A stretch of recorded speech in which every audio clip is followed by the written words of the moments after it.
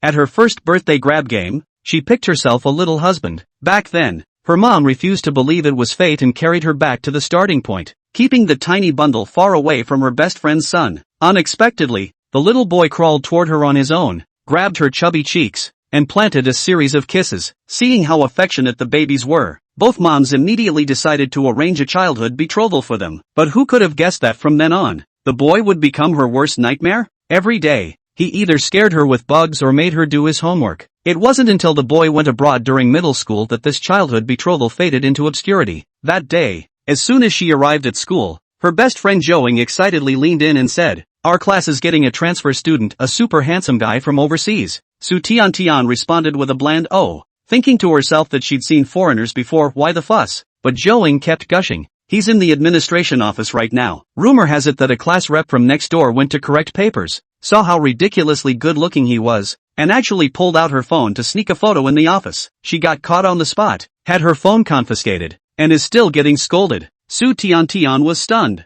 wondering just how handsome someone had to be to dare taking a photo in the admin office. Joing grew even more excited. "Handsome doesn't even cover it. Do you want to see the photos? I can go borrow them for you again." Su Tian shook her head. "Forget it. I'm not as obsessed as you. Anyway, he's a transfer student in our class. We'll see him in person sooner or later." The first period was supposed to be Chinese class, but since the teachers were grading exams, it turned into a self-study session. As the class representative, Su Tian was called to help the teachers record scores. Several of her close friends urged her, "Make sure to get a good look at that transfer student. I want a 1,000-word essay describing his appearance." "Go, class rep, and while you're at it, check my score for me." Su Tian agreed to each request, then grabbed a pen and notebook before heading to the academic office. Inside, teachers and students sat together, recording scores and checking exam papers. Su Tian glanced around but didn't spot any unfamiliar faces, let alone anyone strikingly handsome. She thought to herself that she must have no fate with this transfer student. Soon, she pushed the matter aside and joined the exam-checking team. Before long, she came across several familiar names and quietly jotted down their scores. Unfortunately, luck wasn't on her side. The bell rang before she could find her own paper. To avoid delaying the next class, the teachers clapped their hands, signaling everyone to leave. So, Su Tian packed up her things and hurried back to class, clutching the small scorebook in her arms. As soon as she reached the third-floor stairwell, she saw a crowd gathered, almost entirely girls. Su Tian guessed the transfer student in their class must have arrived. She glanced around but didn't spot any golden-haired, blue-eyed foreigner. Puzzled, she walked into the classroom under the envious gazes of the girls. During the long break, the classroom was noisy. Just as Su Tian reached the podium, a few eager classmates asked how the class had performed. Su Tian coughed and handed out the small scorebook for them to pass around, then headed toward her seat. To her surprise, Joing wasn't in the adjacent seat. Instead, a boy sat there. He wore a white t-shirt, jeans, and a black baseball cap, his head lowered so most of his face was hidden. Leaning back in his chair, he held a test paper,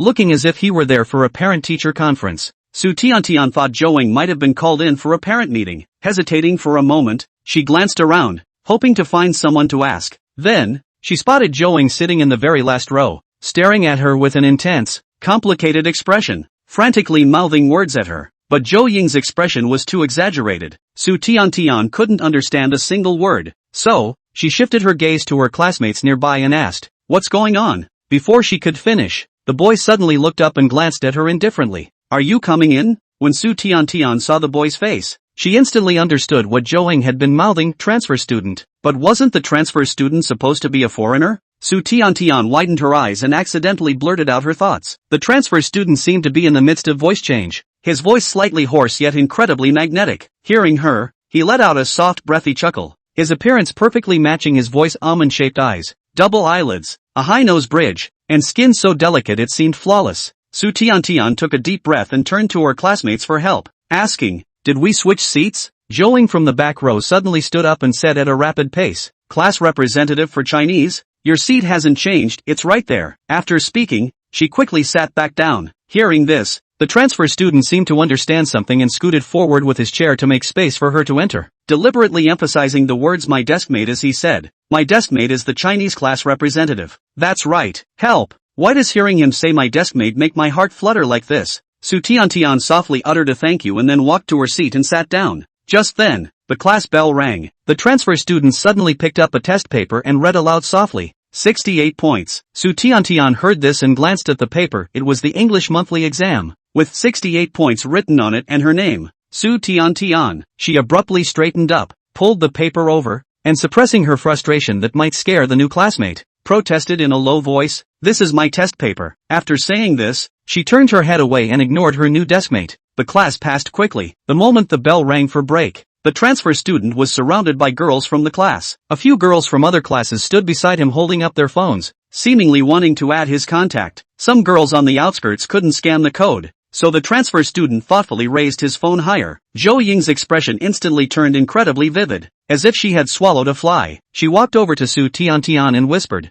"I know people abroad are open, but this transfer student looks so aloof. Who knew he'd be this forward?" Soon, the class bell rang again, and though excited, the girls had no choice but to leave. The transfer student put away his phone, and Su Tiantian also put away her English test paper. At that very moment, both of their hands appeared on the desk simultaneously, and under the sunlight, the small red moles on their wrists were clearly visible. Seeing this, Su Tiantian froze in shock. How could this transfer student look so much like the nightmare from her childhood? That nightmare-like neighbor boy also had a small red mole on his wrist. They were almost betrothed as children, and it wasn't until his family immigrated that the arranged engagement came to an end. At this moment, Su Tiantian's heartbeat was racing so fast it felt like it might hit 180. Summoning her courage, she asked, "Can I ask what your name is?" Even though she already had a guess in her heart, she still didn't want to believe it. The transfer student raised an eyebrow slightly. Just then, the classroom door was pushed open. An old gal walked in carrying a stack of test papers, saying, "The Chinese class representative, come hand these out." And so, Su Tiantian didn't get her answer. As if in a dream, she stood up and walked to the podium in a daze to distribute the papers. Old gal always liked to announce the scores on the spot to motivate everyone, and this time was no exception. He called out names one by one, and each student came up to collect their paper. In the end, only 2 test papers remained. Su Tiantian, 125 points. The classroom erupted in murmurs, with everyone saying the Chinese class representative had once again scored the highest in the class, maybe even the highest in the entire school, given how difficult the test was. But Su Tiantian knew she wasn't the top scorer because beneath her paper was another one with a score of 137, and the name on it wasn't from their class. Thinking it might have been misplaced, she set it aside. Old Gao, however, said, "Keep going." Su Tiantian paused for a moment before announcing, "Zhang Qiyu, 137 points. The classroom exploded with chatter as everyone asked, "Who is that? Not from our class, right? Does anyone know them?" Just then, the transfer student slowly stood up and walked toward the podium, staring at those familiar eyes and that somewhat mischievous expression. Su Tiantian gazed at him in a daze, her thoughts instantly flashing back to childhood. "Zhang Qiyu, you big meanie." "Wah, Zhang Qiyu, I'm telling your mom, brother Qiyu, if you scare me again, I'll really go tell on you, woo-woo." Zhang Qiyu pulled the test paper from the stunned Su Tiantian's hand. As their eyes met, his thin lips curved slightly into a faint smile. The class erupted again. "Look, even the Chinese class rep is shocked. 137 points. I'd be too. How did old Gao manage to get this top student into our class?" Clearly pleased, old Gao said, "Quiet, quiet. Let's have our new classmate introduce himself." Hearing this, Zhang Qiyu took a piece of chalk, turned to the blackboard, and wrote 3 characters, Zhang Qiyu. He then said, "My name is Zhang Qiyu. I graduated from Horton Academy in the UK. I look forward to getting along with everyone." Old Gao enthusiastically led the applause. "Good. Let's all get along well from now on. You two go back." Su Tiantian's heart was in turmoil as she wandered back to her seat in a daze. As she sat down, she saw Zhang Qiyu return to the podium to fetch the test papers she had forgotten there and bring them to her. Su Tian was greatly embarrassed and felt subtle at the same time. This hairdresser wasn't what she remembered him to be. Matured very, very many times. When the 3 of them stood at the podium, he seemed like an adult who could talk eloquently with Mr. Gao, and she was the only one who was a child. Su Tian suddenly felt that her nightmares really become the past tense, as a child liked to bully her because it is still a child. Well, grow up will be mature. Then she'll be merciful and forgive Zhang Qiyu for all the bad things he's done to her. Su Tian was a little happy up, ready to take the paper from Zhang Qiyu's hand, but the other party did not let go. Lips pursed, faintly popped out 2 words, "Stupid." "Suti?" ? Zhang Qiyu calmly loosened the hand that was squeezing her test paper. It was so calm that Su Tian thought she was hallucinating. A little confused, she slowly took the paper and put it on her own desk, twisting her head quickly to look at him again. Was it a mishearing or did they actually call her stupid? The latter listened to the lecture with an expressionless face, while the former had questions but couldn't see much, so he had to twist back to look at his paper. Unnoticed, when Su Tian stopped looking at him, Jiang Qiyu smiled down again. As soon as class was over, Su Tian ran away again. She pulled Zhou Ying to the corner where she had stayed between the last classes and opened her mouth. I know him. Big brother, you said it in the last class. Zhou Ying's entire body looked excited and couldn't wait to interrupt her. Hey, you let me talk first, I just heard something. Chapter 5, I know Jiang Qiyu. Zhou Ying was thrilled and excited. Last class, a lot of girls from other classes went to add the transfer students' WeChat, and at that time, I was actually a little surprised that no girls from our class went to add it, because there were a few girls from our class who were also activists. Then when they are gone, I heard from our class that the QR code given by the transfer student is not his own. Guess whose it is? Suddy, it's never going to be you. Zhou Ying knocked her without any good humor. You guess quickly, you guess quickly. Who else's could it be? Who could a transfer student know when they just came over? Su Tian shook her head, indicating that she couldn't guess. The old high one. Zhou Ying gloated. Su Tian opened her mouth, her jaw dropping. Are you tough? I'm asking you if you're tough? Ha! It's hard to imagine what the reaction will be when old Gao's side passes so many friend verifications at once. Su Tian was incomparably shocked. Good to know. So desperate. If she was that group of girls, she was afraid that she would just hate Jiang Qiyu. It's too hard. Zhou Ying, hey, the transfer student is handsome and doesn't just dabble in women. Su Tian, you must have saved the galaxy in your past life if you can be at the same table with him. Su Tian's face was complicated. Zhou Ying didn't see it and was still immersed in her fantasies about Jiang Qiyu, casually asking, by the way, what else did you just want to say? I know Jiang Qiyu. Su Tian calmly said. Now I recognize it too. Jiang Qiyu, the transfer student, even has such a nice name. Zhou Ying cupped her face and said in a flowery manner. Jiang Qiyu lives next door to my house. Zhou Ying jerked her head around, her face full of incredulity. Tease me, you. Jiang Qiyu is my hairdresser. We've known each other since we were in our mother's womb. Only he moved away in the 4th grade of elementary school. But it seems to have moved back in now. Zhou Ying had been shaken silly by the barrage. Are you serious? Su Tian sighed, lying about being fat as a pig. Zhou Ying excitedly and violently pinched her arm, the pain she wowed, rubbing the pain with a face full of accusations. What are you doing? Zhou Ying excitedly grabbed her shoulders. Tim. Close to the water, you get the moon first. You have such a resource, definitely don't waste it. In 1 week, I want to see you appear in front of the entire school as the school's childhood friend's legitimate girlfriend.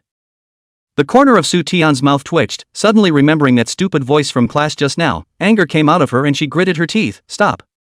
I don't know him well, and I've even feuded with him. Also, girlfriend, if the two of us had a relationship, it would only be if he called out to my father.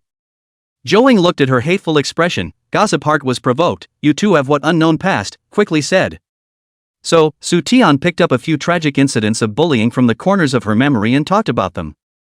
After saying that, she thought that Zhou Ying would sympathize with her even if she did not stand on a united front with her. As a result, when she raised her eyes, she only saw Zhou Ying's face of lewdness plus envy. She had known Zhou Ying for 3 years and knew this expression of hers simply too well, asking breathlessly, what romance novel plot have you brought in again? Bullying schoolmaster, don't kiss me, bamboo horse brother is so bad, bamboo horse brother is bad, and teasing. Zhou Ying was infatuated. Su Tian, do you know that there is a way for boys to express their likes as bullying? Su Tian was speechless. She held her tongue for a long time, and mumbled, you don't understand, you haven't experienced those dark years. Jiang Qiyu was my nightmare as a child. It might also turn out to be your spring dream when you grow up. Zhou Ying slowly picked up the conversation. Su Tian wrung her hand in anger. Read less of this kind of unnutritious books, you. When the two of them were returning to their classes, they ran into Jiang Qiyu in front of the water fountain at the back door, where he lazily stood catching water from the disposable paper cups and water cards that he had rubbed off on him from somewhere. Zhou Ying scowled straight at her, but Su Tian straightly ignored it and calmly walked past him to her seat. Zhou Ying's position was moved to the last row, and as soon as she took her seat, she didn't move to observe the movement at the back door. Jiang Qiyu, a cup of water did not catch full. He took out the water card and handed it to a girl next to him, gently said, thank you. A slightly husky voice, very low and teasing to the core. Zhou Ying blushed even hearing it from a distance, not to mention the girls who were thanked by him in person, and their cheeks had already fluttered up in 2 red clouds. The girl gathered her courage. Hello, my name is Sun Mu Chu, nice to meet you. Joing gave a start and heard the self-introduction before she went to look at the girl's face and realized that it was really Sun Mu Chu. So her expression instantly gritted her teeth. Again. Sun Mu Chu. She and Sun Mu Chu can be described as junior high school on the beam. When she was still chasing the then god of the boy, it is not easy to a little bit of seedling. The god of the boy every few days will come to her to send milk tea. The results do not know when to start. Sun Mu Chu actually hooked up with him. Joing is still in the entanglement of what time to confess when they have been watching a couple of seat movie. Now, Sun Mu Chu was actually trying to hook up with Timothy's hairdresser again. It is tolerable. Joing glanced at Su Tian, who was sitting in her seat and reading a book, and her eyes dripped and turned, and her plan came to her mind. Sun Mu Chu was still trying to chat awkwardly. Joing quickly ran to the third row, picked up Su Tian's water cup, and asked with burning eyes in Su Tian's strange eyes, "Tian, drinking water? I'll go get it for you." The two of them were still at the same table before when they often helped each other to get water. Su Tian just thought she was idle and had nothing to do, so she agreed, okay. Joing then quickly headed for the back row again. Su Tian glanced toward the water dispenser and found that Zhang Qiyu was still standing there, standing next to Sun Mu Chu. She was aware of the connection between Joing and Sun Mu Chu, and Joing was so active in receiving water, and she didn't know what she wanted to do. Wait. Joing specially came over to take her water cup to get water.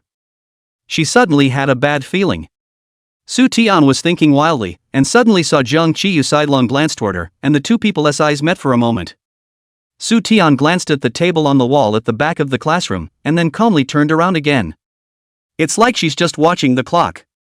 On the other side, Joing had already reached the battlefield. Sun Mu Chu saw her come over, just glanced, his mouth did not stop. I traveled to England when I was in junior high school, where? Joing suddenly voiced out, Student Jiang, your deskmate asked you to get her a glass of water. Zhang Qiyu seemed to freeze for a moment, and Sun Mu Chu's unfinished words were interrupted. Joing maintained the action of handing over the cup of water, with a four-pronged face, as if it really happened. Zhang Qiyu obediently took the glass of water over. He doesn't have a water card, though. And Joing didn't have the intention of giving him a water card. Her hand clapped, then I'll trouble you to bring it back to her again. After saying that, she bounced away, not even giving Sun Mu Chu a single look. Sun Mu Chu is angry and doubtful. Joing is too deliberate, obviously targeting her. But she also wondered why Joing was targeting him to mention Su Tian. Didn't Zhang Qiyu and Su Tian just become deskmates, and they're so familiar with each other? Chapter 6, Be friendly to your classmates. Or was it just because Su Tian was lucky enough to happen to sit at the same table as Zhang Qiyu, and Joing assumed that she would be envious and upset because of it? Envy upset is true, but Sun Mu Chu is not afraid. Su Tian is a nerd, stupid and childish, all day long face-to-face makeup will not paint. Foreign students back to Zhang Qiyu can look on this kind of? Thinking of this, Sun Mu Chu felt a little more comfortable in her heart. Knowing that Joing was watching, she took the initiative to hand out the water card again, smiling sweetly and very deliberately, you use mine. Su Tian couldn't keep looking at her watch, so she had to continue to lower her head to read, but in reality, she couldn't sit still, always feeling that the unreliable Joing was going to find something for her.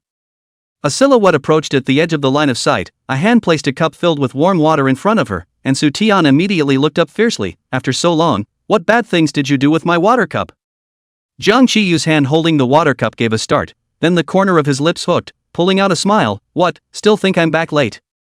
Su Tian did not expect to come with her water cup as Zhang Qiyu, surprised for a moment. Ferocious people's momentum instantly shriveled, instantly become stuttering. You are not, I.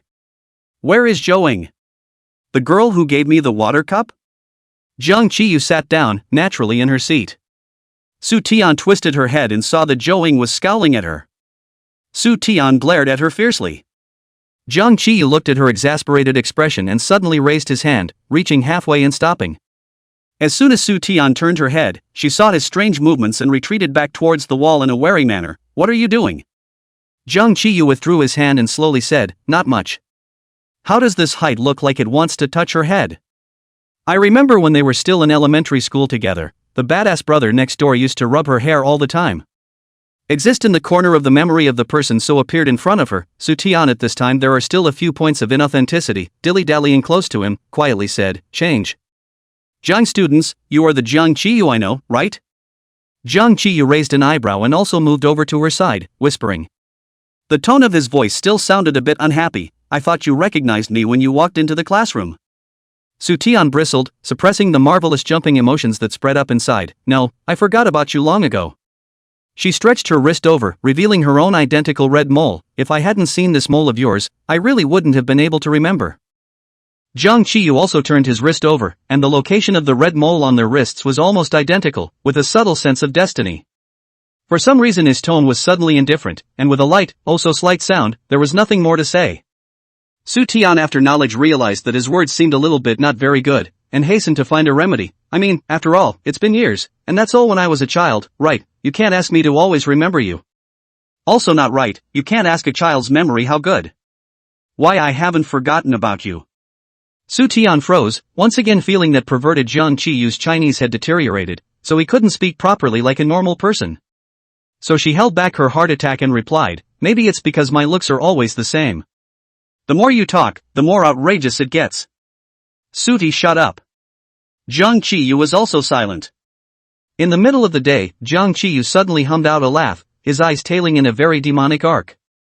He nodded his head with a fervent nod, indeed, from clown to big. Southern. Su Tian was very annoyed, but she didn't know whether to retort or irony back. If she retorted, then wouldn't it seem like she was very narcissistic? But what can be ironic about irony? Jiang Qiyu is not ugly at all, calling him ugly is too unkilling, right? Just so entangled for a while, it was already past the best time to answer. Su Tian angrily twisted her head, lying on the table to write an exercise book, ignoring him. Jiang Qiyu, however, seemed to have come to talk. Taking a pen and poking her arm, he lazily said, Classmate Su, don't just write alone, but your new classmate doesn't have a single book.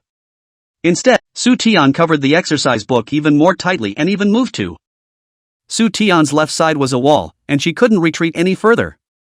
So she was like a white rabbit at the end of its rope, blocked in the corner by the hunter and shivering. Su Tian grunted, covering her exercise book with death, almost her whole body lying on the table. I'm not friendly, I see you're mixing well in our class, find someone else to be friendly with you. Jiang Qiyu sighed plausibly and just wanted to say something, but before he could open his mouth, he was interrupted by a female voice. Jiang, student, you can use my exercise book first. I'm going to run the Blackboard newspaper next class and won't be coming to class. It's Sun Mu Chu. Jiang Qiyu and Su Tian both looked over towards her. Sun Mu Chu stood in the aisle with a generous face, letting them both look, sending over an exercise book in her hand. Jiang Qiyu's eyes swept over her, and then looked at the exercise book in her hand, with the three words Sun Mu Chu written very elegantly on the cover. His eyes were very light, with little emotion on his face, and he didn't pick it up. Su Tian was a bit puzzled, thinking that Sun Mu Chu was really enthusiastic today, and she wasn't like this before. She looked at Jiang Qiyu, but she happened to meet Jiang Qiyu's line of sight, and when the two looked at each other, Su Tian was frozen for a moment by his cold eyes, and was even more puzzled. Is it possible that he's still too embarrassed to answer it? Su Tian hesitated for a moment and reached out her hand to take Sun Mu Chu's exercise book for him, placing it on his desk. Take it, our class is very friendly. Jiang Qiyu seemed to glare at her. Su Tian blinked innocently, even more puzzled. Jiang Qiyu lowered his eyes, paused, and softly said thank you to Sun Mu Chu. Sun Mu Chu glanced at Su Tian. No need to thank me, student Jiang can come to me if there are things, I won't mind the trouble. It was said as if it was too much trouble for Su Tian not to lend him the exercise book. Su Tian didn't know where Sun Mu Chu's hostility came from, and just assumed it was because Zhou had messed with her when she had just received water. However, Su Tian did not give someone a vent for nothing, and said groggily, the matter of him running to your seat to look for you is quite troublesome. Sun Mu Chu's seat was next to the water fountain, the penultimate row. Speaking of their homeroom teacher is really different from other homeroom teachers. Other classes of poor learning to sit on both sides of the back row. Their class, in order to achieve balanced development, never engage in specialization of the good students, class members, and good grades are scattered throughout the classroom. The seat is almost randomly assigned. Although she was the language class representative, her position was very remote. And Sun Mu Chu was the literature and arts committee member, and her position was in the penultimate row.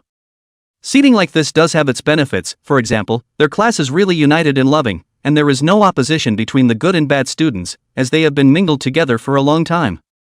Except for the occasional personal conflict. For example, Zhou and Sun Mu Chu. Su Tian was just the one who got caught in the crossfire. Su Tian wasn't really talking nonsense. Her seat was in the southwest corner and Sun Mu Chu's seat was in the northeast corner. It was indeed troublesome to go looking for her specifically. Chapter 7, the 38th Parallel, U3, I8. The matter of Sun Mu-chu specially coming to deliver an exercise book to Jiang Qiyu was quite troublesome. Su Tian just in this flash of lightning suddenly get to Sun Mu-chu came so timely, it could not have been watching the two of them from the seat, right? What are you looking at them for? It's not. Su Tian gulped and quietly glanced at Jiang Qiyu. Love at first sight isn't that fast. TSK, TSK, TSK, TSK, TSK, TSK, TSK, TSK, TSK, TSK, TSK, TSK, TSK. Sun Mu-chu was choked for a moment and wanted to retaliate with a few words, but when she saw Jiang Qiyu next to her, she pursed her lips and gave up. Anyway, she'd served her purpose. Just now she observed for a long time on the back, and found that Su Tian, this person in seducing other people is quite a hand, can talk properly, prefer to come close to say, it is difficult to say that the two of them to say what to whisper? This only know how long where the whisper. And so deliberately lying on the table to be cute, when others cannot see it? Sun Mu-chu was the one who came over to interrupt them. I'll leave first, just put it on the seat for me when you're done using it, it's right over there. Sun Mu-chu pointed to Jiang Qiyu to a seat at the back. Jiang Qiyu inclined his head to look at it and nodded slightly, good. Okay, bye. Sun Mu-chu smiled gently and waved her hand as she walked away. Su Tian felt as if she was a light bulb, redundant. Just as the bell rang, the teacher hadn't arrived yet. She was a bit disinterested and stopped looking at Jiang Qiyu. Skimming her mouth, she sat up straight and cowered in the corner to continue working on the problems. Jiang Qiyu didn't seem to be moving much either, sitting still and motionless. It wasn't completely untouched. His eyes shifted from the empty desk to the young girl who had quieted down to work on a problem next to him, and saw that the crushed hair on her forehead partially covered her eyes, so he couldn't see the look in her eyes. Not always, he thought. They hadn't seen each other in 5 years, and those 5 years had been a time of growth, and the changes were actually significant. The eyebrows have grown a bit, but that dumb and silly air hasn't changed much. Looking at it makes you want to bully. In the morning he set off from home, just out of the district, when he saw a girl kicking stones soulful over, or this bad habit led him immediately recognize the girl, but after all, 5 years have not seen, Jiang Qiyu is not 100% sure, want to get closer to confirm but do not want to appear too deliberate, so they intend to touch the porcelain, wrongly recognized. Without recognizing the mistake. Fruity really didn't recognize the mistake. Jiang Qiyu smiled as he brushed past her. It is natural to delight in the sight of the deceased. But he didn't stop. The coming days are long. The more Su Tian wrote her exercise book, the more she felt wrong. She couldn't put her arms on the table, the nest was unbearable. Glancing to her right, she remembered that Jiang Qiyu had squeezed her against the wall and hadn't retreated back until now. The class was quiet, and Su Tian paused for 3 seconds, twisting her head to look at Jiang Qiyu. On the way, he seemed to meet Jiang Qiyu's line of sight for a moment. Jiang Qiyu was looking towards Sun Mu-chu's exercise book. Su Tian froze for a moment, thinking that it should be a coincidence. She didn't care and took out her pen and tapped it on the desk between the two in a small voice, waiting for Jiang Qiyu to incline his head and look at her again before she said softly, "Student Jiang, you've exceeded the 38th parallel." "Jiang Qiyu, where is it over?" "You are sitting in the middle of the table, big brother." The young went abroad and came back to the people talk bad even if how the eyes are also blind. Suddy inwardly spat, and pointed with her pen again to the spot separating the two men between their table pockets. "See?" Jiang Qiyu indifferently shrugged his shoulders, "The 38th parallel, you 3 and I 8, no super." "Southern." Su Tian glared at him. "However, there is no deterrent. Like a mean little kitten." Jiang Qiyu raised his eyebrows and decided to mercifully let her go, taking the initiative to move to the side.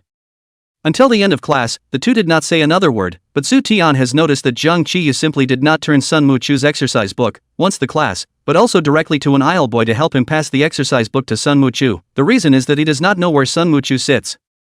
The boy's name is Hu Tsong, and he's a talkative character comparable to Lao Gao. Originally, he had closed his mind to contacting this side of the world for the time being because his new classmate didn't seem very approachable. He didn't realize that his new classmate had taken the initiative to talk to him, and his tone didn't sound as cold as he looked, so he started to talk to him after helping him pass away his exercise book. Su Tian hadn't listened to it, but Hu Tsong was too talkative, so she listened to it, just in time to hear Hu Tsong say, "Have you ever eaten Peking duck?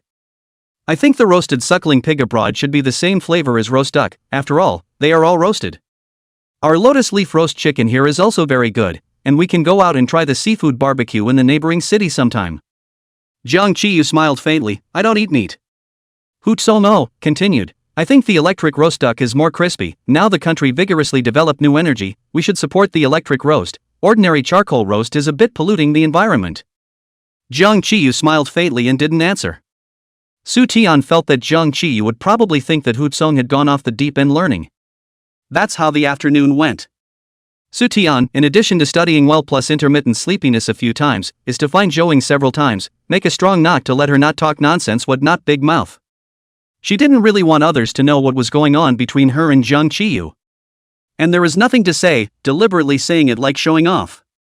Su Tian has always been very low-key. Yet God didn't seem to intend to give her that chance. After school in the afternoon, Su Tian packed her book bag and took a few papers, ready to go home to be scolded. Dad had gone to receive an old friend and didn't know what time he would be home in the evening. When mom loses her temper, only dad, who is always gentle, can put in a good word for her. She was listless all afternoon. Jiang Qiyu also saw it in his eyes, saw her lost in thought over her English paper, cast a sidelong glance, grunted and laughed. His tone was very beat up. You won't still be crying because you didn't do well in the exam now, will you? Su Tian glared back at him and said dryly, no way. Jiang Qiyu transferred to school when they just caught up with the monthly examination, in fact, also in the office to do 3 papers, respectively, language, mathematics and English, at this time all spread out on the table. In addition to the language, English math are 105 full marks. The language was first in the class and even in the school, even though it was not a perfect score. Su Tian ground her teeth, thinking how could this person's grades be so good. Jiang Qiyu slowly put away his test papers. I don't think you really want to see my papers right now. With no one around, Su Tian looked around to make sure no one saw her bullying her new classmates, and then glared at him with her teeth showing. I don't want to see you yet. Jiang Qiyu blinked meaningfully. That's not really good enough. Su Tian snorted coldly and put on her backpack. I'm leaving. Aha! Jiang Qiyu put on his duck-tongued hat and mask again, his jacket resting between his arms, and followed her out of the classroom door in one piece. Running into Hu Tsong at the class entrance, Hu Tsong glanced at them, pushed up his glasses, and casually said, You're pretty well acquainted with the language table. Chapter 8, A Priggish Nonsense. The speaker has no intention of listening. Originally, there are a few piles of children in the hallway while seemingly looking at this side of the girls. Hu Tsong this word out, the whole hallway seems to be suddenly quiet. Su Tian instantly alarmed, immediately a serious nonsense, he can't find the school gate, I'll show him the way. Hu Tsong did not think too much, said goodbye to them, he went downstairs first. Brother Hu Tsong was always eager for school to end. Su Tian inexplicably didn't quite dare to look at Jiang Qiyu's face, and only laughed dryly, new student, let's go. She took a few quick steps forward and slowed down, making sure Jiang Qiyu was following before continuing forward. On the way downstairs, there was no shortage of people next to me talking about the new transfer student. She also saw someone point directly at her. That's her, she's been a transfer student's deskmate in this life after a great deal of virtue in her past life. Su Tian was speechless. Jiang Qiyu had already followed her footsteps, walking alongside her. Outside the school gate, you have to pass through a cherry blossom avenue with cherry trees planted on both sides, and the cherry blossom varieties here are October cherry blossoms, which are in bloom now. Every day after school, you can see men and women coming over to watch the cherry blossoms. The flowers were in disarray. Su Tian couldn't help but slow down her steps every time she passed by, feeling the scent of cherry blossoms in the air. Today just some wind, the cherry blossom petals blowing down the sky, the scene is beautiful. There are several students while there is no teacher around, secretly take out their cell phones to take pictures. Su Tian also wanted to film this moment, but she didn't have a cell phone, and didn't really dare to take it out if she had one. After all, their school checking cell phone sets a lot. But some transfer student who just transferred in needs to be contacted for the time being has. Su Tian's eyes lit up, happily turned around and wanted to borrow the cell phone from Jiang Qiyu, when she heard a click. Su Tian couldn't be cheerful anymore and stiffly looked at Jiang Qiyu, who was holding up the cell phone camera to her. Jiang Qiyu was wearing a mask and hat, but the pair of eyes that were exposed were bent. He let out a soft, yikes, sorry to be found out. But he didn't sound embarrassed at all. Su Tian ran a few steps to see his cell phone. What did you shoot? Show me. Jiang Qiyu quickly shoved his cell phone into his pants pocket, anticipating that she couldn't snatch it away. In public, you can't rob it openly. Indeed, one can't just stick one's hand in his pants pocket.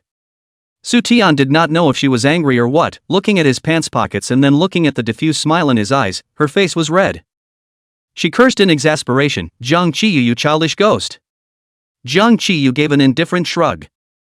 Even though his face was covered tightly, Jiang Qiyu's superior height and figure still invited many people to look towards him. Bye. Su Tian turned around and left, thinking, if I can't afford to mess with it, can't I still avoid it? Had been huffing and puffing and had just walked out of the school gates when he was called to a halt. Timmy. Su Tian stopped and looked around, but for a moment he didn't see any familiar faces. Could it be a mishearing? She hesitated for a moment and continued on her way, and had just reached the curb when in her afterglow she saw a black sedan pull up next to her, and then the front window slid down, revealing the woman's pretty face. The woman smiled and shouted another Timothy at her. This face was strange and familiar. Su Tian gave a ah and covered her mouth in surprise. Mom! Jiang Qiyu's voice came from behind him. That's it. It's Auntie Jiang. The Auntie Jiang who lived next door that she especially loved when she was a child. What a coincidence, Ayu is out too, no need to wait for Ayu. Timothy, do you still remember me? Jiang Mei asked with a smile. Su Tian sweetly shouted, Auntie Jiang. Of course I remember. Sweet and sour pork. Braised pork. Jiang Qiyu gave a humph and pulled the rear door open around her in a bad mood. Now you're remembering again. Su Tian was a little embarrassed for a moment. Jiang Mei looked at the two of them, pursed her lips and smiled as she asked, Aya, it looks like the two of you have met first. I thought I would have to wait for me to introduce you two to each other. Su Tian said, he transferred to our class. After a pause, she added, now he's at the same table with me. Jiang Mei looked surprised, that's a coincidence. Jiang Qiyu pulled open the door of the car, but did not go in, lazily leaning against the body standing, the two of you don't catch up, here can't park for a long time. The words fell, and then looked at Su Tian, his voice lowered a few points, and his lips curved, get in the car first. Su Tian froze, but thinking that their homes were on the same route, he went up. Jiang Qiyu followed her closely into the car and closed the door. At this time, Jiang Mei turned from the front seat to look at Su Tian and said, Tian, let's go directly to Hao Xianju for dinner, your mom and dad are already there. Su Tian quickly nodded, so at noon mom said dad went to receive an old friend as said Uncle Jiang Ah. Jiang Mei smiled and nodded, your father and Ayu's father also grew up wearing the same pants and have always had a good relationship. We haven't seen each other for a few years, and they even said that they would not get drunk today. Jiang Qiyu snorted, and the corner of Su Tian's mouth twitched. They looked at each other and understood what the other was thinking. When they were very young, Papa Jiang and Papa Su talked about not getting. The result was that this matter was known by the two moms, and I don't know how Jiang Qiyu's family was. Anyway, her house was cloudy for a whole week. After traveling for about half an hour or so, they arrived at Hao Xianzhou. The driver went to park the car, and Jiang Mei led them towards the box. Pulled open the wooden carved door, sure enough, his parents were there. Su Tian first called out mom and dad, then saw the middle-aged man sitting next to his father, sweetly shouted Uncle Jiang. Jiang Qiyu followed suit and shouted, Uncle Su, Auntie Bai. Dad. Papa Jiang agreed with a smile and stood up from his seat and walked over to her, comparing her height, Tenya hasn't seen you in a few years, you've grown so big. Su's father also laughed, that's right, Lao Jiang, in a flash we're all in high school now, and it seems like it was yesterday that Timothy wet the bed. Immediately there was a poof from beside him. Chapter 9 Thanks to Ayu. Su Tian was embarrassed, her remaining light swept over Jiang Qiyu's face that couldn't hold back, Dad. Su's mother was still elegantly seated in her position, but she couldn't help but gently drink in her words, Yunhong, what are you saying? Su's father's full name is Su Yunhong, he sniffed, well, and obediently skipped this not-so-elegant topic, hurry up and sit down, the food will be served soon. A lot of people after catching up all sat down, they booked the box just 6 people seat, Su Tian sat next to Su mother, Jiang Qiyu sat next to Jiang mother, 2 people, and just next to each other. When she took her seat, Jiang Qiyu even pulled out her chair for her in a very gentlemanly manner. If it weren't for the fact that the elders were all there, Su Tian would have simply wanted to roll her eyes. Attire. The Jiang Qiyu in front of the adults and the Jiang Qiyu in front of her were simply two different looks. Su's mother gently nudged her arm, don't you still thank your brother Ayu? On other occasions, her mother has always loved to remind her what to say and do, and Su Tian didn't even have to use her brain, reflexively following Bai Jing's words, thank you Ayu. Su Tian's mouth was still open, the pronunciation of brother was stuck in her throat, but she couldn't get it out. You looked at her with interest. Mother Su said gently, what's wrong? This is your childhood brother Ayu, can't you remember? Jiang's mom, what a coincidence, this time for Ayu to do the transfer formalities, Ayu randomly chose a class just happened to be 1010 their class, and now the two are still at the same table. Sue's mom was slightly surprised, really? You can't bully Tenya, usually protect her more at school. The girl's family has any inconvenience to help out more. Father Jiang said. Jiang Qiyu was named and answered with a slight smile, of course. The topic of calling her brother was finally sidetracked, and Su Tian breathed a sigh of relief while secretly grinding her teeth, slanting a glance at Jiang Qiyu, who was sitting on her right-hand side. Moralistic. Nonsense. Who knew that Jiang Qiyu came up for air, gave her a sidelong glance, and slowly said again, Sister Su Tian is still the language representative in her class, so there's only a lot of places I need to get her help. Isn't that right, 10? Su Tian heard the 4 words Su Tian's sister from his mouth. The whole person is not good. Here the last voice deliberately dragged long. Tian is simply like an electric mosquito swatter ruthlessly slapped, goosebumps all over the body up. The elders all looked at her, and Su Tian pulled out a sweet fake smile. You. Brother. Is joking. Jiang Qiyu raised an eyebrow and didn't say anything. Father Jiang smiled brightly and looked at Father Su. Hey, the kids are getting older, they can't even call each other brother and sister anymore. In our time, it was still popular to call them by single word, right, Hon? Single word. Then to still mom and dad's era, she is not going to call Jiang Qiyu give. Help, this is too scary. Su Tian's goosebumps immediately rose again just as soon as they fell. Su's father also lamented, yes, I used to call you Jiang and Xiaojing by every day, but it's not fashionable now. Su mother's always dignified and unperturbed expression also changed, the corner of her forehead jumped, and she took a sip of tea to suppress her shock. Jiang mother teased, Timothy, if you're too embarrassed to call your brother, just call you directly. Papa Su nodded back. In full view of the public, plus with that one word title in front of her, Su Tian calmed down a lot this time and tried to calmly say, good. You. It was only outwardly calm, but in reality, only Su Tian could hear his own trembling voice. Jiang Qiyu still didn't say anything. He was overly mature in front of the adults and smiled appropriately with a light smile. They chatted about something else, and when the waiter started to serve the food, halfway through the meal, Jiang's mom suddenly slapped her thighs and pushed Jiang's dad. That's right. I almost forgot, you didn't say anything to remind me. Where's the stuff? Jiang father froze, also violently remembered something like, oops, this brain of mine, something to forget the car. Papa Su was curious, what is it? Bring it up and you'll see. Papa Jiang explained, then started to call the driver to bring up the black box that was in the trunk. Su Tian hadn't been listening much to what the adults were talking about. She had eaten too much dessert before dinner and she now felt full. Caught off guard, a lobster was suddenly thrown on the plate. Su Tian froze for a moment, inclined her face to look at the culprit who was putting chopsticks with a lazy face, and said word by word, you, do, what? Jiang Qiyu didn't seem to get the feedback he wanted, and with a somewhat regretful yo, he asked her in a tone that was incomparably beat up, you're not afraid of bugs now? I remember when you were a child, you would scream out when you saw bugs larger than a fingernail cap within 3 meters of you. The adults were talking happily and didn't pay attention to their side. Su Tian knew that he didn't have good intentions and was indignant. I will grow up too, okay? Do you think I haven't grown over the years? English is still just as bad. You. Su Tian was choked for a moment, followed by a cold snort. I just haven't grown, and it's better than someone regressing. Getting more and more childish ghost. Timothy's sister this said you brother would not like to hear. Jiang Qiyu said lazily, and then thought of something, eyes narrowed, seemingly smiling, speaking of. Timothy, call brother Ayu again to hear.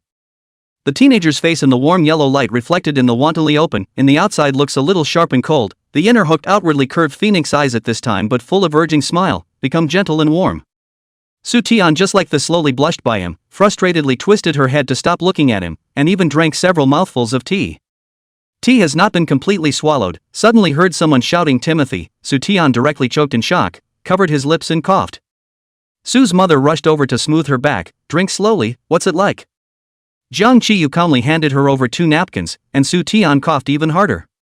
When she finally calmed down, she saw Jiang's mother walking over and handing over a fine red velvet box to her. Timothy, here, this is a meeting gift for you. Su Tian didn't expect there to be a meet and greet gift for her, so she quickly stood up, took the box, and sincerely thanked, thank you Auntie Jiang, Uncle Jiang. This is still what Ayu helped choose. Jiang mother said. Su Tian choked another breath in her throat, glanced at Jiang Qiyu who was waiting to see what would happen, and took a deep breath, thank you, Ayu. Ayu smiled, you're welcome. Take it apart and see if you like it. Su Tian then sat down, untied the ribbon tied to the box, pressed the mechanism outside the box, and the box automatically opened, revealing the fountain pen inside. It was a very stylized and designer fountain pen. The pen was all white with a crystal carved swan on the cap. Needless to say, the first time she saw this fountain pen, Su Tian liked it very much. Never one to skimp on a smile, the corners of her mouth stayed curled as she sincerely thanked again. Thank you Uncle Jiang, Auntie Jiang, I really like this gift. Su's mother pretended to complain. Why did you even prepare a gift? We didn't prepare a meet and greet gift for Ayu beforehand, making it look like we don't like Ayu. We moved here from abroad, it's called guests from afar, so it's natural for us to bring gifts for our friends here. Zhang's mom said with a smile. Chapter 10 Monthly Exam Results. A feast was over, and the guests were happy. When they went back, they no longer rode in the same car, but each took their own. The two cars traveled one after the other in the direction of the neighborhood. When they got off the bus, the two families talked for a while. Zhang Qiyu and Su Tian stood by the side as a companion, waiting for the adults to finish before going back to their own homes. Su Tian went back to her room and after washing up and taking a bath she flung herself onto the soft king-size bed, cuddling the oversized Futsuki rabbit doll and fidgeting. Despite everything that had happened today, she still felt a sense of unreality even now. Her nightmare hairdresser moved back in and transferred to their class and became a tablemate with her. Though it doesn't seem like such a nightmare anymore. But the character is still very bad. Su Tian was angry at the thought, waving her little pink fist and hammering away at Buer Rabbit. Obviously thinking of him as Zhang Qiyu. The poor rabbit figurine hugged its turnip, still smiling happily and looking up at the ceiling. Su Tian subsided, and went to rub the place where the doll had been hit by her, before lying back down and closing her eyes, and soon fell into dreamland. What Su Tian didn't know was that at the same time, with her at the center, a heated discussion was breaking out on the internet. In the evening, on the student forum of Yangming No. 1 Middle School, a building owner with the ID Su posted 3 photos with only 3 words, no copy. In the first photo, a man and a woman were walking side by side on the Cherry Blossom Avenue in front of the school, with only their backs. The girl is wearing a school uniform and the boy is wearing a casual outfit. The falling flowers are colorful and the composition is beautiful. In the second photo, you can see the same schoolgirl from Figure 1, standing in front of a limousine slightly bent over, talking to someone in the passenger side, and because of the distance, you can only see a blurry side face. In the third photo, it was the same sedan and the schoolgirl, except that the black-clad boy from Figure 1 was also in the picture, standing against the body of the car, pulling open the door at the back, and the schoolgirl was getting into the car. This photo is still blurry, as if taken by a landline. The owner also grabbed a front row, only one sentence, the man is just transferred to the first school today, airborne schoolboy. This building was quickly covered because of the connection to the school's grass. 3rd floor, although but. Owner, are you a primitive person? Such a picture quality you let us on where to see that it is the schoolmaster. 4th floor, girl looks a little familiar. 5th floor, damn it's really him. There's a guy in our school's senior year who's very handsome, and you don't know about him, do you? A few more replies soon followed under the 5th floor. I went to spectate between classes. Nima is really handsome, good looking, good body, and most deadly of all, good clothes. Ah, who is it? I really don't know. Any of my classmates come to fill me in. Dressed handsome, I agree, this ensemble just has the feel of a handsome man. But then again, how did the layer recognize it was him? With this outfit? The layer replied to her, just with this body. 18th floor, so you guys brag about the new transfer student half the time and no one cares who the girl is? 19th floor, girlfriends, right? All in the same car. 57th floor, tie 2 pigtails. Silhouette a bit like the 3rd class, that language class representative. Photo is still too blurred. The owner of the building, how on earth you shoot? The off-campus shot is not as clear as the on-campus shot. 112 floors, it also looks a bit like Sue to me. But did they know each other before, or else this relationship is heating up too fast? The scumbag couldn't be more handsome or likable. Ugh. The owner of the main building, Su, never came out to reply. This post existed for an hour and immediately brushed over 300 layers, and just as more and more people were drawn to it, the owner deleted the post. Do not delete the post is okay, a delete post. People's curiosity, but more intense, have thus started the association, speculating that the owner is not by the airborne schoolboy to the threat. Several discussion threads have sprung up in the forum. Only who did not expect Su will be deleted from the main building, opened numerous posts or also more than did not see the people asking about meaningless water paste. The real details are with the owner of the deletion of the post disappeared together with the code, and was soon deleted by the administrator most of them. The next day Su Tian got up early in a rare morning, although the person woke up the brain was still asleep. After washing up in a daze, she went downstairs to eat breakfast. Su's mother always woke up early, and by now she was already seated at the dining table, holding delicate cutlery in her hands and taking small bites of breakfast. Sudi yawned, "Good morning, Mom." Su's mother gave a faint hum. Sudi was about to sit over there when she looked up and saw her dad scowling at her over and over again from the small, semi-open kitchen, and she froze, her mind immediately clearing. Every time Daddy signaled to her with that look, it was a reminder that Mommy had caught her in the act again. Su Tian's mind spun rapidly, constantly recalling where she had done wrong again. Obviously last night when she came back she was fine. After she came back she went straight to her room and went to sleep. Until now, she hadn't been able to do anything.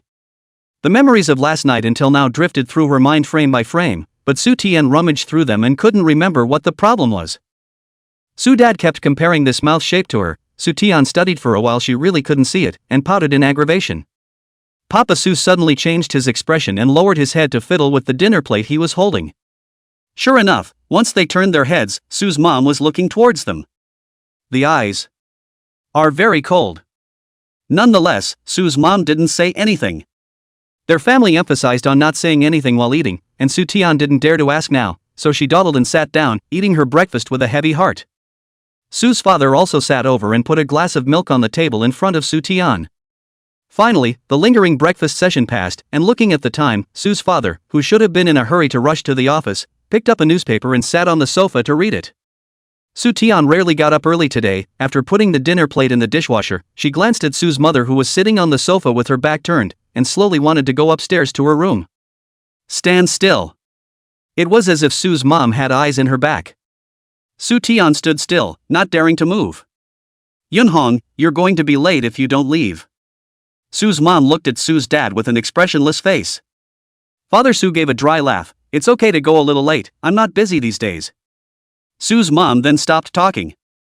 Breathtaking silence. Su Tian felt her legs going numb from standing, and finally heard the verdict. "Su Tian, have your monthly exam results come out?" Su Tian's face went white. "Turns out it's because of this." Su's mom stood up and turned to face her. "I just saw the report card posted in the class group when I got back last night, and your teacher sent out all the papers in the afternoon. You knew your grades yesterday after school, right?" Su Tian nodded gently.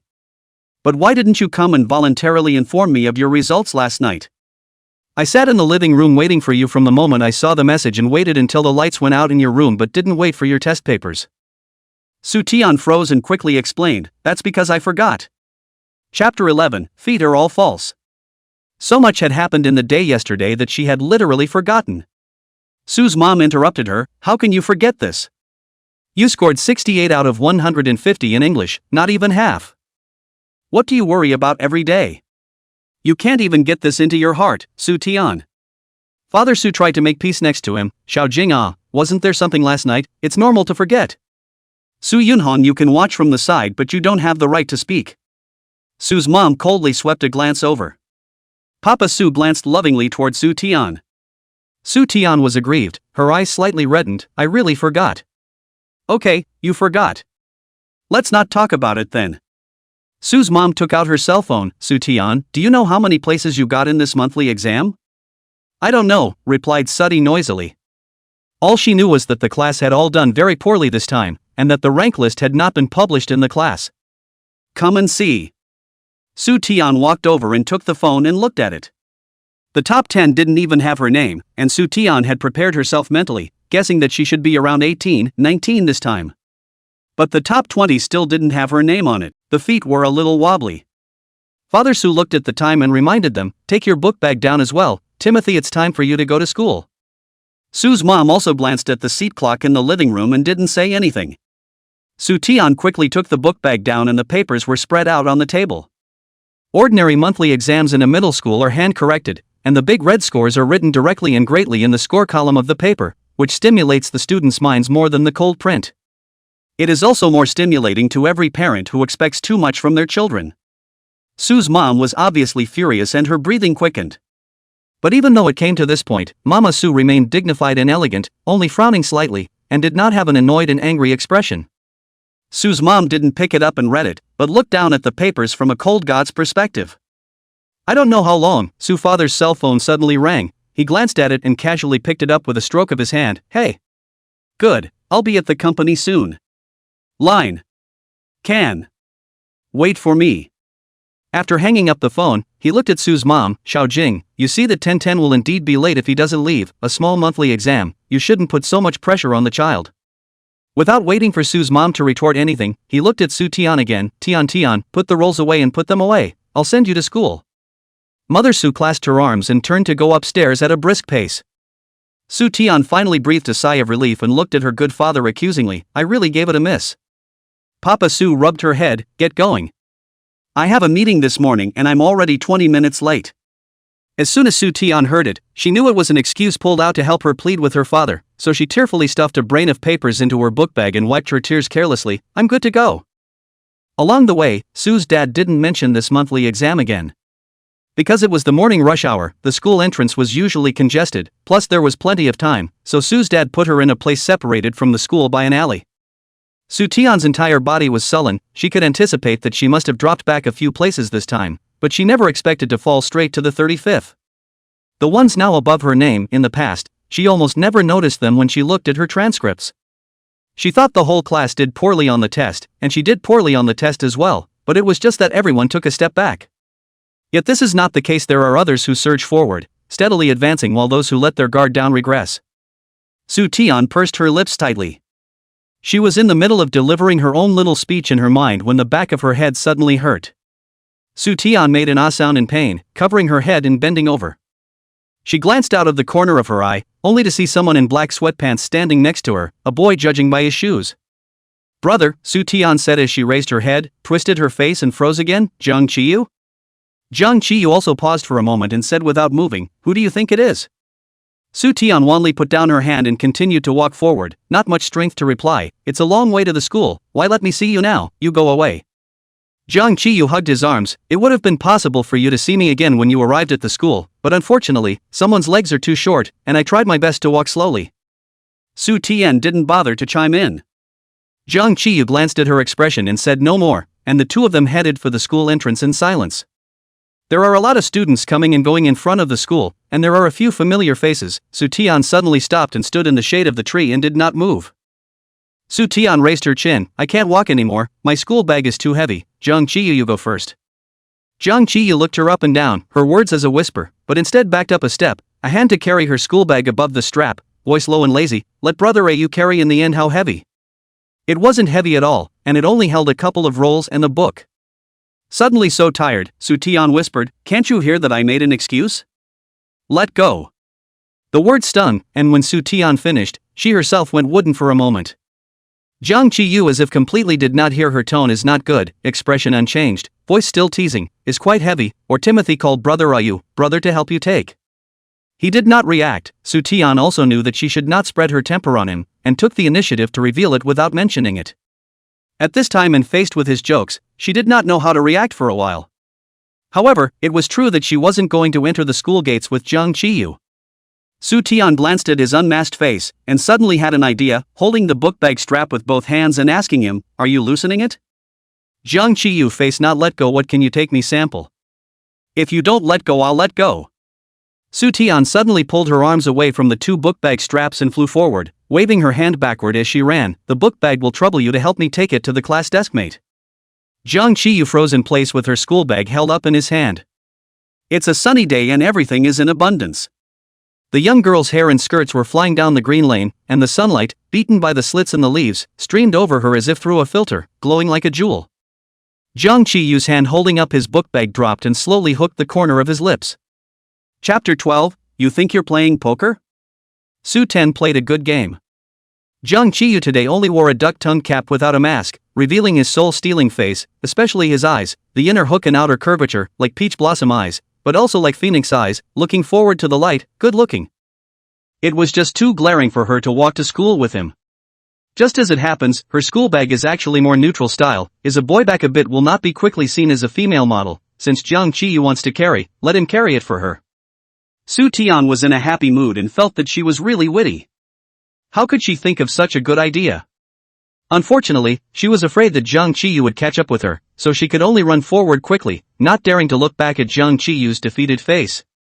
Makes you such a bad character. We need more people like her. Perverted transfer student.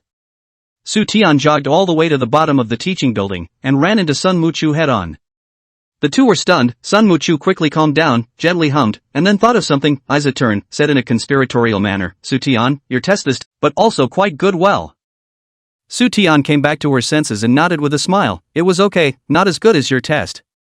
Sun Muchu exams how much she really did not pay attention to, but she seems to have heard Zhouing mention a mouth that Sun Muchu's ranking has always been in the bottom 20 or so hovering.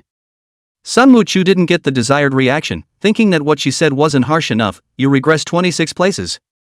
Did your father not scold you when you got home? Her family favored the tiger mom and cat dad model. Su Tian smiled shyly, not really. Sun Muchu missed the second strike and continued smugly, I've improved 3 places this time. Su Ten laughed. Why Sun Muchu can be so confident to come in front of her to be proud of their progress of 3 She laughed out loud again at that thought and turned to go upstairs. Sun Muchu reacted with hindsight that Su Tian had just laughed at her, and laughed twice. Angry, she stomped her feet in place. They entered the class one after the other, saw a group of people gathered in front of the multimedia, approached to listen to what they were talking about the report card. So Su Tian specially squeezed in to take a look and saw Sun Muchu's name on the second page. 52. There were 65 people in their class altogether. Su Tian was genuinely smiling at this point. She shook her head and walked towards her position.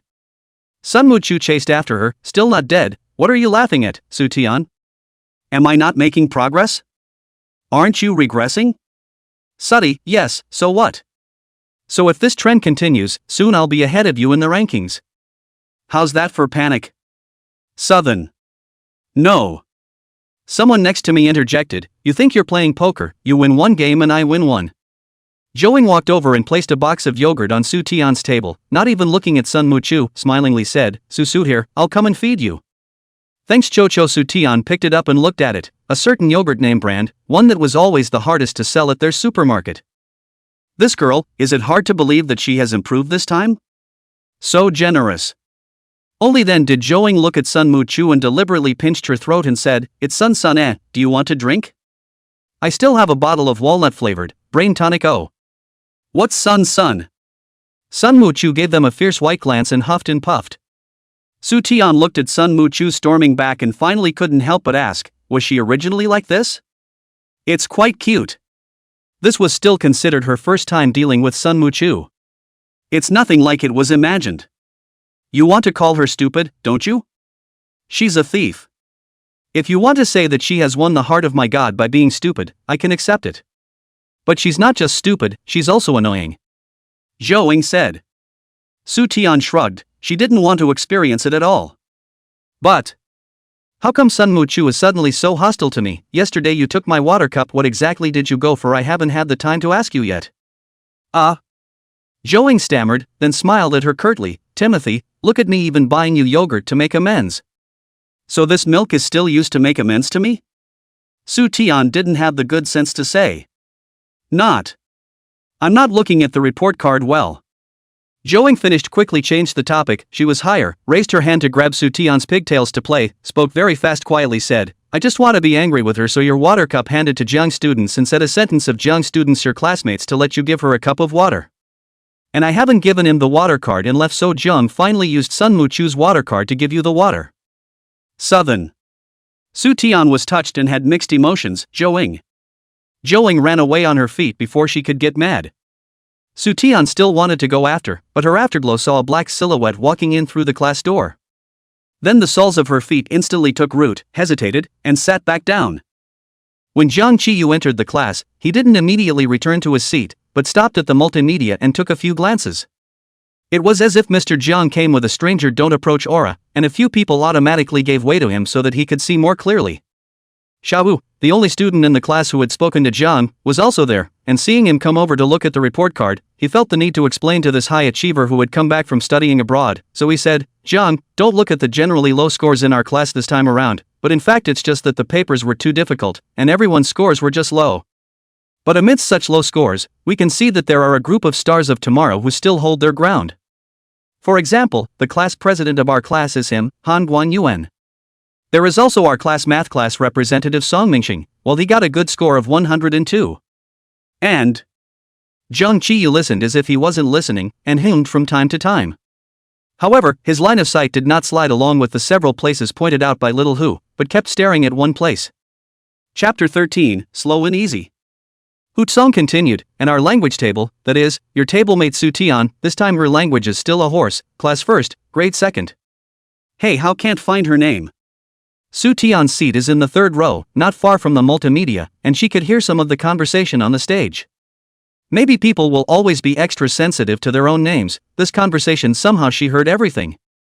She licked her lips gently and lowered her head. Ha Khan. Here, pretty surprising. She's always done solidly in the top 10, which is great. Aha. Zhang Qia nodded his chin, or perhaps just lowered his head in a careless manner. But this time he finally gave a response other than hum. It was pretty good.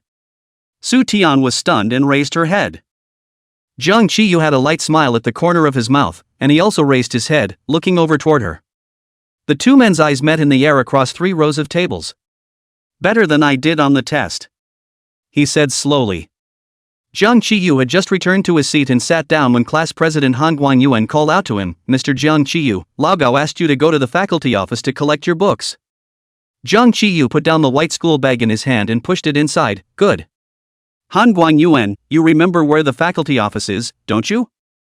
Zhang Qiyu was about to say he knew, and then heard Han Guanyuan say, if you don't remember, let Su Tian lead you there, she's very familiar. The word no rolled around on the tip of his tongue before he finally swallowed it.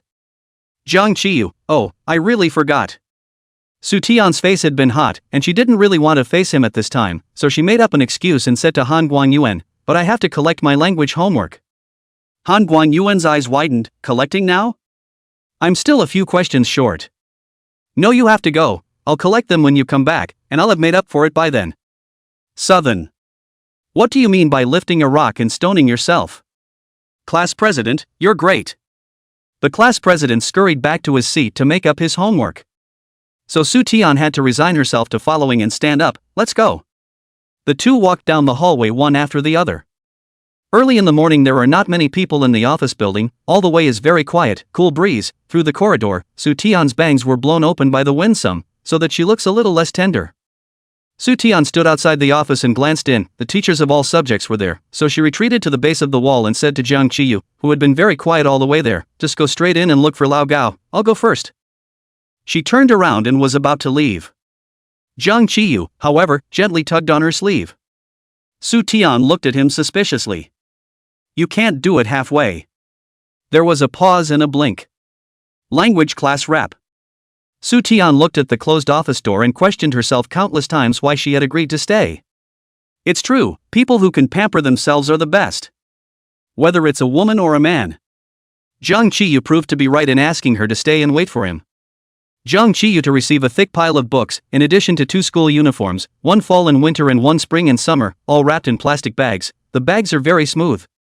Zhang Qiyu had just walked out of the office with this pile of things in his arms when the school uniform bag slipped out of his arms and fell right at Su Tian's feet. Su Tian then helped him pick it up and held it in his arms. Splat, the other set of school uniform bags slipped off as well. Su Tian picked up this school uniform again as well and similarly held it in her arms. Let's go, Zhang student. Zhang Qiyu smiled, good. The two returned along the road again. On the way, he passed by the music classroom, and a pleasant and beautiful piano sound came over. Su Tian ran a few quick steps and stood in front of the floor-to-ceiling glass window to look in. Zhang Qiyu slowed down a few steps and waited to catch up with her. Seeing her watching with great interest, he also followed and looked inward. A man and a woman in the music classroom, the boy playing the piano, the girl sitting next to him with a violin in her arms, occasionally harmonizing a few notes for him. That senior is called Song Yingjing. Su Tian took the initiative to explain to him, he plays the piano exceptionally well, and every time there's an event at the school, he's the grand finale. He even substituted for a female teacher on maternity leave for a semester of music lessons. The pile of books Zhang Qiyu was holding pressed his arm a bit numb. He changed his arm as the main point of force and slightly moved the numbness. He said, oh, where are the girls? Su Tian looked at the girl again and continued to introduce, that schoolmate is called Ran, she is very famous, good-looking study has also been stable in the top 10 of the grade, and often serves as the host of school activities. It is said that she is also the daughter of the school manager. Zhang Qiyu gave another row sound, and without emotion, he said, a talented man and a beautiful woman, a natural pair. Don't talk nonsense, they are not in that kind of relationship. Su Tian was afraid of being heard by the people inside and glared at him in a panic. Still, the people inside seemed to have heard it, and as the piano sound gradually stopped, Song Yingjing looked out the glass window and smiled very gently. Su Tian waved at him and smiled happily as well. And Ran also looked outward, her eyes sweeping over Su Tian and pausing when she saw Zhang Qiyu. Su Tian didn't see it and pointed ahead to Song Yingjing, then compared it to a walking posture, and finally waved her hand at him. Meaning she was leaving. Song Yingjing laughed wordlessly and waved at her as well. Su Tian then looked at Zhang Qiyu, let's go. Can you still hold it? Let me help you with a few books? There aren't really a few books in total, except that it certainly wouldn't be comfortable for my arms after moving for so long. Boys don't usually let girls help with heavy things. But not Jiang. Jiang was matter of fact, my arm is numb. Su Tian naturally jerked half of the book out of his arms and cradled it directly in her own, okay, let's go. Jiang gave a hum and lifted his feet to follow, glancing inside the music classroom again as he was about to walk past the glass window. Song Yingjing still smiled as he eyed them. Back in the class, Su Tian put her book on the table and sat down on her butt, panting with exhaustion. They went fast and came fast, the class was in chaos, just after 10 minutes of morning reading, not yet the official start of class. Zhang Qiyu put the books on her pile and lightly said, this is not good? Su Tian heard the mockery. Su Tian didn't have the good sense to ask back, who am I doing all this for? Zhang Qiyu hummed out an airy sound and stopped talking. He didn't say a word until class was over. Every time Su Tian turned her head, she saw him looking puzzled, and it didn't look like he was listening to the lesson. Originally, she was a little worried that Zhang Qiyu's walking away from the world would be easily caught by the sharp-eyed math teacher, but before she could worry for long, this worry came true. The math teacher came up with a problem on the blackboard and called out for someone to go up and do it, and with a glance, he saw Zhang Qiyu. Come, that new student, right, come up and solve this problem. Su Tian glanced at the question and thought it wasn't easy, casting a look of good luck at Zhang Qiyu. Zhang Qiyu did not notice her eyes, a serious look at the blackboard, a serious frown, a serious on the stage to write for about 5 minutes, a serious put down the chalk back. Chapter 14. Are you trying to borrow my water card? He wrote a total of 4 or 5 lines of formulas. This question doesn't look like it can be written in 4 or 5 lines in any way. Su Tian thought he hadn't figured it out and comforted him, this is a difficult question, I see that the math class representative, Song Xingxing, hasn't figured it out yet. Who knows, the next second, I heard the math teacher say, not bad. Not bad. Zhang Qiyu students did it right. And do it quickly, haha. Only this step written a little short jump, put into the test may give you a deduction.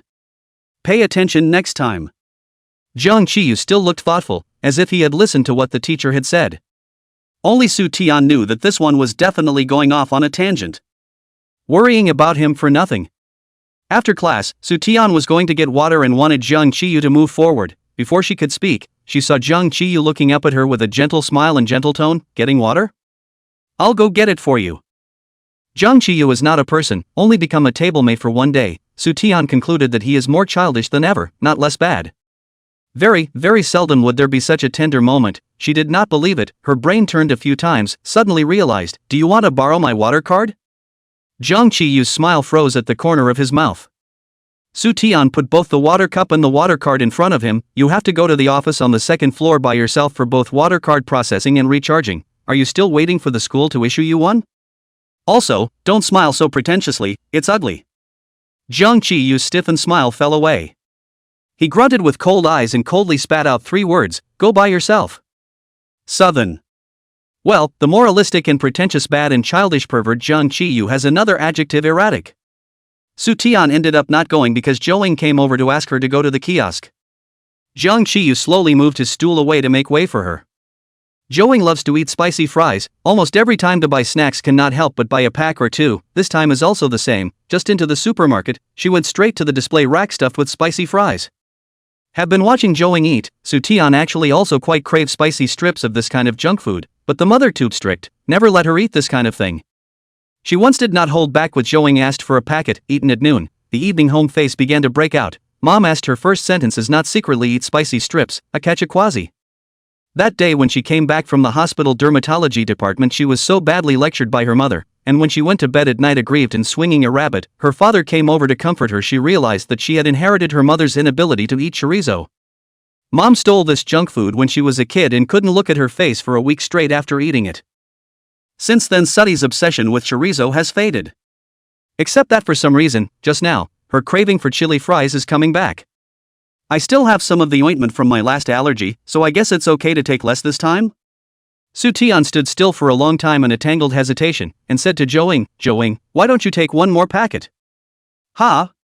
Joing hadn't forgotten that she couldn't eat chili fries. "You're going to eat it?" Soo-taeon then wanted to taste it, but to be honest, Joing definitely wouldn't let her eat it. So Soo-taeon thought herself smart and said, "I don't eat it, I'll bring a packet for Jung Chi-yu, he's the one who wants to eat it." Wow, can't tell. Jung Chi-yu doesn't look like someone who would eat this kind of junk food. Maybe he loves spicy food. Soo-taeon secretly snickered and nodded along. She thought for a moment that she must have a big taste in her mouth after eating, and she had to buy another bottle of drink to suppress the flavor, so she asked Joing, "Do you drink drinks?" "What? Jung Chi-yu even asked you to bring him a drink?" "Well, I'm the one who wants a drink. It's fine to bring him a bottle of water." As Soo-taeon finished speaking, a sudden light came to her mind and she was enlightened. She was reminded by Joing, right, he doesn't have a water card or a water cup. No, then why is he borrowing a water card from me? "You're not really going to fetch water for her, are you?" Soo-taeon was confused. Joing was also confused. "What nonsense are you talking about?" Soo-taeon didn't know what to say, she couldn't figure it out herself yet, so she shook her head. "It's nothing, I'll bring a bottle of water for Jung Chi-yu as well, whatever you want to drink, I'll directly take it along as well." Joing had already picked out her food and held her arm towards the drinks area. Go, I'll go with you." Unnoticed, a girl on the other side of the chorizo aisle stood thoughtfully as they walked away. Her phone was still stuck on the WeChat screen with a short conversation on it. "Is that boy watching us practice today Soo-taeon's boyfriend? Why haven't I seen him before?" "I don't know, but I've heard that there's a transfer student from 10's class, and I saw them coming from the direction of the registrar's office holding textbooks and school uniforms, so it should be him." The girl stood for a long time, pursed her red lips, and with some trepidation clicked on another person's avatar and sent a message. "Do you know the name of the transfer student who came in freshman year?" The other party quickly replied, "If you mean the very famous one, I know, called Jung Chi-yu." The other party replied again, "Sister Ran, haven't you always been unfriendly to these gossips? Why are you suddenly interested in this transfer student?" Unjun replied, "Nothing, wrong person." When they returned to the class, it was already almost time for class, so they had to save the snacks for recess. Soo-taeon held a pocket of snacks and sat down under Jung Chi-yu's strange eyes. "Soo-taeon, don't look at me like that, it's for the whole day, not one time. And I have to share it with my friends, so I can't actually eat much." Jung Chi-yu raised his eyes wickedly. "Explain to me what?" "I didn't say anything." Soo-taeon calmly said, "Your eyes just now have already betrayed the fact that you were thinking in your heart that I am a pig bar so able to eat." Just as she finished speaking she saw Jung Chi-yu raise an eyebrow, reacting too late. Jung Chi-yu nodded, "Indeed it's the truth." "Ha!" Soo-taeon laughed coldly and took out the soda water she had brought for him and threw it directly into his arms. "Luckily, I was kind enough to bring water to someone, but someone was cursing me in his heart." Returning kindness with grudges. Jung Chi-yu caught the soda she threw over with one hand, stunned for a moment. Indeed he didn't expect her to bring him something, looked at the water bottle, looked at her again, his tail voice rising, trailing off. "Thank you, Soo." Soo-taeon took the opportunity to ask if the conversation that happened before going to the kiosk was something she got wrong, and just as she was about to speak, the class bell rang, and Lao Gao walked in right after her, so Soo-taeon had to shut up for now, thinking she would ask again after class. Lao Gao this time is not only a language class, but also in the first 10 minutes of the class held a short class meeting, roughly summarized the monthly examination, focusing on praise in this examination made progress in the intermediate level of students, incidentally pointing out that students with good results should not be proud, once the pride will be others will be ruthlessly thrown out. Soo-taeon herself automatically substituted that old Gao was lecturing herself and lowered her head in shame. She did get proud. Chapter 15 A Little Red in the Ears. The rest of the 30 minutes were dedicated to essay writing, and Soo-taeon's essay got a high score and was called up by Lao Gao to read aloud on the podium. This is actually a fixed process. After every test, an essay writing is Soo Taeyeon's strong point, so almost every time she has to go on stage and read aloud. The first time Soo Taeyeon was still a bit ashamed, but later she was much more calm. Originally thought that this time is also the same, but until she stood on the podium, her sight swept down just to meet Jung Chi-Yu's pair of good-looking deep eyebrows. She's suddenly not so calm. Jung Chi-Yu even winked at her. Soo Taeyeon was even more nervous. She hastily withdrew her eyes, not daring to look at the stage again, and holding both sides of the test paper, she began to read aloud without any emotional ups and downs. The topic of this essay was to talk about one of my favorite fairy tales, which is the equivalent of having to write about a reading, so Southern shared a copy of The Little Prince that she had recently read. When writing this essay, there is not much time left. Soo Taeyeon, in order to seek high points, added a lot of gorgeous rhetoric and beautiful sentences. Feelings are not more sincere, belonging to each paragraph can be used as an example of high-level sentences but will soon forget a high-scores essay. By the time the reading was finished, the ends of her grip were damp with sweat. Lao Gao also pointed out this problem of hers, saying that the college entrance exam marking is still more in favor of emotionally sincere essays, and that piling up words and phrases may be counterproductive. But in the end, he didn't forget to praise a few words to remedy the face of his direct class representative, and then let her go down. The next student then goes up and reads aloud. Soo Taeyeon was not quite comfortable returning to her seat. Jung Chi-Yu likes to sit against the back. After all, his legs are long and stretchy, so Soo Taeyeon needs him to relentlessly move his stool forward every time he comes in. This time when he moved forward, Soo Taeyeon inadvertently saw the soda bottle in his desk pocket. The cap was already unscrewed. She glanced at it more, wondering why she'd noticed such a detail. Just noticing anyway. The second half of the class became dry and sleepy because of the level of reading aloud by some students. Soo Taeyeon behaved well yesterday, because Jung Chi-Yu's arrival caused her too much of a shock to be sleepy. But today, after she completely accepted that the perverted transfer student was her former friend, being sleepy became a matter of course. Simultaneously with the bell ringing was the sound of Soo Taeyeon planting herself on her desk. Jung Chi-Yu was startled by the commotion, one elbow propped on the table, his hand resting on his face as he stared at her sleeping form. Sooty has always been a good sleeper and doesn't appear to be in any kind of hard-to-get-into position. But occasionally some other condition comes up. She also pretended to have a pen in her hand when she was sleepy, with the cap open and the original nib pointed downward at the test paper.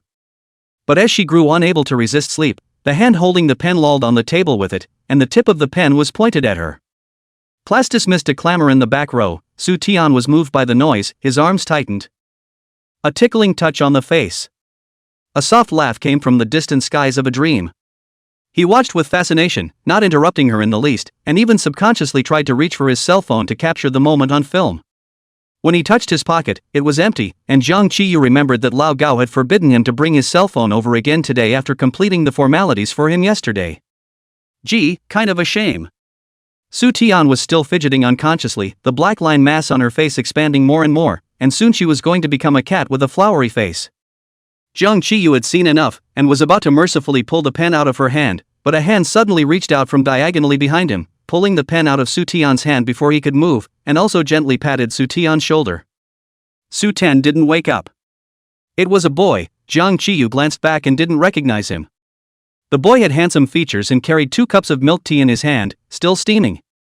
He looked around. Soo Taeyeon's books and ambling half of her body took up her own entire desk, and a few of them were pushed beyond the 38th parallel, so he glanced at the boy sitting next to Soo Taeyeon in passing, and froze for a moment.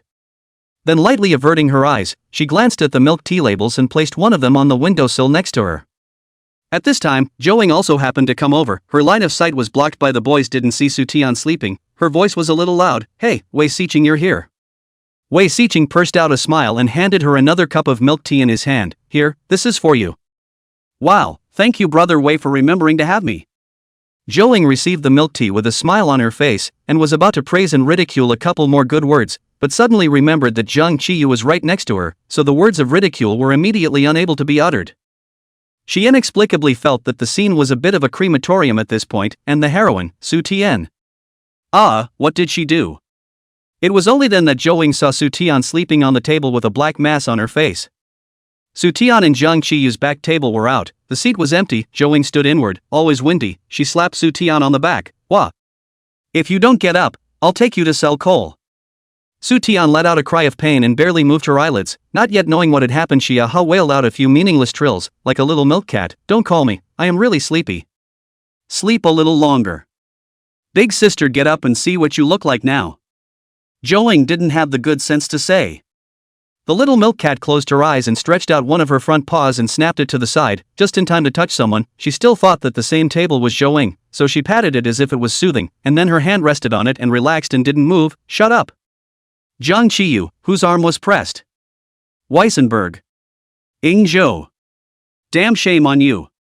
Joing couldn't bear to look at the faces of the two handsome men next to her, and directly put her own iced milk tea on the back of Su Tian's neck. After 2 seconds, Su Tian violently slapped away the thing on the back of her neck, and sat up straight in shock. When she looked up, she saw 3 people looking at her and thought she had a double image. But when she fixed her eyes on them, the 3 overlapping shadows all looked different. Re-imaging is also gender-specific. Su Tian's eyes widened as she took a closer look, slowly coming to her senses. Overwhelmed, she scanned their faces one by one. What's wrong with you? Guys. With a lift of her chin, Joing signaled her to look at her salty hands. Su Tian followed the look, reaction slowed for a second, then saw his hand on Jiang Qiyu's arm, instantly wide-eyed. Hand back. Her ears went a little red and she was fiercely wicked. Why are you putting your arm under me? Jiang Qiyu cocked his head, ? Joing really didn't have the eyes to see her loose face anymore, and pulled out a napkin to paste on her face. Shut up, ancestor. Wipe your face first. Chapter 16, You're getting acquainted with Jiang very quickly. Su Tian thought she was drooling, embarrassed to wipe her mouth. Joing directly pulled out the small makeup mirror in her pocket and held it up in front of her. Su Tian and herself in the mirror stared at each other for 3 seconds. She was surrounded by people, and she barely swallowed her scream. But anyone could tell she wasn't very emotionally stable right now. Wei Xiqing comforted her and said, It's fine, it's quite cute, don't feel ashamed, I'll put a circle on my face too. It took Su Tian a moment to react to the fact that Wei Xiqing was also there. She froze for a moment, and while picking up a small mirror to wipe the black marks on her face, she asked him, Why are you here? Didn't you say you were going to another school for an exchange? Is it over already? The water pen handwriting was hard to erase, and Su Tian couldn't erase it even when her face was rubbed red. Well, not yet, went back to school to pick up a few things and brought you guys a cup of milk tea when I passed the milk tea store on the way. Wei Xiqing pointed to the window counter, Your favorite baked milk with ice and pudding red bean pearls. Su Tian believed it and said, Oh. Jiang Qiyu suddenly glanced at her. Su Tian afterglow saw it, silent for a while. I do not know what I remembered, said to Wei Xiqing, You do not need to report so complete every time, as if I am very capable of eating. Wei Xiqing smiled, It's all just small ingredients. Jiang Qiyu sneered, Are you drinking 8 treasure porridge? The two spoke almost simultaneously. Su Tian's hand wiping her face slowed down. Inexplicably, she felt that the current atmosphere was making her uncomfortable all over. Was it because there were too many people? The expression of Zhou Ying's classmates, who were watching from the side, was very vivid. It's never too late to see what's going on. Su Tian replied to Wei Xiqing first, but it sounds like a lot. Then she put down the mirror again and covered her dark side face and glared at Jiang Qiyu. It's up to you. Wei Xiqing wanted to say something again, just opened his mouth, but Su Tian looked at Jiang Qiyu again and disliked it. Right. Why would I suddenly have water pen marks on my face? I didn't take a pen. Is it that you painted my face while I was asleep? Jiang Qiyu even laughed at the sound of it and said grimly, Su Tian, if you fall asleep again in the next class I'll directly kill you. Wei Xiqing glanced at Jiang Qiyu again and took the initiative to say, It wasn't him, don't accuse others. It was me who jerked the black pen out of your hand when I came. Su Tian, oh, Jiang Qiyu faintly looked at Wei Xiqing. Wei Xiqing added, Go to the toilet and wash it with water, you can't wipe it off like this. Joing, bring snacks and some milk tea, let's wash up and we'll go straight to the playground to eat. Oh good. Suddy said, taking the snacks out of her desk pocket and rummaging through her book bag for her wallet. Why take the money, do you want to buy anything else? Joing asked. No. Su Tian smothered her head and counted the money, took 15 out of it and handed it to Wei Xiqing. Here, milk tea money. Wei Xiqing pushed her hand back and deliberately ferocious her, Take what money? The small boat of friendship is all brought over by you like this. Feel embarrassed to invite me back next time. Su Tian thought about it, that's fine. So she put the money back, took the paper to cover one cheek, and looked at Jiang Qiyu. Mr. Jiang, let me go over there for a moment. Jiang Qiyu moved his stool and slowly moved forward. The three chattered and soon disappeared around the corner. There was an instant silence around Jiang Qiyu. The hustle and bustle was far from him. Everything is changing every second. People are the same. He lowered his head and smiled to himself before standing up and heading out as well. Su Tian and his group sat down in the shade of the playground. She asked Wei Xiqing, "Don't you need to go back?" Wei Xiqing shook his head, "There's no rush, I want to watch them play basketball for a while." Su Tian gave an "oh" and believed again. She began to split snacks with Zhou to eat. Zhou drank people's mouths short and took the initiative to help Wei Xiqing find a topic. "Wei Xiqing, which school did you go to for exchange?" "Just the neighboring city, Yutan Third High School." "Yutan, ah, I remember, it seems to be very powerful. There used to be provincial leagues where you could always hear that their school had gotten another good score or something." Su Tian nodded along. She wasn't interested in basketball, even so she knew about Yutan Third Middle School, showing that people were really famous. Wei Xiqing intended to highlight and elevate himself, then said, "The strength is that, not as good as publicized. As long as the provincial basketball league is not in the bottom three, who will say that their school has achieved what good results this year? What's more, their school is willing to spend money, rely on these enrollment well." Zhou took the opportunity to say, "Is there a league again this year and where is it being held?" "Wei Xiqing, I just drew the lottery yesterday, at our school." "Wowza, great, we can stop school again." Zhou slapped her legs and looked to Su Tian, who was preoccupied with snacking and sucking on milk tea. "Hey, Tian, let's go cheer Wei Xiqing on when the league meets." "Huh?" Su Tian froze for a moment. She had just been in a daze for a while and didn't listen to what they were saying again, and casually replied, "Oh." Wei Xiqing passed a thankful look to Zhou and then said, "Alright, I'll have someone take a front row seat for you too. I'll pack enough snacks and milk tea to watch the match at that time." "Thank you, brother Wei," Zhou said with a smile. Su Tian also copped, "Thank you, brother Wei. The breeze is pleasant and comfortable." They chatted about something else that was there, and Wei Xiqing asked what he had been thinking in his heart as if he hadn't thought about it. "Alas, by the way, Zhou, how did you change your seat?" Knowing what he really wanted to know, Zhou slowed down her potato chip eating and said incoherently, "Old Gao changed it. We both regressed too much this time." "Oh, I saw you 2 grades, you did regress quite a bit, but it's always better than mine, haha." Wei Xiqing was a specialty student and didn't really have to worry too much about his grades. He stuffed a chip into his mouth and clicked his tongue to finish chewing. "But that boy, that's Su Tian's new deskmate, how come I don't seem to have seen him in your class before?"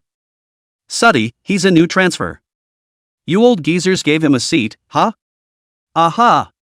Doesn't your old high school think highly of him? Don't new students usually sit at the end of the line?" Su Tian thought for a moment and quoted what she had heard from others about Jiang Qiyu, returned to the sea as a high achiever, face value and talent at the same time. Then added a comment of his own, "Looks pretty polished, but is actually a moralistic, erratic, rude and very beat-up pervert." Zhou are listening to the stunned, "This half-day you are all experienced what on his evaluation so low." Experienced can be too much, but with Wei Xiqing beside him, Su Tian did not say much, only shook her head. The viciousness on Su Tian's face does not look like a fake. Wei Xiqing is slightly relieved, and feels that more specific or have to privately find Zhou to inquire. The girls took the snacks out and shared them with Wei Xiqing, and soon finished a large portion of them. The 2 girls cleaned up the mess, and Wei Xiqing went to throw all the garbage into the trash can. As soon as Wei Xiqing left, Zhou asked, "You are familiar with Zhang's classmates very quickly." Chapter 17, Juveniles. It's pretty fast.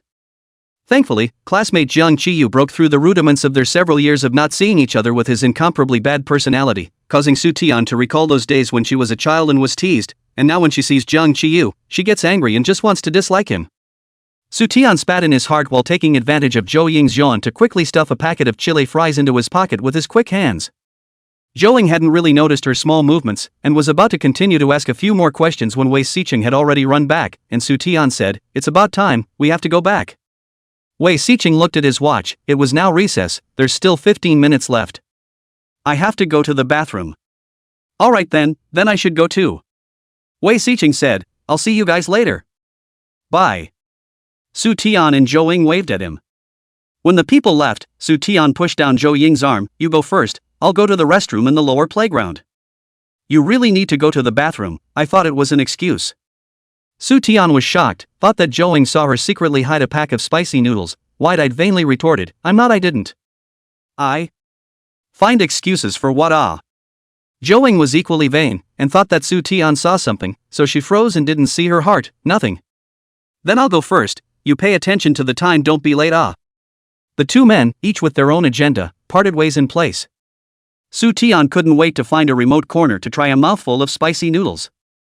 Zhou thought to herself, don't ever give anyone any help on impulse again, this stupid girl is so hard to rip off. The chili fries were taken by Zhou, and Su Tian had never eaten them, so the first bite was so spicy that she spit it out and choked several times. This is also too spicy, how Zhou face expressionless even eat 2 packets. Su Tian's entire brow was knitted together, and she coughed straight from the spiciness. The other drinks that were bought were let Zhou take them away, and the milk tea was also finished and thrown away. Su Tian slowed down in place for a while, and found that her mouth was still hot and spicy, so she wanted to go and buy another bottle of water. One touch in the pocket, no money. Su Tian's whole body is weathered, thinking to go to the door of the kiosk to take a chance, see if she can meet a person she knows to borrow $2. She turned out from behind the tree she was standing behind, and hadn't taken more than a few steps when she saw a man in black sitting with his back to her on the small stage next to her. This black jacket. Su Tian didn't expect it to be such a coincidence. At the moment, the back of Zhang Qiyu, whose legs were hanging in the air and whose posture looked like that of celebrities posing, was so handsome and tall in Su Tian's heart. Before she was about to call out to him, Su Tian suddenly wondered marvelously. She came over to this remote corner alone to sneak in some chili fries, then Zhang Qiyu came over to this place alone to sneak in what? Heck, maybe she could catch something. Su Tian tiptoed around to the front of the stage and suddenly rushed out to stand in front of him, looking up. Zhang Qiyu was obviously stunned, and then reacted extremely quickly with 2 fingers to draw something away from his mouth and hide it behind his back. His movements were so fast that only a white shadow could be seen. However, thanks to this movement, it was only thanks to this movement that Su Tian first noticed that the focus was on what was in his mouth. Sneaking over, white stripes, holding them in her mouth, not wanting her to see what it could be. Zhang Qiyu is smoking? The moment she came to this conclusion, Su Tian's entire body was bad. It's not that she can't accept that people smoke, Dad still smokes, but Zhang Qiyu's age will not be too young. Su Tian was embarrassed, not expecting this situation. A handle was indeed caught, but such a handle was not what she wanted. Zhang Qiyu spoke, his voice slightly hoarse, "Why are you here?" Su Tian gave a fluttering ah and oh, then thought for a moment before answering, "I came to use the restroom." Nonsense. Zhang Qiyu's voice was low as if he had swallowed a piece of sticky sugar, his eyes tailed and he smiled ambiguously, but his smile did not reach the bottom of his eyes. What? Stalking your eye, you brother ah? Seeing him like this, Su Tian was even more sure that he was smoking. His face was a little complicated, didn't care about his nonsense, and said in a serious manner, "I won't say anything." Zhang Qiyu's movements paused for a moment, withdrawing the smile at the corner of his mouth, his tone unnatural. "Who cares if you say it or not?" His right hand remained stubbornly hidden behind his back. "The school rules are clearly prohibited." Su Tian tongue-lashed, did not say those 2 words, and continued in a serious tone, "Being found out will be remembered, and at that time it will affect all of your future evaluation of excellence and precedence. Your grades are so good, your senior year may have a guaranteed spot." Zhang Qiyu raised his eyebrows from the first sentence, his expression was a bit playful, and when he heard the last sentence, he stared straight at Su Tian's tangled and sincere face, and gave a careless "hmm." Su Tian was annoyed by his immodest and careless tone, and her tone became serious for a few more minutes. "I'm not joking with you. Our school has guaranteed places in Qingbei every year, and you can definitely be selected for this grade. If it's because of smoking was written off, when the time comes how regretful ah. Can't see it. Zhang Qiyu looked like he was holding back a laugh and his voice became quaint. "You have a pretty high opinion of me." Suddy grimaced, "Only in terms of grades. Zhang Qiyu, I also have a good personality." The topic is going to be pulled away from him again. Su Tian angrily clenched her fists. "Can you pay attention to it? If it's not because I've known you for a long time, who cares about you? Bailed out is also bailed out. What do you have to do with me?" Su Tian was tired of tilting her head, and lowered her head after an exasperated growl, rubbing the back of her neck while glancing at him with squinted eyes. Zhang Qiyu lowered his head, his shoulders and chest trembling. Su Tian moved, thinking that this pervert wasn't so fragile to be scolded by her, and cried. She was at a bit of a loss for words. She had never seen a girl cry. What kind of boy cried in front of a girl? "Hey you! Zhang Qiyu, you don't do this ah." "I'm not saying it out," Su Tian said while taking a few steps closer to see his expression. Zhang Qiyu suddenly raised his head, and a completely stretched smiling face was displayed in front of her eyes, with red lips and white teeth, and picturesque eyebrows, shining brighter than the sunlight. Riding a horse and leaning on the slanting bridge, the building is full of red sleeves. Teenagers never age. Su Tian's heart beat a few seconds faster, her eyes unblinking as she looked at him, her drooping hand, which was difficult to suppress, grabbed the corner of her coat. Jiang Qiyu laughed wantonly and openly, the whole person shook into a ball, suddenly his left hand propped up, directly and Su Tian's wide-eyed eyes jumped down from the one-person high stage, a cushion came in front of her, relying on the height advantage to look down at her face. The two were extremely close together. Jiang Qiyu smiled from the corner of his eyes, do you think I'm that stupid? Smoking runs to the playground to sit on the stage? Sudi froze, or else what? Chapter 18 I think I look like a schoolteacher. What else could it be doing? Su Tian slowly came back to her senses, and it was then that she felt that the two of them were too close, so she moved back a step. Jiang Qiyu stood lazily. One hand in his pocket, one hand still hidden behind his back. The man is often out of shape at all times, yet never seems to be obscenely groomed. He stands elegantly and sits with dignity. It's all about the soul. Male dodgy-like. Sudi took another step back. Jiang Qiyu noticed and didn't make a sound. His right hand reached out to his mouth. Like he had laughed enough, the whole person had a kind of lethargy after relaxing. He had a white paper stick in his mouth, but it didn't affect his speech, which was still that familiar, loving and seductive, but cheap accent that belonged exclusively to Jiang Qiyu. Timmy, if you get caught eating a lollipop, you'll get a demerit, what's the school rule? Su Tian's entire face flamed up when she saw what he had in his mouth. She was so angry and annoyed that she was completely speechless and just wanted to turn around and leave. Instead, an arm reached out and tugged strongly on her arm. After she stopped moving to leave, it released her again in a very measured manner. Don't! Jiang Qiyu coaxed in a low voice, his voice a few moments of tenderness. The next second, Su Tian had something shoved into his hand. Su Tian looked down to see, and heard him give another seductive laugh. Brother Ayu has another candy here. There was a 2-second pause. The teenager started to hold in his laughter again, here you go, just don't say it out loud. I'm still trying to bail. Su Tian held the lychee-flavored lollipop in her hand, and her whole body became angry, Jiang Qiyu. Ha ha ha. The teenager's laughter sounded like joy had substance, easily infecting her emotions as it echoed around the playground. Don't laugh. Su Tian, who was still taut and frowning at him for no more than 5 seconds, suddenly laughed out after him with a giggle. Gripping the candy in her hand tightly, she was amused and annoyed. Ha! Jiang Qiyu actually ran to the playground to secretly eat lollipops. Jiang Qiyu. A high achiever from the sea. Actually sneaking out to the playground to eat junk food just like her. The last bit of Su Tian's annoyance was gone, and she let out a loud laugh after him. Yet joy begets sorrow, and the old adage is always true. The two were laughing when suddenly a joyful bell rang through the school building, its long echo reverberating through the playground. Su Tian blushed and couldn't stop laughing. Done. Class is in session. Up. Su Tian was really annoyed now and glared at Jiang Qiyu, it's all your fault. You're still laughing, don't run away yet. The teacher will be very mean in the next class. Afraid of what? Jiang Qiyu slowly collected his laughter and handed her a meaningful look. Report. The chemistry teacher who was lecturing twisted his head to look at the door, why are you so late? Su Tian didn't change her face, the new student had to do the school registration transfer procedure, Mr. Zhao had something to do, I took him to run a few offices to sign. Jiang Qiyu stood a step behind her, holding a few slips in his hand and letting the chemistry teacher survey them. Sure enough, the chemistry teacher didn't say anything, come on in.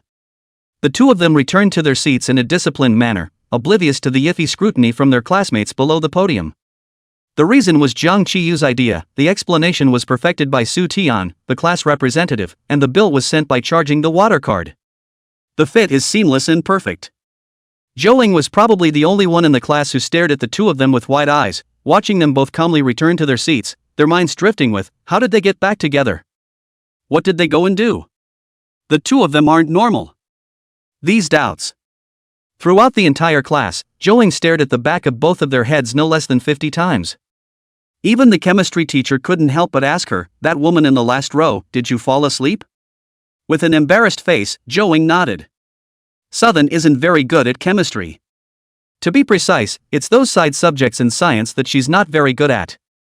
She memorizes things a bit quicker than these subjects that require her brain to spin around, so overall the arts are stronger than the sciences. Until the end of school at noon, she was either busy looking for other people's problems or going to teach Joing the questions she didn't know, and halfway through, she took the time to go to the office to move her language homework and distribute it. Busy as a little whirlwind gyroscope. On the other hand, fellow transfer students with no half-assed jobs are exactly the kind of people who are so idle and bored that they turn to textbooks to read them. The last study session was free for questions. There were 5 minutes left before the end of the school day, and Su Tian was still looking around the class, trying to catch someone to teach her. "You're like this," Zhang Qiyu couldn't look away, his finger knuckles tapping on her desk, too inefficient. Su Tian looked at him blankly. Of course she knew it was inefficient, but the physics and chemistry teachers only talked about the paper once, and the logic was too convoluted for her to remember. But she didn't explain. She wanted to hear what Zhang Qiyu had to say. Zhang Qiyu collected a few points of immodesty, his tone sounded a bit serious. "If you go to find someone else's problem, they might be busy as well, and the time you spend on the road will be able to explain several steps." Su Tian nodded along. Indeed. But getting someone else to speak to her is the most effective way. She figured it out on her own, and she couldn't even read the answers to some of the questions when they were given. Such a hidden golden leg offering her a hug, cutie. Only then did she refuse. But she always felt that Zhang Qiyu didn't have any good intentions, and with a twinkle in her eye, she said, "You're tired of me coming in and out all the time, aren't you?" Zhang Qiyu didn't retort and reached out with 3 beautiful fingers and wiggled them. He held out his pinky middle finger and ring finger, and Suddy compared them. "Okay? What does yes mean?" In fact, it was quite embarrassing for her to keep coming in and going in, and this annoyance only came after she became a tablemate with Zhang Qiyu. Her former classmates are not Zhang Qiyu so love to sit back. She wants to go out directly out, do not have to keep bothering the desk to move forward stool. After all, the previous tablemates are not as tall and long as Zhang Qiyu. Su Tian couldn't help but glance at his legs erected under the table. True. Very long. It's always a stretch. Zhang Qiyu didn't notice her line of sight and shook his head, saying absently, "It's 3 pieces to a question." Su Tian looked back in awe. A second later she responded, the little bit of guilt in her heart gone, "Then you're just annoying." Chapter 19, Can You, Ho Young? Both of them basically arrived home at the same time as well since they walked out of school at about the same time. Only because Su Tian unilaterally didn't want to walk with him together, they didn't really go home together, but rather one after the other, keeping a distance in between. It's an amazing feeling to know that there's someone behind you who will follow you all the way. Su Tan is the one walking ahead of this one. When she arrived home at noon, Mom was still very angry with her. She didn't say a word when she saw her, and coldly went back to her bedroom after lunch. Dad didn't come back, he should be busy with the company. Su Tian quietly went back to the house, took out her cell phone and flipped through the report card forwarded in by the class president in the class group, which was more detailed and contained the ranking of the entire school. She, who had never dropped out of the top 100 in her grade, was now ranked 375th. Su Tian looked for a while and then looked at those in the top 100, basically still those familiar names. The first in the grade is still Zhao Sakuratsu from the second class next door. Language 120, Math 110, English 120. She remembered Zhang Qiyu's 3 test papers and thought that the next time she took the monthly exam, the first place would be changed. Zhang Qiyu could take the first grade, she would be satisfied as long as she stayed in the top 100 in her grade. After doing a while of questions, there are still half an hour from going to school. Su Tian is afraid of not napping in the afternoon will be more sleepy, hurriedly went to bed and squinted for a while. As she left the house, she subconsciously glanced towards Zhang Qiyu's house. Only the yellow maple leaves drifted down and landed in front of the yard door in silence. She withdrew her eyes.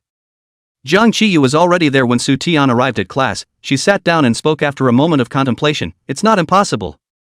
Zhang Qiyu was writing something, and when he heard that, he stopped his pen and glanced toward her. Su Tian continued, "But you have to let me try it out." She pondered, cram schools all want a few free trial lessons. Zhang Qiyu then realized that she was continuing the conversation from the morning after school. He raised an eyebrow and let out an "oh." Thinking he had agreed, Su Tian took out the chemistry paper he hadn't finished solving in the morning and heard him say slowly, "It's not like I want to teach." Su Tian's movements lurched, viciously twisting her head to look at him. "You're tricking me again." She's really pissed off. Zhang Qiyu continued without a hitch, "That sentence just now, it was playing you." And he admits it with a straight face? Su Tian wanted to dislike him a few times, but suddenly reacted to the meaning of what he said. Previous sentence. Which one? I don't want to teach again? That means, again, trying to teach. Zhang Qiyu, if you say in the morning, it's kind of a joke. Su Tian was going to be sidetracked by him, speak human. Zhang Qiyu inclined his head, his brown pupils glowing with a fine luster, the corners of his mouth rising slightly. Again, that trailing tone, as if molesting. How can a brother charge money for teaching his sister how to do a problem? Su Tian's heart missed a few beats for a moment. Isn't this? He took the chemistry paper from Su Tian's desk and flipped it directly to the only two big questions left on the back that he hadn't had time to revise, supposed to be. The transformation came too suddenly, and Su Tian slowly exhaled a breath that she had been holding for a long time, feeling her ears get a little hot. She calmed her accelerated heartbeat and gripped the corner of her coat, trying not to be seen by the demonic pervert next to her, Zhang Qiyu. Will you, said Su Ten, euphemistically and solemnly, will you stop talking like that? This sentence poked Zhang Qiyu's funny bone somewhere, and he laughed silently, half lying on the table. Which is it? Like a scumbag. I originally thought that Lao Gao moved the transfer student next to me because the transfer student was a foreigner who didn't speak good Chinese. But the transfer student is you, and I was thinking you might not be good at languages. Now, I realize that you just simply have a bad tongue. Su Tian euphemistically patted Zhang Qiyu's shoulder. The words were quite blunt. You really look like a scumbag. Jagoff stopped laughing and looked a little self-conscious. Therefore, he didn't see Su Tian's hand that clenched the corner of her coat and the tips of her reddened ears. After all the talking and fussing, Zhang Qiyu still took advantage of the end of class to give her a thorough explanation of these two chemistry problems. It was like he knew that Su Tian's logical ability was weak and usually relied on rote memorization, so he would ask Su Tian to give him a lecture on every point he talked about, to see if she had memorized it or really understood it. It was memorized, and he reteaches her the points themselves, rather than limiting himself to the topics. The afternoon passed quickly and it was time for the last class. This class is another study hall. Su Tian scratched the skin under her eyes, then unscrewed the bottle cap and took a sip of water, dropping her eyes to review her physics paper. See the last one of the steps she suddenly did not understand, flipped through the book to see still did not come up, so pulled Zhang Qiyu's sleeve. Zhang Qiyu simply didn't look like he came to school, he got an extracurricular book from somewhere, one hand pressed down on the pages and looked at it with great interest. As soon as Su Tian pulled him, he knew what was going on and inclined his head to look in the direction of her finger. The pages of the book under his hands were not pressed properly between movements and swished together, revealing the front cover. Su Tian glanced at the afterglow, and three big words were written on the cover: The Little Prince. Southern. Is it a coincidence? Zhang Qiyu was completely unconcerned, letting her look at it, and lowered his voice to tell her the question. Part of the steps of this question you wrote positively, all said you're sure to forget. The classroom was quiet, and in case you disturbed others, you had to speak close together.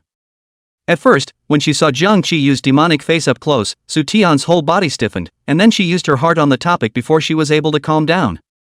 At this moment, however, he suddenly faded a bit. Zhang Qiyu didn't wait for a response and looked up at him, all of a sudden looking into the bottom of her eyes that caught her off guard. The young girl's face flushed a little, her wide, staring eyes clear and clean, flashing a hint of panic. Zhang Qiyu paused, holding the pen and pointing at the bottom of her left eye through space. You're so red here. Su Tian is weak, has been on guard for fear that Zhang Qiyu said what scum words, and immediately misinterpreted his meaning. You are the one who is red. Yeah. Zhang Qiyu laughed. Now why is your whole face red? Su Tian wanted to beat him up and beat that face into a pig's head to relieve her anger. Sincerely and politely, she asked, could you, as a whole, tolerate it? Talking in the face of this face really tests one's stamina. That won't work. Zhang Qiyu put down his pen, his voice low and containing a smile. You can't make Timmy blush in 2 words if you make a whole other face. Su Tian closed her eyes and took a deep breath, trying to lower the heat on her face. Heaven and earth can see it. It's the face that's so foul. She reached out and scratched the skin under her eyes again, and only then did she suddenly realize that the place Zhang Qiyu had just pointed to was where she had been bitten by a mosquito, and it was naturally red. She was the one who thought too much. The heat that was so hard to keep down is on the rise again. That skin on my face is really itchy. Su Tian didn't dare to scratch for fear of breaking it, so she had to use her fingertips to press it several times. Zhang Qiyu's face, however, slowly stared. Chapter 20, to the infirmary. He nodded his chin again, signaling, you're red here, too. He moved a little closer, scrutinizing her entire face, and on her cheek. He suddenly paused, sighed, and ordered directly to the infirmary. Su Tian touched the place he was talking about. I don't know if it was psychological or what, but it did itch a little. Isn't it a mosquito bite? Now mosquitoes are very poisonous. Su Tian suddenly remembered the bite of spicy noodles she ate in the morning, and her voice gradually became weak. Zhang Qiyu reacted, staring at her without expression. What have you remembered? Su Tian did not dare to let people know the real reason, lied, it may be a pollen allergy, in the morning I got close enough to smell a flower.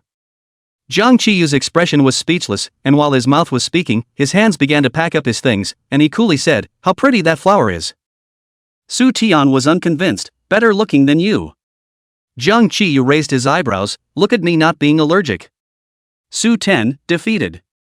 Zhang Qiyu was about to stand up after clearing the table, when Su Tian quickly grabbed his arm and pressed him back. They moved a little too much and some of the class looked toward them. Su Ten lowered her voice, what are you doing? Your face is already starting to swell. Zhang Qiyu looked at her horrified eyes with satisfaction and continued to make things up without any sense of guilt. Don't you think your cheeks are getting itchy? It's even redder now than it was just now. Su Tian looked at the watch on the back wall and hesitated a little, but school is almost over, why don't we wait until it's over? There's still 15 minutes before school ends. Zhang Qiyu stared calmly into her eyes, are you going to walk out of here swollen into a pig's head? Okay. Su Tian was convinced and started packing her book bag. I'll pack my stuff then go and talk to the class president. Just as she finished speaking, Zhang Qiyu had already stood up, and in the eyes of her classmates who were surprised, he walked towards the class president's position with an expressionless face and leaned down to say a few words to him. Su Tian couldn't call out to him at all, and watched as the class president, Han Guanyuan, seemed to sweep a glance her way before nodding. Zhang Qiyu also twisted his head to look at her, gave an okay gesture, and then went out. Knowing that he was waiting for her outside the classroom, Su Tian accelerated the speed of packing her book bag and soon went out under the gaze of the crowd as well. When she arrived at the infirmary, Su Tian followed behind Zhang Qiyu and just came in. She heard the school nurse give a yo-yo and asked cheerfully, what kind of allergy is this? Zhang Qiyu, pollen. The school nurse shook her head with certainty, nonsense, that's not how pollen allergies work. Zhang Qiyu swept an eye blade over, his eyes dark, unable to see his emotions. Su Tian instantly gasped weak, and then unconvinced thinking what makes her afraid of Zhang Qiyu. So she straightened her back and said to the school nurse, spicy noodles. The first word is still clear and audible, the second is weak and only airy. Su Tian added in a small voice, I just took a bite and spit it out with the spice. Well, she's afraid he'll sue the parents. Since it was all said and done, Su Tian also simply broke the pot. I still have the ointment that I didn't use up last time, you see if it's still okay to use this. Sati unzipped her book bag and took the ointment out and put it on the counter in front of the doctor. Zhang Qiyu gave another look over and pursed his lips straight. Didn't say anything, and didn't move much else. Another look to the school nurse. The school nurse looked at the list of ingredients and motioned her over, putting on gloves and examining her face closely. Then nodded, okay, I'll prescribe you something else, this is going to be a little more serious for you, like more than one allergy. Sati ah. I suggest you get an allergen test at the hospital sometime. How can you be overly allergic to 2 kinds of allergens from eating a chili bar? The school nurse teased with a smirk and turned around to grab some medicine. Su Tian quietly glanced towards Zhang Qiyu's side. Noticing that Zhang Qiyu was also looking at her. The eyes are not good. The ointment is all ready. Zhang Qiyu reverted back to his usual hangdog demeanor, but his smile did not reach the bottom of his eyes. He asked slowly, are you also aware that you're allergic to chili fries? It was said to be a question, but it was in the tone of a declarative sentence. He was clearly sure of it. Su Tian was so abashed that she was afraid that he would run next door to complain on impulse. She took the initiative to soften her tone, I was wrong. You know and still eat. Zhang Qiyu coldly lowered his face. Su Tian aggravated, then I just want to taste it, I just took a bite and spit it out. You were spit out by the spice, so you took a bite. Zhang Qiyu sneered. Su Tian did not understand what he was acting like an adult here to lecture her, her mouth pouted and she wanted to retort, but then she immediately remembered that he might go to mom and dad and complain, where she let out her breath and explained again, I didn't intend to eat more, even if it's not spicy, I won't eat more. I have a sense of proportion. Zhang Qiyu, however, was unforgiving, I see that you fed your sense of proportion to the dogs. Being lectured over and over again, Su Tian's fire came up, it's up to you. Zhang Qiyu snorted, don't want me to manage? You see whether I scold lightly or Uncle Sue Auntie by scolds lightly. That doesn't concern you, the adults said to let you take care of me, you don't really have to be so obedient. The atmosphere turned straight down. Jiang Qiyu looked at her, eyes slightly downcast, not saying a word. Only after a long time did he say in a single word, "You think so?" Su Tian didn't want to argue with him, she was clear and knew that Jiang Qiyu was doing it for her good. But do you have to hit her so hard, sentence by sentence, for her own good? Things happen to her and she's clearly upset herself. But she has to take more scolding in the name of love. She's upset enough as it is. She was really already sad enough. A layer of water vapor gradually rose under Su Tian's eyes, blurring them in an instant. The aggravation and sourness she had suffered over the years came pouring in, easily drowning her. Su Tian didn't say anything, just silently lowered her head, gritting her teeth to suppress the sobs in her throat. But a small whimper spilled out anyway. Jiang Qiyu's expression paused. The school nurse happened to come out after grabbing the medicine and saw the scene. "Hey, why is the little sister crying? Quickly sit down. What's going on?" He pushed Su Tian to sit on the small sofa by the wall and looked at Jiang Qiyu, who was at his wit's end. "What's the young man froze for? Not quick enough to coax your sister or little girlfriend?" Jiang Qiyu has never experienced this kind of scene, the whole person is stiff. Somewhat flustered, he went forward and squatted beside her, helplessly saying, "Don't you cry." "What are you crying for? I didn't scold you." "Yes sister, don't cry, staying with tears for a while face should sting. Be good and take the medicine immediately, will not be disfigured."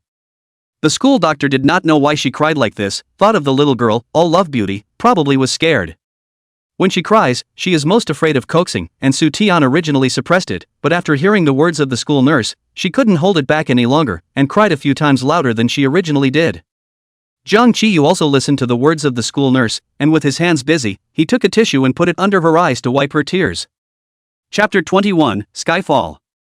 By this time school had ended and a few students came in from the infirmary and all looked toward them. Afraid of embarrassing her, the school nurse took them into the cubicle and then went out to greet the students herself. Closing the door, they were the only ones left in the house. Knowing that someone was outside, her cries slowly turned into low sobs. But there is still no sign of stopping. Jiang Qiyu replaced the paper towel several times and compromised first. "I'm sorry, I was wrong." Su Tian, "Oh. You, where are you wrong? It's me who's wrong, oh. I was wrong to speak so harshly to you, I'm sorry. It won't happen next time." Jiang Qi gave a sigh as he thought she was saying the opposite and rubbed her head. "No." Su Tian took the tissue in his hand and wiped her own tears and snot. "It's just my fault. I know myself that I can't eat chili fries and I still eat them, I know it's wrong." Question mark. Jiang Qiyu raised an eyebrow. "I regret it too, and I won't even eat it again. I'd be a dog if I ate it again." Suti's sobs subsided and she blew her nose at last. Lowering her eyebrows, she sat on the infirmary bed, her eyes red and her face red. Jiang Qiyu didn't expect her to be truly self-reflective, laughed a little, addicted, and rubbed her hair again. "It's fine if you know you're wrong, go wash your face, I'll send you home." What a talker. Su Tian pouted her lips and gave him a weird look. "Obviously you go home that way too." Jiang Qiyu pulled her arm to let her stand up, not forgetting to remind, "You also said I had a bad tongue this afternoon." Su Tian finished crying, feeling a little ashamed, gently broke away from his hand, and walked towards the sink by herself. She was about to unscrew the faucet when Jiang Qiyu suddenly stopped her and pushed the door open to go outside. "Wait, I'll go ask the school nurse if you can dip this face in water." Su Tian then stopped. There was a small mirror on the sink. She picked it up and took a look, and found that there was no sign of swelling except for a patch of red on it and a few small bumps that had sprung up. Much less swollen into a pig's head. Jiang Qiyu, lying to her again. It didn't take long for Jiang Qiyu to return. "You can wash your face, but use warm water." "There's no warm water here, so you can wash it at home." One says home. Su Tian wimped out again, his shoulders slumped and he looked blearily at the teenager standing in the doorway. Jiang Qiyu's long eyelashes twitched as he raised his eyes. "What? Can you not tell my parents?" Jiang Qiyu laughed lightly, wrapping his hands around his chest and leaning against the doorframe. "Still need me to say? This face of yours can see allergies from 10 meters away. It's not that." Knowing she couldn't hide it, Su Tian mumbled. "Is the reason." Her mom was already mad at her, and if she found out that she had secretly eaten chili fries and made her face look like this. Su Tian bit her lower lip. Jiang Qiyu looked like he was considering and didn't say anything for a while. I can give you money if you don't tell anyone. Su Tian raised the stakes for him. Do I look like a gangster or do I look like I'm short of money? Jiang Qiyu was angry and amused. When Su Tian thought about it, she switched currency to substance, then I'll buy you dinner. Afraid that he would say something that he looked like he was missing a meal, Su Tian added, otherwise, I'll owe you a favor, and I can satisfy you when you have a want. Jiang Qiyu blinked, looking a little heartbroken. Su Tian suddenly regretted a little, thinking whether the words were too big, so she added, it must be something that I can do, that does not violate the law and personal morals and social ethics, and that is not too forceful.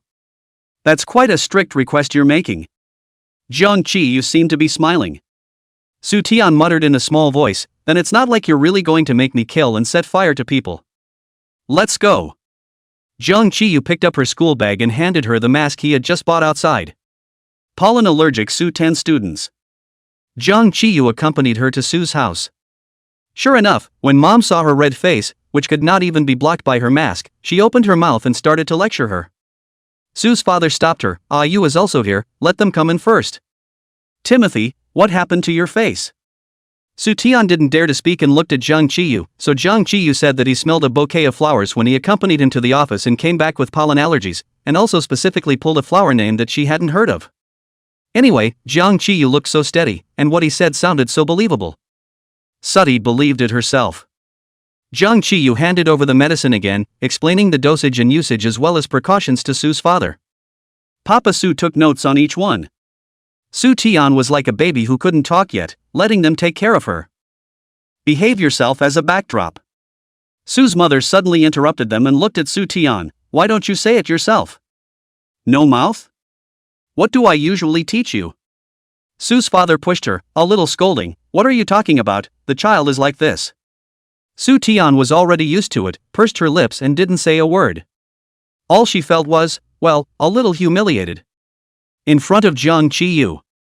Jiang Qiyu spoke up at the right time. Auntie and uncle, the main responsibility lies with me. Timothy accompanied me to the office in order to show me the way, otherwise she wouldn't have been allergic. With outsiders around, Su's mom didn't say anything more in the end, along with her anger at her test scores, which was temporarily suppressed for the time being. After chatting for a while, Su Tian went to wash her face and apply medicine accompanied by her father. Su's mom sent Jiang Qiyu out. That night, someone else posted a discussion thread in the long silent first high school forum. Does Skyfall's deskmate like Skyfall? After the last post made by ID Su referring to the transfer student as the Skyfall schoolgrass, these 4 words became his exclusive nickname, which in turn was reduced to Skyfall by all of you who frequently mix with the forums because it was too long. Someone quickly replied to the post. Second floor, does the owner like Skyfall? No one else replied to the main floor after 10 minutes, only this floor saw a spike in likes. Soon after, the owner replied to him. I'm male, thanks. The second floor replies to the owner, oh, you're A. The number of likes soared again. A minute later, the post disappeared into thin air. Another minute passed, and once again a new thread appeared in the forums. I heard that Skyfall went to the infirmary with his tablemates today. Second floor, pregnant? Third floor. Pinch mom, what breed of is upstairs? You're pregnant. Follow your early love interest to the school infirmary to see the doctor. A waterfall of ha ha ha ha ha ha ha ha ha ha ha ha ha under this level of comments. Soon after, the second floor deleted the comment itself.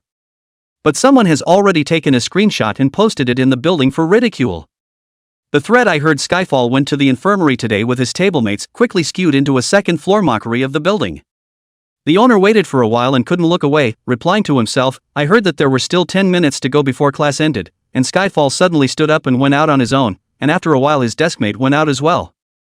Then they were seen going to the infirmary together. Chapter 22 Anyway, it's a very close schoolmate.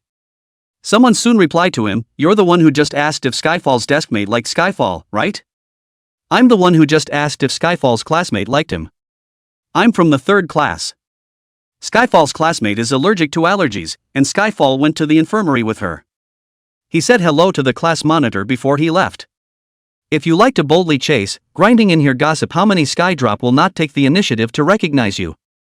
Owner replies, right, your whole ING family is. After saying that, he simply deleted the post. But since he deleted it so quickly, not too many people saw his denial, so the next day, the forum winds changed to "I heard that there is a going after Skyfall?" On top of that, there was indeed a portion of the girls gossiping about why Skyfall's tablemates were allergic to having Skyfall there with them. In the midst of a bunch of mean replies that implied jealousy, one straight guy said, "It's a good relationship," and was mobbed by the girls for days. The next day, Soo Taeyeon went to school with a mask and didn't even take it off for class. Someone playing the forums saw it and casually stole a mushy distant picture and posted it into the forums. The photo shows a patch of regional redness on her face outside the mask and a couple of red bumps on her forehead. Combined with the lighting issues during the photo shoot, which set off her entire face in an unpleasant way, it looked very serious indeed.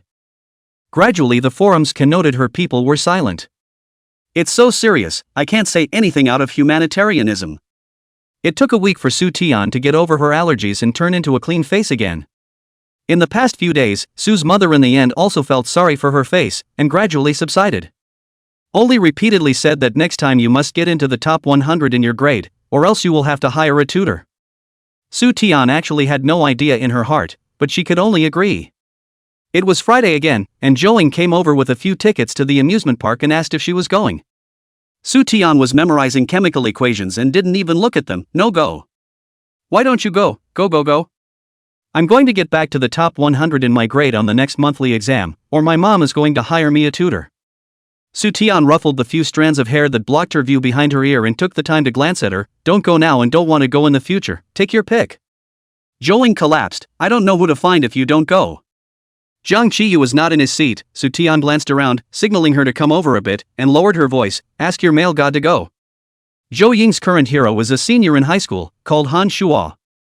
The two are in the water card recharge time to recognize. Recharge personnel accidentally Han Shuo's money are charged in the front of the line on the Joing card, cannot be withdrawn. Joing did not bring extra money, had to let Han Shuo followed her back to the class to get.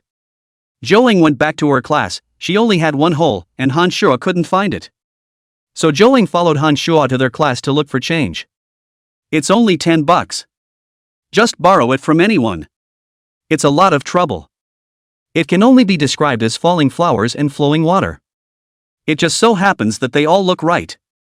Joing cupped her face and heatedly smiled. "Has been about, is afraid of only two of us is too embarrassing, well, so pull a few more people." Southern. She knew it. She looked up. "Aren't you afraid I'll be embarrassed?" Jang Chi-yu happened to come back, and Joing hurriedly made way for him, standing on the aisle and continuing, "I also have an appointment with Wei Sicheng, you won't be embarrassed." Jang Chi-yu sat down, sniffed, and swept a glance at them. Soo Taeyeon didn't even look. "Isn't Wei Sicheng training in the neighboring city? He's off that day." "I'm not taking that day off." Joing begged bitterly, "Good sister, just fulfill this marriage of my sister. I made you whole, who made me in the first 100. Are you going to study like this both days on Sunday? Study homework on Saturday and 5-3 on Sunday." Joing arranged it for her. "Then, like this, you'll do your homework on Friday afternoon and Saturday morning, go to the playground with me on Saturday afternoon, and do your 5-3 on Sunday." Soo Taeyeon seriously thought about it. It's actually not impossible, so she reluctantly took a step back and raised her eyes. "How many tickets do you have?" 6. "Then find a few more people, it's kind of awkward just for me and Wei Sicheng." "I'll call up Jiao Jiao then." Jiao Jiao was a girl from the second class next door, who was in the same class as the two of them in middle school and had a good relationship. Joing looked at the last ticket in her left hand. There is still one left to give to whom? "Hey, none of the former friends are in much contact now. How about Jiao Jiao alone?" Soo Taeyeon gave a perfunctory "Just don't let her and Wei Sicheng stay alone, it's weirdly easy to cause misunderstandings." If this ticket is not useful, Jang Chi-yu suddenly straightened up and looked at Joing, seemingly interested. "Can I have this ticket?" Soo Taeyeon's motion of copying down the equation gave way. "Ah." Joing was caught off guard and locked eyes with him, giggling a bit as she was mesmerized by the face value. Her brain didn't even go through the trouble of directly agreeing to it. "Okay." Soo Taeyeon watched as Joing very positively handed him the ticket. Jang Chi-yu smiled and said thank you to her. Jo Ying's breath stopped. She cursed her lack of talent and waved her hand at Joing. "Hurry up and go you, it's time for class." Joing giggled and walked away. Obviously not back yet. Soo Taeyeon put down her pen and looked at the ticket in Jang Chi-yu's hand. She didn't hold back and asked, "You like going to amusement parks?" "General." Jiang Qiyu looked at the ticket in his hand, lazily. I haven't been anywhere since I returned to China except for the airport, the station, school, and home. So I want to go for a walk to see what the country has developed into now. This reason was very convincing. Su Tian nodded. The city has changed quite a lot in the past few years. You really should take a good look. Jiang Qiyu glanced at her and suddenly remembered something and asked, Song Xingxing and Song Ying in our class? He was suddenly stuck, like he couldn't remember. Su Tian, Song Yingjing? Right. Jiang Qiyu nodded lazily. Are they brothers? No, they just have similar names, it doesn't matter. Oh. Jiang Qiyu laughed a little, his eyes turning as if recalling something. The looks are quite similar. Su Tian absurdly glanced over towards him and then complexly turned her head to look at her exercise book, resisting the desire to retort. But. Didn't mean to say that Song Star doesn't look good, it's just that Song Yingjing seems to be quite handsome, right? Still unable to hold back, she turned her head and said sincerely, why don't I take you to senior Song Yingjing between classes? You could be remembering the wrong person. You're quite familiar with senior Song Yingjing? Jiang Qiyu asked without moving. Su Tian nodded. It's quite familiar, he tutored me in my literature. Homeschooling? No, not really. Su Tian thought about it, some of it couldn't be said, so she said, anyway, it's a senior who was very close. Jiang Qiyu let out an oh, then why doesn't he tutor you in science? He's a liberal arts student. Su Tian replied before reacting, giving him a suspicious look. Why are you so interested in him? Chapter 23, Little girl, you look good in that dress. Just asking. Jiang Qiyu's tone was light. What? Only girls are allowed to gossip, no boys are allowed to gossip a bit? Su Tian was a bit shocked and looked at Jiang Qiyu as if she had never known him before. It's not that it doesn't work. She swallowed, it's just a little, it doesn't look like it. She looked Jiang Qiyu up and down again, and came up with a guess that was a bit outrageous but also reasonable when she thought about it. You. Jiang Qiyu glanced at her with a smirk, as if his heart was in the right place, interrupting her before she could speak out. What do you know about trouble coming out of the mouth? Su Tian silently stopped talking. Between the next class, Zhou came over again and said that Zhao Zhao had something to do on the weekend and couldn't go, asking Su Tian and Jiang Qiyu if it was okay for just the 5 of them. Jiang Qiyu, I don't have a problem with it. Su Tian thought for a moment, okay. Alright. Zhou looked at the time on the ticket, then we'll meet at 3 o'clock in the afternoon at the entrance of the playground. The time was just finalized. By Saturday afternoon. Su Tian washed her hair, took a hairdryer and dried it and tied it into 2 pigtails, hanging behind her ears on both sides in a good manner. Then began to pick out clothes. When you go to the playground, you may have to play some running and jumping items, so it's not convenient to wear a short skirt, or jeans are more appropriate. But would jeans be too plain? This is a rare opportunity to not have to wear a school uniform. Su Tian's eyes were torn between the closet for skirts and the closet for pants for a long time, but in the end, she went to choose the blouse first. She pulled out a new embroidered ruffled sleeve shirt that she hadn't had a chance to wear yet. A thin layer was just right for this season. Then she picked out a few more skirts and pants each from the closet full of them and put them together with the top to compare. After some hesitation, I went with a fringed denim skirt. Finally sat a small yellow duck crossbody bag, with a pair of marten boots. Su Tian looked at herself in the mirror, and then looked at the table, intending to go out now. As she walked to the door she trotted back again, taking off her boots and patting in an inseam. Well, that's more like it. Su Tian bounced out the door. Despite being deskmates living next door to each other, she and Jiang Qiyu hadn't discussed whether or not to go together. Su Tian didn't mention it, she thought Jiang Qiyu would take the initiative to mention it, but Jiang Qiyu didn't mention it either. Now that she went to him at the door, Su Tian was a little embarrassed again.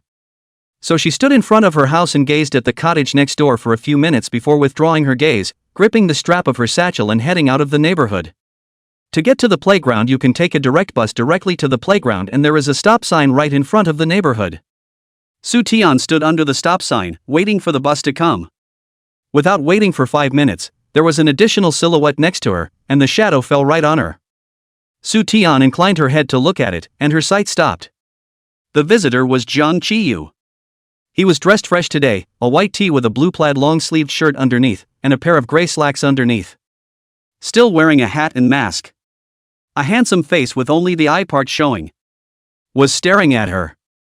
Su Tian was inexplicably a little nervous by his look, and wanted to find something reflective to organize her instrument. Those fox eyes curved a little. The voice came through a mask. Little girl, it looks so good on you.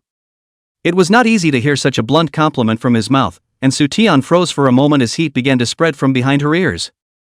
Jung Chi-yu slowly continued, rushing to a blind date now? You're a big head. Soo-tian glared at him. She didn't say anything. Jung Chi-yu instead moved 2 steps towards her, his index finger hooking one side of her braid to play with, quite handy. Soo-tian raised her eyes. No wonder the brain is bad. Soo-tian couldn't help it, can you not? Every day. All. Dislike me. Jung Chi-yu let go of her braid and laughed happily to himself, not teasing her anymore. Just when the bus came, Soo-tian huffed and puffed first on the bus, put the money into the box. It was not the morning and evening rush hour, and there were only 2 people on the bus. She found a single seat and sat down. After waiting for a while, Jung Chi-yu hadn't come over yet. Soo-tian looked just in time to see Jung Chi-yu holding the handrail of the car in one hand and holding a pound in the other. The driver and he looked at each other in disbelief. Jung Chi-yu let out a miscalculation. Southern. Unable to look away, she walked over, picked up the pound, and reinserted another coin in herself. Then went back to his seat. Jung Chi-yu followed her and took a seat behind her. The car started moving. Soo-tian kept looking out the window and saw the scenery outside constantly changing. When passing by a road, a flurry of yellow maple leaves were blown down by the wind, and the whole world seemed to be yellow. She pulled out her cell phone and snapped several shots. When she selected the photos after they were taken, she suddenly realized that several of them had 2 extra fingers in the upper left corner, out of place in the whole picture. Southern. She twisted her head and saw Jung Chi-yu comparing a yay and looking at him with her head inclined. Suddy, what are you doing? It's not. Jung Chi-yu put Beale's hand next to his own face, and took off his mask, his thin lips picked up and hooked out a smile, for you to shoot back. He's talking about that last time he caught her in the Cherry Blossom Avenue. Soo-tian had almost forgotten about this yard. She held out her hand. Where's your cell phone? Hand it over and I'll take a look. Look what the capture turned out to be. Soo-tian had a hunch that it wouldn't look too good. Jung Chi-yu shrugged his shoulders, didn't bring it here. You go out to play without a cell phone? Soo-tian was incredulous. Jung Chi-yu nodded his head, his tone rather accusatory. What cell phone do you bring when you go out to play? Just playing with my cell phone. Jung Chi-yu raised his hand for a bit too long, didn't see that she had the intention of wanting to shoot, and reminded, just give you one chance, I hope you cherish it. What chance? Soo-tian froze. Catch me. Soo-tian paused for 2 seconds, barely able to hold back her spit. She looked over to Jung Chi-yu who had one hand on by. Indeed. Is kinda cool. But what kind of capture is that? Hey. But under the temptation of beauty, Soo-tian still raised her cell phone, and when she was about to press the shutter, the person in the camera suddenly smiled at her, with red lips and white teeth, brilliant and shining. Soo-tian's hand shook, and he slapped him into a blur. She held her hand steady again and pressed the shutter again. This time it was a good shot. She looked at it, didn't hold back and then looked at it again. Jung Chi-yu put his arm on her seat cushion, and came over his face to look. Soo-tian glimpsed it in his afterglow, and his hand quickly pressed the power button, leaving only a black screen. Want to see it? Send me the one you took of me first. Jung Chi-yu let out a forget it then. Soo-tian threatened him, aren't you afraid I'll make you look ugly in the picture? No. He barely hesitated at all, but Sooty hesitated, why? Jung Chi-yu raised his eyelids, seemingly smiling, because you just looked at my photo for a full 3 times.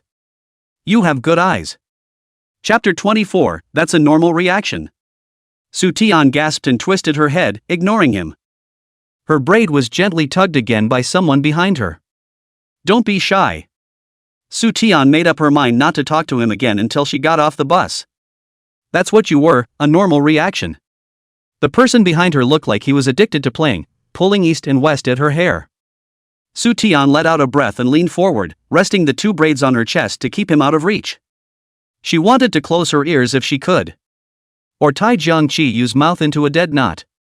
Their home is not far from the amusement park. The bus quickly arrived at the station. After the beep sounded, Soo-tian got off. Jung Chi-yu also followed her out of the car. Got out of the car and put the mask back on. Soo-tian looked at it. Very much keeping her promise, as soon as she got out of the car she started talking to him. Can I ask you a question? Why do you wear a mask every day? Su Tian had heard two boys discussing this when he passed by them once after class. A boy asked, that Zhang Qiyu from the next class, why does he wear a mask every day? The other boy rolled his eyes, acting cool attracts girls. Su Tian didn't think it was necessary. Obviously that face is more attractive to girls without a mask. Zhang Qiyu looked like he didn't expect her to ask this question and gave her a sly, dangling look. When Su Tian saw this look on his face, she felt that he must not have opened his mouth with any serious words. Sure enough. Too many people peeking at me, that shall not be blocked. Su Tian gritted her teeth, it's not like you have anything to lose if people look at you. Zhang Qiyu glanced at her and suddenly laughed, you're still fighting for them. He continued, hey, Tenny, you're not one of them, are you? Nauseated by the three words little Timmy, Su Tian shivered and turned around, heading in the direction of the playground. She decided not to talk to him again until she got to the playground. Narcissist. Zhang Qiyu slowly followed her, always 3 steps away from her. Angry? Just kidding. Su Ten didn't say anything. Okay, not teasing you. Zhang Qiyu put away his rambling tone and got a bit more serious, not caring if she listened or not, and said, wearing a mask is a habit I developed in England before. The weather in the district where I live is quite nasty, and rain and wind is a daily state. I didn't pay much attention to it in the beginning, but after I got the flu a few times I started wrapping up a little tighter. Su Tian listened in, did not hold back and said, then you cannot need to wear on now, our city's weather is suitable, the air quality is also good. Yes. Zhang Qiyu laughed, hooking the rope of the mask on one side to take it off, it's not a habit to go out and take one with you. Su Tian did not turn around, but she could hear Zhang Qiyu's voice change and smiled in a rather good mood. After a little more walking, the two became side by side. Zhouing arrived early and stood at the entrance of the amusement park and saw the two of them from a distance and waved at them. Su Ten waved her hand at her as well and ran over to her, looking from side to side, they both aren't here yet? Zhouing greeted Zhang Qiyu, then nodded, Han Shua's house is far away, so it should be soon. Wei Si Cheng has arrived in the neighborhood. Why is Hanshal still making you wait? Zhouing looked at her watch and smiled sweetly, instinctively speaking for him, it's because we came early it's not even the appointed time yet. Su Tian gave her a contemptuous look, who was it that said that a boy must arrive half an hour earlier than the woman on a date with a girl? Zhouing shrugged, it's different, you're talking about the situation where a boy likes a girl. My kind falls into the category of I like him, but he shouldn't like me as much as I like him. Then I'll just arrive early. Su Tian gave her a thumbs up. Zhang Qiyu stood by the side and listened to them, a thoughtful expression on his face. After Zhouing finished, she looked Su Tian up and down, touching her clothes and pulling her hair, Tian, you look really good today. The school uniform sealed at least half of your face value. Su Tian smiled and hooked her chin, not daring to touch her face with light makeup, not as good looking as you. As they were talking, they heard someone call out to them from afar, Su Tian, Zhouing. As soon as they turned around, Wei Siqing was standing across the street, holding a very large plastic bag in one hand and waving at them.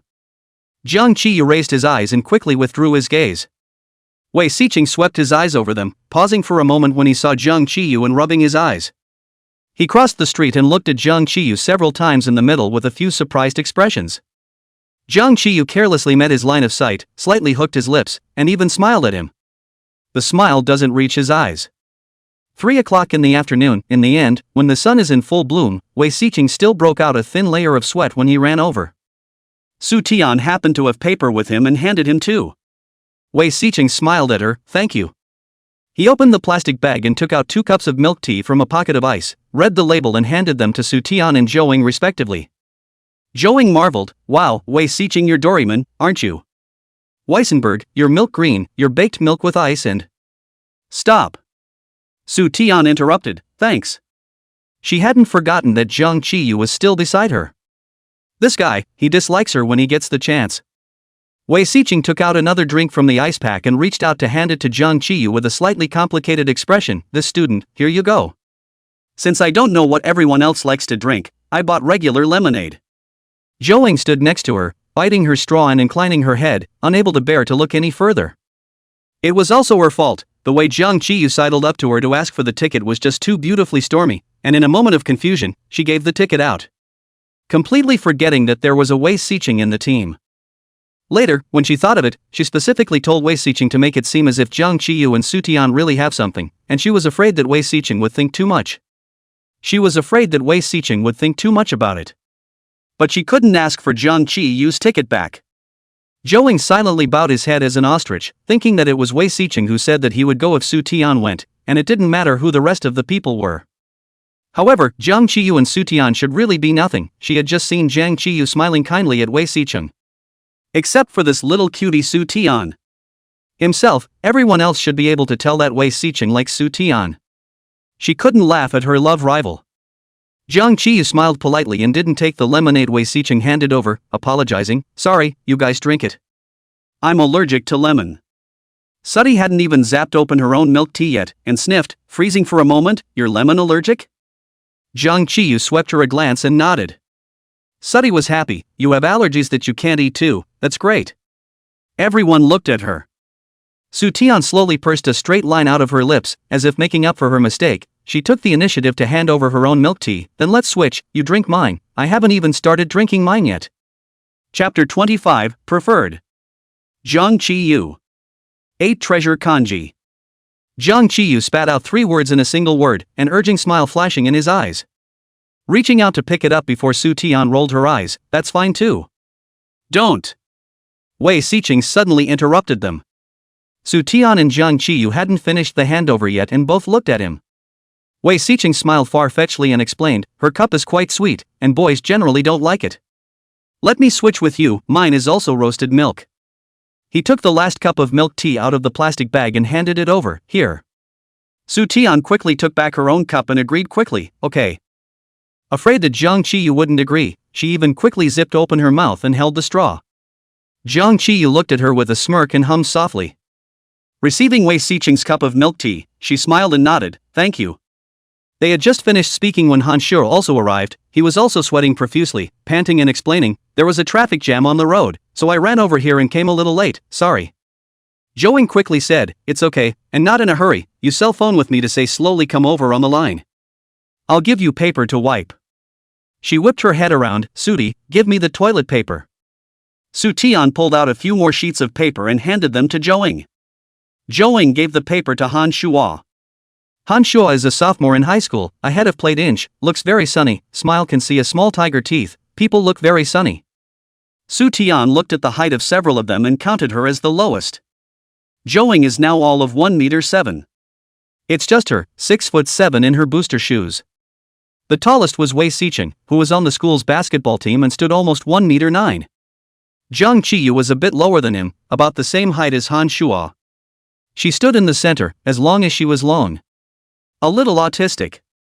Wei Siqing distributed the milk tea to Han Shuo again. The 3 boys are not familiar with each other. Zhou took the initiative to introduce, "This Su Tian, you know. This is Su Tian's younger brother, is also her deskmate Jiang Qiyu. This is Wei Siqing, with me and Su Tian junior high school class."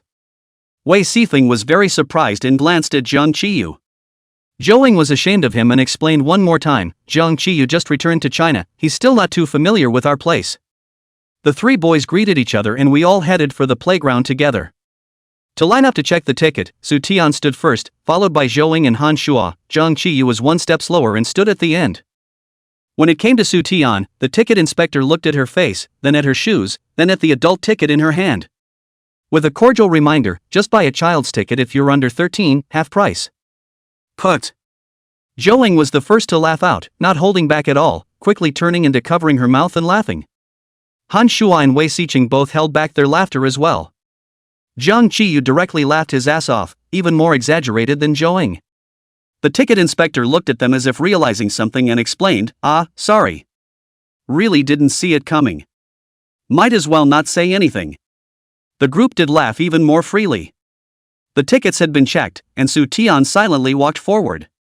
When all 5 people had checked their tickets, Zhou was still smiling, and the others were all in a state of having to laugh or not. Zhou was afraid that she would get angry and coaxed, "It's okay, you're only in your first year of high school, you'll still grow." Su Tian was depressed and didn't say anything, sucking on her milk tea.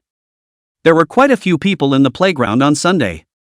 This playground was newly opened, and there were a lot of programs inside. Zhou stood in front of a signboard, looking at the dizzying guidelines painted on it, and asked for their opinion. where do we go to play first? Han Shua, ladies first, you guys pick. Joing didn't refuse. Su Tian, you choose first. Su Tian scanned the signage and pointed her finger toward the carousel in the very center. This is it. A laugh came from beside him that looked like it was accidentally not held back. Su Tian ground her teeth. She didn't need to look to know who it was. So she quickly raised her finger a little higher and pointed to the icon above the carousel. That's it. The atmosphere was suddenly silent. Joing, are you sure? Su Tian nodded while looking at the icon she was pointing at. It was a Halloween pumpkin with 4 words written next to it, haunted house scare. Suddy, dot. Zhang Qiyu looked at her expression and found it amusing, and also asked like Joing, are you sure? If anyone else had asked her one more time, Su Tian would have immediately switched to a different program. But it was Zhang Qiyu. It is. Zhang Qiyu. Su Tian gritted her teeth and nodded, that's it. Zhang Qiyu, okay. Han Shud also said it was okay. Joing thought about it. The dark and scary environment of a haunted house was most suitable for men and women in the ambiguous period to go together, so she nodded along. Wei Xiqing was left alone. Su Tian looked over. What about you? With a strange expression, Wei Xiqing looked at Su Tian and nodded stiffly. He was tall, and also stood with the light on his back. Su Tian didn't quite see his expression. So he also nodded and pointed to a road, this way. On the way, before being bored, Su Tian took the initiative to chat. Joing, how many times have you been to a haunted house before? 3 or 4 times. Joing recalled, but they were all small and not too scary. There are quite a lot of items inside this amusement park, and the size of the haunted house shouldn't be too big. I suppose so, the small ones really aren't scary. Can't put many props in it after all. Han Shua chimed in, I'd been to a medium-sized one once before, and that one had a mental hospital theme, with the entire haunted house built to look like a hospital. There were also a few graves in the backyard, just like being there. Su Tian glanced at Zhang Qiyu, who was lazily walking at the very edge, and felt that he was a bit out of place. Thinking that this person was the most familiar with her, she took the initiative to assume the responsibility of bringing him along, walking next to him and asking him, what about you? Have you ever been to a haunted house in England? Is it scary? Zhang Qiyu looked down at her and shook his head, no time. Are you busy? Su Tian asked again. Zhang Qiyu knew what she was thinking, his eyebrows arched, rarely disliked her, and was serious for a moment. It's okay, there are more things at school. It's very windy over there, so it's not really convenient to go out, and I don't go out too often. But once our school arranged a camping trip, and 10 meters next door was a cemetery. 10 meters, murmured Su Tian, probably comparing, a little silent. She couldn't help but spit out, is this any different than living in a graveyard? She continued, aren't you scared in the middle of the night? Didn't it ever occur to you that your friends next door would come over in the middle of the night to check out this rare group of strangers? She shivered herself at the thought. No, I had just arrived in the UK and my English wasn't quite good enough to communicate casually. So thinking that the ghost shouldn't get to me because whatever it said I could probably only reply with a excusing, can you speak Chinese? I didn't understand. The group laughed out loud. Wei Xiqing laughed and couldn't laugh anymore, wiping the sweat on his hands on his pants. Chapter 26, It's hard not to think about it. Haunted houses aren't hard to find. I should say it was very conspicuous. It was a simple 3-story building on a sprawling lot enclosed in an iron fence. A few old, dull-colored trees were planted next to each other, their leaves falling all over the place. The haunted house was decorated to look like an abandoned hospital, the walls old and peeling, a couple of bloody stretchers thrown in the yard, and a hospital gown torn to rags hanging over the fence like a flag fluttering in the wind. Every now and then, a few screams could be heard from inside. I don't know if it's the tourists screaming, or if the haunted house comes with its own sound effects. Su Tian and his group of 5 stood at the entrance of the iron fence, facing off with the Yeri building. Zhang Qiyu just glanced at it and quickly withdrew his eyes, biting the straw and drinking milk tea. His cheeks bulged briefly when he sucked on the milk tea, like a frog. Su Tian saw it and pretended to fiddle with her cell phone to try to snap a picture. He had already lazily finished the last sip of milk tea, took a few steps forward and threw the cup into the trash can aside. Su Tian squinted at her cell phone and didn't focus properly, only capturing a blue residue in the wall. Joing retracted her gaze and swallowed, it's still pretty big. She looked at Han Shua, is that what you just said? Han Shua shook his head and said after Joing breathed a sigh of relief, it's much more than this fake Xiaokong.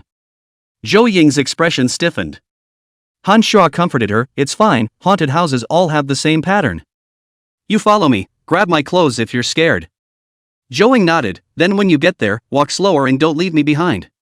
The two of them were in love with each other, and Su Tian looked around, just wanting to find someone to follow who wasn't afraid. The first time she saw Jiang Qiyu, who didn't have the slightest panicked expression, she considered for a second before firmly averting her eyes. No, she had to stay away from this creep. With his nastiness, he would only let out a scoff as the ghost scared her.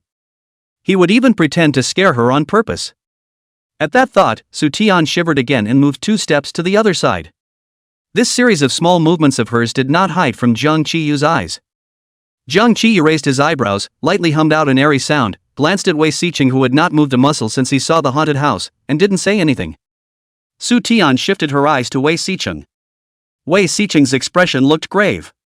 "Wei Siqing, are you afraid of ghosts?" Su Tian asked. Wei Siqing paused for a moment and said with little expression, "Not afraid." "Then I'll follow you later." Oh. Su Tian added. Wei Siqing pulled out a smile, a few drops of sweat broke out on his forehead. "Okay." Su Tian thought he was hot and handed him a few more sheets of toilet paper. They discussed it, and Han Shua volunteered to take the lead under Zhou Ying's bright gaze, with the two girls standing in the center, leaving Jiang Qiyu and Wei Siqing to break the back. The congregation unanimously agreed on the grouping. They were about to go in when suddenly they heard a loud scream and a strong-looking man ran howling from the first floor, slipping and crawling a few steps in between because he was running too fast, and rushed past them in what could almost be called a farting heap. Running out a few steps, he patted his chest in fear, reciting words in his mouth, "Holy, it's too scary, I won't come back next time. Fairy goddess, please bless me not to dream tonight." After saying that, as if he had just seen a few students looking at him, he scratched his hair in embarrassment and twisted his head away. Su Tian was silent for a while. "Just in case, let's make an appointment that we can't pretend to be ghosts to scare others." After saying that, he gave Jiang Qiyu an emphatic look. Jiang Qiyu blinked innocently. The others nodded along. "Get in." They walked into the courtyard in the promised formation. Probably because of the sunlight, the courtyard didn't look scary, and the blood on the ground looked fake. Because of this, they were all slightly relieved and their fear was reduced a bit. "The paint smells so heavy," Han Shua commented. "Yeah, it's just acrylics that smell so bad. And no mention of applying something expensive." Zhou pinched her nose. Su Ten was arm in arm with her, cautiously glancing around. She's actually only been to a haunted house once. Dad took her there, but it was a very childish kind. The walls were plastered with very large posters of demons and monsters. The entire haunted house is only 10 square meters in size, the middle of the house with a railing around the plastic model of several ghosts. Next to the introduction of each ghost hangs the card. "It's only a minute to walk around." At $5 a head, after shopping around and coming out, she felt her intelligence had been insulted. It was the first time she had ever been to a large, haunted house like this with a set theme and setting. She looked around, her curiosity temporarily outweighing her fear. Several people dawdled through the courtyard. Han Shua walked in the forefront, just stepped into the hospital door. The floor under the feet suddenly issued a squeak sound. A few people were still gossiping, at this time all by this movement scared to a halt. Half of their bodies were still bathed in sunlight at this point. Jiang Qiyu glanced at it. "It's fine, the wooden floor is just aging." Han Shua also saw it and stepped on it a few more times, deliberately making the floor make a very loud sound to dispel the fear, deliberately making. Before he could finish, he suddenly saw dark red marks under his feet, and when he moved his feet away, he stepped right on a bloody footprint. Han Shua's expression twisted for a moment. Zhou picked up. "It's just an effect done on purpose, let's go." Han Shua nodded and changed places to put his feet. Everyone else also unanimously avoided the few bloody footprints in the doorway. Jiang Qiyu, who was standing at the end of the line, saw the mark and gave a soft TSK, walking to the side in disgust. The hall was cold, and the ghastly white light bulbs hanging overhead gave off a not-so-bright light, a completely different atmosphere from the courtyard that boasted sunlight. The cold air was enough to send chills down one's spine just by standing inside. Just the few floors in the doorway were wood and looked like they were overwhelmed. The flooring in the halls is normal tile. Because it's tile, some of the marks are more visible. Like bloody footprints, handprints, and marks that look like heavy objects dragging straight across the floor. It's hard to get people not to associate. Zhou laughed dryly in order to ease the atmosphere. "Have you guys looked at the introduction of the haunted house hanging at the entrance?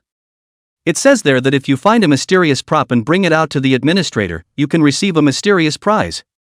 Su Tian couldn't bear to hit her, and casually echoed a couple of sentences, well yes, I don't know what the prize is either. Meh. A cold laugh suddenly came from behind him. Su Tian subconsciously thought it was Zhang Qiyu, and said in a bad mood, Zhang Qiyu, you don't always look out of place, okay? She looked back to glare at Zhang Qiyu, just to see Zhang Qiyu looking at her innocently with raised eyes, as well as Zhang Qiyu's furry head hanging upside down at the back of his side. Su Tian's grip on Zhou Ying's arm tightened violently, and Zhou Ying let out a cry of pain, and before she could say anything, she saw Su Tian violently twist her head, her expression very twisted. How? Zhou Ying wanted to follow and look back, and before she could twist over, she heard Su Tian close her eyes tightly and say incoherently, don't turn back. Quickly go forward. Chapter 27, Stimulation. It took the greatest amount of patience in her life for Su Tian to suppress a scream that almost broke out of her mouth, but her voice tone was still 8 degrees higher due to the excessive shock. In this horrible atmosphere, the companions immediately understood her meaning, all screaming frantically running forward. Seeing that the long corridor is coming to an end, running in the forefront of Han Shuo panicked, casually pulled open the door of a nearby room and rushed in. Zhang Qiyu seemed to have come to playhouse, although he also ran fast after them, he was calm and still had the ability to observe the surroundings. Only it was too late to pull him back when he saw what the sign on this door said, and all four had already rushed in. Zhang Qiyu. TSK. Forget it, go inside. So he followed, leaving the door open. Wei Xiqing, who was standing next to him, gave him a horrified look and flew behind him to close the door. The door flung itself against the frame with a loud thud as if to give them courage. Zhang Qiyu. Wei Xiqing was in shock, his voice changed tone, we have to close the door, or else what about that something coming in? In fact, except for Su Tian and Zhang Qiyu who twisted their heads, no one else dared to turn around to see what it was. Just know there's something. Zhang Qiyu ignored him, thinking about how to word telling them the current situation would be gentler. The room was dark, and they had just entered before their eyes had a chance to fully adjust to the claustrophobia, as the group pulled out their cell phones and tried to turn on their flashlights. Zhang Qiyu pondered for a while to no avail, and felt that it would be gentler to say it straight than to beat around the bush and let them think about it in detail, so he said it straight without any psychological burden, this is a morgue, it's best not to turn on the flashlight first. Their movements all paused for a moment. Zhang Qiyu added, I might see something more exciting. It's surprisingly quiet. Zhang Qiyu vaguely seemed to see something in the corner that didn't belong to their team move, so he once again warmly reminded, there's a Mr. Actor standing in the corner furthest away from us. Sir, please don't move, we're all children, we just came in, and we're still weirdly scared. Mr. Actor. You don't look the least bit scared. Because of Zhang Qiyu's somewhat humorous words, coupled with the fact that after waiting for a while, nothing really came out to scare them. Everyone was a little less scared and started chatting. Showing, Zhang Qiyu, you have a lot of guts. Su Tian still can't forget the head that just appeared next to Zhang Qiyu, she now dared not turn back at all, tightly closed her eyes, relying on her small size to bury her face in Zhou Ying's back, is there anything around that can't be seen, is there anyone who can help me look? Zhang Qiyu had slowly adapted, he circled around, tisk, paused, and then tisk again. Kinda rich. He said quietly. Su Tian read out the meaning of don't look from these two-tone words in 5 words. Everyone else sniffed and deliberately averted their eyes from the room. Su Tian felt that the horror of this haunted house was a bit beyond her imagination, she slowly opened her eyes to try to adapt to the darkness of this place as soon as possible, and she didn't dare to look around, she lowered her head and trembled as she asked, why don't we go out? Everyone else nodded along and looked at Zhang Qiyu. Having only just come in, Zhang Qiyu had become their backbone. There was no window on the door, so he couldn't see what was going on outside. Zhang Qiyu added quietly, fine, but aren't you guys afraid that you'll just open the door and see something more exciting? The crowd was silent. Zhang Qiyu didn't mean to scare them. He had just looked around when he ran through the corridor and noticed that there were slide rails and surveillance installed on the wall above his head. The head that just suddenly appeared next to him was scratched through the slide, so someone should be behind the scenes. For the sake of the haunted house effect, I can't imagine that such a surprise would be arranged. Han Shuo asked, so, what should we do? We have to go out sometime, we can't keep cowering here. Zhou Ying quietly poked Su Tian, and when she looked at her, she winked and passed a look. Under such circumstances, Su Tian actually understood for a second, but she didn't say anything and was silent for a moment. Zhou Ying wanted Zhang Qiyu to open the door. After all, Zhang Qiyu looked like he wasn't scared at all. As long as Su Tian remembered that this was a morgue, she was uncomfortable and couldn't stay for a second. She wanted to get out in a hurry too. But she is a little more sensitive, thinking that if Jiang Qiyu was really not afraid at all, he would have pushed the door open and gone out. He should still be a little scared. So Su Tian blinked as if she didn't understand. A few people were very close to each other, and Zhou didn't dare to make too much noise, so she quickly gave up the idea. Jiang Qiyu was actually really not afraid at all. When he was a child, he was quite bold. A few years old, he dared to watch ghost movies alone at home, and always loved to pretend to be a ghost at night to scare Su Tian. Cried a few times. Looking at Su Tian now, she should have forgotten all these things. When Jiang Qiyu thinks about it now, he also feels that some of the things he did when he was a child were quite asshole. It's good to forget. He glanced at the little girl who only dared to look down at the tips of her shoes out of fear. The fact that he hadn't voluntarily pushed the door out was due to the fact that just now, Su Tian thought it was him who had yelled out the words as he sneered. Can you stop looking so out of place all the time? The overly calm man did seem as if he was a bit out of place with the 4 remaining men who were fast shrinking into quail's eggs. Jiang Qiyu thought that he would really affect their experience of the scary atmosphere, so he tried to say and do as little as possible, and followed them around for a good run. But a few people seem to be stuck here if he doesn't do it. Jiang Qiyu sighed silently and followed their example of trying to act a little scared, then said, "There's another way to cheat." Say. Jiang Qiyu nudged towards Mr. Actor. Well, I saw him holding a walkie-talkie in his hand. The 5 men pushed the door open and went out. There's nothing going on out there. It was shameful to say. Jiang Qiyu's proposal was to ask Mr. Actor to borrow a walkie-talkie and ask the director if there was anything outside. His exact words were, "Mr. Actor, I'd like to ask the director if there's anything particularly scary out there. A few of us are kids and kinda scared." Oh. The tone was as calm as reading a line. There are actually a dozen ghosts in the room, all lying on hospital beds pretending to be corpses. There was also one standing in the corner pretending to be a mummy. According to the original plan, when tourists approach this room there will be a device to remind them to get ready. If there are really tourists come into this room, they have to slowly sit up and jump over to scare the tourists away. But what they have now is this very calm boy who comes in, points out their presence, and then politely begs them not to get up and scare them. When the mummy didn't move, the dead bodies didn't move either. So stalemate for so long, mummy's okay, but the dead bodies are unable to take it, lying straight in the sample bed lying on their backs ache. Chapter 28 Whether to apply the current crop. Therefore, after Jiang Qiyu begged them for the second time, a corpse could not stand it any longer, sat up from the bed, and held his old waist. "Hey, I really can't do it anymore." "I'll do it, I have a walkie-talkie, I'll help you ask if there's anything at the door." The other dead bodies followed suit, sitting up and moving their bodies, and the mummy sat down on her tired butt. The scene was so fantastical that Su Tian and the few of them stared dumbfounded at the scene.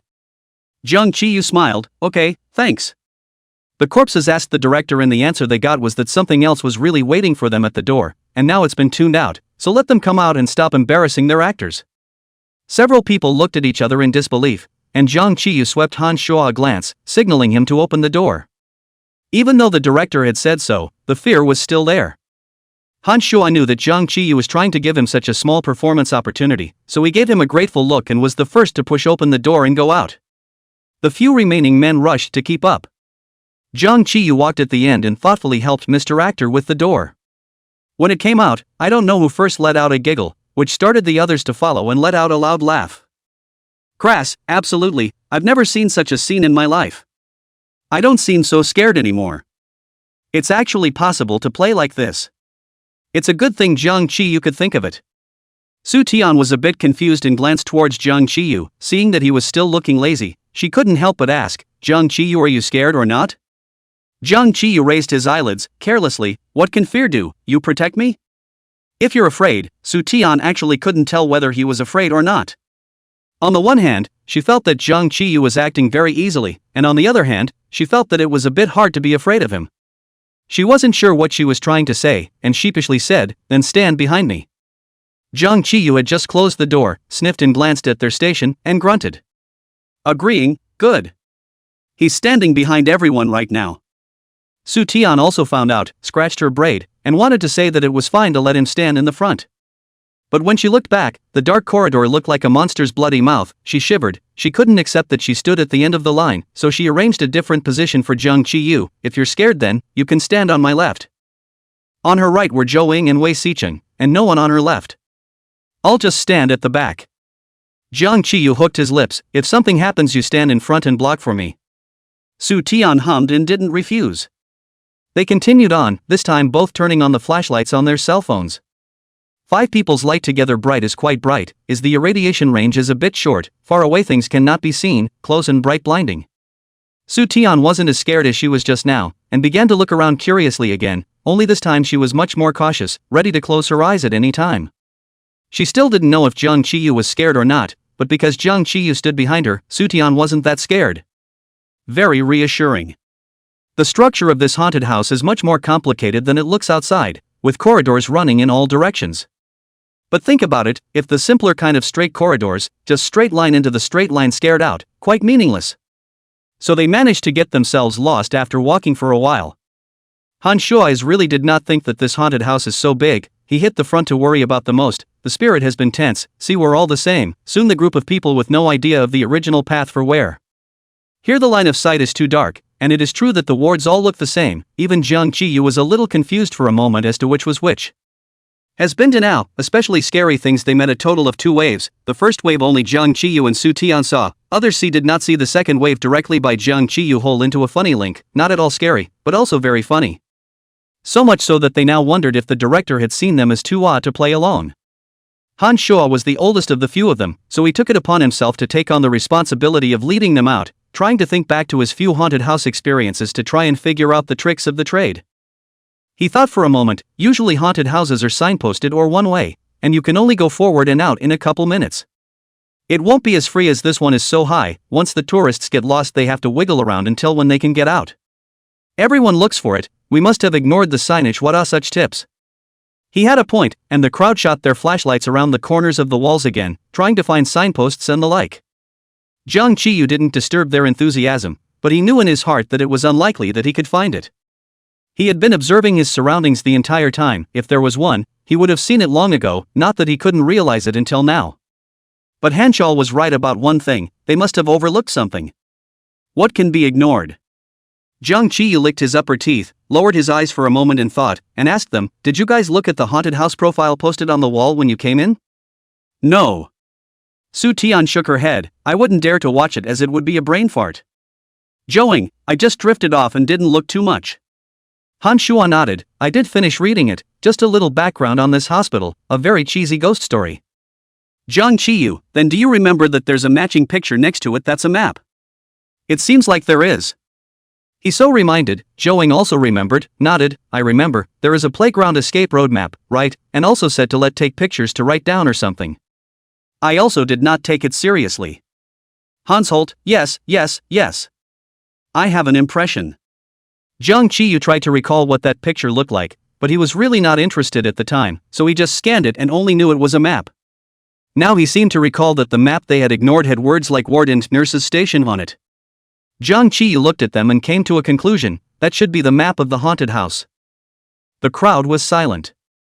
So, Joing said quietly, he's asking for pictures not so we can memorize the escape route just in case, but so we can take pictures of the road map of the haunted house so we know how to get there after entering the haunted house? Sati started sliding her cell phone, so did you guys take a picture? Joing Han Shua both shook their heads. Su Tian's fingers on the screen fast scratching, as if afraid of others to see the other hand also false cover a little. Jiang Qiyu did not intend to look at her screen, but because of the height and standing advantage or let him see her cell phone pop up a dialog box. Whether to apply the current crop. Su Tian nodded yes quickly. Only after ordering did she sheepishly glance to her left and then to Joing and the others and said, I got the shot. Chapter 29, Su Tian definitely can't go up. Jiang Qiyu was standing right behind her on the left. Su Tian held her cell phone up to the center, and Joing Han Shura gathered around the tiny cell phone screen to look at it, and Wei Siqing also came over. Jiang Qiyu stood behind and took a glance, did not go over to see, went and had no place, the 4 of them had been surrounded.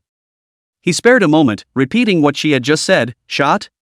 Su Tian's afterglow could see him, her heart beating a little fast. She nodded stiffly, I looked at the painting on that wall and it was quite realistic, so I just took a picture with my hand. Joing zoomed in to look at it for half a day and picked up, how did you shoot this, the size is so strange and blurry. Sutty, just a random shot, I would have deleted it. Oh. Joing was also just talking casually and didn't take it too seriously. After all, it would be nice to have it. Su Tian pretended to glance at Zhang Qiyu without thinking, saw that he was staring straight at himself, quickly averted her gaze, and coughed lightly as if her throat wasn't too comfortable. I don't know if she was too vain or if Zhang Qiyu was really perceptive to this extent. This photo is the one she took when they were still outside, when she captured Zhang Qiyu's ugly photo but didn't get a good one. Since the focus was on the wall, Zhang Qiyu's entire person was a blur, so she deleted it. It was only just now when they mentioned that there was a map on the wall that she suddenly remembered that she seemed to have inadvertently taken a picture of it, so she hurriedly flipped it out of the recycle bin. Couldn't tell if I was mad at her or myself.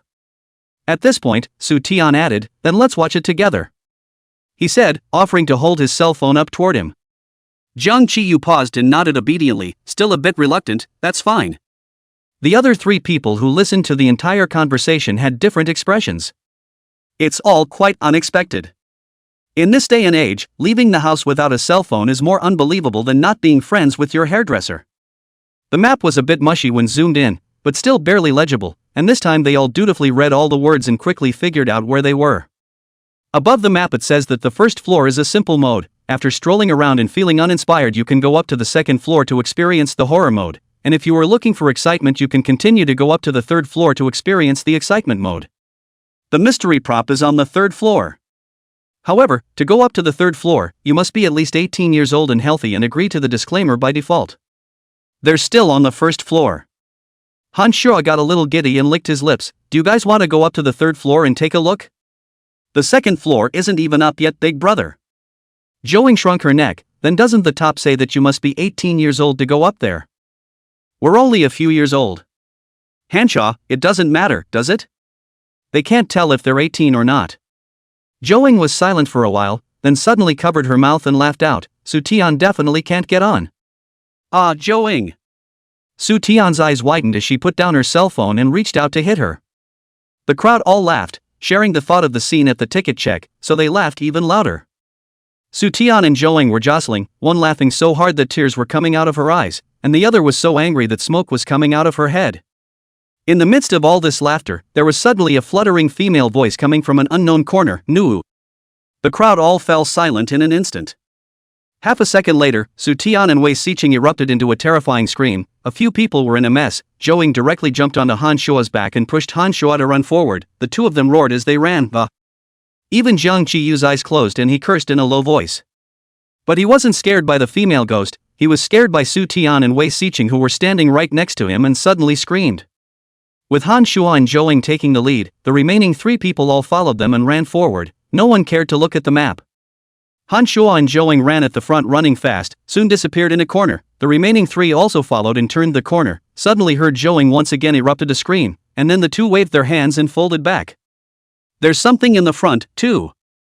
So the rest of the people also blindly followed him to run up the stairs. On the second floor opposite the stairway there was a large L-shaped table, and several people all ducked inside, holding their heads for a full 2 minutes. Su Tian screamed for a while before someone grabbed her wrist. This almost didn't make her cry out in fear, thinking that she was grabbed by a ghost. Then she heard someone saying steadily in her ear, "Don't be afraid." Su Tian trembled and screamed for a while longer, her voice gradually becoming lower and lower, and soon she was voiceless. She saw Zhang Qiyu half squatting right next to her, his bony hand steadily holding her arm, his eyes also calmly looking at her. Su Tian was infected as if by the emotions in his eyes, and quickly calmed down as well, holding her chest to catch her breath. Zhou and Han Shua shrunk into a ball. Han Shua in the end is a little bit older, after screaming for a while also quickly came back to his senses, patted Zhou who was still screaming next to him, and soon she stopped screaming as well. Only Wei Xiqing was still holding his head, a man cowering under the table and yelling frantically. "This lung capacity, it has to be 6,000. Zhang Qiyu whispered, his voice was small, only letting Su Tian hear it. Su Tian felt funny, reached out and patted Wei Xiqing trying to tell him that it was okay. Zhang Qiyu didn't have time to stop him. Wei Xiqing had already violently pushed Su Tian out of the room, his mouth screaming, "Get out!" Su Tian was originally squatting, her feet were not good for borrowing strength, so she fell out violently, directly kneeling in the back Zhang Qiyu's arms. Chapter 30, Run. Zhang Qiyu was similarly squatting, his posture not very stable. When Su Tian pounced on him, he was also knocked into a sitting position, and only managed to stabilize himself by striking the ground with his palms. Su Tian didn't react as fast as he did and directly hit Zhang Qiyu's shoulder head-on. The impact made her dizzy and her eyes were starry. Lying on Jiang Qiyu's body, she was confused for half a day and didn't get up. Jiang Qiyu also grunted, but remembered to quickly raise one hand to protect her forehead. Zhou also saw the scene and rushed over to help her, while Han Shuo shouted at Wei Xiqing, alright. There are no more ghosts. We're safe. Su Tian supported Zhou Ying's arm, she just scared her legs soft for a moment, did not get up and sat back. Jiang Qiyu covered his chest and stifled a grunt. Su Tian found something strange and lowered her head, and only then suddenly realized that she was sitting across one of Jiang Qiyu's legs. Su Tian suddenly got energized and jumped away from his lap violently, feeling all right from his neck up. Sister, Jiang Qiyu sat on the ground with his legs open, both hands propped up on the ground. His tone was diffident and low and muffled, alive with a gangly hooligan. Next time, lose a few pounds and sit again. He, the bottom of the mat, was hit the hardest, and at this point he was still laughing out loud, or brother eat fatter. Zhou turned her back and excitedly stared with wide eyes covering her mouth in a silent scream. Su Tian's entire body froze in place, living as a reddish statue. It's really... That's enough. Soon Wei Xiqing also stopped screaming and looked around in terror. Han Shuo came over and pulled Jiang Qiyu up. Is brother okay? Jiang Qiyu moved around for a bit and didn't feel anything strange. It's fine. Wei Xiqing was still out of it. Gone? Really gone? Han Shuo is also quite incredible, patted his shoulder. Can't see thought you were the only one who was tall and bold. Wei Xiqing had nothing to be embarrassed to admit, he was self-conscious that he had already lost his face and numbness today. I've been most afraid of this since I was a kid, I was really scared to death just now. Then you still agreed to come to the haunted house. That's not giving up your life. Zhou pinched the center of the human body before she was able to detach herself from the wave of beauty storms that had just hit her, and went over to help the still stiff Su Tian. Are you alright? Su Tian shook her head, still in a trance. It's fine. Zhou said, Wei Xiqing, you just reacted really absolutely. Su Tian went to shoot you directly and turned to shoot her and Jiang Qiyu flying. Wei Xiqing didn't really know what he had just done, and subconsciously went to look at Su Tian. Are you alright? Su Tian shook her head repeatedly. It's fine, there are no bruises. Wei Xiqing looked at Jiang Qiyu again. It's fine, Jiang Qiyu smiled at him, his tone quite amiable. After Zhou made sure that Su Tian really wasn't in trouble at all, she stood back up next to Han Shuo. The counter they were staying at was similar to the front desk of a hospital, and it seemed pretty safe, so a few of the men crouched down again, catching their breath in place, and incidentally discussing where to go next. In their panic, they went up to the second floor of the haunted house, the horror mode identified on the map.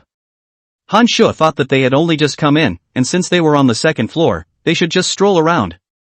Zhou was a bit abashed, but she glanced envious at the still squirming Su Tian and the rambunctious Jiang Qiyu, and felt that she hadn't accomplished her goal yet, so with a clench of her teeth, she followed suit and nodded her head. Stroll around on the second floor for a while, we've only just... Wei Xiqing scratched his head, although scary, yes kinda exciting. Everyone laughed. Only Jiang Qiyu hadn't commented yet, so Han Shuo asked him, brother, do you want to continue playing for a while? Jiang Qiyu nodded casually, I can do whatever I want, just keep playing if you want to. Han Shuo quite admired him and praised him from the bottom of his heart. Classmate, you really are, too brave, too much courage.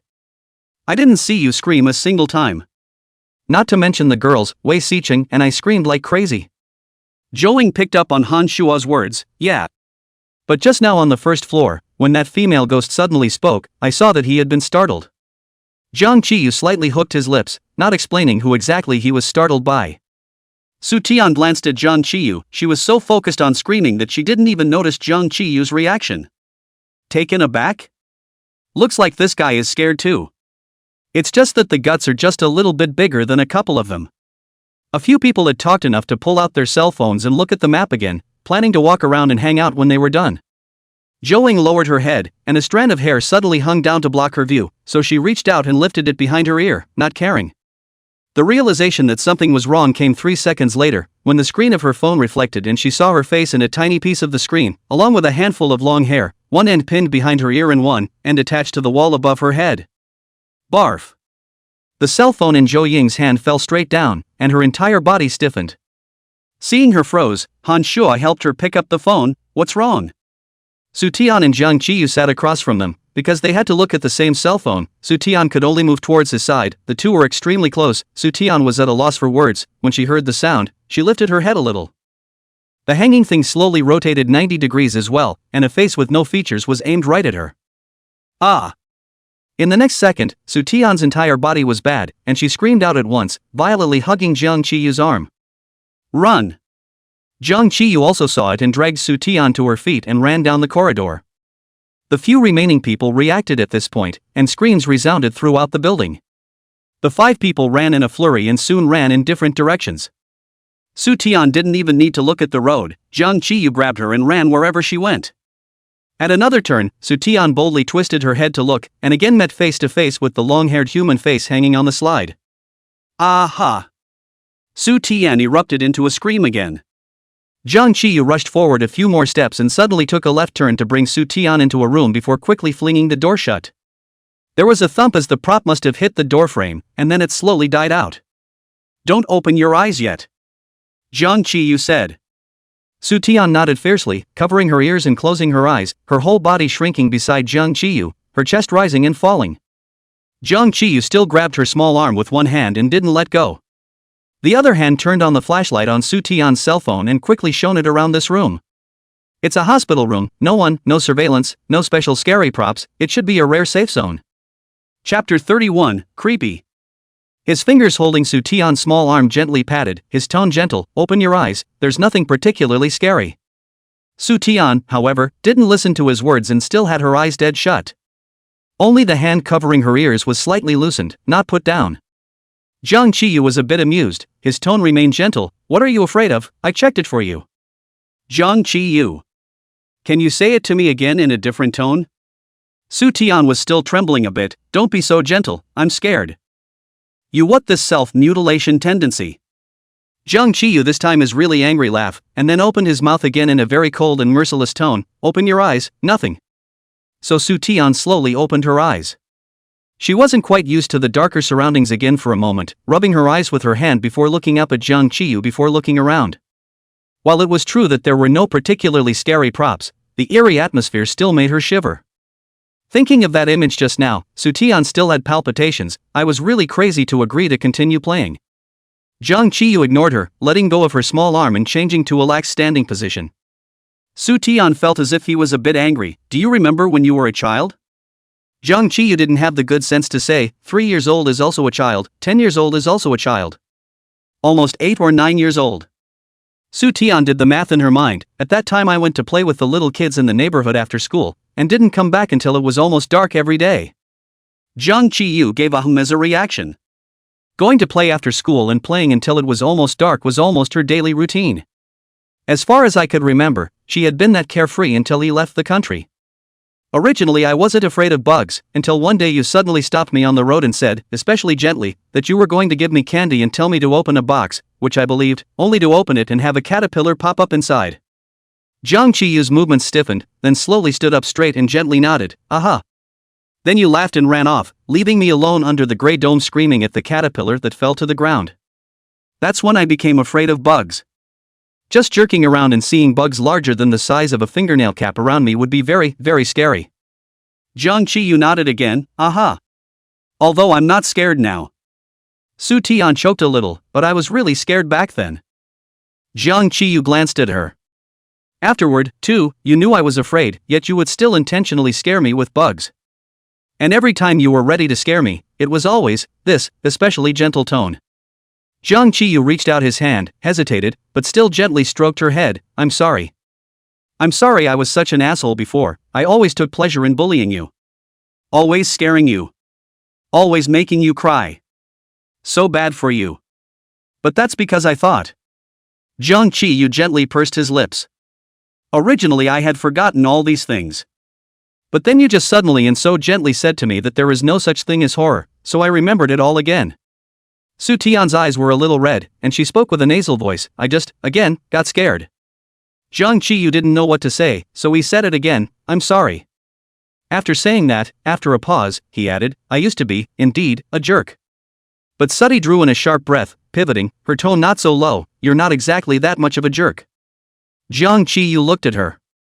Although you left me with a very deep psychological shadow at that time, there were times when you were still very good to me. Su Tian wiggled her fingers and counted them one by one, my mom was strict and wouldn't let me eat street food, so you would secretly bring it to me when you came back from the outside when I was sick at home, you would help me carry my daily homework. Even though I didn't really want you to carry it over when I was bullied by the seniors at school, you would also help me beat them up, even though I remembered that you didn't seem to win. Bullied, and you would help me beat them up, although I remember you didn't seem to win either. Nonsense. Jiang Qiyu interrupted her. I, Wutong little bully, have never lost a fight. Sycamore Elementary School was the elementary school they attended at the time. Well, Su Tian barely gave him a few moments of face, still won a few times. Jiang Qiyu, actually, I haven't fought often, don't talk as if I've fought many times. Jiang Qiyu, I, Wutong Elementary School bully. Su Ten didn't know where he got the face. Before the 3rd grade, Jiang Qiyu was really a bare child, learning is not as good as her, but also day after day because of mischief was called parents. Jiang Qiyu, in 4th grade, could only barely be considered one of the schoolboys. That year he made rapid progress in his studies, and his character was suddenly much more composed, becoming mature almost overnight. Su Tian had only known the calm Jiang Qiyu for a year. When she was about to enter 5th grade, Jiang Qiyu moved his family abroad. That afternoon, quite suddenly, the cottage next door was empty.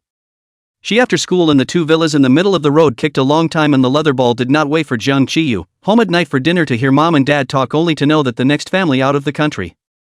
That one of the 2 things she feared the most just disappeared from her world. She should be happy, Su Tian thought, God is still good to her. Life without that nightmare brother next door is sunny and cloudless. Within a few more years, Sudi wasn't too scared of bugs anymore. Everything is on track. Jiang Qiyu patted her head again, patting the ball like a leather ball, lazily. Aren't you still quite happy that I'm leaving? Suti, honest and reserved, nodded. Then there was a knock on the head. Jiang Qiyu laughed coldly. It's just that I'm back again, angry or not. It's useless to be angry. This time, I've really settled down. I'll hang around in front of you every day, pissing you off. Su Tian rubbed her head, thinking that this person was simply hopelessly childish. She was just about to say something to dislike him again when the cell phone held in Jiang Qiyu's hand suddenly rang, a voice call from Zhou Ying. Jiang Qiyu handed the cell phone back to her. When Su Tian connected, Zhou Ying's pitiful voice came from over there. Tian, how is it on your side? We're trapped. Ha? Han Shuo and I ran far away and then ran into a female ghost that kept chasing us. Just now we found a house to hide in, but that female ghost kept knocking on the door as if she was fighting with us. Zhou Ying said and brought her cell phone towards the door. Su Tian vaguely heard a few sounds, creeped out, and hurriedly took her cell phone away from her. You're with Han Shuo now, aren't you? What about Wei Xiqing, is he with you? It's just me and Han Shuo. Wei Xiqing ran faster than all of us, not a moment later it was gone, couldn't even pull him. I can't stand it, Tenny, you come and save me. Chapter 32, so I'll barely lend you an arm to hold. Su Tian finally had a chance to mock her, coldly grunting, smugly, can't take it anymore? Want me to save you, beg me? Do you have any self-awareness at all, Sudi, that I'm here for you to save me? As the words fell, a sound of a slamming door suddenly came from the other side of the microphone, and Zhou Ying's voice stopped. Su Tian heard Han Shuo curse, no way. Immediately followed by Zhou Ying's trembling voice, to not be so realistic, I'll also smash the door. He will not really smash the door open. Su Tian heard it, she thought it was impossible, so she scared her without any psychological burden. Maybe a female ghost with an axe, it sounds so scary. Zhou Ying also thought it was impossible, but that didn't stop her from thinking down Su Tian's line of thought, and the more she thought about it, the more horrible she felt. Goosebumps rose all over her body, and she angrily shouted into the phone, Su Tian, I want to see your silhouette within a minute, or I'm going to send your ugly pictures to my friends. Oh, so scary. Su Tian replied indifferently, rubbing her neck and thinking back, but do you remember that ghost movie our class showed last time? It was something about a woman with high heels or something? The female ghost that was slamming the door didn't know if she was wearing high heels or not. Although their class did show a ghost movie, she didn't dare to watch it and kept her head down as she worked on her problems. The high heels were something she made up. But that was enough for Zhou Ying to brainstorm a big scene. Sure enough, Zhou Ying was even more devastated after hearing this, but she still didn't give in, never bow down to evil. Su Tian began to mobilize the few horror memories in her head again, preparing to pick a few to tell her about. Before she could get a clue, Zhou Ying suddenly shouted, Jiang Qiyu. Are you next to Su Tian? You're definitely next to her or she wouldn't be so bold. Jiang Qiyu, you come over to get us out, I'll send you Su Tian ugly pictures. Su Tian didn't expect her to come up with this, and was instantly alert. What? Can't. By what right? Deal. The two voices finished almost simultaneously, one after the other. Su Tian felt a bit ridiculous, looked at her cell phone and gritted her teeth. Joing, you're toxic, right? Ha! I heard that. Great God, Jiang. We can't figure out where we are ourselves, anyway it's on this floor. Slamming the door so loud trouble you find it. Hurry up and come, I really want to give the haunted house boss a knee. Okay. Jiang Qiyu replied succinctly. Sudi held up her cell phone and felt like a cutie. She hung up the phone straight away, her beautiful eyes glaring angrily at this man standing next to her. You really want to go? Promised, of course I'll go. Jiang Qiyu looked at her with a meaningful smile. Zhou lied to you, she doesn't even have an ugly picture of me. Who wants to see your ugly pictures? Jiang Qiyu raised his eyebrows, still looking at her with some accusation, seeing death and saving lives, not even friendly to your classmates. Who believes it? Who believes? Who just answered the deal so fast? Su Tian ground his back teeth in anger. Jiang Qiyu really walked towards the door, making a gesture to open the door. Su Tian hurriedly followed a few steps, grabbing the corner of his clothes for fear that he would run away. A hint of teasing flashed in Jiang Qiyu's eyes. You want to go too? Actually, it's fine if you don't go and stay here to wait for me. Sudi was still grinding her teeth. What the hell? Originally, she had planned to scare Zhou a bit and dragged Jiang Qiyu there, but it turned out to be better now. Not only did she have to go, but she also had to accept that Zhou would send her ugly pictures to Jiang Qiyu. She couldn't really stay here alone. Female ghosts with axes, long-haired faceless heads hanging from roofs, the sound of high heels snapping on the ground. Su Tian shivered, forcing herself to divert her attention from thinking about these messy things. She looked straight at Jiang Qiyu, sort of completely understanding what it meant by wind and water. Go. I'll go. Emphasized again. She would like to see how that dead girl Zhou dared to send her ugly pictures to Jiang Qiyu under her nose. Jiang Qiyu gripped the door handle. Don't scream. Sudi didn't respond. Huh? He had already pulled open the door. The corridor was a bit more light, and the long-haired, faceless head hanging upside down just barged right into Su Tian's line of sight. Su Tian fiercely clutched Jiang Qiyu's clothes, wordlessly opened her mouth, and really didn't scream out. Jiang Qiyu complimented her in a salty manner. There's progress.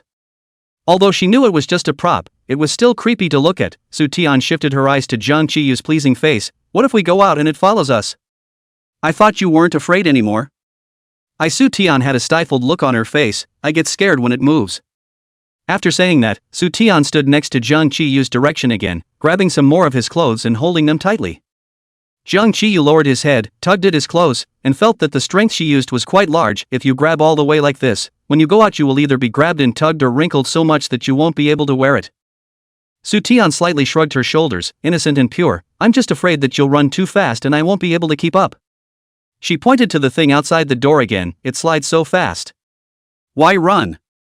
Jiang Qiyu glanced back at her and directly stepped out, his long arm reaching out and grabbing the human head's hanging hair.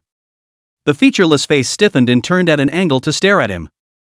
Su Tian was shocked by the scene. Whether it was the sudden turning of the prop head or Jiang Qiyu's bold and fearless move. Jiang Qiyu stretched out another hand and grabbed a handful from the other side, then hooked these two handfuls of hair left and right and twisted them together, and soon, a bow was made. Funny and hilarious. Su Tian was dumbfounded. Jiang Qiyu rather disgustedly clapped his hands and spread them palm up in front of Su Tian. Paper. Still confused, Su Tian foolishly took out a whole pack of tissues from his backpack and handed it to him. Jiang Qiyu pulled out 2 sheets, then held the remaining tissue between 2 fingers and stuffed it back into her backpack again. Afterward, he carefully wiped his hands. The paper towel he had wiped his hands on was rolled into a ball and stuffed into his pants pocket. Jiang Qiyu pointed to the huge bow on his head. Are you still afraid of chasing you like this? Su Tian silently shook his head. Okay, then go. Jiang Qiyu just took 2 steps forward and suddenly stopped again. Su Tian grabbed his clothes and followed extremely close, almost bumping into his back. What? Su Tian asked. Jiang Qiyu glanced at her. Did you hear the slamming sound? Su Tian quieted down and listened, only able to hear her heartbeat starting to beat faster and faster due to her excessive brainstorming. She shook her head honestly. Oh, I didn't hear it either. Jiang Qiyu said carelessly. He raised one hand and coughed lightly under Su Tian's speechless and puzzled gaze. I don't know how far it is from them, there might be scary things on the road. So barely lend you an arm to shake. Chapter 33, Your Sister Tim. Su Tian called Zhou. Are you still slamming doors over there? We can't hear anything in the hallway. Nope. Zhou stammered a bit. Timothy, you don't need to come over. Han Shuo and I have already gone out. Let's meet directly at the door. Su Tian was a bit skeptical. You weren't kidnapped by a ghost, were you? Well, then I'll just call the police if you don't see me downstairs. Zhou stammered and wouldn't let her go over. Su Tian guessed that it should be a bit related to Han Shuo, so she raised her eyebrows and didn't ask too many questions for the time being. Okay, I'm hanging up. I'll wait for you guys at the door. She handed her cell phone rest screen to Zhang Qiyu. Haunted house, this kind of place, her kind of courage. Cell phone, this kind of valuables, or put in the hands of Zhang Qiyu safer. Not going? Zhang Qiyu asked. Su Tian nodded. They should have already relieved themselves. Let's go out as well. If you still want to play, we can play a little longer. Zhang Qiyu looked around and nodded in the air. Here, several rooms have yet to be entered. He looked back at Su Tian, who was quietly staring at him with an expression that could only be described in 4 words. You're dreaming. Zhang Qiyu laughed a little.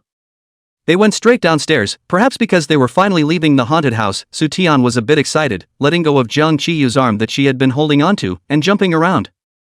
Zhang Qiyu glanced at her and said nothing, dropping his arm down. Stairs lead directly to the first-floor lobby. It was always impossible to still run into a ghost at such a short distance, so Su Tian relaxed a bit. So think of the next second, Zhang Qiyu suddenly grabbed her wrist. Su Tian was shocked, subconsciously inclined his head to look at Zhang Qiyu's clothes with his eyes downcast. His sight did not dare to glance around. What? Zhang Qiyu's grip on her hand loosened. It's fine, it was a mistake. Su Tian took a deep breath. You almost scared me to death. As she looked down, Zhang Qiyu's hand was wrapped around her wrist, and when she looked over, she quickly let go again. Su Tian felt that Zhang Qiyu was also scared, not too different from her, so she was in a good mood and took the initiative to raise a hand. Scared? Your sister Tian barely lent you an arm to scratch. A hint of cunning flashed extremely quickly in Zhang Qiyu's eyes, and he lowered his eyes to hide it for a moment. Through a layer of shirt fabric, he re-gripped her wrist and lazily said, Okay, then I'll trouble Sister Ten to bring me out safely. It was the first time he heard him call it that, and Su Tian couldn't help but look at him several times, pursing her lips and smiling. The two maintained such a pose to the first-floor lobby, neither bumping into anything else along the way. The light is just ahead. Su Tian couldn't wait to run a few steps, ran to the yard. The moment she was hit by the sunlight, she suddenly gave birth to a few touches, feeling that the world is so beautiful, the sunlight is so rare. Zhang Qiyu had let go of her hand when she ran out and slowly came to her side. Is the next item going to be a carousel? No. Su Tian covered her stomach. Hungry. When they come out I want to eat first. How come I didn't see Zhou and the others? They shouldn't be out yet, so go sit there first and wait. Zhang Qiyu pointed to the public seats not far away. Where are you going? Su Tian remembered that he didn't bring his cell phone. It's so big here, don't run around, right? Where are you going? I'll follow you.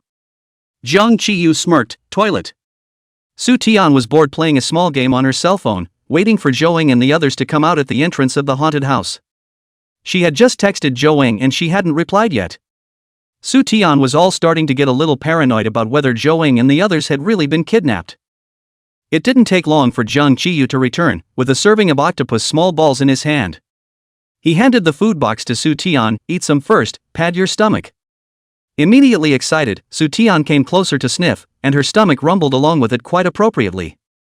She wasn't embarrassed and picked one with a bamboo skewer and put it in her mouth. The flavorful oily sauce exploded in her mouth and she sniffled contentedly, dragging out her voice and exclaiming, It smells so good. Be careful with the heat. Zhang Qiyu admonished and sat down next to her. As she ate, Su Tian asked, Do you eat? The bamboo stick is just one. Zhang Qiyu kindly reminded. Suddy thought for a moment, you can eat it by squeezing it in your hands. She also knew that she had said a nonsense, and turned her head in Zhang Qiyu's smiling eyes, concentrating on eating her own. Not having taken 2 bites, she remembered something and put down the bamboo stick again, looking suspiciously at the teenager sitting next to her. I thought you didn't have your cell phone with you? Zhang Qiyu hummed out in his throat, Aha! Didn't you bring the pounds? Suddy peered at his expression. Does the stall holder take it? Zhang Qiyu was silent for a moment, is not receiving. The octopus dumplings in her mouth suddenly became hot, and Su Tian paused for a moment. So how did you get them? People saw how good-looking I was and gave me one. Zhang Qiyu reached out and popped her on the side of the head. Eat yours. How is that possible? Su Tian rubbed her head. and her remaining light saw Jiang Qiyu's calm-side face. Okay. Is still quite possible. If the stall holder was still a girl. When a box of octopus small meatballs finished eating, Zhou and Han Shuo also came out of the haunted house one after another, and Su Tian's line of sight went back and forth on them for a long time without seeing anything. She gave up on the idea of gossiping for the time being, intending to wait until no one else was around to ask Zhou alone what had happened while she was away. Are you guys hungry? Let's go. Su Tian swept a glance at the four of them. Suddenly, Emile, where is Wei Xicheng? She suddenly remembered that she had said when she called Zhou that Wei Xicheng had run far away alone. He's not still inside, is he? Zhou froze for a moment after having begun to Wei Xicheng call, the prompt sound dozens of times, the other side or no one to pick up. She even sent a dozen messages over, wait half a day no one back. What to do? He's kinda scared of these, why don't we go in again? Su Tian looked at the 3 floors, the second floor isn't really that big, let's walk and shout, we should be able to find him soon. Zhou nodded along, a little worried, my god, I can't believe I forgot about him. I hope he's okay in there alone. It's not good at all for Wei Zelling to be alone in there. He was about to go crazy, and after being chased by 3 differently shaped ghosts one after another in a frantic flight, he managed to lose his cell phone. Without his cell phone also meant no flashlight or map, he was almost in a state of double blindness, cowering alone in an unknown corner and shivering. He only hoped that when Su Tian and the others realized that he was missing, they would find him as soon as possible. I don't know how long he stayed, but suddenly he heard the sound of his clothes dragging on the floor, very soft and ethereal, and coming closer and closer to him. Wei Xicheng soon broke out in a cold sweat again, his mouth silently memorized the teacher's table, while telling himself over and over again that this is an actor, this is an actor, this is a proper fake. Fake. He's also scared. Aww. He was crouching in a corner with his eyes tightly shut, with a wall all behind him and no way back. Something in front of him was slowly approaching. Very, very light footsteps. 3 steps left. Aha, big brother, big sister, don't you come over. 2 steps. If you come any closer I might hit someone randomly. 1 step. Thump. Wei Xicheng. Chapter 34, She is Hugged. It was the sound of a very strong push to open the door, then a familiar sweet voice called his name. Wei Xicheng could feel a few rays of light falling on his face, and at that moment he almost burst into hot tears. He suddenly developed a lot of courage, opened his eyes very quickly, swept the things in front of him. A moment Wei Xicheng breathing suddenly stopped. I sound violently will be low-hanging things lifted off the ground, after the line of sight is not blocked will fall on the front not far from the light standing against the body. Maybe it was because he was squatting, at the moment Su Tian's figure was so tall, yet still slender. Just once, just this once. In this panicked and rare opportunity. Wei Xicheng clenched his teeth, suddenly stood up and jumped towards the door, trembling, hugged her, his eyes gradually red. Then he closed his eyes. You came to find me. I knew you would come. The person in his arms struggled. Wei Xicheng's hot blood vaguely felt that something was wrong, but he had just experienced a huge panic, and now he was so immersed in the joy of this embrace that he couldn't think about anything. Silence, eerie silence. The person being hugged suddenly let out a soft "heh" in his ear. The tone of voice is slightly raised, the voice is like a clear breeze, moving like a cello that is played in a leisurely manner. But the tone is really not good, with a few points of ridicule and absurdity. It was a full 3 seconds before Wei Xicheng realized from the voice that something was wrong. Why was the person in his arms not as petite as he thought? Why was the person in the embrace talking right in his ear? Why is the person in the embrace hard and cackling, not at all the soft and sticky feeling imagined? The voice that moved him, however, sounded a little wispy next to him instead of in his arms, so is it true that boys' friendships develop so quickly? It was Sutton's voice. It's Su Ten's voice. Then who is he holding? Wei Xicheng opened his eyes and felt the person in his embrace who was almost the same height as him push his shoulders to push him away, so his eyes fell on a good-looking overdone face. Jiang Qiyu seems to smile and not smile, the tone is a little bit of gnashing of teeth, but also like a point of something else, good. You are really the first one. He didn't say it in full, so much so that one sentence left everyone in the room confused. Jiang Qiyu took a deep breath and quickly suppressed all his emotions, smiling very kindly at Wei Xicheng, you're welcome. It was in answer to that emotional dissection he had just made. In an instant, Wei Xicheng's face rose to a pig's liver color. After Jiang Qiyu finished speaking, he slowly glanced at Su Tian and settled for a second before looking elsewhere as if nothing had happened. Su Tian inexplicably felt a bit cold, so she rubbed the goosebumps on her body. Let's get going. 25 minutes later, they recovered Wei Xiqing's lost cell phone via surveillance in the haunted housekeeper's office. The phone fell out while he was frantically running away. Luckily it only broke the tempered film, nothing else was wrong with it. Only Wei Xiqing's face still didn't look too good. Probably because he was forced to watch it again, he wiped his tears and rushed up to hug Zhang Qiyu. Zhang Qiyu's face didn't look too good either. It was probably because he didn't expect that the first person to give him such a deep hug was Wei Xiqing. Zhou and Han Shuo, two emotional acquaintances, hold their laughter all the way. Only Su Tian remained cheerful, lamenting the marvelousness of boys' friendship while bouncing around the various food stalls. The jumping figure was so silly in the eyes of the four men. They followed that with a roller coaster and a Ferris wheel, and since it was getting late after too long a delay at the haunted mansion, it was a unanimous decision to play one last ride and head home. The last item was the carousel. It wasn't very fun to play. Su Ten picked a white unicorn pony, the size was just right to sit on, and Zhou also picked a good-looking one to sit beside her.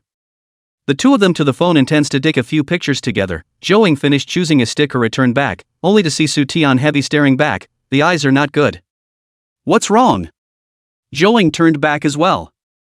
The large wooden horses that allowed adults to sit on them were occupied, and only 3 boys were seen straddling 3 different ponies, their superior height making it seem as if they were riding a small bench, their long legs all bent on the ground without exception. Zhou silently looked down and saw that her and Su Tian's feet were on the protruding sides of the wooden horse at just the right height. Let's let them go down, shall we? Su Tian grabbed Zhou Ying's sleeve and pointed at the 3 boys in the back. So the 3 men were driven down. The 2 men, who didn't mean to but still felt insulted, sat along for a while, then both came down in boredom. It's not fun, it's not funny. Next time, Su Tian thought, it would be better to find someone lower than her to play with. Zhou thought that it was fortunate that she had come with Su Tian. It was late, and the dark blue dome spread out overhead. To be safe, Han Shuo sent Zhou back. Zhang Qiyu and Su Tian's family are in the same neighborhood, can go together. Wei Xiqing is single and disheveled from the haunted house. Han Shuo remembered something, stifled a laugh, and slapped a palm on Wei Xiqing's shoulder. Brother, should I send you back? Su Tian looked at the body of these 2 people, and wondered to Han Shuo, if you want to send it is also him to send you back ah? Although Han Shuo is a year older, his physique looks like a size smaller in front of Wei Xiqing, the sports specialty student.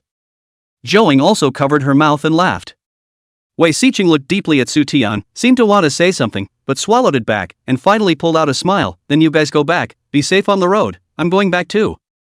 Do you have to go to Yutun City today? Or are you staying at home for a night before going over? Su Tian didn't forget that he was traveling from Yutun City. Leaving tonight, in my uncle's hitchhiker's car. That's fine, be safe. A few people exchanged goodbyes and each went in the direction they were supposed to go. Su Tian looked at the time, it was only just 7 o'clock. The time she promised her mom and dad that she would be home was 8 o'clock, and now there was still an hour left. By bus, it takes 20 minutes to get home. As Su Tian thought about it, she happened to see a cab in her afterglow, so she quickly reached out and stopped it. Zhang Qiyu didn't ask that much and followed her to sit up. Su Ten tapped on her cell phone, then stuck it out from between the seats. Master, go here. The driver looked at it. Okay. Su Tian put her phone back extremely quickly, the screen always facing herself. Although Zhang Qiyu couldn't see where the address she typed on her cell phone was, he could see the navigation in the car. So after watching quietly for a while, he pulled out his cell phone and searched for a few keywords, and when he saw the results coming out on the screen, he let out a low laugh. Going that far out of the way, what, are you going to sell me out? Suddy didn't say anything. Then you do fetch a good price, said Su Tian, still silent. The expected fright hair did not come. Zhang Qiyu lazily sighed head, and saw Su Tian expressionless as staring at the cell phone in his hand. Hand to see. Chapter 35 You're so adorable. Silence. Or silence. Zhang Qiyu had never felt the world so quiet. Oh, the young man is still quite phantom. Or the driver master heard their conversation, glanced in the rearview mirror, paused. Also quite self-aware. A man and a woman in the back continued to look at each other, and the unattended master driver realized the atmosphere wasn't quite right and snapped his tongue and shut up. No cell phone? Su Tian asked in a single word. Oh. Zhang Qiyu calmed down quickly and responded quickly, just sounding very perfunctory, I forgot. I thought I didn't bring it. Su Tian did not expect that this person is also really able to endure. In order to not let her see the photos can really hold a whole afternoon, did not take out the phone, is the last to go back, only to slacken off, was caught by her in the right place. Su Tian gave him a thumbs up, awesome. Jiang Qiyu even shamelessly nodded his head slightly, not bad, one bad move in chess, careless. He worked so hard for a picture, and Su Tian didn't know what to say, so she added, awesome. Pausing for a few seconds, at this behavior she still felt very speechless. You, this person. I really want to sell you. That doesn't work. Jiang Qiyu spoke slowly, eyebrows down, frozen, twisted a few points of aggression strongly. You can't categorize me as your family's just because my house is on the side of your house. Su Tian was puzzled. When did I categorize you as my family? I don't belong to your family, so who are you to sell me? Southern. Despite the waves inside, she was still expressionless. Jiang Qiyu, are all British people chatting like this? Or did it just come out that you're the one with the never-ending mouth? What kind? Jiang Qiyu recalled the comment she gave the other day and raised his eyebrows. Scum? This time Sudi gave a new comment, meaty. If these words were said by another person it might only make people feel greasy, but from Jiang Qiyu's mouth it is a damn tease. Even if she knew that he didn't mean to tease, but rather his naturally bad character made him like to say some words to tease her, Su Tian would still be shocked to the point of numbness by the golden sentences that popped out of his ears every 3 days. She didn't think she could suffer every time. Jiang Qiyu thought of something and smiled. Most of the English are withdrawn, reserved, aloof, and emotionally unassuming. Su Ten, so how did you evolve into this after 5 years over there? Jiang Qiyu also really reflected seriously, licked one of the sharp teeth in his upper dental bed, and finally said thoughtfully, maybe it's suffocating. Indeed. Kinda makes sense. Su Tian couldn't refute it. Speaking, the destination has arrived. Su Tian did not have change, so pay with a cell phone. Get off the car. Suddenly remembered that the afternoon Jiang Qiyu to buy her octopus balls should be to take the cell phone to pay the money. He also said that the vendor had given him one for his good looks. And she really believed it. For a moment Su Tian felt like a cutie. Damn it! Su Tian gave another hard glare at the boy who lazily got out of the car next to her and stood on the sidewalk waiting for her. She was a little angry for a moment, thinking why should she open the door and pay for a moment and then have to invite this asshole to dinner. So she stood in front of Jiang Qiyu with a huff after the driver master drove the car away, and because she felt she was too below as also stood on the sidewalk and then pulled out her cell phone. Pay up. Fair AA. Jiang Qiyu raised his eyebrows. How can I give it to you? Cash. Su Tian remembered that he only had pounds with him. Transferring money is fine. She took the initiative to open the QR code of her WeChat, as if she was afraid he wouldn't be able to use his cell phone. Scan to add me first, then turn. Jiang Qiyu looked at her, his smile gradually spreading in his eyes. You really? It's so over the top cute. He didn't finish, and Su Tian thought that he certainly couldn't say anything good, so she didn't pursue the matter and urged him, hurry up, hurry up. Okay. Jiang Qiyu agreed very quickly, and after a soft drop, Su Tian received his friend request. Yu has requested to add you as a friend. Yu. Su Tian's thoughts drifted off. Do your friends in England call you Yu too? Jiang Qiyu nodded. Aha. Why don't you have an English name? Don't they usually come up with another English name? Yes. Jiang Qiyu answered with just this one word, not continuing on. Seeing that he didn't seem to be very eager to talk about it, Su Tian was even more curious. Could it be because the English name wasn't good? All the more reason for her to know. Su Ten asked tentatively, Fish? Fish, isn't it? Jiang Qiyu raised his eyebrows slightly, but didn't retort. Then wouldn't you be called uncle? Suddy, Dad can do it too. Jiang Qiyu rewarded her with a smirking gaze. Su Tian tapped agree on the screen with one hand, thinking that just now Jiang Qiyu didn't refute her, so wouldn't that mean that her guesses were not too bad? So she tried again one by one. Water? Late? Rain, he spoke softly. Rain. Su Tian froze for a moment. It took a moment to realize it was his English name. Just as her cell phone vibrated, Su Tian was torn back into her thoughts to see that Ahia had sent her a red envelope. She clicked on it and it was $25. She froze for a moment. $25 total, you can just give me 12 if AA. Back and forth. Jiang Qiyu laughed, biting the word to emphasize, it's back and forth. It's really $25 round trip, no problem. Su Tian looked at the $25 on the screen and thought that maybe she was overthinking it. inexplicably curious about what's going on again. Jiang Qiyu retrieved his cell phone, stuck one hand in his pocket and stood diffidently. Okay, now can you tell me where I'm going? At the mention of this, Su Tian became excited again. Buy you ravioli. I have something to do today, so I'll stay out of the stall for now. Su Tian stood in front of the closed roll-up door, dumbfounded. Jiang Qiyu squatted down next to her, silently stifling his laughter. This is a remote snack street, not big alley, only 5 or 6 restaurants in business. It was mealtime, but these stores were still cold and quiet, not many people patronized them. They stood in front of Old Wan Wonton at the far end, which was already locked. Seeing her somewhat dejected appearance, Jiang Qiyu stopped smiling self-consciously for a moment. Why do you suddenly want to invite me to dinner? A meet and greet gift. Su Tian lowered her head, her voice muffled. I have a meet and greet gift, but you don't. Jiang Qiyu didn't expect it to be because of this and was stunned. How long has this been going on? Jiang Qiyu hooked his lips and smiled immodestly. I'm not a child. What do I need for a meet and greet?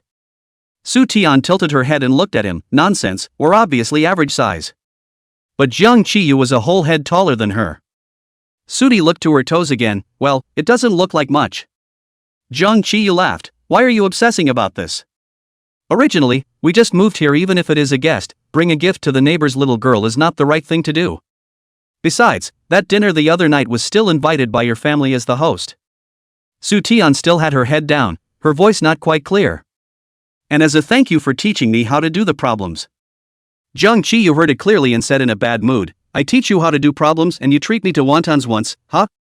Su Tian thought he was disgusted and was about to explain. Without waiting for her to speak, Jiang Qiyu glanced at the plaque of the Old Wan Wonton and his eyebrows flew up. How come you mustn't come to eat 3 or 4 times a month?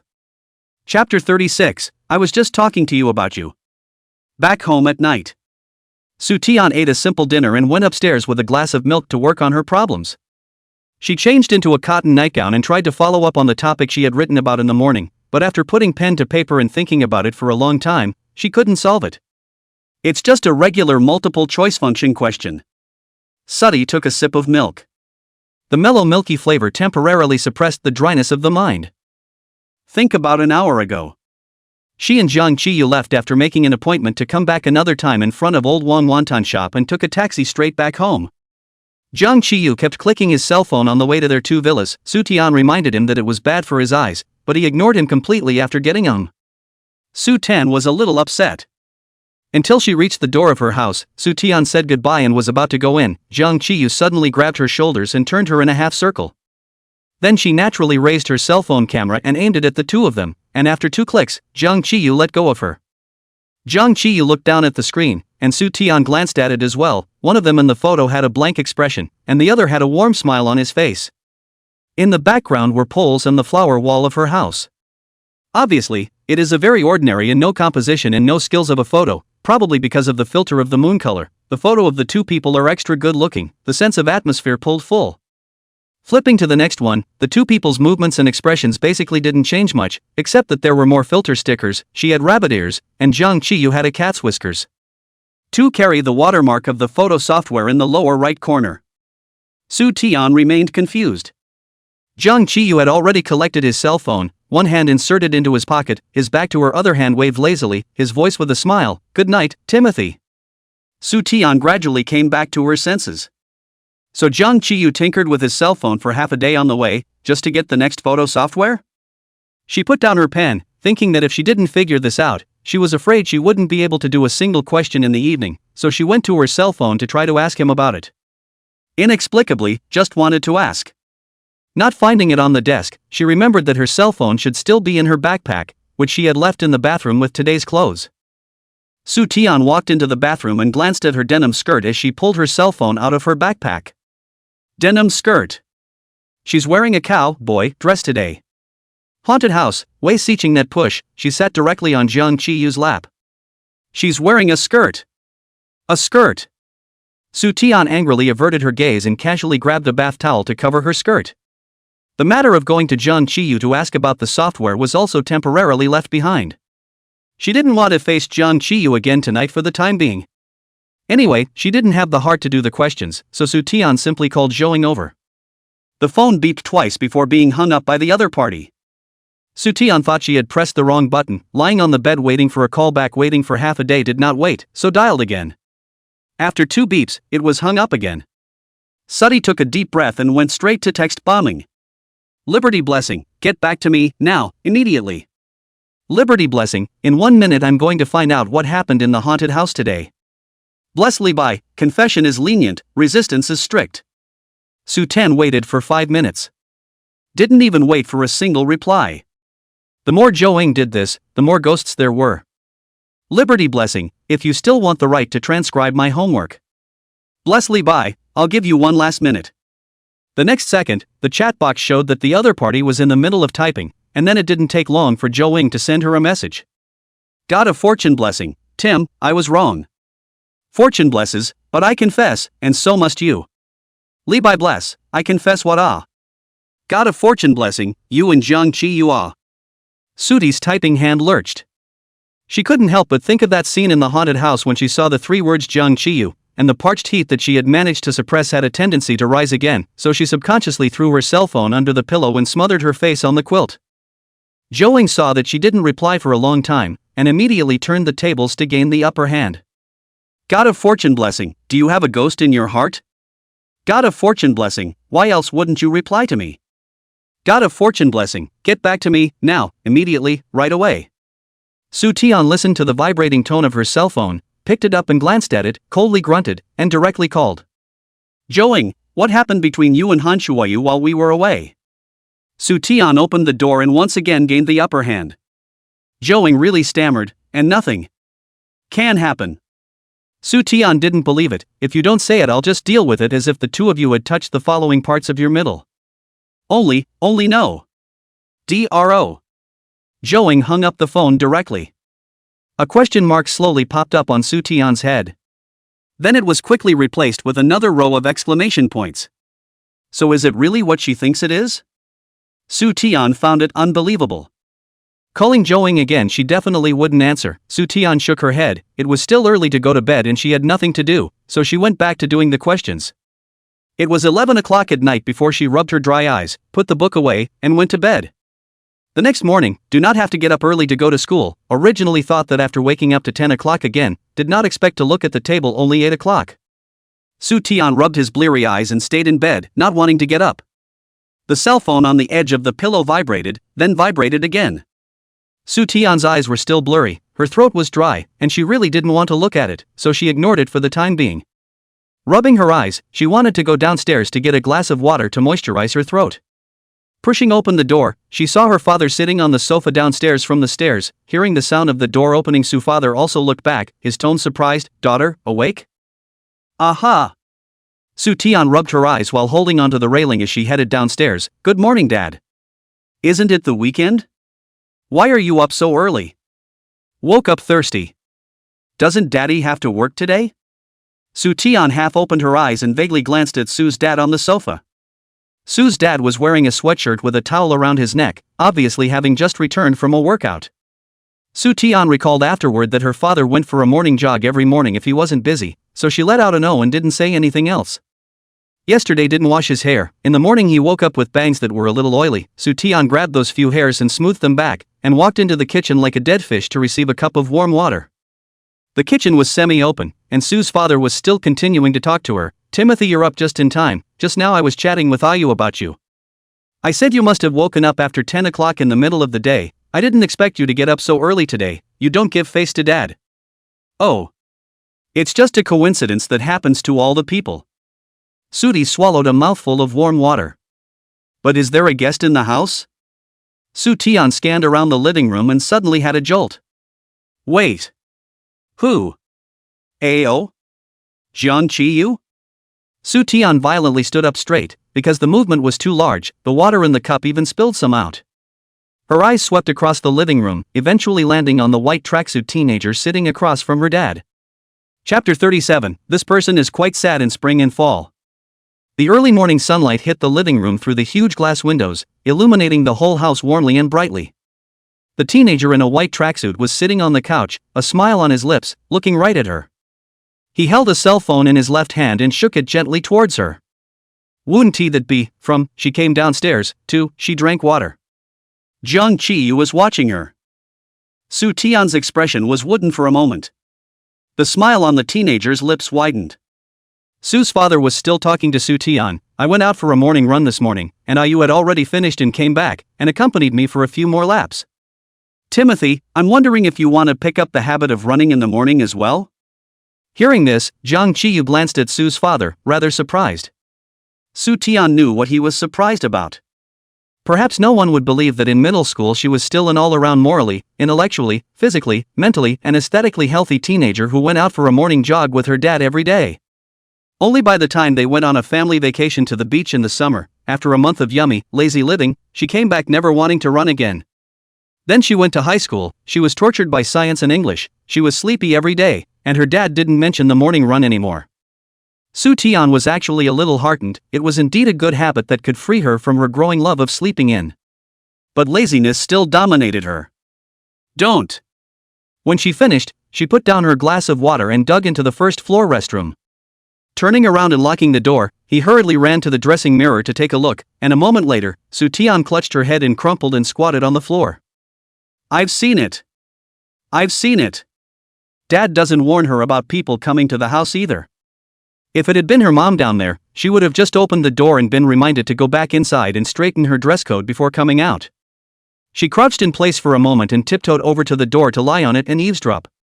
This kid, Timothy, used to follow me on my morning runs, but I'm not very available now and she's too lazy to run. After not running now, her mom says she's gained several pounds. Aha! Dad! Why do you say everything? Su Tian wanted to scratch the wall as she listened. Jiang Qiyu's afterglow caught a glimpse of the moving mass of shadows behind the frosted glass door of the restroom and raised his eyebrows. He looked at Father Su. If Timothy is willing, you can let her follow me for a morning run. It's just right to go to school together after the run, and it's safer on the way. Hey, I think so too. Su father, two hands on his knees, cheerful, you two the same class, why don't you just go to school and go to school together? This little girl has been pampered at home. Junior high school has always been transported to and from school, to high school to let her walk, sometimes late at night to come home from school, her mother and I cannot help but worry. When Timothy comes out I'll ask her opinion. Jiang Qiyu bent his eyes, good. Father Su noticed that his daughter hadn't come out of the restroom for half a day and said in a loud voice, Timothy? Are you still in the restroom? Sudi didn't respond, she didn't know what to say back. Only hoping that Dad thought she had gone to her room. Timmy? Timothy? Su's father was a bit puzzled, I didn't see her go upstairs. Jiang Qiyu slowly echoed, I didn't see it either. Father Su immediately turned to look at the door of the house of the toilet, and the volume of his voice increased again, Timothy? Are you in the toilet? Do you need help? Does goddamn well need help? Ah. Su Tian had already started scratching the door. Her inner collapse was like the Yellow River flooding. She was afraid that if she didn't answer again her father would directly ask her if there was no toilet paper in the toilet. So again tiptoeing away from the toilet door, lifelessly shouted, yes, I'm washing up. Oh, Su's dad turned around, and then suddenly turned away again, don't you usually wash up in your room? Su Tian sat on the toilet lid and muffled, anyway. I just want to wash up on the first floor today. Su's father seemed to believe it and happily turned his head again to continue chatting with Jiang Qiyu. Su Tian stayed in the toilet for a while longer, and heard Su's father outside say, hey, Ayu, you and Tian haven't seen each other for some years. Let me show you her junior high school photos. Ay, daddy, you let me go. Su Tian couldn't stay any longer, fiercely stood up and walked over to pull open the door of the restroom. Jiang Qiyu's voice also came over clearly with it, yes. Mom doesn't like anything to make a harsh noise, so the doors and benches and tables in the house are specially treated and don't make much noise when normally dragged and shifted. She looked furious as she pulled open the door, but in reality there was no movement at all. Only Jiang Qiyu, who was sitting facing her, caught a glimpse of it in his afterglow and looked towards her. And Papa Su watched as Jiang Qiyu shifted his gaze, so he also turned to look towards her. Timmy's coming out, if you don't I'm going to have to go in and fish for you.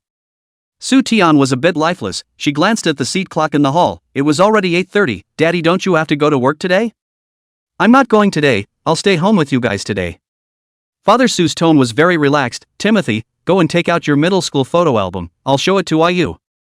Su Tian expressionlessly spread her hands, put it in the cabinet is locked, lost the key. She put up a show of resistance, and Sue's father could only sigh regretfully, alas, sharing won't be possible. Some of the photos are obviously cute. Daddy, I'm going upstairs to study.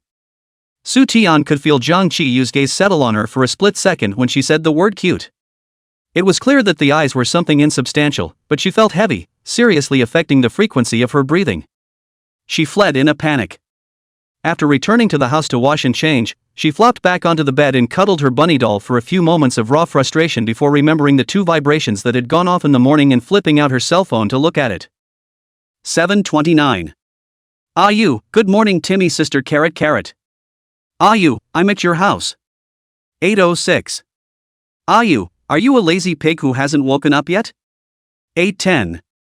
Ah you look so chic carrot carrot. See the face text of Soo Taeyeon. It's a show-off, isn't it? It's on purpose, isn't it? Jang Chi-yu arrived home at 7:30. She woke up at 8 o'clock and didn't know how many things Dad had already said to him in the past half hour. Soo Taeyeon silently gritted her teeth for a while, thinking that she would also have to get up early to meet Uncle Jung or Auntie Jang, and then enter Jang Chi-yu's house to set up a conversation. Not wanting to see the name IU again, she tapped into her avatar and changed her note to him to pervert transfer student. It was only when she exited that she noticed Jang Chi-yu's avatar was a cloud. An evening patch of sky, to be precise. It was dark, clicking on it to get a better look, and Soo Taeyeon zoomed in with 2 fingers, realizing that there was a tiny bit of a pointy roof in the lower right corner of the picture, kind of like a Gothic building. Come to the conclusion that this would have been a dark sunset he took from a high place in England. The sunset is infinite, but it's just near dusk. Taking one step further, Jang Chi-yu concluded that he felt old. Ugh, this guy, he's kinda sad. Chapter 38 IU. She didn't know when Jang Chi-yu left. Anyway, when she went downstairs for lunch the person was already gone. She was also afraid that Jang Chi-yu would appear from any corner again, so she lowered her voice and asked Father Soo, who was sitting next to her watching the iPad, Dad, there are no more guests in the house, right? Soo's father wore a pair of silver wire glasses, quite a bit of bachelor style. You said he's already gone. Soo's mom was also there. She had gone out early in the morning for a beauty treatment and hadn't been back for long. IU was here? Papa Soo then told her about the morning's events. After saying that, Father Soo once again reintroduced the topic of the morning. Timothy, how about you pick up the habit of waking up early for morning exercises as well? Before Soo Taeyeon could answer, Soo's mom objected first. No, you see she's usually sleepy, sleep time can't be taken up. If it's about worrying about her figure I can enroll 1010 in a yoga private lesson. Soo's father was speechless. The child is only a few years old and enrolls in yoga classes. It's a good habit to exercise in the morning. Running a few laps will make you more energetic. Look at other people's AU who also practiced every day and woke up earlier than me. Waking up early was indeed a good habit. Soo's mom was also very concerned about her health, so she took a step back. Sundays and holidays are fine, but not during the school day. Father Soo thought about it, and indeed it was, so he nodded. That's fine, I'll talk to IU later. Properly organized Southern. You guys, did you forget to ask me? Soo Taeyeon still wanted to speak. The maid aunts had already brought the food up. They started to eat, and Soo Taeyeon had no choice but to swallow her words first. After eating, suddenly someone rang the doorbell. Auntie couldn't put her hands in the kitchen, and Soo Taeyeon was just finishing eating, so she went to open the door. It was a laborer, driving a van, pulling a bunch of flowers out of the wagon. Hello, flowers for Miss Sutton. Soo Taeyeon froze for a moment, not expecting someone to send her flowers, a very large bouquet of sunflowers. At this time, Soo's father also came out, and the worker held out another bouquet from the carriage that was even bigger and more beautifully packaged and chic. Hello, flowers for Ms. Bai Jing. This bouquet is full of dainty white roses, and Soo Taeyeon realized that she was shown a face by this close-up and contrasting love. Soo's father cheerfully signed the flowers, holding the large bouquet of flowers back to the living room, not forgetting to explain to her, Timothy, your own flowers you carry yourself upstairs go out to play in the afternoon or go back to your room to do the problem, just don't come out. Southern. Soo Taeyeon hugged her sunflower and went upstairs with her own parents ignoring her. Never mind. At least, Dad remembered that there was a daughter and sent flowers to her as well. So the words of not wanting to join Jang Chi-yu for morning exercises were also forgotten by her. After writing about 5:3 for a while in the afternoon, Soo Taeyeon went to the balcony to rest. She found a vase for the sunflowers that her dad had given her and put them directly on it, and left it on the balcony. Every sunflower under the natural filter of the sun is so brilliant and intense. Soo Taeyeon took the phone over and found an angle to take a picture. On the rare occasion that she had something she wanted to share, she sent a friend post, without accompanying text.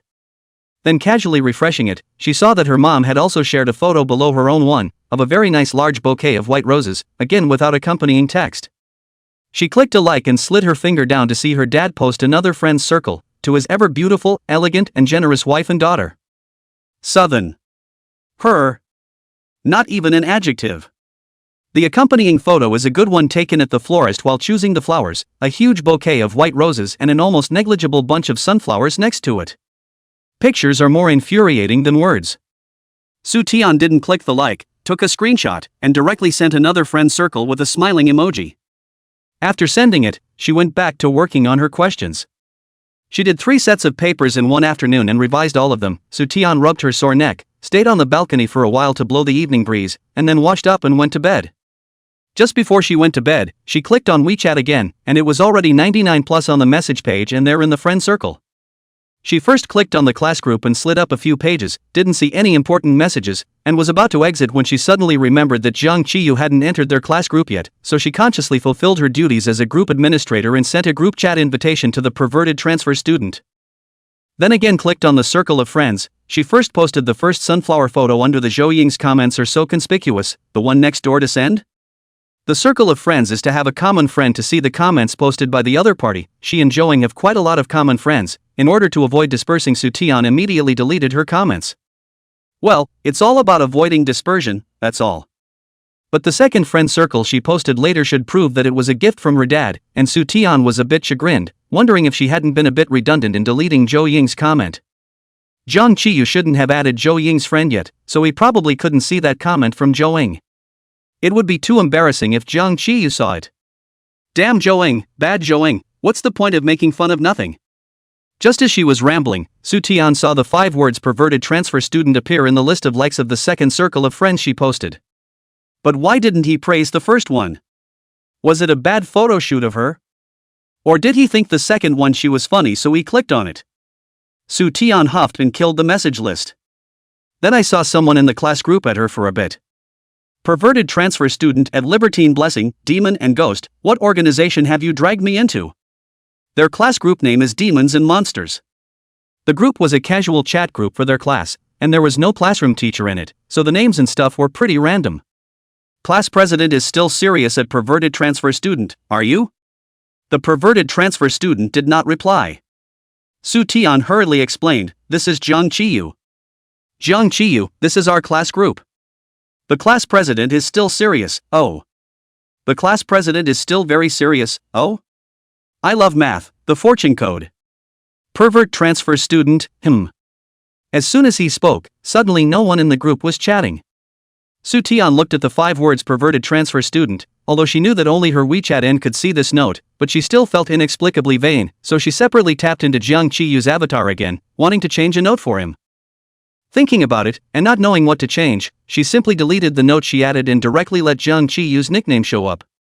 Ah you. Aha. Back to the group chat, the message is still stuck on the sent by Jung Chi-yu. On. She thought she had a poor network, and after refreshing several times with no new messages, she realized that no one was really talking.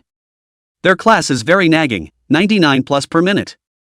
But after Jung Chi-yu finished speaking, it was so cold the group. So embarrassing. Soo Taeyeon felt that this was not good, so she sent a sentence, Jung Chi-yu you changed the note. After a while, IU turned into Jung Chi-yu. Jung Chiyu, alright. And then still no one spoke. Awkward silence. Chapter 39, quite familiar. Soo Taeyeon did not know how Jung Chi-yu felt. First of all, she brought herself in a little bit and then she was embarrassed and wanted to scratch the wall, so she sent another sentence, welcome Jiang students to join our united and friendly class. Jiang Chiyu, aha. No one's talking again. Suddy is already cleaning the bed. Luckily, that's when I Love Math posted, language table, you just gave away the wealth code. I Love Math is the math class representative, Song Yingxing. Soo Ten didn't read it the first time. Still haven't read it the 5th time. Whether you read it or not does not shift with the number of times you read it. Li by blessed? I love math, don't you know? Someone in our school's big group asked for Jung Chi-yu's contact information, but no one could find out. Su Tian never watched the big group, so she didn't really know. However, she suddenly remembered that the day Jiang Qiyu transferred here, when she was in the office, someone had also mentioned that the new transfer student was the wealth coat of their class, and told her to usually draw the curtains so that anyone who wanted to see the transfer student would have to pay money. Definitely making a killing. Song Yingxing looked like he had just remembered that Jiang Qiyu could also see his messages, so he added, "Of course, all of us in the class will protect Jiang Qiyu's personal privacy, and no one will do anything to profit from using Jiang's contact information." The class responded, and within a few moments of chatting, the conversation skewed to something else. Only then did Su Tian sort of let go, and the moment she turned off her cell phone, she suddenly wondered why she had to worry about Jiang Qiyu. Who cares if it's embarrassing? What does it have to do with her? Sudi went to sleep with his head covered. On Monday, everyone was generally not in high spirits, and when Su Tian entered the class, half of the people were lying on their desks catching up on their sleep. The remaining half is frantically catching up on homework. She was sleepy too, and after packing her things up, she plopped down on the table and squinted for. The person who scammed the money is from our school too? I guess so, otherwise why would the police come to our school? Gee, $2,000. That all constitutes a crime, doesn't it? As they were talking, the door to their class was suddenly pushed open from the outside with a squeak, and everyone in the class was quiet for a moment, followed quickly by a murmur of voices. Su Tian looked over, it was their class teacher Lao Gao, and behind Lao Gao stood a policeman. The class is getting louder and louder and louder. Quiet. Old Gao yelled and didn't come in, but stood in the doorway, his line of sight shifting in Su Tian's direction. Su Tian suddenly tensed up. Old Gao was looking at her? What are you looking at her for? Old Gao paused for a second. Jiang Qiyu, come out for a moment. Su Tian violently twisted her head to look at Jiang Qiyu. The class whispered again. You. Su Tian wanted to ask, but didn't know where to start. Jiang Qiyu's gaze was calm, he didn't say anything, he put down the book as if he knew what was going on, and walked out. The voices in the class reached a maximum after Jiang Qiyu and Lao Gao left. Holy, there really are cops. What happened to Jiang Qiyu? How come the police came for him? It's not that scam that. What's his name? It can't be him, can it? That can't be right, it doesn't look like it? Combined with the conversation between the two people at the back table just now, Su Tian's brain buzzed. Her back table is called Yuhi, Jiang Qiyu's back table is called Wang Suhan, both are boys. Yuhi nudged Su Tian's shoulder with his pen just then. Language table, do you know what Lao Gao is doing by calling out for your table mate? Wang Suhan also looked over and picked up, why are the police here too? Su Ten shook her head. Wang Suhan muttered in a small voice, it can't be true that people can't look at each other, right? When Su Tian heard it, she sidestepped her face and split her head and flung, how can that be? Wang Suhan froze at her yelling. The volume of her sentence was somewhat confiscated, and the class grew quiet as they all looked at her.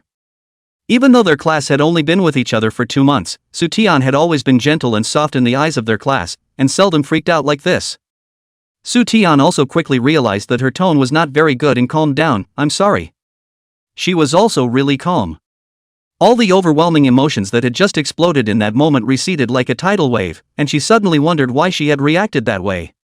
It's just that Lao Gao shouted for Jiang Qiyu to come over for a while, and a police officer just happened to follow behind. Why did she subconsciously worry about Jiang Qiyu? Wouldn't that be equivalent to her subconscious suspicion that Jiang Qiyu had done something bad? How is that possible? Her brain circuits were carried away by the gossip of the two at the back table. Su Tian shook her head and exhaled, lifting her pen to continue writing her homework. Yuan, like his name, like to make peace, patted his desk, say what, new students, I see people quite good. He turned to Su Tian again and asked cautiously, but, Whisperwatch, are you familiar with your new classmates? Yuhi and also Wang Suhan had been curious for a long time. Since the new students sat in front of them, sometimes, they would always vaguely hear some. Well, tiger and wolf words in the conversation of these two in front of them. I don't know if they misheard or what. Su Tian froze for a moment because of Yuhi's words. Familiar? It doesn't seem familiar. It had only been a week since Jiang Qiyu had returned home and transferred to their class. It was only because of their previous ties that the two could call it a long goodbye. Even though the Jiang Qiyu after 5 years was a complete stranger to her. But perhaps because of the high density of Jiang Qiyu's involvement in her life during this week, wherever he was, it was as if they had known each other for a long time again. It can be said that not familiar, the two parents have known each other for many years. Just a few days ago a piece of dinner, yesterday morning Jiang Qiyu and her father also talked to each other. Familiar. Su Tian spoke softly, quite familiar. Chapter 40. The post that cursed me has been spiked. For the entire morning reading, Jiang Qiyu didn't come back. Monday morning reading after the flag-raising ceremony, must wear a full set of school uniforms, Su Tian from the bag out of the uniform jacket to the body set out. She usually waited for Zhouing outside the classroom, and after waiting for half a day without waiting, she looked into the classroom and didn't see her in the class. Is it hard to go to the bathroom or leave first? Time is running out. Su Tian did not continue to wait, turned around and ran down the stairs. Arriving at the place where their class was to meet, she was again the last. So stood at the very end of the line of girls. The men and women stood separately, and the ratio of men to women in their class was about 50-50. There are 2 more girls than boys. So in fact, Su Tian is equivalent to stand in the last row of the whole class. This row is also her alone. Behind her, there are 2 sides are empty. Generally people do not like to stand at the end of the row, feel embarrassed not to mention their own excess. Some small movements are also easy to be seen by the student body inspection. She looked forward. Zhouing was not in the front group. Either he's still in the bathroom or he didn't show up on leave. The flag-raising ceremony began, followed by the singing of the national anthem and salute. Is the school leader's speech link. This link is stinky and long. Many students have stood impatient. Su Tian drooped eyelids, pulled out the English word memory card that has been hidden in the sleeve, silently memorized. The student council people started patrolling between classes. The people who had been fidgeting and making small talk slowly shut up. The person checking walks from the front of the line to the line and records people who are talking or not in school uniform. Class, you dropped your stuff. Su Tian was lowering her head to memorize the vocabulary words. When she heard that, she raised her eyelids. As far as the eye could see there was a warm smiling face. Song Yingjing was wearing a uniform with the badge of the school's student council pinned on his chest, one hand still holding a pen and a book, the other hand holding it out toward her. The boy was handsome, tall and thin, with a pair of silver-framed glasses, and had already attracted the attention of many girls along the way. Don't move at all, points will be deducted for moving around. And Ran stood on the other side of the line and saw the girl's small-scale commotion and coldly reminded. She and Song Yingjing were in a group checking the class, also dressed the same way, holding a paper and pen in their hands. The piece of paper was already filled with names of people. Su Tian looked at Ran and then at Song Yingjing, who was still keeping his hand outstretched, so she froze and extended her palm as well. Song Yingjing then placed a tiny thing in her palm. Su Tian spread out her palm to see that it was a candy. She didn't bring any candy out. When she looked up, she was seeing Song Yingjing winking at her. Su Tian cheered up and didn't dare to smile too obviously, hiding the candy in her hand and holding it tightly. Anjun glanced toward them, her micro-expression looking a bit breathless, and didn't say anything. The two quickly walked towards the next class. After walking not too far, Ran suddenly stopped and glanced toward Su Tian's group in their class. What's wrong? Song Yingjing asked. Nothing. Ran replied, but her feet didn't move away. Is there 2 less people in Su Tian's class? Song Yingjing looked over as well and smiled a little. How many other people do you know in their class? Who let me team up with you and check their class assessment every day? Ran's gaze lingered in the boys' ranks for a while, not seeing the person she wanted to see, and pretended to look away again. Their class used to have an odd number of boys and an even number of girls, but then a new boy came in and it became all even, so there won't be a situation where there's only one person in the last row. Song Yingjing looked toward the end of the line. The last row for both girls and boys was only one person. Probably took a vacation, he said. Ran flipped to their class attendance record. There was only one girl who took a leave of absence, so one boy didn't show up. With such a good memory, Song Yingjing smiled lightly again. You'll be scolded sooner or later like this. The post in the school's posting bar that cursed me has been spiked, don't you know that? Ran coldly said. When he finished, he saw a couple of playful boys in another class, glanced at their team positions again, and smoothly flipped out the form to deduct points for that class. Let their class off the hook for your sake, Ran said as she walked towards the next class. It won't. Bought or fake? People scammers directed themselves to play a scene. The accomplice of the WeChat package pushed the past. Girls and accomplices chat a few days into a cyber relationship, yesterday to that accomplice to call takeout so that the deliveryman took a picture only to realize that they have been cheated. So with the liar partner face, people do not recognize said their screen name is called this name. Another roar of laughter. Holy, who is that, so awesome. The school leader continued, then the girls went straight to the police. After investigation, we found that this fraud is still our school students. The fraudster's accomplice is outside. Soo-tian asked herself that if she were in her place, she would not dare to do so, and she became more and more impressed with this girl. Although the flag-raising team has no position requirements, but the taller ones will still take the initiative to stand at the back. Soo-tian can only stand in the last row because of the late arrival of the long neck, cannot cross the front rows of tall people, cannot see the podium, so silently stand firm to give up. A soft laugh came from the side, shorty. Soo-tian ground her teeth and looked at Zhang Qiyu. Everyone else was trying to look at the podium and no one was paying attention to their side. Zhang Qiyu let out another laugh, how to stand back. He reached up and compared it to Su-ten's head and then to his shoulders. I'll still grow. Su-ten growled out lowly. Oh, Zhang Qiyu nodded perfunctorily, I'll still grow too. Soo-tian ignored him and focused on the girl's speech.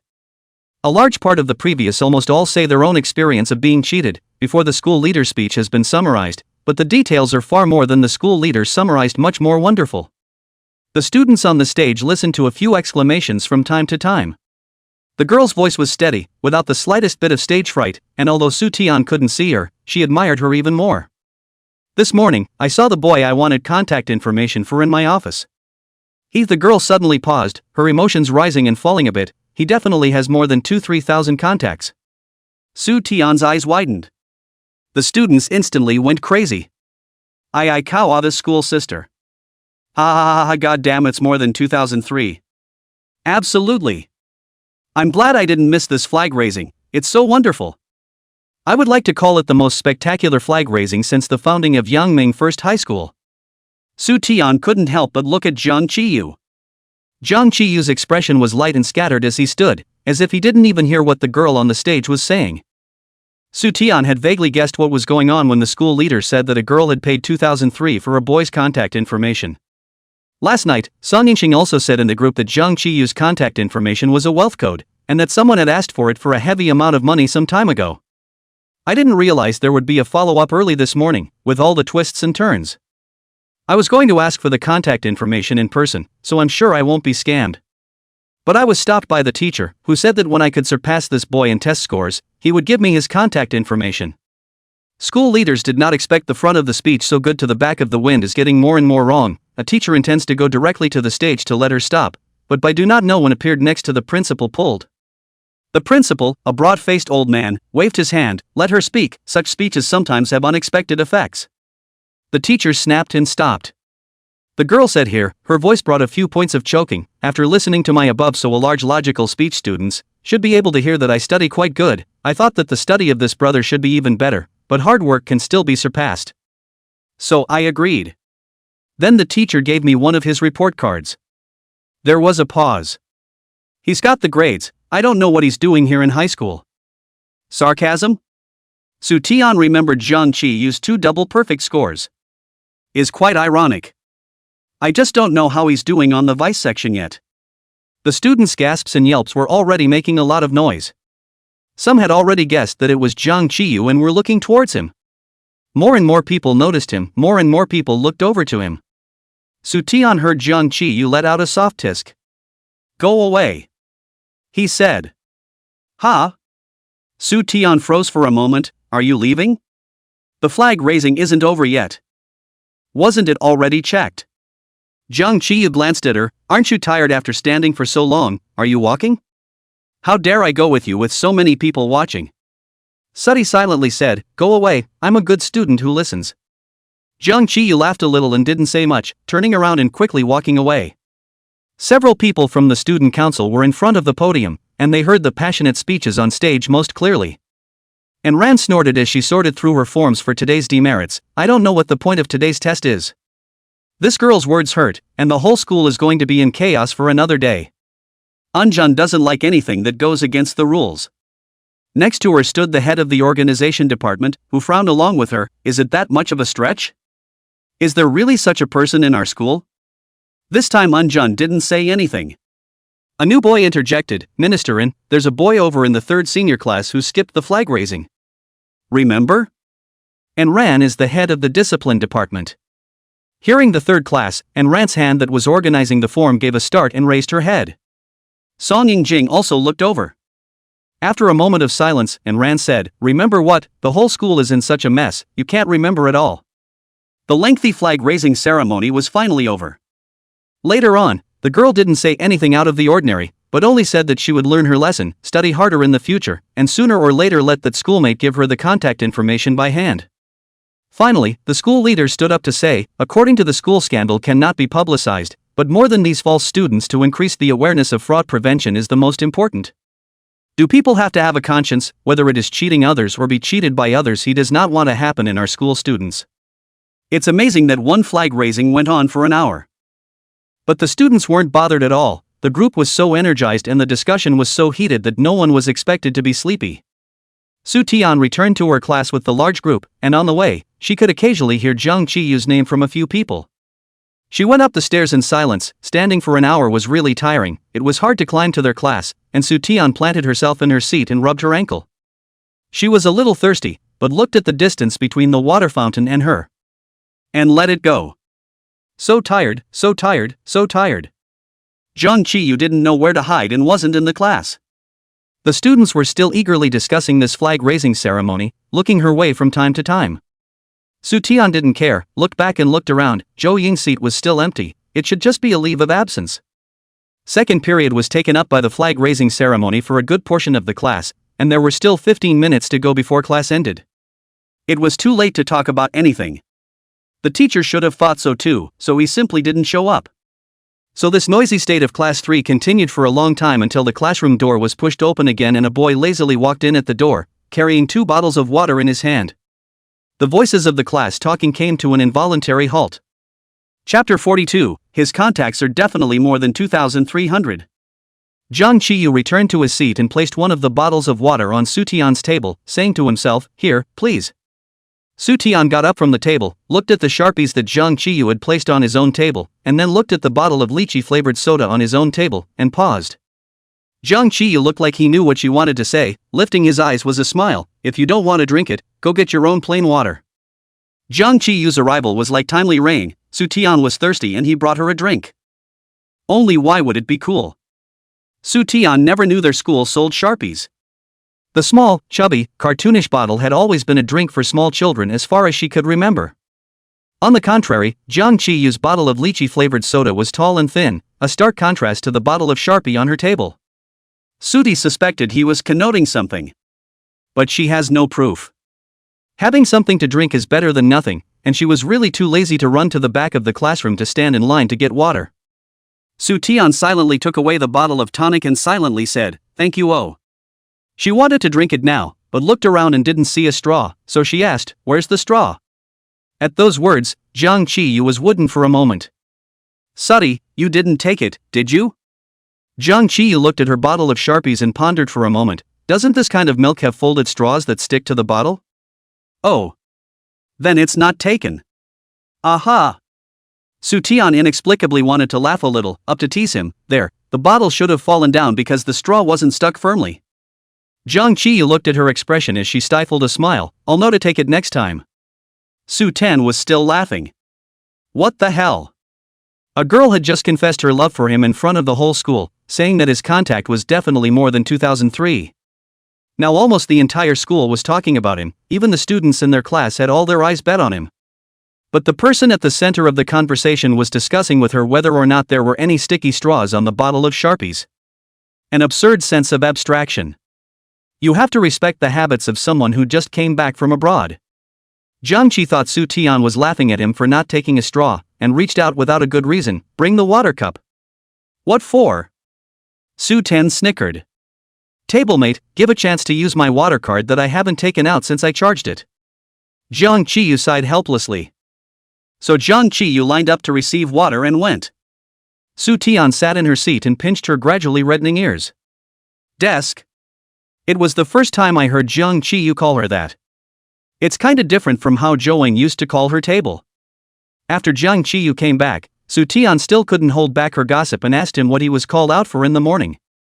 "Going to assist in the investigation. The police called me last night.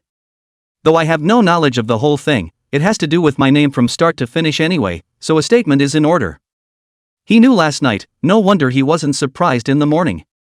As if he heard Su Tian asking him about this, Yuhi from the back table also leaned over the table, his head moved forward, and asked cautiously, Mr. Jiang, can I call you Jiang Qiyu?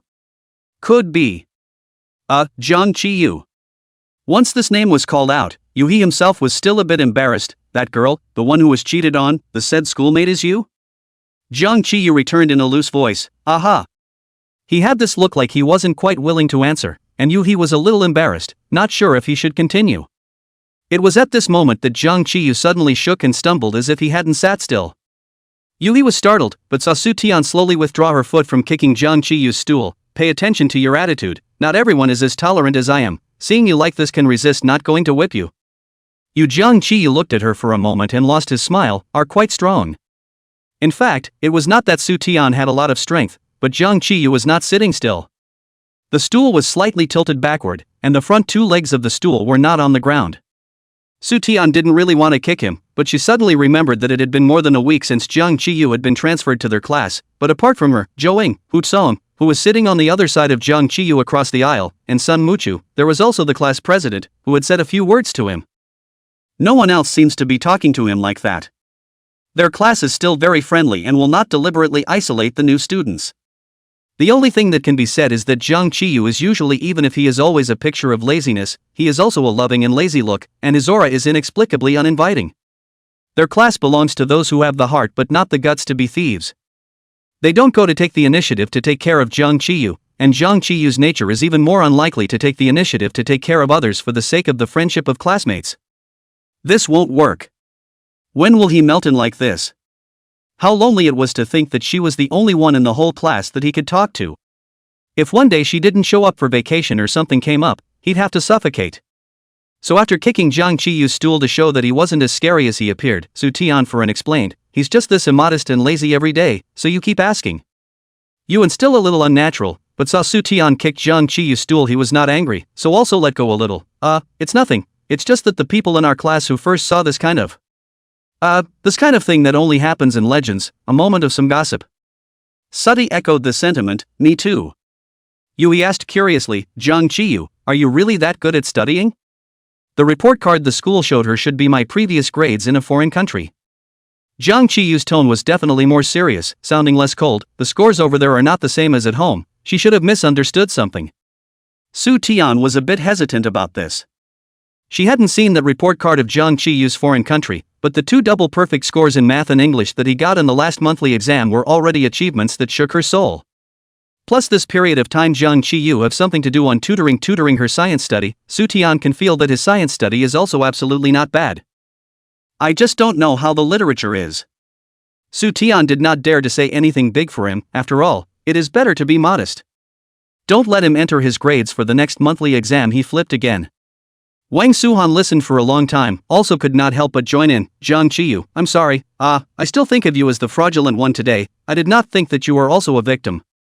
When Su Tian heard Wang Suhan take the initiative to apologize to Jiang Qiyu, she herself was a bit embarrassed, so she also apologized to Wang Suhan and said, I'm sorry, I didn't have a good attitude today. Jiang Qiyu's gaze roved over the two of them. He didn't know what happened, and Yuhi, who had watched the whole thing from the sidelines, took the initiative to explain, it's like this, after you were called away by Lao Gao and the police today, our classmates' minds were a little scattered. Chapter 43, I'm a bit of a pain in the ass. Yui pointed at Wang Suhan. Wang Suhan, just couldn't speak without thinking, made a guess that you wouldn't be a person who couldn't look like a person, and then was disliked by your tablemate as to how that was possible. Wang Suhan has always been a big heart, do not care much about this, waved his hand and said, in fact, it is not really a dislike, is never seen the language table angry. We both froze. Su Tian was a little embarrassed by his words and rubbed her chin with her fingertips. She could feel the gazes of those around her falling on her as Yua finished speaking. Jiang Qiyu gave a slow looking at her with an eager gaze that wasn't hidden at all. I haven't seen my tablemates angry either. Because of the morning flag-raising ceremony, there were waves of people visiting the outside of their classroom during the morning's several recesses. There were even girls who had the audacity to call Jiang Qiyu out. The first time Jiang Qiyu thought something was really wrong, so he went out. Called him out of the girls bold for a moment, see him really out immediately abashed, lowered his head, the whole face red, a word cannot be said. Jiang Qiyu leaned on the doorframe in a loose manner. His appearance was lazy and a bit gangster for no reason, but his tone was unsympathetic. Classmate, is there something wrong? Jiang Qiya counted 5 and turned around to enter the class. For the second time there was actually someone who wanted to call him out. Jiang Qiyu looked away, his eyes came into contact with the strange girl who was leaping out of her skin, absently retracted his eyes, and said directly to the classmate who had come to pass on the message politely and reservedly, "I'm sorry, please tell her that I'm crippled in the leg, and if there's really something to do let her come in and look for me directly." Suddy stifled a laugh beside her. Jiang Qiyu looked toward her. She didn't look at him either, still scribbling something in her hand, and muttered, "Jiang Qiyu, are you this popular in England too?"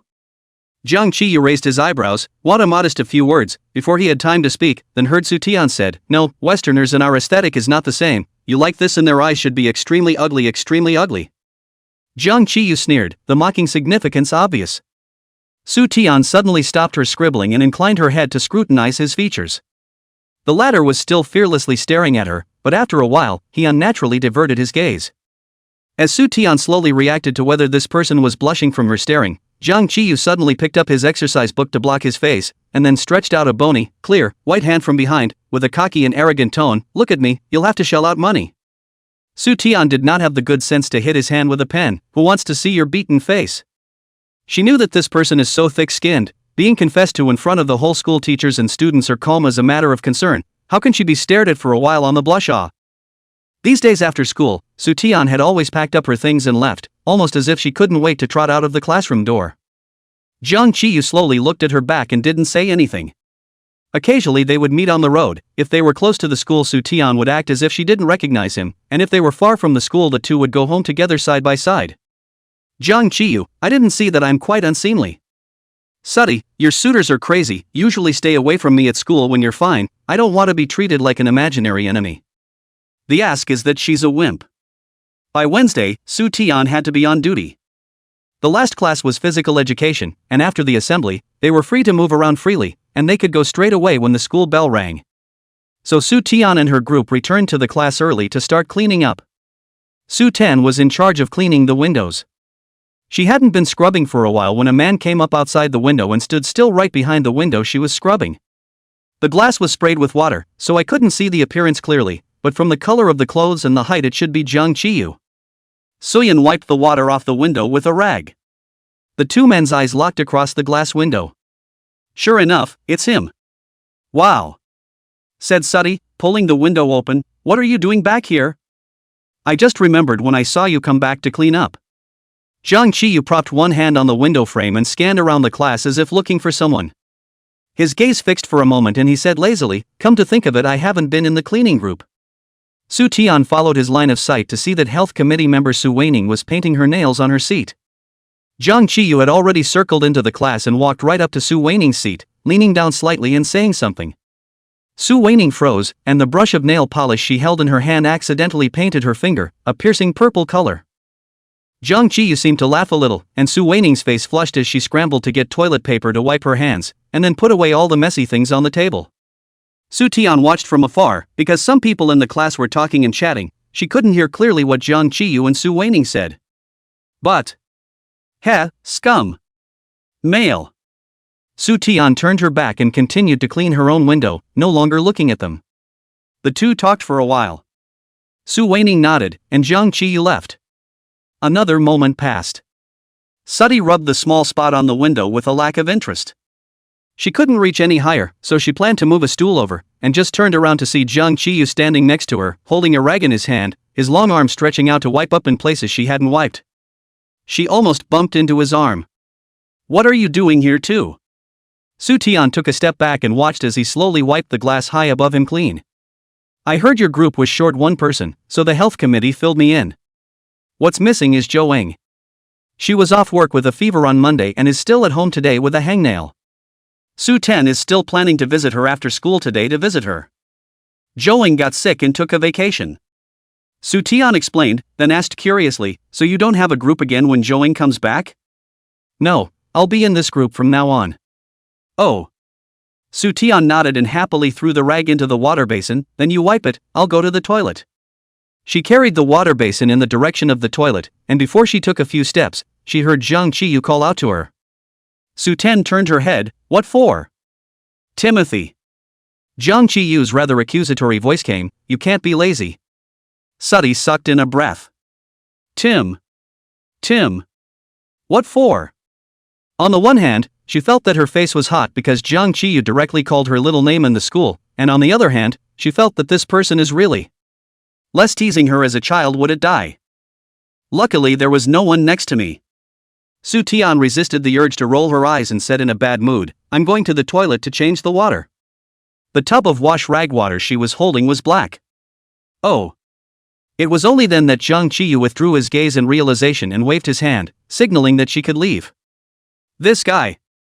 It was almost the end of the school day, and their group had cleaned up just in time to catch the crowds leaving school. Su Tian deliberately avoided not walking with him and slipped away as fast as she could. Jiang Qiyu walked out of the school gate just in time to see her get on a bus. Chapter 44, Your bamboo will be on the hot seat soon. Their neighborhood is also in the city center, not much far from the school, usually walk back, never seen her take the bus. Route 285. Jiang Qiyu walked to the bus stop sign in front of the school and looked at the bus route on the sign. The bus didn't go through their neighborhood, it was directly in two opposite directions. He suddenly remembered that Su Tian had said in class earlier that Zhou was sick. Oh. He looked back at the stop sign and read the route information for a while longer. The bus that passes through their neighborhood is the 199. Jiang Qiyu fished out the mask from his pocket and put it on, waited in place for a while, and soon waited for one, so he lined up and got into the car. Zhou was hooked up to water at their community hospital. Su Tian is not the first time to go to Zhou, their home community, but the community hospital is really the first time, looking for also half a day to find. In front of the community hospital stood and sat a few older women, nibbling on apples and chatting eagerly about something. Su Tian heard a mouthful, as if it was someone's daughter who got divorced again, or someone's daughter-in-law who had someone outside. So never underestimate the ability of Amazons to gossip. Suddy gripped the strap of her book bag and walked in. She found the ward number Zhou had said and knocked on the door. A week, please come in soon came from the door. No way, it burns that bad? This was a single-person ward. Zhou was lying on a hospital bed, covered with a thick quilt, one hand placed outside for infusion, her face pale. She barely opened her eyes, and when she saw who was coming, her expression instantly perked up and she sat up with a lift of the covers. Southern. Uhu Timothy, you're finally here. Zhou opened her arms towards her. Come and give me, a sick man, a loving hug. Su Tian indifferently refused. No, I'm afraid you'll spread the fever to me. Zhou thought about it, but her intention was not to ask for this loving hug. Did you bring all the chips and chicken claw sodas I asked you to bring? Su Ten brought it, it's in the book bag. Yesterday, Zhou pitifully said that she had a fever and had no taste in anything she ate, so she wanted to eat something with a heavier taste, but her mother wouldn't buy it for her, so she could only entrust Su Tian to bring some when she came to visit her. Su Tian really believed it. But Zhou were a little bit like a patient now. Earlier, thinking that her fever was still not over, Su Tian had hesitated to bring her snacks. Now that she looked like she was fine, Su Tian pondered for a while, but still didn't have the heart to dump the snacks on the bed for her. Zhou excitedly unwrapped a package of fries. Well, why don't you buy me spicy? What flavor is this? Cucumber? It's nice to have a snack, and you want spicy food when you're hungover. Hey, in fact, I have long been well, just do not want to go to school so that nurse sister said I can be discharged the same day to go back to eat medicine, can also hang a few days of water. I immediately chose the latter. And, this monthly exam is not a particularly bad test. Well, my mom saw me sick is not good to scold me again. Zhou was quite proud. Su Tian was speechless. Why do you suddenly have a fever? Zhou suddenly got stuck. In the few seconds of silence here, Su Tian realized something as an afterthought and slowly widened her eyes. Well, I'll just explain. You can't pursue it. Zhou squirmed and shifted her eyes away, her face now looking a bit feverish instead. Then she, gently, tapped her bottom lip.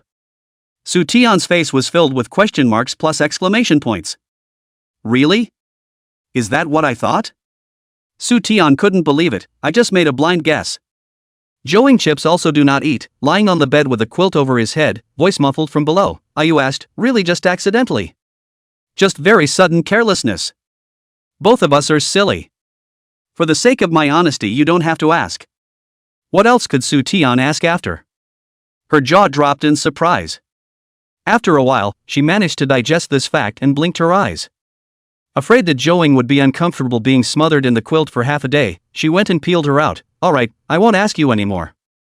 Come out. Zhou Ying's face was a little bit redder than it was just now, and unnaturally took the chips and continued crunching them, and in order to divert her attention, took out the cell phone under her pillow and started swiping and playing. Su Tian took out Zhou Ying's homework that had accumulated over the past few days from her school bag and put it on the table next to her. The two of them chatted with each other, neither of them mentioning what just happened again. As Zhou Ying brushed, she suddenly yelped and the chips in her mouth sprayed out. Su Tian silently handed her a couple of tissues. What's wrong? Zhou Ying couldn't care less about wiping her mouth, and froze as she shifted her sight to Su Tian's face. Has anything big happened in our school recently? Su Tian subconsciously thought of the Monday flag-raising ceremony. Before she could even mention it, Zhou Ying held her phone up to her and said in an unmistakable tone of certainty as well as certainty, Su Tian, your bamboo is immediately hot. Ha? Ah? Su Tian froze and looked over. Zhou Ying's cell phone page was stuck on the Weibo hot search page, and as she looked down from top to bottom, she found two familiar phrases. Hashtag his contacts are definitely more than 2,300. Hashtag I don't know why he's still in high school. One hot 5th, one hot 11th. It's all about what the girl said at the flag-raising ceremony on Monday day. Su Tian clicked on the hot search of the one that ranked 5th, the popular first microblogging is a person who sent a video, with the text, Yangming First Middle School Monday flag-raising ceremony, the girl is awesome. It's the full version of the girl's speech. Zhou Ying had just read only the text version and hadn't had time to watch the video yet, so she clicked the video on and started from the beginning, occasionally following the reactions of the entire school in the video as they screamed, sentence or two. Blogger's note, I stumbled upon today's fresh skyfall and took a picture of it on the fly. Chapter 45 Sutian 0709. The blogger added in the comments that Skyfall equals short for Skyfall Schoolboy. Handsome man even wearing a mask temperament is different. I5 my home is in Yangming City. Yangming First Middle School right. Waiting for my sister to meet you by chance baby. SVRK, novel from life. School grass hey, how our school does not have this number of novels only have the character it. But why is it called Skyfall School Grass ah? Under this comment, the blogger replied to her, because this person is just transferred to the first day of his arrival to the speed of light captured the hearts of schoolmates, directly airborne school grass selection first. SVRK replied to blogger, this is too much of a fiction plot. The blogger replied SVRK, there are more novel plot. Eyeballing Skyfall height 180, British Noble School returnees, the name is also thieves good sound I will not say, people are also particularly high in cold self-cleaning. It is said that the first day of the transfer to the first day of several girls went to find him to WeChat, he gave them directly to the classroom teacher. Under this comment is full of netizens and all kinds of envy and jealousy. Su Tian finished reading it in one glance, she didn't understand, although Jiang Qiyu really doesn't look ugly, but it's not so bad that it's on the hot search, right? Harm, people like handsome men and women. Mainly because the girl's podium confession was put on the internet fire out of the circle, coupled with the confession of the one is really very. Zhou Ying just reacted to Su Tian on the Jiang Qiyu's looks evaluation is not ugly, no good white or a glance, that is called not ugly? He is so blatantly handsome, his studies are still so good, and his personality is so cool. It's only unreasonable for him not to be on the hot search. She poked Su Tian's face with her hand that was stuck with the syringe, I'm souring you to death, and you're still in a state of bliss and don't know what's good for you. Su Tian grabbed her arm, do your infusion properly. She reflected for a moment and compromised, okay, he does look pretty blatant with that look. It's just very, very stunningly good looking. Let a person glance at the past, the sight as if stuck by 502 glue cannot break free, just want to look again and again. Thrilling. Zhou Ying quickly tapped on the screen, oh really, I actually went to the amusement park with Skyfall a few days ago. It made me so excited too ah. Skyfall. Sooty tongue rubbed the code name. Very graphic indeed. He is, from the sky. The wow factor appeared in front of her. Su Tian returned to his home at night, washed up a bit and then lay on the bed, also opened the microblogging that had not been opened for a long time. Two celebrities officially announced their marriages before she went home, directly occupying the first few hot searches, followed by all the explosive words. So now the rankings of the two hot searches related to Jiang Qiyu have dropped down a bit, but overall they are still in a very prominent position. Clicking in, some of the related microblogs in there were also envious and jealous, marveling at the girl's behavior, and praising Jiang Qiyu. But there was also a part that was actually scolding Jiang Qiyu for being ugly and saying things that were hard to hear. Of course, the comments sections of these tweets are full of netizens disliking the blogger for being a poo-pooing man and souring on his good looks. Suddy silently gave a few likes to the comments and then clicked a complaint to the original blog. Several messages suddenly popped up at the top of the phone. Ah you, picture? Ah you, picture? Seeing these 4 letters, Soo Taeyeon's hand trembled in fear, and the report clicked into share to friends. She freaked out again and scrambled to exit back to Twitter. This time, he cautiously clicked complaint before reopening the chat box between WeChat and IU. A freeze. It was the 2 pictures together that Jung Chi-yu had grabbed her for on Saturday night. Only the camera watermark in the bottom right corner has been PD off. They were the same 2 she had looked at that day, unchanged except for the erased watermark. One with cute stickers and one plain without even a filter. Jung Chi-yu didn't send anything else. Soo Taeyeon saved both photos, then clicked into the second one and zoomed in for a closer look. Shrouded in moonlight, a man and a woman stood side by side, both looking at the camera. Her expression is still a bit frozen, but the corners of her mouth are slightly curled. Jung Chi-yu rarely put away the loose posture, gentle light smile. At that time there should be a breeze, her forehead hair was blown messy, but not ugly. Soo Taeyeon then zoomed in to look at this photo and realized that she was actually smiling at the time. She ghosted out of WeChat and sent a tweet visible only to her followers. Sweet and sour pork is the best, it's heavenly.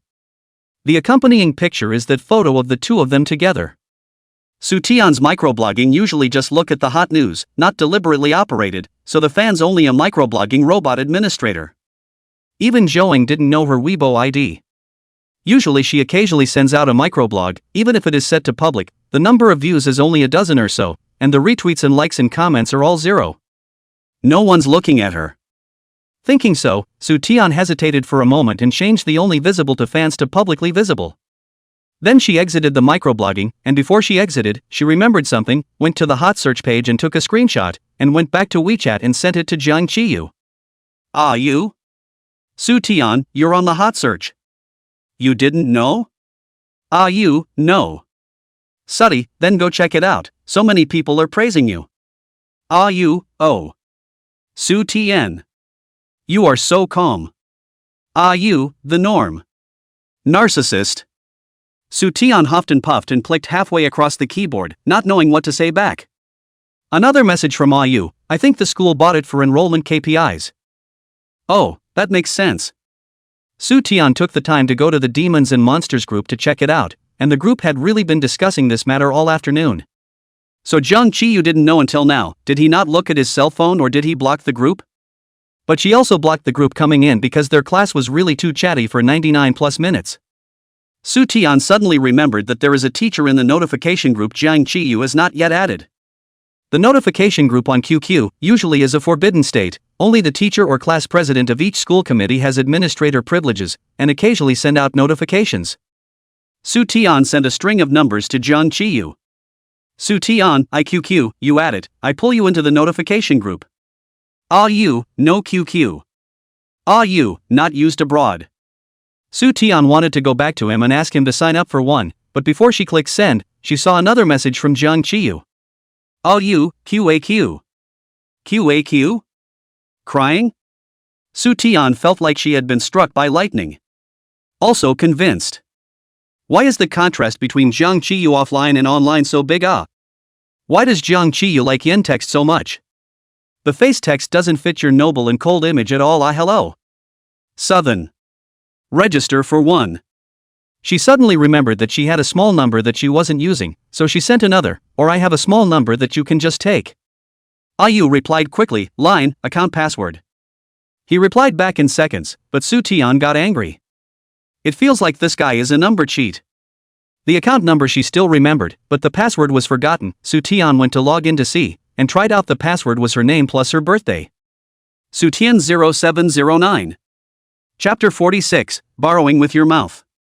Before sending it to Jung Chi-yu, she logged on herself, changed her nickname to QAQ, and changed her avatar to a picture of a pig's head. Only then did he send him the account password. LOL. She's really ed up as a language rep, too. Soo Taeyeon stared at that pig-headed avatar for a while, suddenly laughed out and rolled over twice on the bed. Knock knock, the bedroom door was knocked twice. Soo's father's voice then came from outside. Timothy, still not asleep? It's getting late, if you don't sleep you'll be late again tomorrow. Dad should have seen the light still on in her room. I know, I'll be asleep in a minute. Soo Taeon's large number had already added the small number as a friend, so he directly sent an invitation to the small number for the class notification group, after which he put down his cell phone and slept at ease. The next day she woke up, the first thing is to open now has become the account of Jang Chi-yu's Trumpet QQ. Sure enough, the avatar has changed, and Jang Chi-yu's WeChat avatar the same, nicknames even did not change, or she set up. This number has also been added to their class notification group. Soo Taeon laughed out again when she thought of the expression he might have when he changed his avatar. Joing returned to school on Friday afternoon.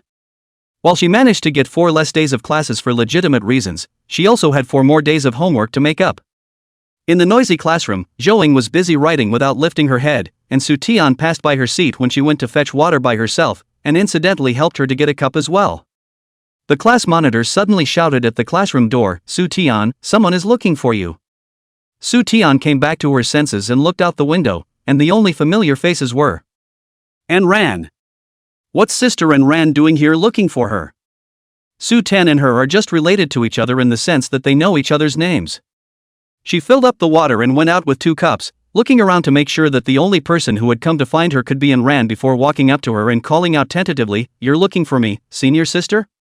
Ran wore a high ponytail, her uniform ironed without the slightest crease and regular, holding several thick diaries in her arms. Her eyebrows were cold and her aura was powerful. She was known as the cold beauty of the school. The personality is as cold as the looks. Aha!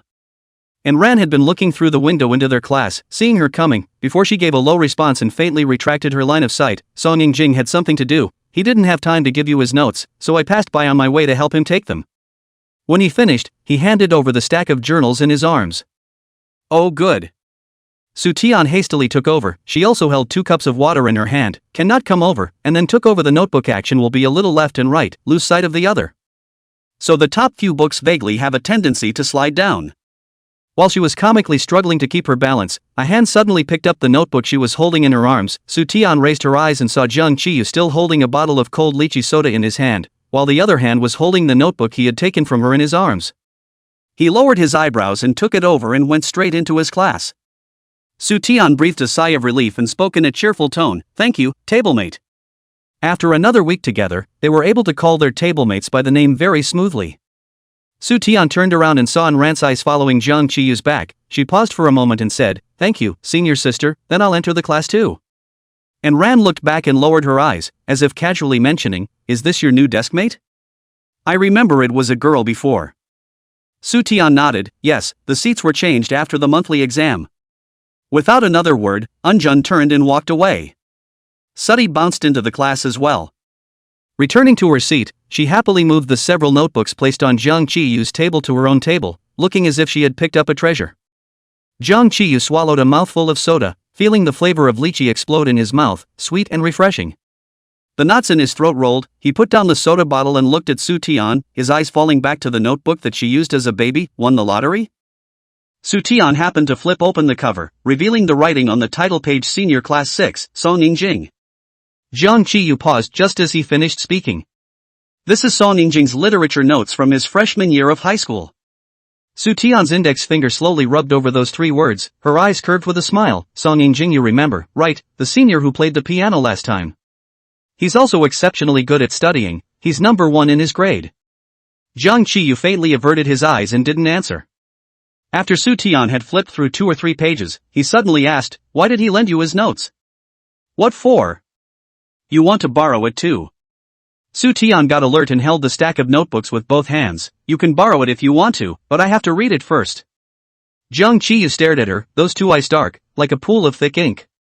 Half-heartedly, he suddenly smiled, then nodded, "Yes." "How did you borrow it?" Soo Taeon always felt that there was some gnashing of teeth in. Even though her voice was lowered, a group of people around her still heard it. Wang Su-han and Yuhi both raised their heads in unison, and Hu Tsong also looked towards her. "Joing, don't look at me like that." "I also heard it from hearsay, but it's 99% accurate." She collapsed her face, very sad, "because I heard it from the teacher in the next cubicle when I went to the office building to use the restroom." "Then it's 7 or 8. The channel through which this gossip comes is really special, and it is estimated that even the teacher did not expect that the news of the joint examination would be accidentally spread out in this way. The end of this month, doesn't that mean there are still 2 weeks left? Hu Tsong pushed up his thick glasses. Wang Suhan had already bitterly lowered her face. No, we've only just passed the monthly exam. The point is that there's a parent-teacher conference after the test, end of story, and I've only just come out of the shadow of the last parent-teacher conference. Yuan said. Su Tian was also confused. She thought that the next exam would be at least a month away, but she didn't expect it to be so fast, or the 8th city joint exam. She remembered promising her mom that she would get back to the top 100 in her grade on the next test or she would have to hire a tutor. Done. These 2 words were the only ones in Su Tian's head. Although Jiang Qiyu didn't say anything, he also put down his pen and listened on the side. It's okay for one person to keep their voice down, it's a little loud for a group of people all talking about it. The squad leader was still there, glancing toward their pile and coughing softly. Zhouing, go back to your seat.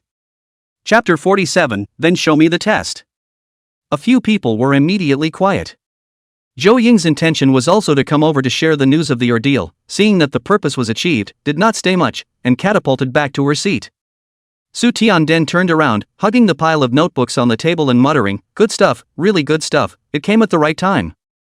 Jiang Qiyu snorted from the side.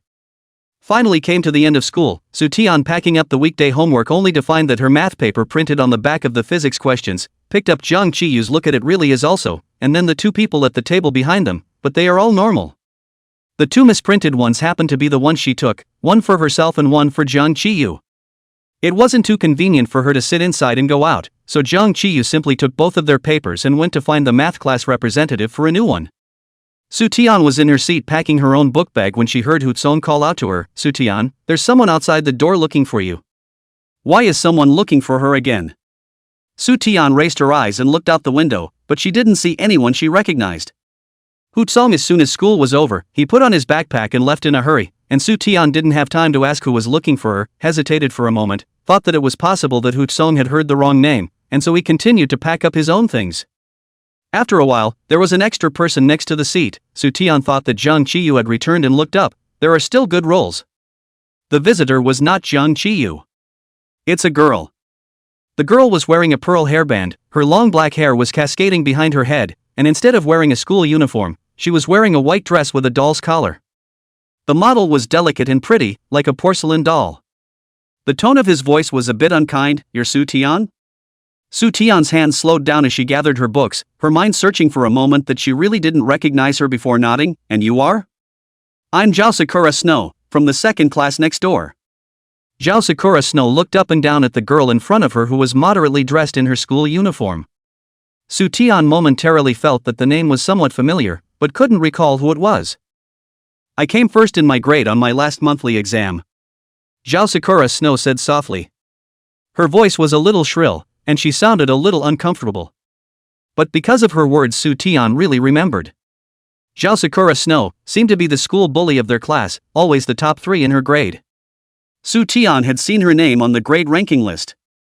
Su Tian didn't understand what she came to see her for. Can I help you? Su Tian asked politely and detachedly. Zhao Sakuraksu pursed her lips and paused for a second. Is Senior Song Yingjing's literature notebook here with you? This matter was not deliberately hidden, and although Su Tian didn't know where she had learned about it, she still nodded. Can you lend me his notes? Joe Sakurazuki looked at her. Su Tian froze for a moment and looked at her bulging book bag, where those notes had just been placed by her. Sorry. She looked at Zhao Sakura Shui again. I've been using it lately, you can borrow it from Song Yingjing when I'm done. Zhao Sakuraksu ruffled the hair behind her ears, revealing her delicate and small ears, and the crushed diamond studs on her earlobes sparkled. It's a little oppressive for no reason. Can't you lend it to me first? Zhao Sakuraksu blinked innocently. There's a joint exam at the end of the month, and that's important to me. A strange premonition rose in Su Tian's heart. She felt that the next conversation might not be too friendly. This Zhao Sakura Snow's tone is really a bit obnoxious. She shook her head. No. The joint exams are important to me too. Aren't you over 300 in your grade? Zhao Sakuraksu blurted out, not feeling the slightest bit that there was anything wrong with her words. These notes will at most allow you to progress a bit for you, but letting me read them first is different. it's a matter of whether or not you can stay number one in your grade. Su Tian's eyes gradually looked at her strangely. She felt that it should be impossible for the two of them to talk to each other, so she averted her eyes and continued to stuff things into her school bag, her tone also cold. Sorry. Go borrow it from Senior Song Yingjing, it's his stuff, if he lets me take it for you to use first then you can come back to me. Zhao Sakuraksu, he agreed. Suti's movements paused. Zhao Sakuraksu added, my brother is in Senior Song Yingjing's class, I told my brother about it. Su Tian didn't rationalize the logic. What does this have to do with your brother? What's the use of talking to your brother? Song Yingjing is not your sister-in-law. Su Tian silently bellyached in her heart. Zhao Sakuraksu didn't know what was on her mind and said naturally, because my brother and him are friends, he'll definitely lend me the notes on a priority basis. Su Ten laughed a little and shook her head. To be able to say this sentence that probably has never even seen Song Yingjing. Moreover, even if we want to spell out the relationship, it is her and Song Yingjing who are more close to each other. Not to mention that she was the one who borrowed it in the first place. Zhao Sakura Shui looked at her shaking her head and was a little anxious. She pinched the hem of her dress and her tone became a bit more urgent. If you don't give it to me now, when my brother talks to Senior Song Yingjing, how unattractive it would be for him to directly ask you for it back. Su Tian had already lost the desire to talk to her and was deeply skeptical about why Zhao Sakuraksu was able to get first in her grade. What kind of magical logic was this? Zhao Sakuraksu was still pestering. Do you know how important the joint exam at the end of the month is for those of us who are good at studying? You're average in your studies anyway, it's a bit of a waste to have the notes read by you first, it's better to let me read them first. Su Tian was a bit annoyed, but she was not a disposition that would initiate an argument. She wanted to say something. Her afterglow suddenly saw Jiang Qiyu, who was standing next to her with two rolls and didn't know how long he had been watching the good show. His gaze stuttered on his diffident face. After a while, she resumed looking at Zhao Sakuraksu. Even if you were allowed to look at it first, the first in your grade for the joint exam wouldn't be you. Because someone had already booked it in advance. The two men parted on bad terms. Only then did Jiang Qiyu slowly return to his seat. I didn't think that you had quite a bit of confidence in me. Su Tian also said this at that time in order to block Zhao Sakura Snow, at this time by Jiang Qiyu directly pointing out that it was him. Only in hindsight did he feel some heat in his face. She tried to look like she was reacting evenly. I mean, we've got a lot of talent in this class, she doesn't necessarily have to be that lucky to come in first place again. Yes? Jiang Qiyu smirked. He only said those two words and didn't continue. But the disbelief in it was so strong that it could be perceived very clearly by Su Tian. Su Tian felt like she had to say something in order to make the corners of Jiang Qiyu's mouth, which was arcing wider and wider, come down a bit, so she said, maybe I'll be the next grade one. If only there was the kind of luck that comes with winning $100 million lottery. Jiang Qiyu, however, did not retort. He collected all expressions that might be judged as jokes, ignoring the fact that this was still a class and that there were still students who hadn't gotten clean. Raising his right hand, he patted her head gently. Then test me. Chapter 48 Jiang. Ayu brother. Because of this episode, there weren't many people on campus when Su Tian left school. She didn't skate as fast as she could anymore, walking at a normal speed, and sure enough soon Jiang Qiyu caught up with her not far from the school. The two men walked side by side, neither speaking for a moment. Su Tian was out of her mind, thinking about the joint exam at the end of the month. She was really not wanting to hire a tutor. That way there's no time for relaxation, and every day is spent in stress. Just thinking about it was like throwing her into a steamer, suffocating and agitated. She wanted to divert this anxiety, so she took the initiative to find a topic to chat with the person beside her. Jiang Qiyu, are you sure about the joint exam at the end of the month? There has to be one even if there isn't. Jiang Qiyu looked ahead, one hand in his pocket, matching her pace as he walked. He laughed a little as he said it. After all, someone wants me to be first in my grade. Su Tian opened her mouth, wanting to stubbornly deny it again, then remembered that he touched her head when she was in the class, so her unspoken words became, can you pay attention to your demeanor? Don't act excessively in public. What? Jiang Qiyu lifted his eyelids. Is it illegal for me to touch my piggy's head? Su Tian glared straight at him. You're the pig-headed one. It's not a pig's head, then how did you use a pig's head as your avatar? Nah. Jiang Qiyu smiled and asked slowly.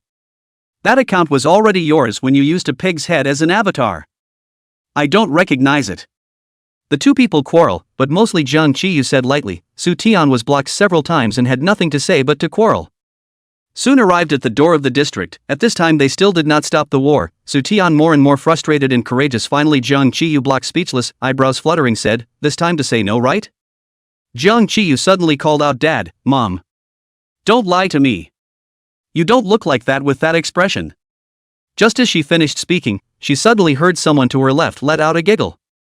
Soo-tian froze and looked over toward the source of the sound, and saw Uncle Jung standing next to the flower bed downstairs in the neighborhood looking at them, and Auntie Jung covering her mouth and squatting on the ground laughing. Soo-tian's eyes widened instantly. The two walked over to greet each other, and Jung's mom joked, "Watching the two of you all the way, your poisonous nature, can't you just let the other little girl go?" Jung Chi-yu didn't bother to answer the offer. Soo-tian instead put in a good word for him. "It's not like that, he's usually quite lenient with me." Jung's mom continued to snicker, "Like what?" Such as, Soo-tian racked her brain and couldn't think of a single one. Jung Chi-yu glanced at her and laughed in exasperation. "You're doing this on purpose, aren't you?" Soo-tian glared at him, "Then you say it." Jung Chi-yu seemed to smile. "I've been giving in to you every moment, or else you'd have been disliked and cried countless times by me in these 2 weeks. I'm not that glassy-eyed. All over, everywhere." Seeing that the two were about to get into a fight again, Jung's mom became a peacemaker. All right, you guys aren't thirsty after arguing all the way. Timothy, come sit at my house for a while, I just went to buy lemon flower tea." She pointed to the supermarket shopping bag in Father Jung's hand. "We also bought tenderloin meat, preparing to make sweet and sour tenderloin at night. Why don't you go home and say that you'll come directly to our house for dinner at night? I remember you like eating sweet and sour pork the most."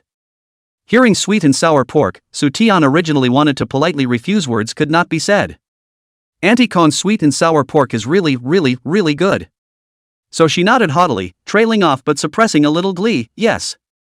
They walked one by one to the middle of the two villas. Jung mother said, "Sweet and sour pork procedure is quite a lot. Timothy, you can rest at home for a while and then come over, or just come over is fine. I'll let Ayu play with you." Jung Chi-yu, "No, I want to read." Seeing that Jung Chi-yu seemed a bit reluctant, Soo-tian instead agreed quickly, "Good." Jung Chi-yu looked over toward her, and she immediately added with glee, "I'll be right there." Soo-tian flew back to her own villa. The 3 members of the Jung family also headed for their own home. Father Jiang went to open the door, and Mother Jiang glanced at her own son and laughed. "You really want to read a book, don't you?" Jung Chi-yu lazily hummed out of his nose, "Aha." Jung's mom didn't refute him, but her expression made it clear that she didn't believe him, covering her mouth and snickering. Jung Chi-yu was tired of being laughed at and added, "I play games." Jung Dad happened to open the door. Jung Chi-yu directly walked in first. Jung Mom looked at his back, pulled Jung Dad's sleeve and snickered, "How come my son is still so arrogant?" The two men also went into the house with each other. When Soo-tian returned home, her mom and dad weren't there, so she spoke to the family's nanny, went back inside to change into her regular clothes, and ran next door with gusto.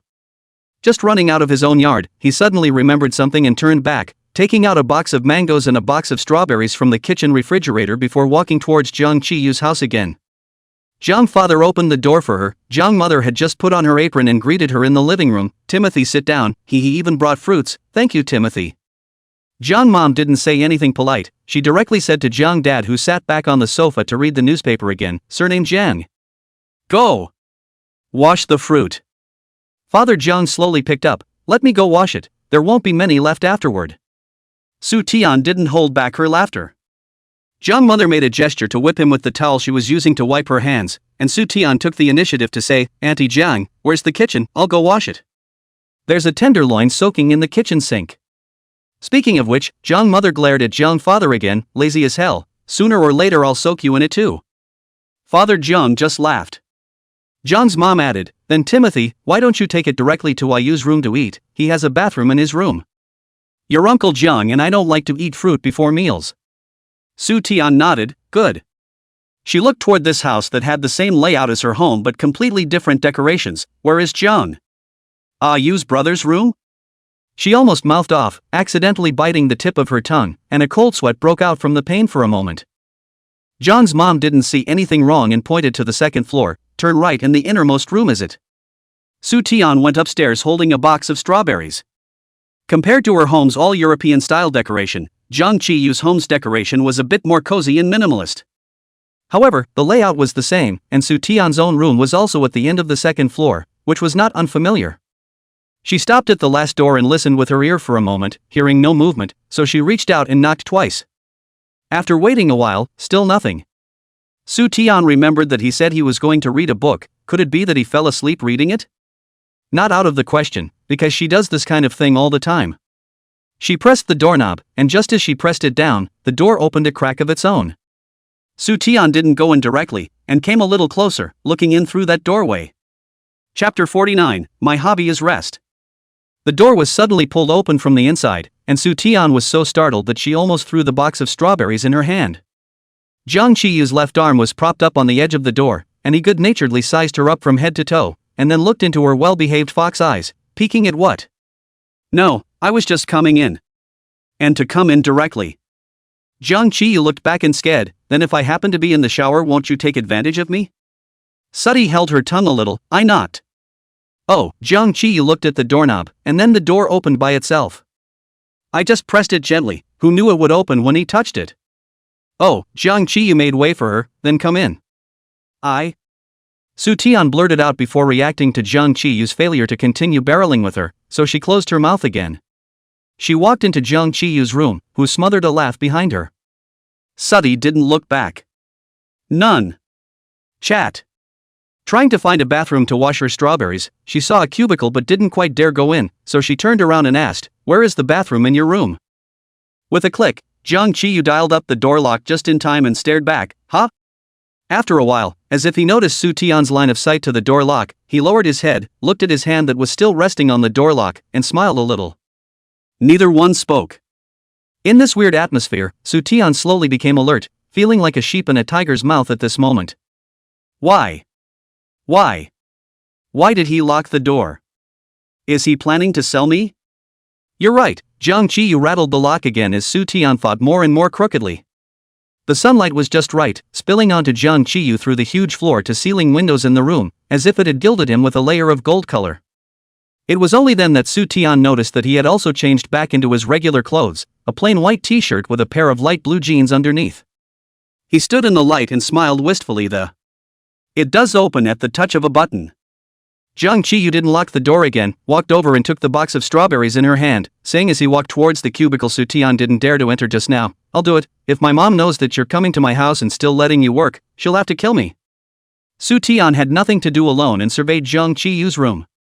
It was set up similarly to her room, with a queen-sized bed in the corner, a desk next to the bed with all sorts of books and exercise books neatly placed on it, a journal spread out on the table, and a pen strewn beside it. Su Tian saw that the diary had today's date written on it, as if it was really used by Jiang Qiyu to write his diary, and for privacy reasons, she quickly shifted her eyes elsewhere. Then she saw the white piano placed on the circular balcony. Su Tian blinked. Probably because the balcony made closed floor-to-ceiling windows, so when the house did not set the door again, Su Tian walked over, her fingers stroked over the smooth body of the piano, then sat down in front of the piano. There was also a sheet of music on the piano, love letter, the Chinese name for love letter. Piano she does play, just not much better. Jiang Qiyu also plays the piano? But at that time when they went to the teacher's office together to collect the school uniform, when they passed by Song Yingjing playing the piano, he watched but did not react at all. Originally, though, he didn't have to say it. Su Tian suddenly remembered that Auntie Jiang seemed to be a music teacher, so this piano should be Auntie Jiang's. Just as he was thinking, Jiang Qiyu's voice came from the bathroom, the one outside. "Help me bring 2 cups over, they're on my desk." Got it. Su Tian left the balcony, paused, and shouted again in exasperation, "The one inside. I have a name." A grunt came from the bathroom. She approached Jiang Qiyu's desk, and sure enough, she saw 2 china cups and a china plate in the cabinet at the top of the desk. Jiang Qiyu asked for cups that were supposed to hold clean strawberries. Su Tian opened the cupboard door. "Is a plate okay?" "It's okay." The window is a little high. Su Tian tiptoed, holding the edge of the plate and slowly dragged it out. In the process, it accidentally rubbed against the small Rubik's Cube next to it and fell on the table. Luckily, it just fell on the table and didn't break. She carefully took the plate, and when she went to pick up the Rubik's Cube, she accidentally saw Jiang Qiyu's diary, and a line of flowing handwriting came into her eyes. October 16th, clear. 1.Sutian0709. 2, first. The words 2. First were followed by a very arrogant and sharp check mark. What does that first one mean? Remember the QQ password? Kind of doesn't make sense. Are you a snail or a turtle? Jiang Qiyu's careless voice came again, still lost. Want me to go out and pick you up? Coming. Su Tian didn't take it too seriously, shook her head and went to bring him a plate. Su Tian brought out the washed strawberries. Jiang Qiyu was still washing his hands in the bathroom. She didn't wait for Jiang Qiyu and directly ate it herself first. The strawberries were fresh, not long out of the refrigerator, cool and with a delightful sweetness. You ate quite fast. Jiang Qiyu walked over to the sofa next to her and sat down, with a person's place separating the two of them. Suddy, it's not like I didn't leave it for you. The couch she was sitting on was facing the balcony, so the piano fell into her eyes again. Su Tian's speed of eating strawberries slowed down, her chin lifted, signaling Jiang Qiyu to look at the balcony. Jiang Qiyu, is that piano yours? No, it's my mom's. Jiang Qiyu said. Then do you know how to play? Su Tian looked interested. When we introduced ourselves on the first day of school, we all had to say our hobbies and specialties, but the day you transferred here, you simply said your name and school. Jiang Qiyu added, and nationality. Su Tian recalled that day and didn't want to care about him again. After a moment's pause, she still mercifully reasoned with him, so what's your hobby? Want to know? Jiang Qiyu looked at her slowly, why would I tell you? Su Tian changed the question, so what's your specialty? Jiang Qiyu took a bite of a strawberry, and I won't tell you. Su Tian concluded, then you just don't know how to do anything. Jiang Qiyu. Old Gao will be very pleased to know that you have such strong reading comprehension skills. Su Tian heard that he was saying the opposite, but didn't bother with him, wagging his finger. The day I started school my father said that he wanted me to be more confident, and that being more confident was the only way to have a great demeanor. So when I did my self-introduction I said all the things I know as specialties. What have you said? I'd say my hobby is rest. Specialties are a little bit of violin, piano, guzheng, pipa, harp, a little bit of horseback riding, archery, and chess. All just a little bit of course. Jiang Qiyu framed that scene in his mind and wanted to laugh a little. Then you're pretty good. He complimented genuinely. Chapter 50, Playing Love Letters to Her. Su Tian again thought he was saying the opposite, still did not bother with him, continued, when I was a child, my mom expects too much from me, pulling me to one special class after another, but no matter which one I learn I am in the middle of the one, can only say that it will be good, cannot say that it's good, mediocre. So my mom thought that she hadn't found the right one for me yet, so she changed to the next one just after I entered each one. She wanted me to be the one at the top, being in the middle was better than not being able to. What about now? Jiang Qiyu asked, does Auntie Bai still think so? Now it's high school, there's no time for special classes. Learning is the most important thing. Su Tian helplessly spread her hands. Jiang Qiyu didn't say anything, suddenly stood up and walked towards the balcony. Su Tian looked at his lean back and wondered what he wanted to do. Sign up. Jiang Qiyu sat down in front of the piano and placed his hands on the keys. Su Tian didn't react for a moment. What? The name of the song. Jiang Qiyu's fingertips traced across the keys, sending out a series of staggering zither sounds, his faint voice coming through. Brother is in a good mood today, so I'll show you a specialty. Su Tian stayed for a while before reacting that he was going to play the piano. Jiang Qiyu really does play the piano. Why don't you say anything? Jiang Qiyu sidled up and looked at her. This is only one chance, there is no more store after walking through this village. Anything? Su Tian asked. Jiang Qiyu nodded diffidently, looking so confident and lighthearted. Then Beethoven's To Alice. I remember the last chapter in the piano book I read as a child was this piece. The last description is the most difficult, too simple as not to pull down the standard of Jiang Qiyu. Mom is a music teacher, and naturally, her son's musicality is not bad. Jiang Qiyu's fingers tapped out a few disorganized tones on the piano.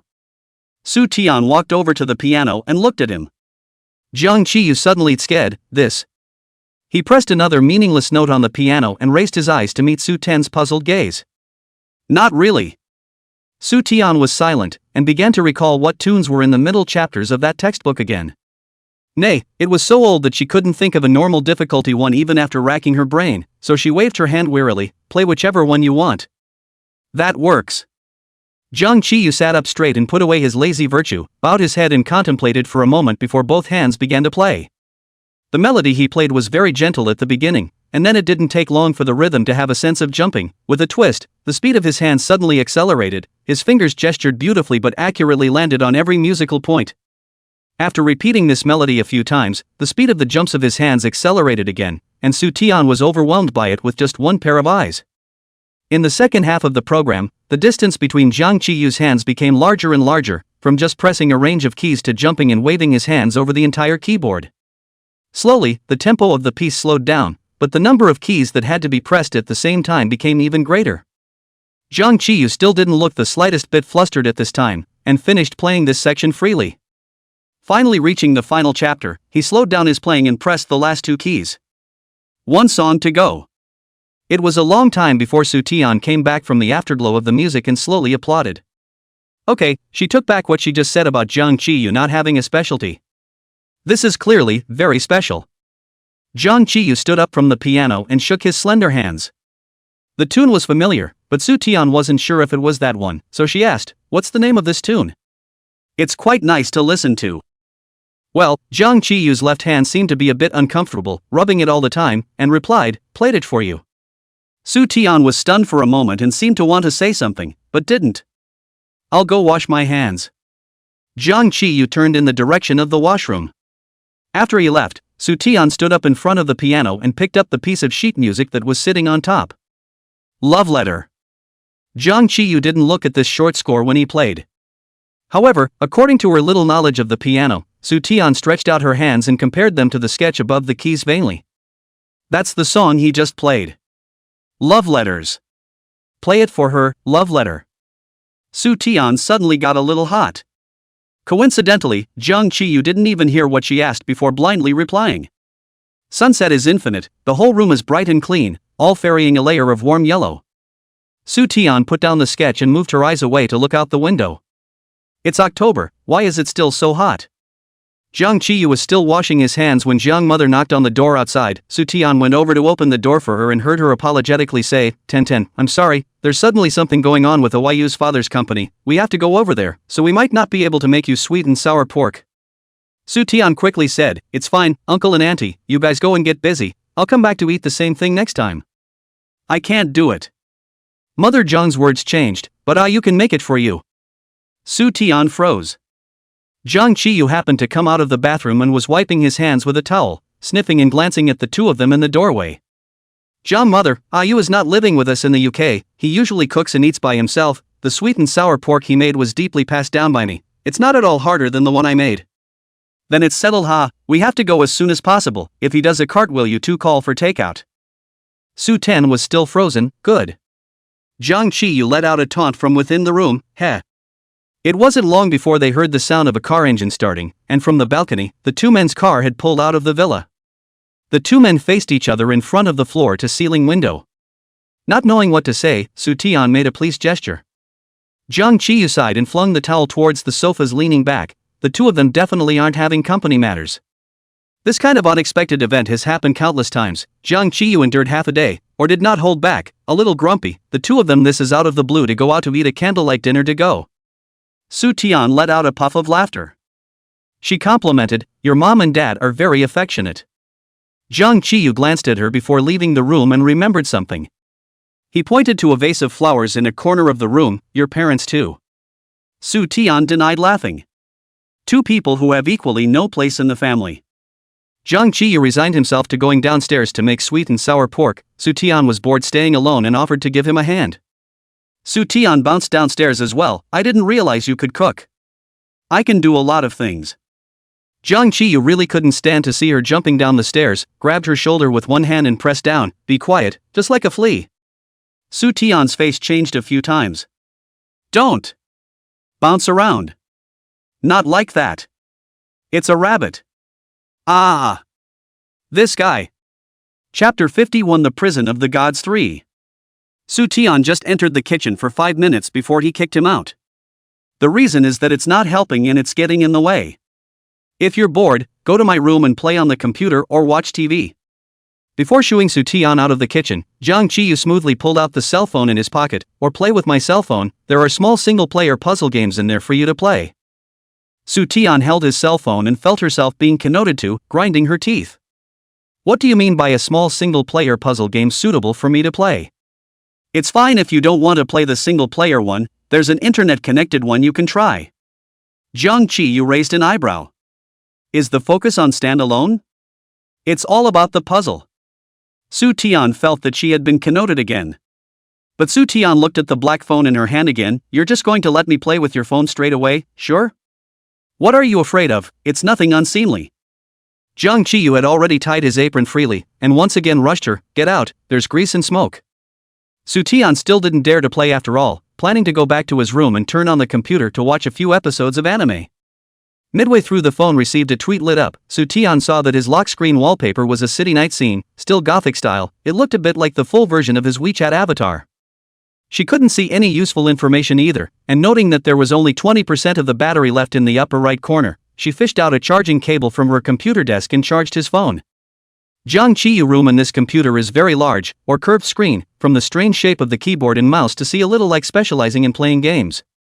Su Ten turned on the machine and noticed that his desktop was very clean. In addition to the unusual few software that comes with the computer, there was only one QQ and one WeChat, as well as an English game icon that Su Ten didn't recognize, as well as a software that looked like a video player.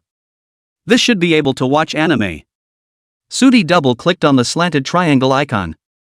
The moment the double-click was done, the computer made a techno-sounding noise like a machine starting up, and then the keyboard and mouse lit up at the same time, emitting a dazzling light. Su Tian felt as if she had accidentally unsealed something. She didn't dare touch anything anymore and hesitated to go and call Jiang Qiyu up. It was at this moment that a game login screen popped up on the computer monitor, and when Su Tian didn't click on anything, its progress bar had already run on its own. Game loading. Game loading complete. Entering the world of the gods. Dear user AU, is logging in for you. Logging in is complete. Honored user AU, nice to see you again after 472 days. After the sentence appeared, the computer screen flickered, and the game's login screen completely changed into the game's interface. Su Tian had been dumbfounded. What's this? She should indeed have accidentally opened a certain game. Su Tian had never seen such characters in game scenes anywhere. As far as she could see, no matter whether it was the character modeling or the original painting of the scene, it was all done in a very exquisite and delicate manner. Even though she didn't play this kind of big online game, her eyes were still caught for a while. Jiang Qiyu's ID was AU, and the character was a male with what looked like a magician's profession, wearing cumbersome and complicated magical robes, holding a tall staff in his hand, with an oriental face and white hair that hung all the way down to the ground. The figure is barefoot, with a string of red wire footbells tied to one ankle. Kind of. It's nice to look at. The message page on the right was scrolling frantically. Su Tian at first thought he was scrolling on his own and didn't take it seriously. Only later did she realize that it was a constant stream of people sending messages to Jiang Qiyu, with each one being bumped to the top. These friends are sent in English. Brush too fast. Su Tian simply cannot read. Only very few people sent in Chinese. Is also a you're back. Ah, you. Is that you? It's just logging into a game. Why are they so excited? Su Tian didn't click on it, just kept studying how to quit the game. What? No, fork. So advanced and so impersonal game.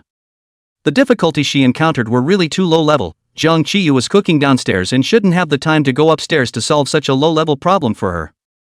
It might even be breathless. Su Tian deflated her mouth. She really couldn't find the close button, so she simply pressed the shortcut key to bring up the task manager and force close the game. That's when she saw that the full name of the game was Prison of Gods 3. Prison of the Gods 3? That's funny. Su Tian felt that it should be her translation level, so after closing the game, she wanted to open the browser and search for it. It froze and I couldn't even find a browser. Row. Su Tian silently memorized the name of the game and turned off the computer. She really had nothing to do, so she pulled out a book with a very nice cover from Jiang Qiyu's bookshelf, probably flipped through it, and found that it was all in English. She didn't believe it and turned out a few more books which turned out to be really all in English. There are only a couple of textbooks, a couple of exercise books, and a couple of piano scores that are in Chinese on the front cover. The others are either in English or have no writing on the spine at all. Su Ten crumbled a little. She couldn't help Jiang Qiyu with his homework. Her eyes looked around the room and finally fell back to the diary pressed under her arm. October 16th, clear. 1.Sutian 0709. 2. First opposite hook.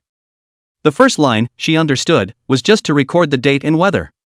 The third line she could probably guess, it should be that Zhang Qiyu felt that getting first place in the joint exam this time was very stable, so he arrogantly put a pair of hooks on the back in advance. According to this meaning, this 1.Sutian0709 did not tick the right box. Is not it because it is not yet available? Isn't this the QQ password for her trumpet? Didn't she give it to him already? That's the one that should have a check mark after it. She mulled it over for half a day, but couldn't figure it out, and slumped down on the table with a headache. After lying on her back for a while, her head hurt more, so she shifted position and sat on the couch cushions, her head resting against the couch cushion. Half an hour later, Zhang Qiyu shouted a few times downstairs for her to come downstairs to eat, but no one answered, unclipped his apron and went upstairs, and saw her lying on the sofa already asleep. Still sleeping soundly, close enough to hear the tiny regular light snores she was making through her nose. Zhang Qiyu couldn't help but lose his smile as he walked over and gently touched the soft hair on top of her head. It's only when you're unconscious that you can be good. Zhang Qiyu rubbed the hair on top of her head and organized it again for her. But still didn't give up on moving his hands on her body, and began to pinch the soft flesh on her face again.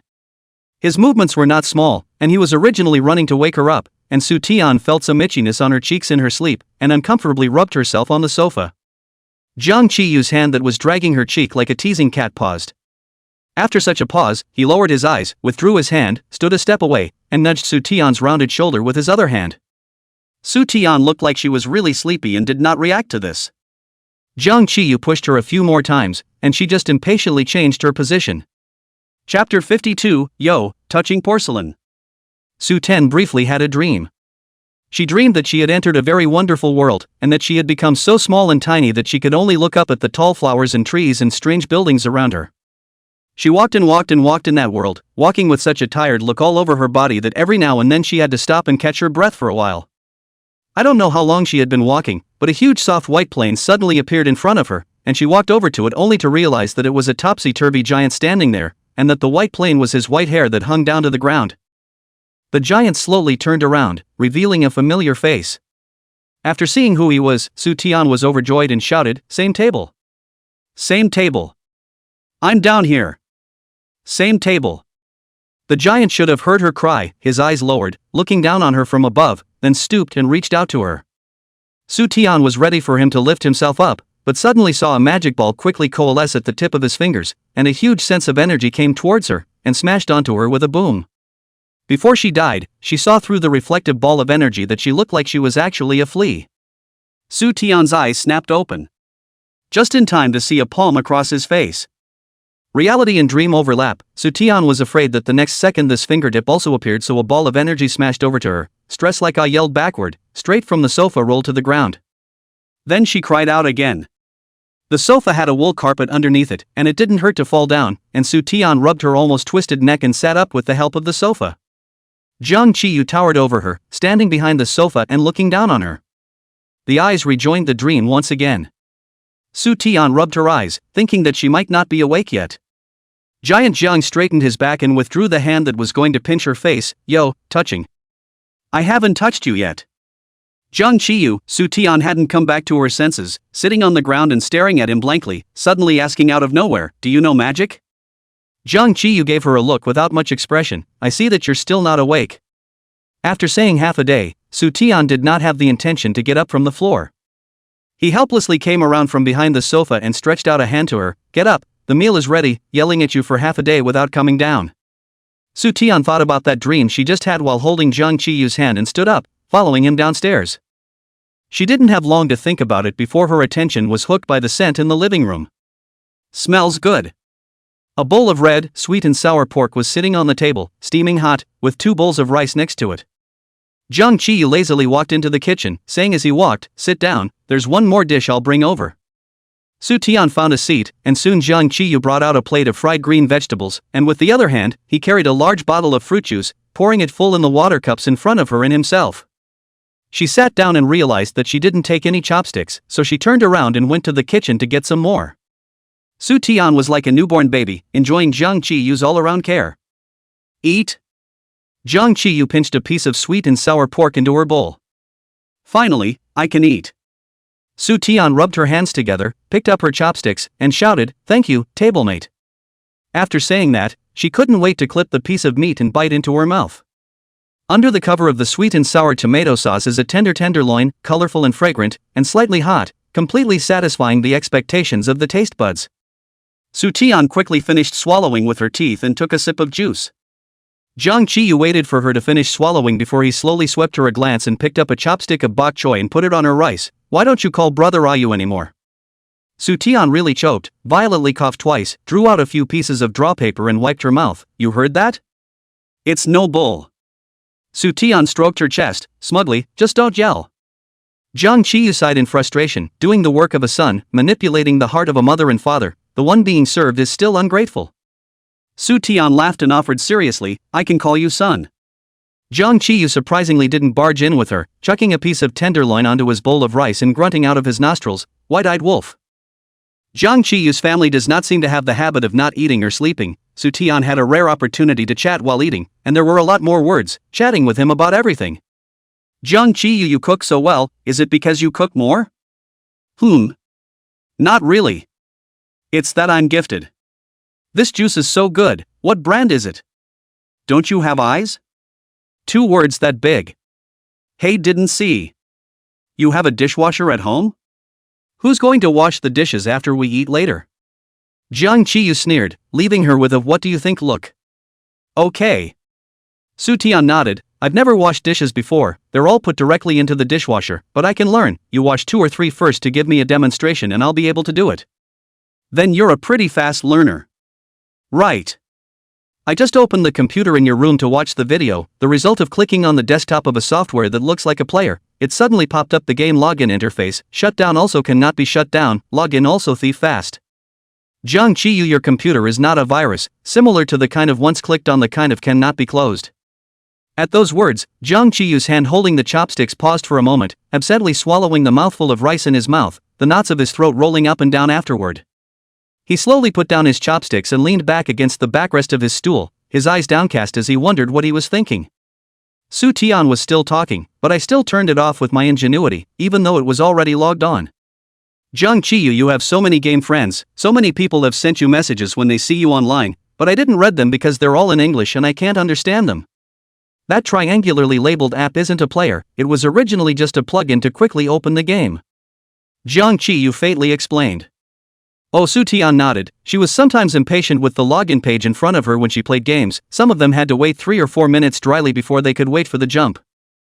"But Jang Chi-yu, what game you play? That picture, how I feel, never seen the look, as if not particularly hot. However, I see that the modeling and original drawings are quite exquisite, and it's not like it's a niche game." Jang Chi-yu didn't answer this question of hers, and asked back without any good humor, "Are you 100,000 reasons? A dinner has been almost eaten." Soo-tian see him stop chopsticks, and the bowl is still left 3 pieces of sweet and sour pork, so clip a piece of get up and put it into his bowl, in order to nutritional balance, and clip a chopstick of green vegetables over, eat quickly, don't have leftovers, your table only washes bowls that do not have leftovers. Jang Chi-yu was a bit amused, but didn't refuse, flinging his right hand that had been holding chopsticks. Without dwelling on the game, Soo-tian stuffed the last grain of rice in her rice bowl into her mouth and drank the last sip of juice from her glass of water. Only then did she lean back with a full stomach, rubbing her stomach and sighing contentedly. Chapter 53, The Little White-Eyed Wolf. It's delicious. Soo-tian ate her fill, stood up and circled around the table to digest, once again lamenting, "It's so delicious. Jang Chi-yu, if you can't make ends meet in the future, turn into a chef, I'll definitely try to visit every day." Jang Chi-yu was dazzled by her whining, and when she passed by him, he yanked on the hem of her jacket, and directly yanked hard to hold her down on the seat next to his own. "How do you also add a try?" There were a few hidden compartments under the dining table. Jang Chi-yu touched something and pressed it, and a small drawer popped out, pulling a can of sugar beans out of it. "Reach out. Because I can't eat your Chef Jang's cooking every day, right, and will always want a change of flavor." Soo-tian watched as he poured out 2 colored sugar beans in his palm and curiously said, "What is this?" "The elimination tablets." Soo-tian obediently ate. After eating and sitting still for a while, "I'm still so braced." Jang Chi-yu was a bit silent for a moment, looking at her in a very one-dimensional way, like he was looking at a little cutie. Sooty blinked at him. "You just ate it down for less than a minute." Jang Chi-yu said. "Oh." Soo-tian nodded. "I saw that the bottle was so different, I thought it was some kind of special effect medicine." Jiang Qiyu sat up straight and pointed to the several empty bowls and glasses on the table. Working is the fastest way to digest. Sutine quickly stood up and stacked several bowls on top of each other, and felt a little dangerous when she tried to reach for the cups again, so she planned to put them away before coming back for a second trip. She headed for the kitchen with her bowl in both hands. Midway to the kitchen, remembered something and turned around very seriously. No, working is not the fastest way to digest, going to the bathroom is. Jiang Qiyu suddenly realized that this little girl was really getting better at talking. From seeing him as a child and not daring to say a word, to occasionally speaking to him when he first returned to China but often being dumbfounded by him, to slowly being able to gag him a few times nowadays. Truly, a very big step forward. Su Tian put all the dishes into the sink and just wanted to go outside to bring the cups over as well, when she saw Jiang Qiyu also enter the kitchen with a glass in one hand. He stood next to her, put the glass of water in the sink, and flipped the faucet switch. Then picked up the top bowl straight away, squeezed a drop of detergent and scrubbed it. Su Tian was squeezed by him and took 2 steps back to the side. What are you doing? Aren't I washing it? She remembered something. Auntie Jiang isn't at home. No one beat you to death. Jiang Qiyu blanked her while brushing the bowl, his eyes rather murderous. Isn't it not going to be? I'm teaching you to wash the bowl. Su Tian suddenly realized and watched earnestly from the side.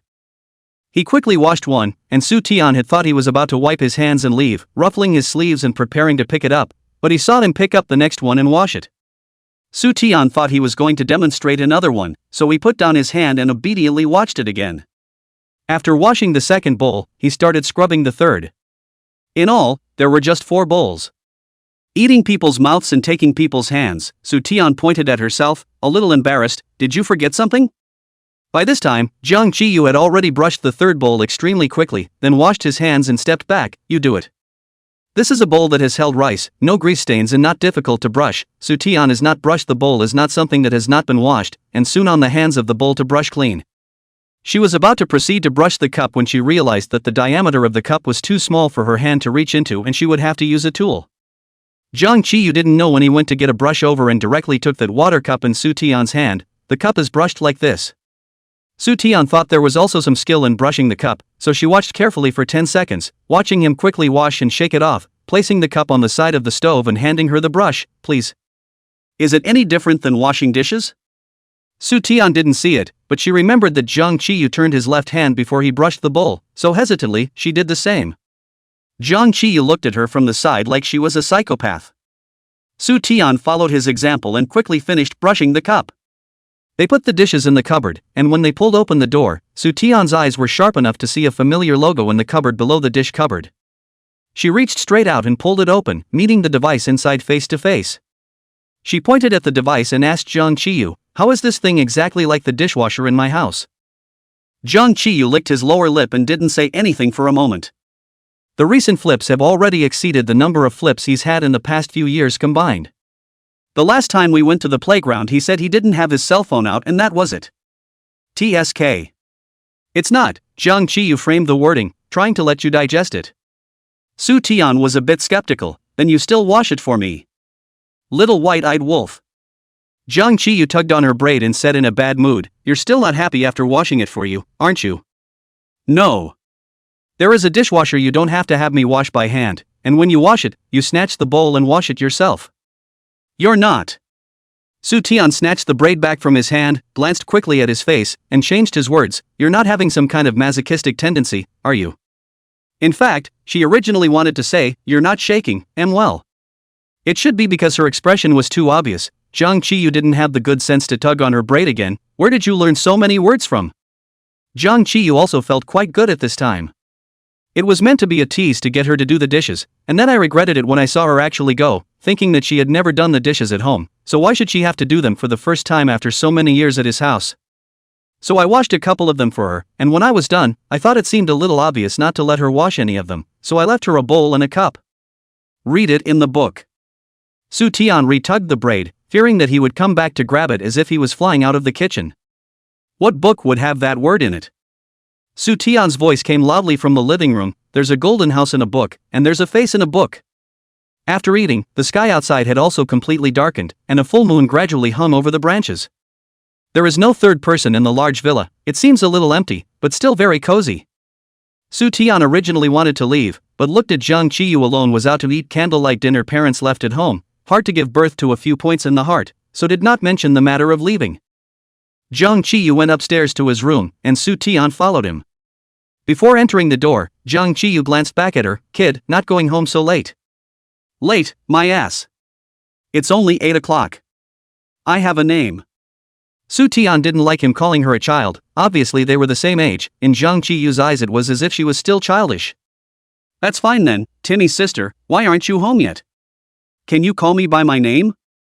Su Tian would get goosebumps every time she heard this name and shivered. It's right next door and not far away. What are you always driving me away for? Are you going to do something bad alone? Chapter 54, The Dark Moon and the Wind and All That. Su Tian looked through the huge floor-to-ceiling windows in the living room at the night outside and licked her lips. Dark moon and wind and all that. Jiang Qiyu was not in a hurry to go into the house. He just stood in the doorway, lazily leaning against the doorframe. He tucked his cell phone in one hand and tapped it. The chandelier in the living room suddenly went out, and the whole room was plunged into darkness. The moonlight, unobstructed by the glass windows, spilled over the entire living room including part of the hallway on the second floor, adding a hazy, slightly glossy sheen to everything. Su Tian has seen his cell phone screen as the interface of the intelligent home appliance console, but I did not expect that he would suddenly turn off all the lights in the house, a small startled, and then relieved. They stood at the corner, standing outside the range of the moonlight. Jiang Qiyu's entire body was trapped in the darkness, and Su Tian's eyes hadn't adjusted to the darkness for a moment, so she could only see the smooth and distinct contours of his face, as well as his clear and tall figure. When the darkness spread out, still in the same place, the cozy atmosphere was magically swept away, with a few more ambiguities for no reason. Jiang Qiyu. Su Tian forced herself to be calm. Why did you turn off the lights? The dark figure in front of her stood up straight and took 2 steps toward her, leaning down slightly. The two were very close to each other, and Su Tian tilted her head slightly so that she could see the shimmering light in his pupils. Jiang Qiyu reached out his hand and lifted her chin with his index and middle fingers. He lowered his voice, low and deep, and repeated what she had just said. The moon is dark and the wind is high or something. Su Tian was caught off guard and froze in place all of a sudden. One hand gripped the hem of her coat, feeling her hands sweaty. Halfway through his sentence, Su Tian stared into his eyes. Jiang Qiyu laughed lowly, and at this distance, Su Tian felt that she could feel the vibrations coming from his chest. Murdering and setting fire to people, forcibly robbing them or whatever, is perfect. Jiang Qiyu's fingers rested on her face and came a little closer, his eyes staring at her without blinking, as if he was admiring a work of art. His thumb curled slightly, still rubbing over her chin. Su Tian knew that he was joking again, but because of this position, because of this atmosphere, and because of Jiang Qiyu's tiny movements just now, her entire body trembled. Jiang Qiyu oohed and awed, letting go of the hand that was cupping her chin and paralyzing back into the doorframe without a proper look. Brother Ayu is teasing you, why are you really scared? He leaned against the door and laughed. Where there is fear. Su Tian had a kind of shame of being molested and being provoked by the disobedience. Under the stimulation of this double emotion, she directly stepped forward, also wanted to reach out and pinch Jiang Qiyu's chin, but the speed of her shot is too fast, accuracy is not too good, directly hit Jiang Qiyu's mouth, and then it seems like touching the hot potato. General quickly slid down and pinched Jiang Qiyu's chin. It's impossible to lift it because it's too unimpressive to stand on tiptoe. Su Tian felt a bit of heat in her face for her mistake. But she let that bit of heat swell and fester in her face on the strength of her unclear vision in the darkness, and forced herself to say, who's afraid of? She couldn't finish her sentence because with a pop, the lights in the entire hall were turned on at once, accompanied by Jiang's mother's voice from downstairs. Hey, why are the lights off? Is Ayu not at home? At this hour, he's probably gone for an after-dinner walk with Timothy. Father Jiang said. That brat. If it's not there, it's just as well that we're continuing to watch the movie we just didn't finish tonight. Jiang father said, and whispered something Su Tian did not quite hear, but immediately after Jiang mother stifled a laugh. Hey, you really? Then there was some more rustling, accompanied by whispers and laughter, and the sound of footsteps approaching as 2 men seemed to be heading upstairs. Su Tian was dumbfounded. She stood still, motionless. She still maintained the position of pinching Jiang Qiyu's chin, and because she wasn't quite accustomed to the lights that lit up violently, she blocked her eyes with her other hand. Jiang Qiyu was still lazily leaning against the door. The moment the light came on he just froze for a moment, then he saw the little girl who wanted to flirt with him and turned bursting into a red face, looking stupidly at the stairway. He wordlessly hooked his lips, glanced toward the stairway, and quickly reached out and tugged Su Tian's shoulder to pull him into his room, closing the door lightly and steadily with his backhand. Didn't make a peep. Returning to the darkness, only a little bit of Su Tian's heart began to beat as fast as a drum. The voices of the Jung family's parents came from outside. What a day of luck, seeing as the equipment actually broke down halfway through. We'll watch another one later. Watch a literary movie, my unit teacher recommended one to me last time. Anything, whatever you want, but I might fall asleep if it's too literary. There was another rustling sound, followed by a soft pop as the two men seemed to close the bedroom door. Su Tian stood against the door, and only sighed in relief when she heard a complete absence of sound from outside. The crisis lifted and she began to have the presence of mind to study the present situation. What was she doing before she turned on the lights? Su Tian's mind went blank for a moment, and then the images from the darkness just now began to replay in her mind, scene by scene, frame by frame. Oh, she's trying to flirt back. But it was interrupted. Surprisingly interrupted?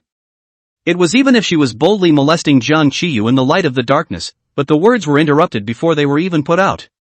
Still with, turn on the lights. Su Tian was like being struck by thunder. It was hard to imagine whether Jiang Qiyu had seen his feverish face in the moment when the surrounding area lit up. Holding on to the slight chance that maybe Su Tian really wanted to lie down and see if there was a crack in the ground for her to drill. She didn't know what to say, she was just glad that it was in the dark and she couldn't turn on the lights, otherwise Jiang Qiyu would have seen her face bursting red this time. But wait, why can't you turn on the lights? Why Jiang Qiyu dragged her back to her room like a thief? This is his house. She's just a guest here, too. Make it seem like. Seems like cheating. Su Tian's face heated up another degree at the word. Chapter 55, Easy, Evocative. She wanted to sidetrack the topic, so she huffed and questioned, Jiang Qiyu, why are we sneaking around and hiding? This is your home. Jiang Qiyu pressed his lower lip with his thumb, feeling something, his tongue stretched out and licked it, looking wanton and seductive. He looked down at the hand he had just touched his lips and waved it in front of Su Tian again, a lone man and woman, sharing a room. Su Tian noticed a trace of blood on his thumb. By the light of the moon, she raised her eyes and stared carefully at his lower lip. The corner of his mouth did seem to have swollen a bit there.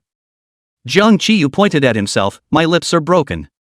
Pointing at Su Tian again, your face is still so red. Su Tian's entire body paused for a moment, and the heart construction she had just made collapsed. Her mind was filled with, he really saw it. This pervert even said it on purpose. I thought to myself. Easy to draw associations. Jiang Qiyu summarized. You're a ing liar. Su Tian stood stiffly, and then looked at Jiang Qiyu up and down, eyes deep, measure her once, slowly added, make it seem as if I did it to you, bad, my innocence cannot be good. What he's saying. God, who on earth had pinched him such a thick skin and matched him with such a Thai soul? Su Tian couldn't help it, she looked incredulously at Jiang Qiyu's faint outline in the darkness, her voice was still a bit fluttering, are you serious Jiang Qiyu, how can you be so thick-skinned, how can you look at this kind of thing, the bad thing is my innocence, right? Ha! Jiang Qiyu said, how do we look at each other seems like I'm at a disadvantage. Su Tian couldn't bear it anymore, the power of mere words couldn't shake Jiang Qiyu by half anymore. So she walked up and pinched Jiang Qiyu's neck, trying to solve the problem with violence. She usually used to fight with Zhou Ying like this, she didn't feel anything wrong for a while, the force she used was not too strong, the person being pinched wouldn't even feel suffocated, at most she felt like she had strangled something on her neck. Jiang Qiyu then felt two soft and tender little hands sticking to his collarbone and the sides of his neck, not much feeling, but he still subconsciously shrunk back, his waist leaning against the back of the sofa. As soon as he retreated, Su Tian's size and arms were not long, and she was forced to take 2 steps forward as if she was hanging on him, and in the process, she accidentally stepped on his feet, looked down in a hurry, and her hands changed from pinching on his neck to resting on his neck. Su Tian finally found a place for her feet to stand, and when she turned around, she looked right into the eyes of Jiang Qiyu, who was close by. It was only then that she realized that her position was a bit like hugging Jiang Qiyu's neck, with almost her entire body hanging onto him. The teenager stood lazily against the couch, a careless expression on his face, the corners of his mouth hooked up with a bit of gangly energy, and his eyes looking at her with increasingly deep and long stretches. He didn't push her away, nor did he make any other movements, even his upper body leaned back, forcing the distance between Su Tian and him to be a little closer. His voice was low, with a teasing smile, how come you're still throwing yourself on the line? Throw your arms around your head. Su Tian was like touching a piece of branding iron, and quickly let go of him to take 2 steps backward. Giving him a wary look, her hands still rubbed hard on the hem of her clothes. Jiang Qiyu laughed in anger at this action of hers, it's not poisonous, and you can't die from nibbling on it. Nibble on what, the neck? Su Tian subconsciously looked at the place she had just touched. There was one thing to be said about the touch that just came from his hands that was quite nice. Although he was a boy, his skin was not rough, but rather smooth and delicate like a fragrant and soft girl. The collarbone was angular and somewhat cackling, the only part that made her feel the threat of belonging to testosterone. She suddenly realized what she had just done and paused, her whole body embarrassed. Jiang Qiyu also realized that his own words had some ambiguities that would make people think too much, gently Tiska sound, and did not really let you nibble. Why are you still shy on? Su Tian couldn't stay any longer. It's getting late, I should go. Just as she was about to snatch the door out, Jiang Qiyu's teasing voice came from behind her. It's right next door and not far away. What's the point of going back so early? Su Tian stopped, thought seriously, and turned back. I want to eat duck necks. Jiang Qiyu. Su Tian thought she wouldn't see Jiang Qiyu again for the next 2 days. But when she drifted off early the next morning and was awakened by a knock on the door, she rose from her soft bed to answer it, and saw the same person she had strangled 300 times in her dreams last night. 15 minutes later, Su Tian sat in the living room expressionlessly eating breakfast, listening to her father Su and Jiang Qiyu on the sofa behind her chatting about stocks and securities that she couldn't understand. Jiang Qiyu wore a white sweatshirt with long sleeves and long pants, extraordinarily refreshing. Su father suddenly said, recently the sky is dry, pay attention to more water look at you this on fire lips are swollen. Su Tian's hand holding the bread lurched, remembering the time she accidentally hit Jiang Qiyu in the mouth yesterday. A little vain and a little nervous. Then, she heard Jiang Qiyu say with deep meaning, it's not fire. Su Tian's heart lifted violently, thinking that Jiang Qiyu would not say that she had hit him, right? Her stiff back was naturally seen by Jiang Qiyu, who paused for a moment and slowly added, I accidentally bit it when I was eating by myself. Su's dad picked up on something and quickly moved on to another topic. Su Tian let out a silent breath and continued to eat breakfast. After dinner, she went upstairs to change into a sports outfit and dawdled downstairs, where Jiang Qiyu was waiting for her in the living room. Yes. On the mornings of her days off for some time to come, she would be going on morning walks with her table-mate and bamboo horse. Last time before breakfast Mom and Dad mentioned this matter, she was trying to refuse, but as begun to eat she also did not say for the time being, and then he'd finally able to talk. Dad ordered flowers and arrived. Su Tian felt a close dog food storm, and forgot about it. I didn't expect Dad to act so quickly, and I don't know when he had already approached Jiang Qiyu to talk about it. And Jiang Qiyu surprisingly didn't leak a bit of information to her in advance. Otherwise, at the very least, she wouldn't have been so caught off guard, wouldn't have been wearing a head full of chicken nests with eye boogers hanging out of them, and wearing the big yellow duck pajamas that had been wrinkled by her sleep to open the door for Jiang Qiyu. How her image. Jiang Qiyu was polished. Indignantly looking at the long figure standing backlit in the living room, Su Tian walked over. Okay, let's go. Jiang Qiyu glanced at her and didn't say anything as the two walked out of the living room one after the other. Su Tian had just had breakfast and was not fit for exercise, so they just took a walk around the neighborhood first.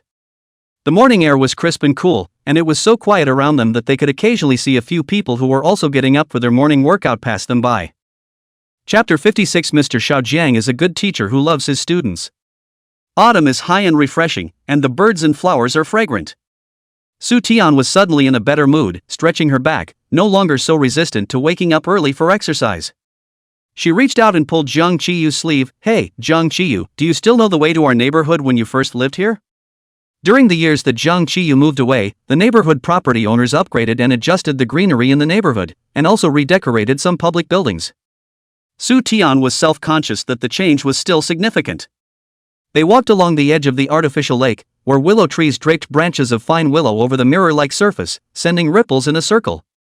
A few swans swam under the willow branches. Not waiting for Jiang Qiyu to answer, Su Tian suddenly got excited, tugging on Jiang Qiyu's sleeve and pulling him to the lakeside, her hands united in front of her eyes. Quickly, quickly. Make a wish. Jiang Qiyu looked at the somewhat ugly swans and looked at them like little cuties. Like looking at Su Tian. Su Tian quickly finished her wish, and when she turned her head, she met Jiang Qiyu's eyes and took a breath. This one is very spiritual. It's the very, very famous crane in our neighborhood. Jiang Qiyu looked a few more times toward those ugly swans to make sure he wasn't wrong. That's not a crane, it's a goose. Oh, fairy goose. Su Tian waved her hand. Not important. What's important is that it's said to be very good at making wishes on it. Very. Very. The corner of Jiang Qiyu's forehead jumped. For a moment he didn't know what to say. After a pause, he still couldn't hold back. Who told you that?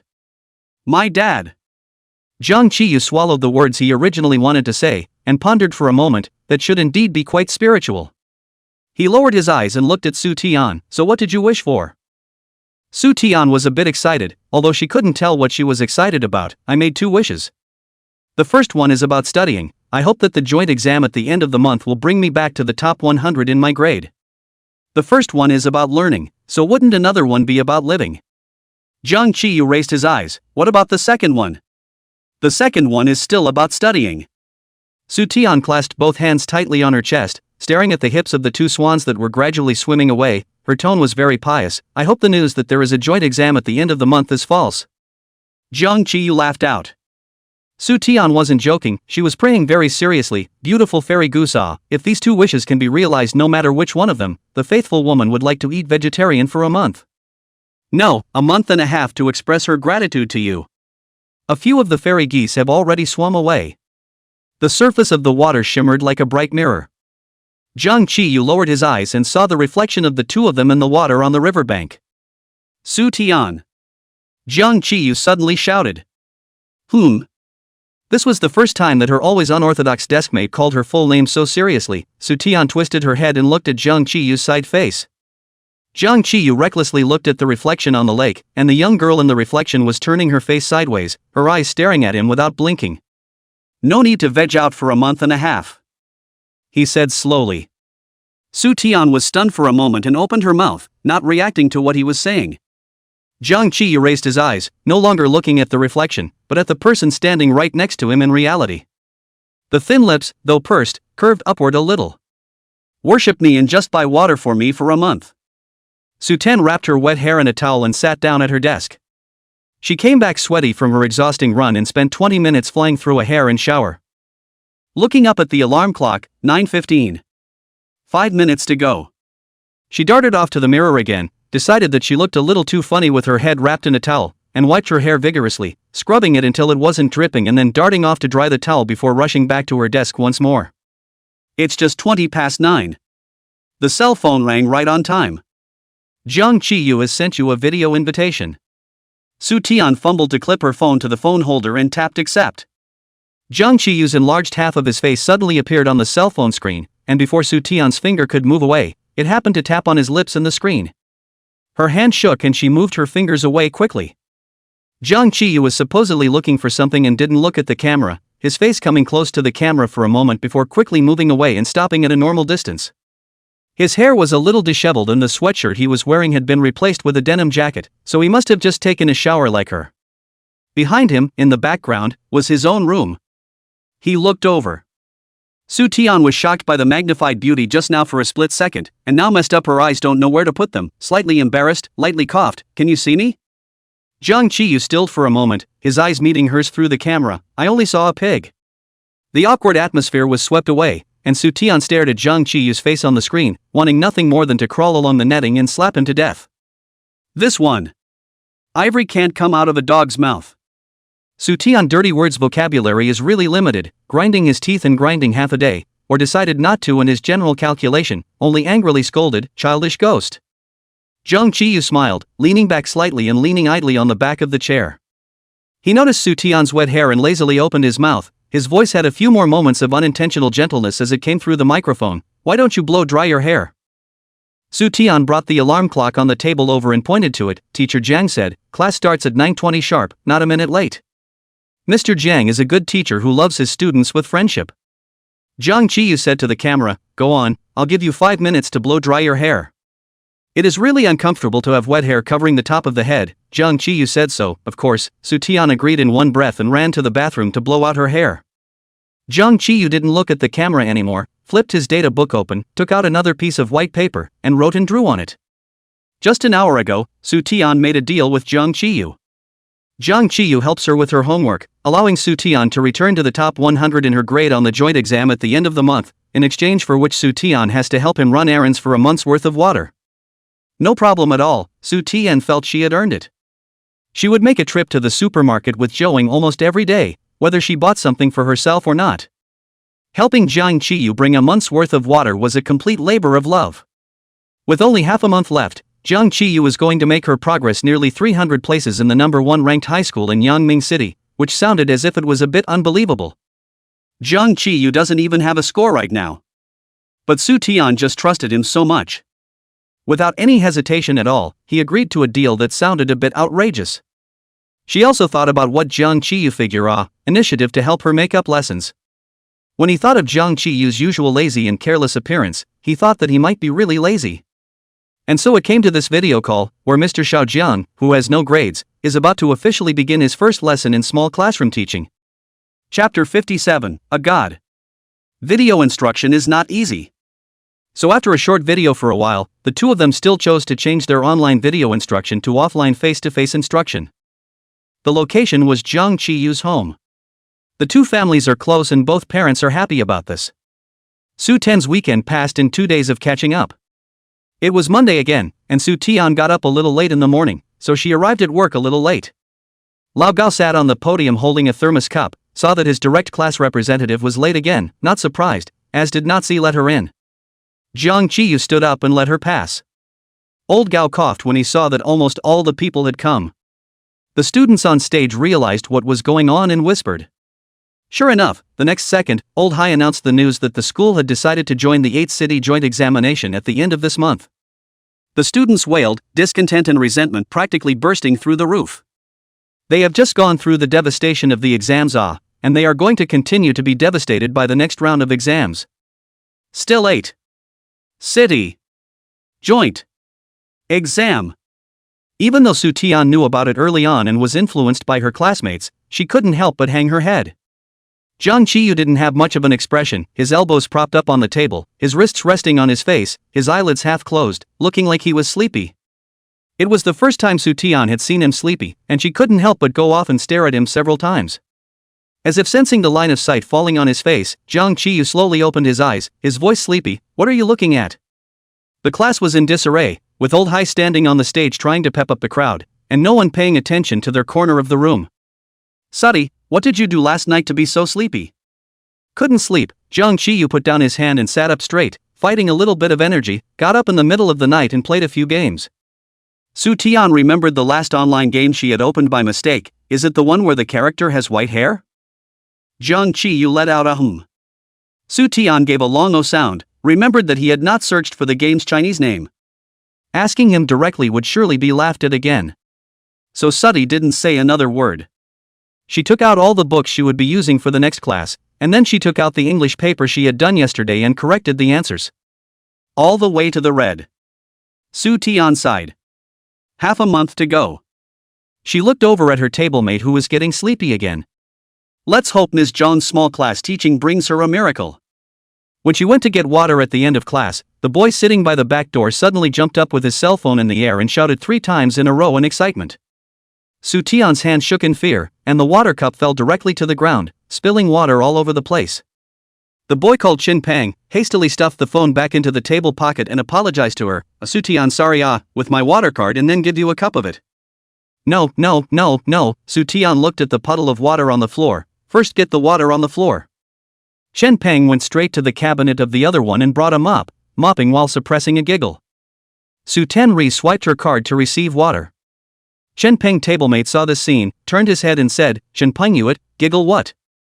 Chen Pang is waiting for someone to ask him. The ground is also temporarily not dragged, excitedly dragging the mop rushed over. Prison 3, you know? That's the game I used to play at the internet cafe with you guys. My favorite A God is finally back after 2 years. He's my youth. Never heard of it, don't know. Pretty good? A pro? That's not true, amateur, but there are so many clubs inviting him to play professionally have been turned down by him on the grounds that people have to study hard for Cambridge. Usually the studies that say that are crap. It's the same as when my mom told me to go to a technical school to learn technology and I said I was going to get into Tsinghua. Roll. Su Tian heard an earful, probably the same as her favorite star finally posting a dynamic after 2 years. She didn't take it seriously and forgot about this little tidbit after returning to her seat. Jiang Qiyu was looking at the English paper she had finished grading. When Su Ten sat down, she heard him say, it's too much work. What? Jiang Qiyu, do you have little sense of language? Suddy paused and nodded. The sense of language is a very subtle thing. It can blindside someone with a very small vocabulary to get a lot of questions right, or it can leave someone with a large vocabulary to strength. It's kind of lucky. Suddy felt like she'd never had that before. She remembered that Jo Ying's sense of language had always been good, always able to guess several correct answers based on her sixth sense. Of course, the last monthly test was so low, according to her, it was entirely because she was not too alert for the mini-test, and she accidentally fell asleep and did not write the last sentence of the essay. She told Jiang Qiyu about this matter of Jo Ying. Teacher Jiang sighed softly, Su Tian, you must not watch British or American dramas. Su Tian nodded her head dumbly, the more I listen to the gibberish, the sleepier I get. Mr. Jiang added, Jo Ying must look. Su Tian nodded, there are also Korean dramas, Thai dramas, Japanese dramas, she dabbles in a wide range of things, silent movies love to watch. Jiang Qiyu didn't continue the topic, pulled out his English book and pushed it over to him, flipping to the preface, start reading the English book from today, you don't need to memorize the words. And science, everything else is okay, chemistry is a bit poor, don't memorize, come ask me anytime you don't understand any concept. Su Tian nodded along, although she didn't quite understand Jiang Qiyu's intentions, she was happy because she didn't have to worry about making a test preparation plan on her own anymore, okay, little teacher Jiang. Regarding the latter, Jiang Qiyu had actually always done so. From the first time to give her the problem is like this, found that all her concepts and definitions are rote memorization down, directly stopped doing the problem, began to learn the concepts from scratch, every day something on the spot to check whether she really understand. Not having done the test questions for several days in a row, Su Tian had been a little panicked, but she had a feeling in the dark that this should bring her an unexpected surprise. This time, the 8th City Joint Examination has a high specification, and the school authority attaches great importance to it, and has specially set aside an early morning study to hold a joint examination mobilization meeting. They were to carry their benches and assemble at the usual flag-raising location to hear encouragement and instructions from the school leaders. Morning self-study is usually the most sleepy time, self-study cannot be effective, sleep is also afraid of the teacher's surprise inspection sleep. So she was quite happy to go to the pep rally and so on. Although this kind of assembly would also be inspected by the student council, but who let there is a Song Ying-jing in the student council, usually when they see her name, they would just close both eyes and be blind. Of course, Suddy had never been written up by the student council for discipline. She must have gotten her name down because she was late in the morning. Following the flow of people down the stairs, Su Tian yawned, and Jo Ying switched to holding the stool with her left hand next to her, shaking her tingling right arm in the air. By the way, lately you've been very close to a certain senior in the second year of high school. She had been busy studying lately and hadn't spent much time with Jo Ying, but she could still often see Han Shua's figure outside the window. Chapter 58, Ties. Jo Ying grunted, not much in the way of energy, that's it. Su Tian gave her a look. Jo Ying really went on to say herself down the line, I don't want to care about him, he wants you to let you take him to me, you can never refuse. What's wrong? Su Tian was a bit puzzled, obviously some time ago, they were seen sticking together and had a date to go to the playground together. Jo Ying pouted, silent for a split second, a little annoyed, anyway, just, don't want to care about him. Seeing her like this, Su Tian didn't ask too many questions, she had never been a very eye-catching person who wouldn't stalk her. And Jo Ying has always been unable to hold her tongue, so sooner or later she will speak. The two walked piece by piece to where their senior class was, they came down early and there weren't many people in the line yet, so they sat in the front. Jo Ying was a bit tall, but it wasn't noticeable when she sat down, and the people in the back wouldn't mind. The two stayed seated for a while as the crowd grew larger and larger. Hu Tsong sat next to them in the line of boys, his head lowered as he silently memorized his vocabulary. Behind him sat Wang Su-han and Yu He. Suddenly remembering something, Suddy braced her hands on her bench and looked behind the line. Then, she saw Jiang Qiyu, standing alone in the line of boys at the end of the line, the bench was placed at his feet, and he didn't sit down, looking boredly at the distance. He was separated from the boys in front of him by at least 3 body lengths.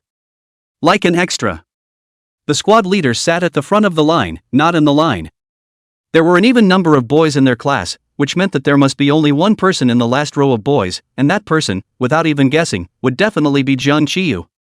How can this be?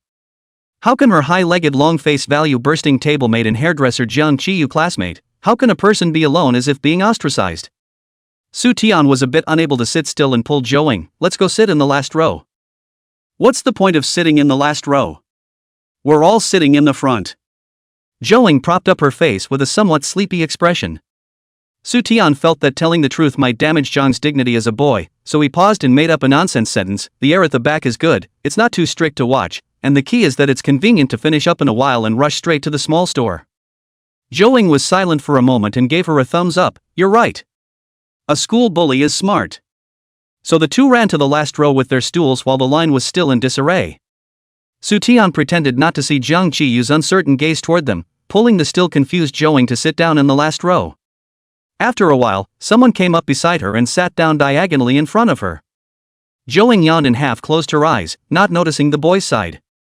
With a gentle breeze, Tian seemed to smell a lemon laundry detergent odor coming from Zhang Qiyu's school uniform. The girl in front of Tian turned her head, not realizing that the boy sitting on her left was Zhang Qiyu. The whole person froze for a moment, and then secretly bit her ear with the girl next to her. They probably thought they had a small voice. It's also ridiculously handsome even from this close up. I can actually be in the same class with such a superb person, and now he's sitting next to me. OMG, really handsome. Grass so envious of the language table. Every day in the face of this blooming beautiful face eyes are going to have great-grandchildren, right?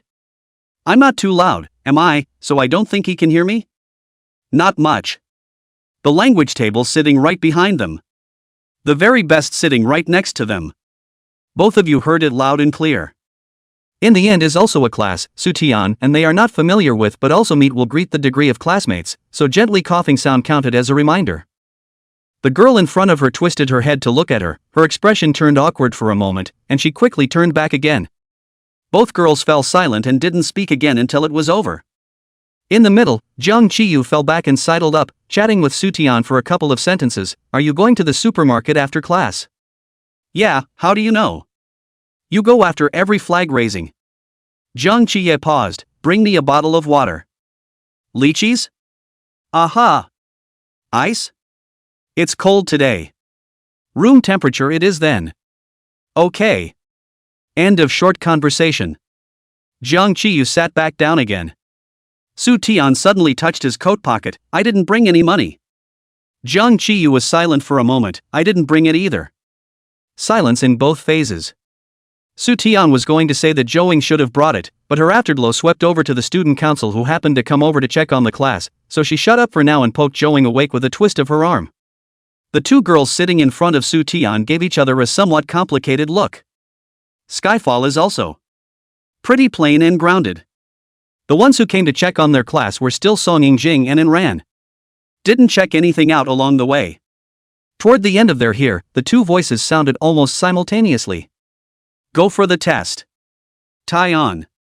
The two men's voices were light and heavy, the former almost completely overshadowed by the latter. The first sentence was said to Tian, and the latter sentence was said to Zhang Qiyu. Tian had looked at Song Yingjing and opened her mouth, gave a start, and looked at Zhang Qiyu. Zhang Qiyu raised his eyes, glanced at and ran, his gaze swept over the dress of the other boys around him, and drifted off for a moment, his tone trailing off. Boys' school uniforms come with a tie, which you can usually do without, but when the flag is raised you must wear it from head to tail, and the same goes for girls' bow ties. And Ran looked at him coldly, his tone was light, no emotion could be heard. Tie it on if you brought it. Zhang Qiyu slowly shifted his eyes to Tian. Is there still this thing? Tian was also confused. It seemed like she really hadn't seen the tie thing in Zhang Qiyu's school uniform. Ties aren't comfortable to wear, so almost all guys choose to tie them when they must, even Song Yingjing. So, usually she really didn't notice if Zhang Qiyu had a tie. Add to that the fact that the first few times the flag was raised, he had coincidentally either been called away by the teacher, the director, or the student council hadn't come to check on the class at all, and in any case had perfectly missed being found out. Tian asked a little tough, was it not there when the school uniform was collected? Several people were silent for a moment. Zhang Qiyu thought back and nodded slightly. And Ran let out a soft ooh and looked at Zhang Qiyu from above. Zhang Qiyu sat blandly, bring it next time. Tian looked at Song Yingjing, who handed her a look of calmness. And Ran looked at him for a moment before finally speaking again, what's the name? Song Yingjing gently reminded from the side, and Ran, this isn't flag raising either. It's not necessary. Zhang Qiyu raised his eyelids, swept Song Yingjing a glance, and reported his name without much care, Zhang Qiyu. And Ran didn't write it down in her book. She looked at the boy's detached and indifferent appearance, pursed her lips gently, left a sentence and walked towards the other class. The tie goes to the logistics office. Chapter 59, It's Not Love That Does It. Jung Chi-yu sidled his head, same table, take away out of class? It took Su Tian a moment to react, looking at Ran and Song Yingjing's fading silhouettes. Good. Joing had already woken up. She looked at Jung Chi-yu, and then at Su Tian, with a confused look on her face. Su Tian's face was calm, as if he hadn't seen her gaze that gradually became meaningful. But the gaze still made her very much on pins and needles. So she tried to find a topic to interrupt Zhou Ying's attention. Zhou, did you bring money? Of course I brought it. Zhou Ying touched her clothes pocket and suddenly her face changed. I didn't bring it. Southern. Zhou Ying, I loaded in my own jacket pocket, as soon as I let change school uniform jacket to forget to take out. Coincidence. Su Tan also forgot to bring it because of this. She thought about Jung Chi-yu's action of reaching into his pocket and then pausing just now, and expected that Jung Chi-yu should be because of this as well. All three were silent, and after a while, Zhou Ying looked at Su Tian. You didn't bring it either? Su Tian nodded haughtily. The girl sitting in front of Su Tian twisted her head back, pulled out a $5 bill, and said weakly, I brought it, do you guys want it? Hey, okay, I'll pay you back at class. Zhou Ying took the money over. She still didn't know that Su Tian had promised to bring a bottle of soda for Jung Chi-yu. Su Tian looked at the $5. Jung Chi-yu's lychee-flavored soda will be $4.50, the remaining 50 cents seems to let them buy 2 bubblegum to share. Of course she could have bought nothing and let Zhou Ying have the remaining 50 cents, if Zhou Ying was only going to spend 50 cents. She asked first, Zhou Ying, what are you going to buy? Yogurt. The water at our school water fountain is awful. $2.50 for the bottle of yogurt that Zhou Ying always drinks. And there doesn't seem to be a 50-cent pint for something like yogurt. Jung Chi-yu listened to a few sentences on the side, and was about to tell Su Tian that she didn't need to help him with the piggyback, when Su Tian already looked at the girl in front of her. Wang Yuyan, do you still have money with you? Can you lend me some more? What are you going to buy? Is $5 not enough? Zhou Ying asked. Soda. Suddy paused. $4.50 for that flavor. Wang Yuyan also only brought $5, so the girl in front of Zhou Ying lent her another $5. Jung Chi-yu swallowed the words he was going to say and gave his little deskmate a long look. His little table, put aside in ancient times, if he became an emperor, others asked him whether he wants the mountains or beauty, she will say let her go to hell, only hope that the mountains and beauty forever. Kinda, give up your life for others. When the mobilization meeting is over, Su Tian and Zhou Ying went directly to the small store. Jung Chi-yu looked at the entrance to the building of the crowds, too lazy to squeeze with others, so walked to the shade to stand for a while, waiting for most of the people to have walked up the stairs, before slowly falling in the crowd at the end. 2 girls in the front were talking. What we both just said, do you think they heard us? Should have heard it, Su Tian coughing. That one is to remind us. I think my voice is quite small. It's even if she heard it, I'm the one who died when Jung Chi-yu heard it. All the things I said to the rightful owner for being a nymphomaniac were heard by the rightful owner on the spot. Hearing the familiar name, Jung Chi-yu paused for a moment and looked up at them. It looks a little familiar. It's from their class. The one who just sat next to him, Wang Yuyan, and her friend. He raised an eyebrow. The 2 girls walked forward slowly, like they were waiting for fewer people so they could make small talk. How would I know? I clearly saw her and Zhou Ying both sitting in the front. Who knew that as soon as I turned around she ran behind me again? I remember when she and Zhou Ying used to raise the flag she usually sat in the center. Zhou Ying was tall and saw her at a glance. Both men thought of something at the same time and looked at each other. It wouldn't be to be next to Jung Chi-yu. He's all alone like he doesn't know anyone in our class very well, all alone. Jung Chi-yu followed them not too far away and came to a realization. So that's what this is about. They're still going. And just now Su Tian and I borrowed money to buy water for Jung Chi-yu. She is really quite good, if I were to say directly that you do not buy it. Lousy help you buy water also have to help you borrow money, or use Lousy's own name with people who are not familiar with borrow money. This is not true love, absolutely cannot do it. So no one likes you, ah. The 2 people pulled away again, and Jung Chi-yu slowly lagged behind a few steps and went to stand at the bottom of the steps for a while without letting the 2 girls in front of him see him. Girls really are amazing creatures. In a short while, he felt taut. On the day of the joint examination, Lao Gao was the first to arrive at class. He took the report cards from the previous exams and she had to go back to class for one more morning reading before the exam, and she was delayed for a while at the little store, and the class was almost here by the time she got there. She walked to the last row first, giving a quill to Joing. Then he returned to his seat and took out another quill and placed it on Jiang Qiyu's desk. Seeing Jiang Qiyu looking over, Su Tian lifted her chin and waved her fist at him. "Go for the exam, Mr. Jiang." Jiang Qiyu gave a sound, his voice casual and lazy. "No need to add, it's full." That said, he still reached out and took the refill from the big red package, and naturally pulled a water pen out of his coat pocket and unscrewed it to replace it.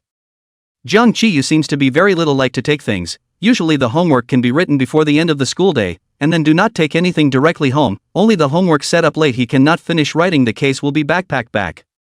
For this exam, too, he came alone and appeared to have taken nothing. Exam precautions Lao Gao had already said in the class yesterday, and their class was already very familiar with the process, so there were not many people listening to the pressure on the stage. Su Tian was a bit uneasy about Jiang Qiyu, who has not experienced a large domestic examination since he came back from the UK not long ago. "Have you brought the card marking pen? Did you bring the eraser? Did you bring your ruler and compass? Do you have a spare pen?" Chapter 60, I Am Your Father. Jiang Qiyu grabbed into his jacket pocket. A few pens and things like a triangle ruler and compass eraser were pulled out with one hand. Su Tian nodded, thought for a moment and then said, "The exam starts by filling in the name, exam number, seat number first, fill up the information column." Jiang Qiyu nodded perfunctorily and yawned. "Got it, Teacher Su." Su Tian role-playing addicted, pointing his table. Check scribbling pen still have lead or not, water pen is not 0.5, Jiang Qiyu student, test number it, do you still remember your test number? Jiang Qiyu skillfully reported a string of numbers. Su Tian nodded with satisfaction, feeling like a dutiful old mom. Oh no, good teachers who do their job. For the placement test, in the past she had been in the second exam room, and occasionally dabbled into the first. This time she became the seventh exam room straight away. Jiang Qiyu had no grades and was directly in the last position in the last exam room. When Su Tian arrived at the seventh examination room, she found that there were quite a lot of people in their class, and a few girls who were close to her said hello to her. The first subject was language, Su Tian's strong point.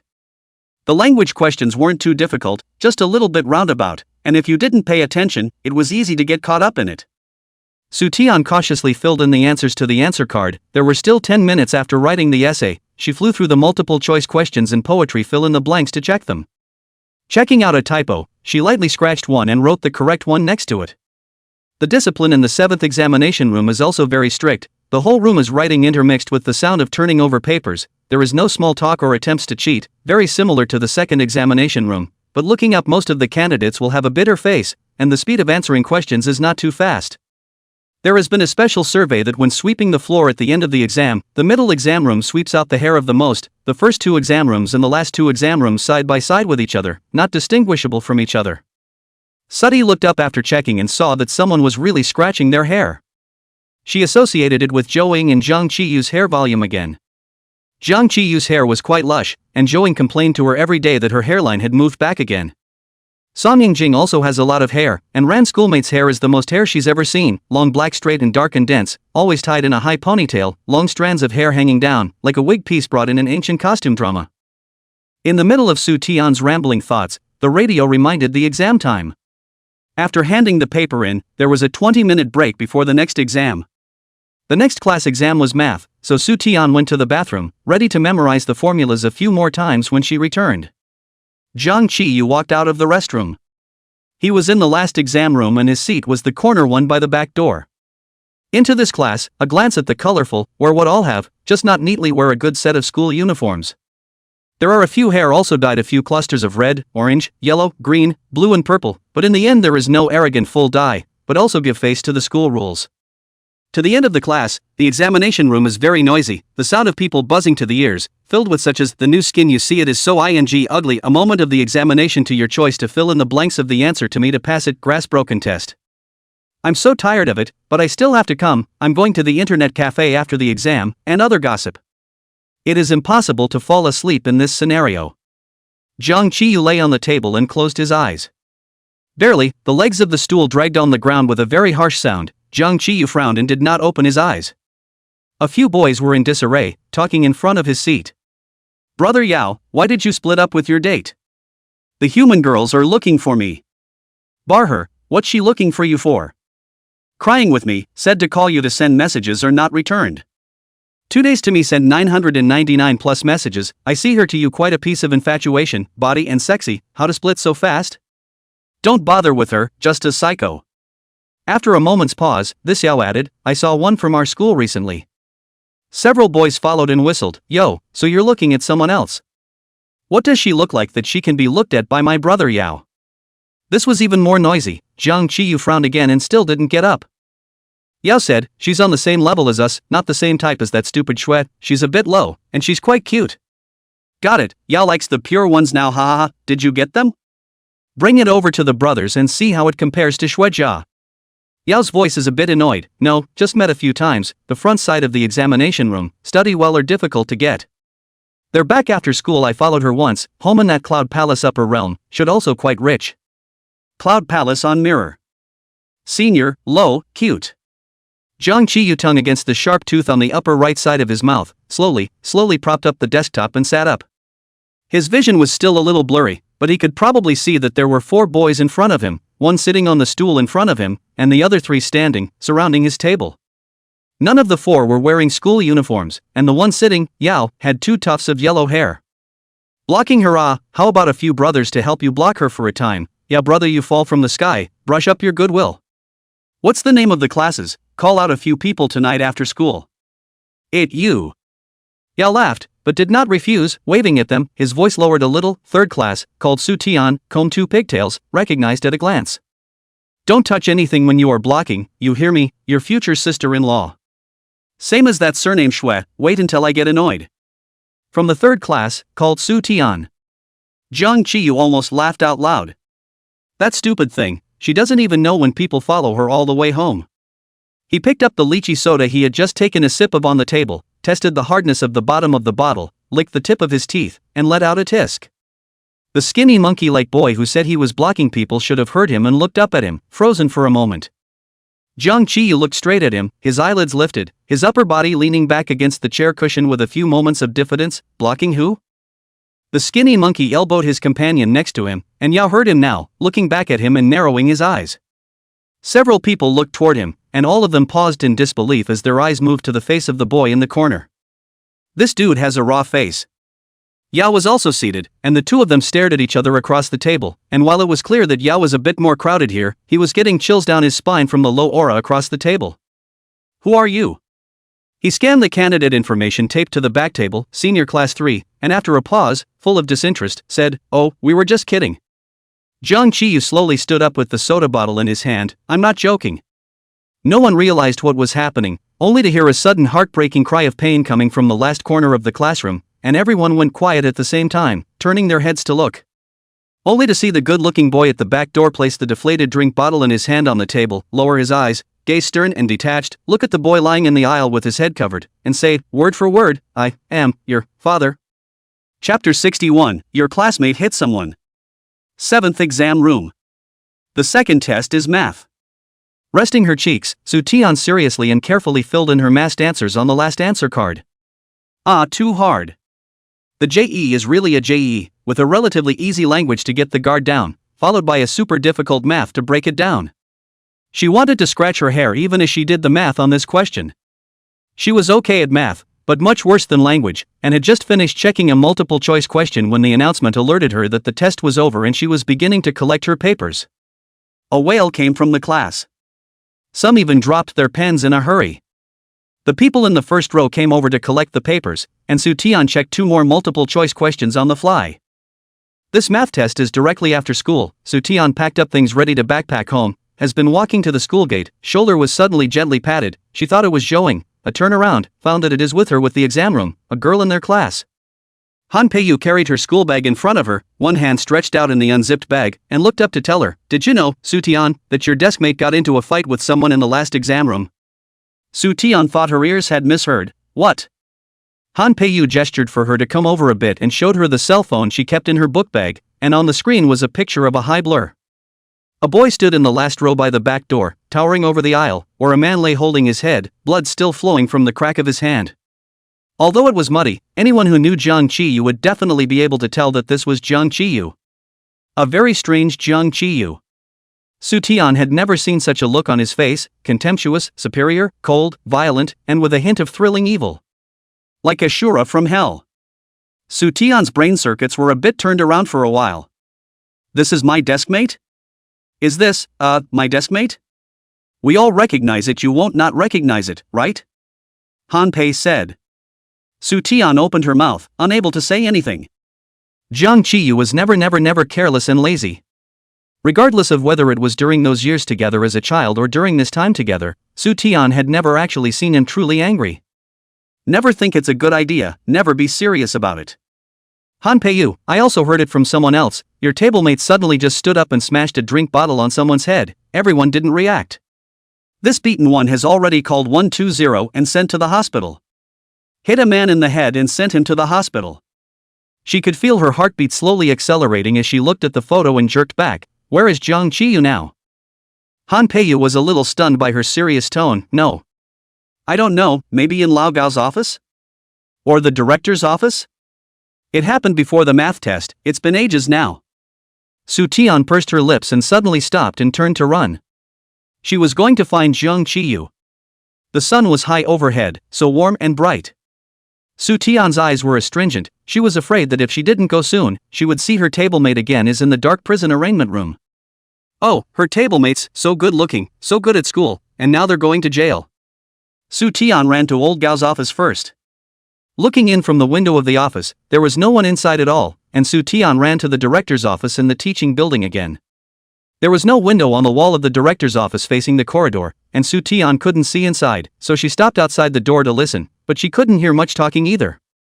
Soo-Taeon clenched her teeth and knocked on the door. A female voice inside said, "Come in." Soo-Taeon pushed open the door and went in, scanned around, and saw only a female teacher eating a boxed lunch, so she opened her mouth, lowered her head, and said quickly, "I'm sorry, I'm in the wrong place." With that, she closed the door and backed out. Lao Gao's office is also not in, the director's office is also not in. Soo-Taeon really cannot think if Jang Chi-yu can still be taken by the teachers where, and Sid is stunned for a few moments, suddenly thought, Jang Chi-yu will not have been taken away by the police, right? How many years do you get for smashing your head open? Jang Chi-yu was only a few years old. Soo-Taeon took a deep breath and forced herself to calm down, deciding to go home first. She'd have to go back and see if there was any news from that group of demons and devils, or wait until she saw Lao Gao this afternoon to poke around. She didn't dare to go directly to Jang Chi-yu's house for fear that Uncle Jiang, Auntie Jiang, and the others would know about it. With that thought, Soo-Taeon began to run towards home again. Panting, she ran a good portion of the way before remembering that she could have taken a cab, so she reached out and stopped a cab, nodding her head all the way through the driver's master asking twice if he was sure he was going to the Cloud Palace for the mirror. So 3 minutes later, she had arrived at her neighborhood. 5 minutes later, she had returned to her bedroom and flipped out her cell phone to open the Demon and Ghost group. Sure enough, the students were talking about it. She flipped straight through until the one at the end of the language exam and slowly scratched her way down. The class president still had the decency to withdraw a message. The class president still had the decency to withdraw a message. The class president still had the decency to withdraw a message. In total, 15 articles were withdrawn in a row. The class president is still very serious. Don't rumor things without evidence, it will only get more and more outrageous. Now someone has already come over to ask me if someone from our class killed someone from another class in the last exam room and was handcuffed by the police on the spot. Soo-Taeon's heart thumped. The following vice president also helped. That's right, speechless on, don't talk about this thing anymore, it's just a little friction that started between the students. The following goes all the way to the bottom, and not a single person has really said another word related to this matter. Southern. Although I knew that the class president and vice class had always been very prestigious in their class, and they did all harmonize and unify, but I didn't expect such harmony and unification. She exited the class group and Zhou Ying's messages popped up one after another, also asking if she knew that Jang Chi-yu had beaten up someone in the last exam room, what was going on. Soo-Taeon returned to her, I didn't know until after school. This time, gossip little master Zhou Ying also does not know exactly what happened. She suddenly remembered Hanpei-yu, so she clicked into her chat box through the group chat and crackled out a sentence, Hanpei-yu, do you know why Jang Chi-yu is hitting people? After waiting for a long time, Hanpei-yu didn't reply. Shouldn't be home yet or should be eating at this hour. Soo-Taeon was a bit anxious, and knew deep down that it was useless to be anxious. In order not to delay time, she took her cell phone and also went downstairs to eat first. Before the meal was ready, she clutched her phone on the couch and kept refreshing it as she waited. Today Mom and Dad had to go to the office, neither of them were at home. Su Tian directly carried the dinner plate back to her room to eat. A meal scribbled and tasteless, Su Tian swallowed the last bite with difficulty, and refreshed again. Han Peiyu still did not return to her. So Su Tian carried the dinner plate to the dishwasher in the kitchen downstairs. She raced back to her room just as an unread message popped up on her cell phone screen. Han Pei, I'm not sure exactly, I thought you'd know something about it. Chapter 62, Handing in Papers 40 minutes early. Su Tian lost it for a moment. She hadn't looked into a single thing for the entire noon, standing on the balcony and looking in the direction of Zhang Qiyu's house countless times. Zhang Qiyu had either arrived home long ago or had never come home. She sent a message to Zhang Qiyu, asking directly for fear of being overheard by his parents, so she tentatively asked, Zhang Qiyu, there is a question I want to ask you. There's been no reply. Su Tian began to lean towards the idea that Zhang Qiyu hadn't come home yet. Why don't you go home? Were they taken away by the teachers for a lecture and haven't come back, or were they taken away by the police and don't have to come back? Su Tian had a bit of a heart attack for a moment. To stop rambling, she opened her browser and started searching. How many years is the sentence for breaking someone's head? Hello, if it constitutes a minor injury or more than a minor injury, the batterer is suspected of intentional injury, according to the law shall be held criminally responsible. Punished with imprisonment of less than 3 years, detention, control. Suti's heart hung hard, and she saw another entry below. If the injury is assessed to be minor, only civil compensation can be demanded, and the victim can directly sue for personal injury compensation in court at the same time. Administrative penalties can be demanded. Note, items of personal injury compensation include medical expenses, nursing care expenses, lost wages, hospital meal allowance, nutritional expenses, transportation expenses, disability compensation, and compensation for moral damage. From the photo, it looks like, even though the man was beaten and bloodied, it doesn't look like, well, there's a lot of blood. Of course, it's also possible that the photo was taken before too much blood had been spilled. She felt even more infarcted at the thought of that possibility. I think it's a minor injury. I guess so. Can you get a private settlement for minor injuries? The kind that goes private, between two students, the kind that doesn't tell. Expected, but she was still a little disappointed. When she arrived at the class, the first thing Zhou Ying said when she saw her, "Whoa, Su Tian, you look so bad, if you didn't know, you'd think you'd been beaten up." Su Tian glared at her without a good look. Zhou Ying did not continue to joke, "Well, what to worry about the internet passed that photo I also saw, not very serious, minor injuries, compensation for $1,000 should be on the line. I see Zhang Qiyu's appearance, his family does not look like it cannot afford to pay, right?" She suddenly remembered that Zhang Qiyu and Su Tian were neighbors, and thought of Su Tian's family's large, opulent and luxurious villa, and was speechless, thinking that Su Tian was really worrying about nothing. Zhou Ying's consolation helped a little. But that effect was gone at the sight of Zhang Qiyu's empty seat. A little annoyed, she smothered her face in the crook of her arm. "In the afternoon, we will take an examination in literature." She didn't see Lao Gao and Zhang Qiyu until the exam. She made another run to Old High's in the department chair's office, and still hadn't seen one of the three. It's as if he's vaporized. She did her best to dismiss these distractions and concentrate on her answers as she worked through the paper, and was surprised that she still had 50 minutes left when she wrote the entire paper. Every second that followed was difficult, and Su Tian had never felt that time could pass so slowly. So after what she thought was at least 10 minutes had passed, but was actually only 2, Su Tian couldn't take it anymore. She checked her information bar and made sure it was all filled out, then gathered her things and stood up with an unmistakable calmness. The invigilator's eyes moved to her. "What's wrong, this student?" Su Tian received everything into the pencil bag, took the bag and the rolled paper to the podium, and softly said, "Turn in your paper early." Her voice was lowered, but it seemed so clear in the extremely quiet class. "Invigilator. Are you sure?" Su Tian nodded. The other invigilator also came over to look at her paper, and it was indeed clean, beautifully lettered, fully written, and the information fields were filled out. "Are you sure, classmate, this is a joint exam, no more checks and balances?" Suddy nodded again. "Okay, turn in your paper early." "Okay." The invigilator nodded. "Let's go." There were vague signs of chaos in the exam room, and almost the entire class looked up at the girl who had turned in her paper 40 minutes early for the literature exam. But Su Tian didn't notice at all, she was in a hurry to leave. After she left, a few students in a class with Su Tian thought to themselves, "Is the expression now so perverted?"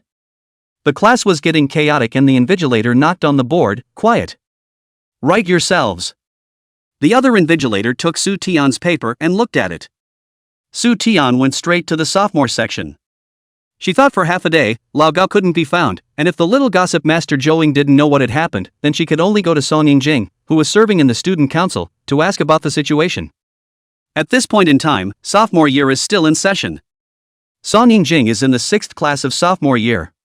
She walked to the door of class 6 and through the window, saw an old man inside lecturing. Song Yingjing was still very conspicuous in the crowd, and Su Tian saw him at a glance. The chestnut-haired boy was taking notes with his head down, wearing a pair of silver-rimmed glasses on his high nose, warm and respectful. During that time he was called by name and stood up once to answer a question. It should be answered well, and the class applauded. As he sat down, Song Yingjing's eyes crossed the window and suddenly paused. Su Tian did not expect to be seen by him so quickly, blinked and shook her head again. It means that you don't have to come out on purpose and wait until class is over. Song Yingjing nodded slightly. 10 minutes later, the bell rang. The girl sitting in front of Song Yingjing twisted over to find Song Yingjing's problem. Song Yingjing shook his head. Wait, I have something going on right now. With that, he stood up and walked out of the classroom. The girl followed his back with her eyes and saw him stop in front of a girl, and the two talked. Still holding her school bag, Su Tian tilted her head. Song Yingjing, did you hear anything about our class today? Song Yingjing froze, subconsciously recalling the student council's late list for today didn't seem to have her name, and other than that hadn't seen any special words. He pushed his glasses up the bridge of his nose. Not yet, what's wrong? Su Tian said, do you know where Jiang Qiyu is? Song Yingjing is the vice president of the student council, has his own special office, with the teachers in the same building, and every day to contact many teachers. The news is more convenient. At this time, it happened that the teacher of class 6 came out of the classroom, and when he heard this, he stopped in his tracks and turned around cheerfully. Classmate, you're looking for Jiang Qiyu? He's in my office. Chapter 63. I'm looking for my brother, Jiang Qiyu. The old man in front of her looked a bit familiar, and Su Tian thought she might have seen him on campus before. Song Yingjing nodded. Teacher. Su Tian blinked. The old man seemed quite interested in her and smiled. Classmate, what are you looking for Jiang Qiyu for? Su Tian looked at his face and blurted out, he didn't come home at noon today. The more he spoke, the weaker his voice became. Oh? The old man was more interested. How did you know he didn't come home? Are you two related? Although he looked at the face, in the end, he is a teacher, and teachers are generally very sensitive to male and female relationships. Su Tian was afraid that he would misunderstand something, swallowed the words he is my deskmate, opened his mouth, he is my brother, we live together. There's nothing wrong with that. Originally in front of the elders she was meant to be called Ao brother, and they were neighbors, they did live right next to each other. It's just that the word brother comes out of my mouth, and it's inexplicably so humiliating. After she finished speaking, Song Yingjing, who had been listening from the side, swept a glance at her with his afterglow, his eyes dipping into a few points of uncertainty. Brother and sister. The old man nodded. So you want to go see your brother? He's in my office. Go no go. Su Tian had originally come over to inquire about Jiang Qiyu, and now not only did she know where Jiang Qiyu was, there was someone willing to take her there. But this person is a teacher after all, would it not be good? And she hesitated for just a moment. Go. Waving to Song Yingjing, he followed the old man toward his office.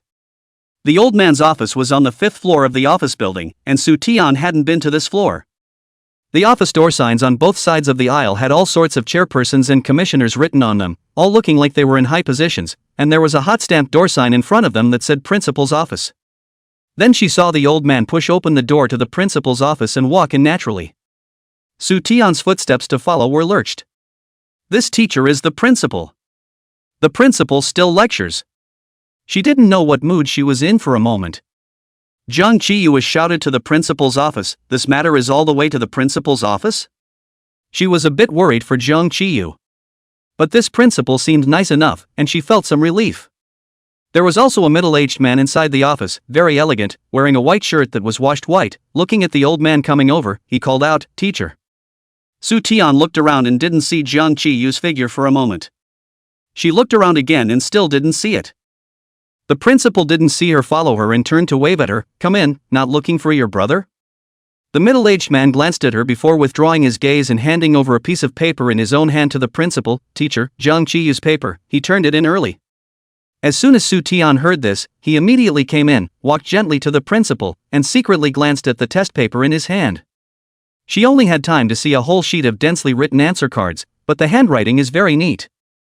Before looking carefully, the principal suddenly remembered something. The volume in his hand swished closed, his voice still kind. You're in your first year of high school, right? Shouldn't you be taking the literature synthesis exam now, and also hand in your paper early? Su Tian nodded. The principal whistled. The principal whistled. Su Tian's eyes widened. The teacher next to her looked like she was already used to it, smiled, and looked at Su Tian. What's the matter with this student? Rise and shine. Some words said out the first time and then say the second and third time will be much easier. Plus Jiang Qiyu cannot hear. Su Tian, greatly standing there, said aloud, I came to look for my brother, Jiang Qiyu. Jiang Qiyu just came back from the restroom. The door to the principal's office was open. He was about to knock on the door and then enter, when he heard a very familiar female voice say very loudly in the office, I'm here to find my brother, Jiang Qiyu.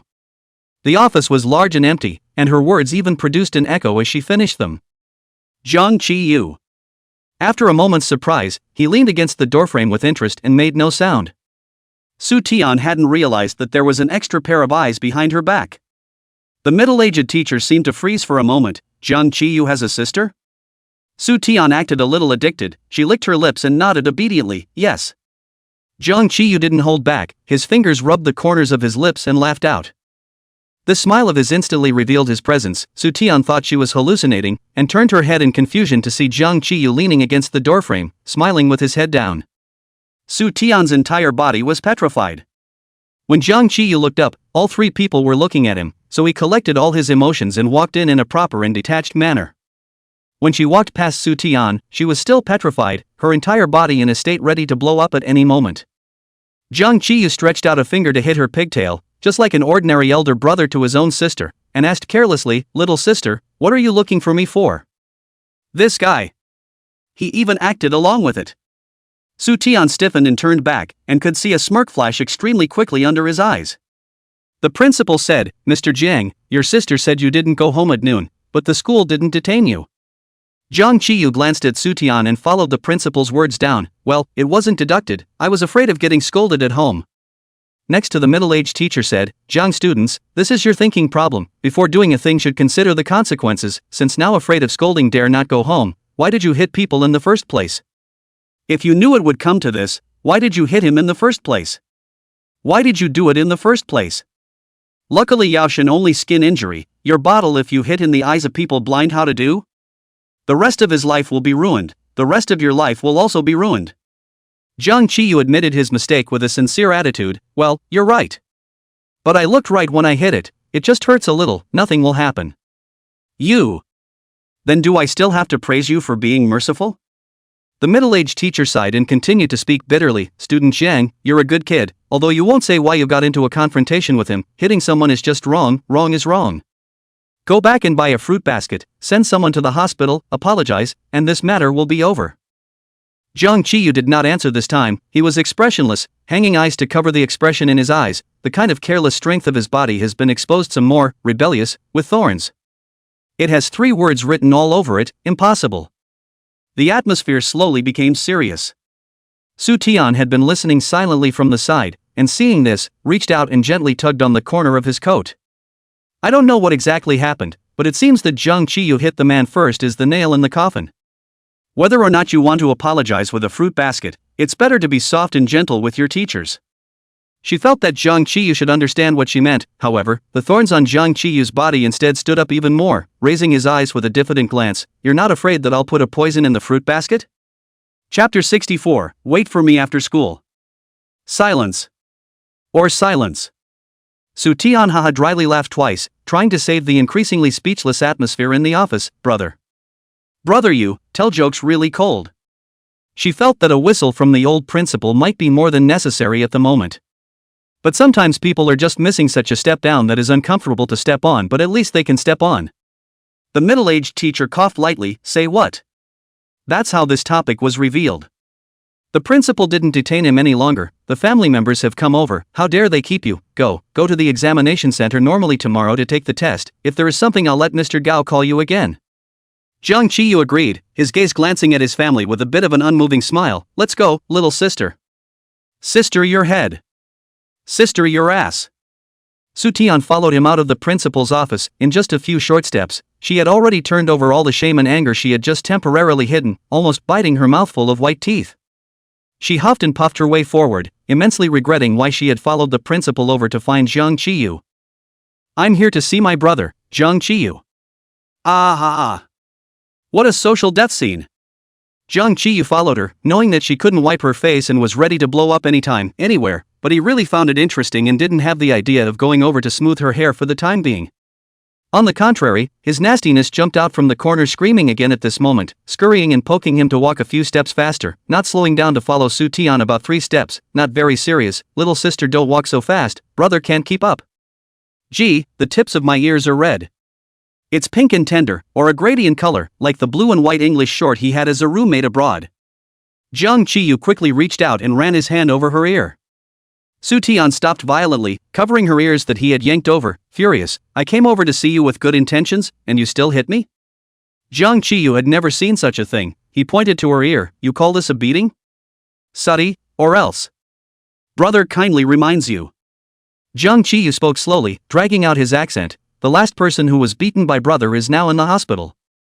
Can you not call yourself?" Su Tian opened her mouth, really felt ashamed and failed to say it. This alone was enough for Jiang Qiyu to realize. Out of the door, "You don't recognize people, just called brother but called loudly, there are echoes." Jiang Qiyu felt that the tease was almost over, afraid of really blowing her up, so he changed the topic. "How did you find over?" Su Tian didn't answer, and it was only when he had completely calmed down that he noticed that the corner of his lip was broken and a bit red and swollen, so he asked him rhetorically, "How did you get into a fight?" Speaking of which, Jiang Qiyu recalled the matter of the idiot in front of him being followed all the way to his home without even realizing it. He instantly felt his brain jumping, held his forehead and sneered, "Su Tian, you really, I've never seen you so stupid." Su Tian, however, didn't get angry. She extremely quickly came up with a bold guess through the context, and the context, Jiang Qiyu's fight, seemed to be because of her. She continued to wait for the following. "The following is delayed." Jiang Qiyu finished, lowered his head tisk, the expression on his face with a bit of fire, but how not to speak. Su Tian really couldn't imagine how Jiang Qiyu's fight could be related to himself, so she preferred that he suddenly remembered something about himself and asked again, "Where did my stupidity go?" All over stupid." Jiang Qiyu sent her 8 words. At the end of the literature test, they had a study hall to go back to, even though they didn't have a late study hall. The two bickered until the class entrance, and Su Tian didn't ask for a single bit of useful information. Jiang Qiyu was too lazy to pay attention to her the whole time, and when she asked something, he either returned a aha or nodded and shook his head. It looked like he was angry with her. What's he mad about? It was clearly her who was angry. Su Tian didn't know how she had become the one who coaxed people. They arrived at the class just as the exams ended. A group of people clattered out, and Su Tian was swept away like this. I don't know what coincidence it was, the few people around her were all very tall. Su Tian was like she had mistakenly entered the adult country. She tried hard to go against the flow of people, tiptoeing to try to walk to the corners of the corridor to hide, but it was all in vain. Until a sudden force came from her large arm and pulled her right out of the pile. Jiang Qiyu stunk. Don't you know to follow the flow of people first? Stupid. Su Tian, then I'll go straight down to the first floor. Jiang Qiyu didn't say anything and loosened his grip on her arm. This little girl, soft everywhere. Ears too, arms too. Jiang Qiyu looked at her ear. The part at the tip of her ear was no longer as red as it was just now, turning a little pink.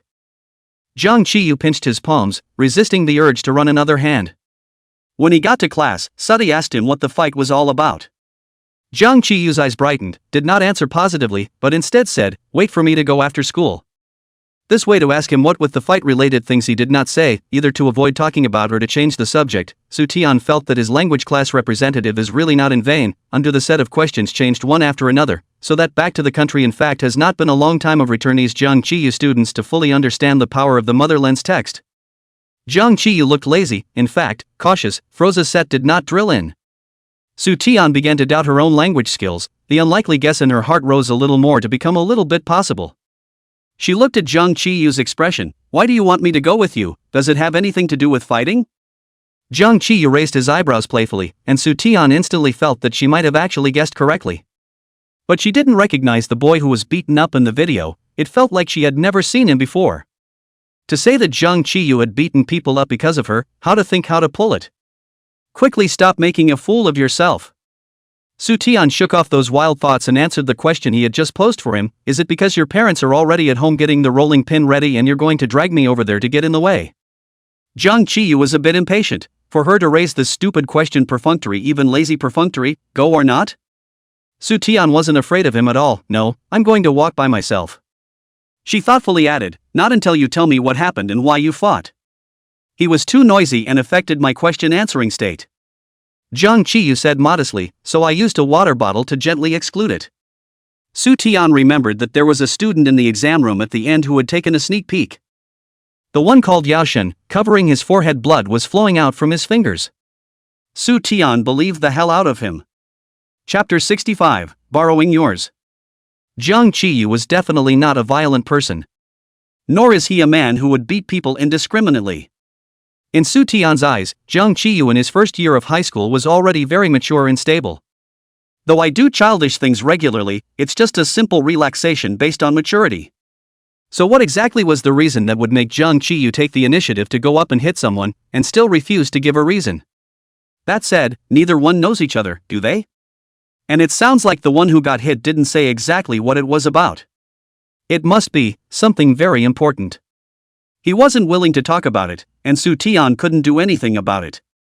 After a pause, he asked, were you beaten too? It didn't look like he was hurt in any way from his appearance or walk, but his lip was swollen a small amount.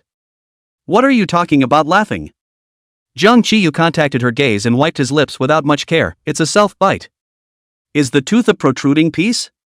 Why are you biting yourself? Su Tian imagined for a moment, the only appropriate scenario seemed to be the way he was being lectured in the principal's office with his teeth clenched in death trying not to cry out. Ah, it's kinda pathetic. As a result, the next second Zhang Qiyu said, I went out to eat hot pot at noon, and I accidentally bit the beef when I was chewing it. You got called to the principal's office in the morning for punching someone, and you went out for hot pot at lunch? Probably because her expression was too confused, Zhang Qiyu added, it's right in front of the school, the flavor is not bad. Next time I can take you there to try it. It's just that the beef is a bit old and not very chewy. Su Tian's expression became even more confused. The conversation between the two men was overheard by the nearby eaters.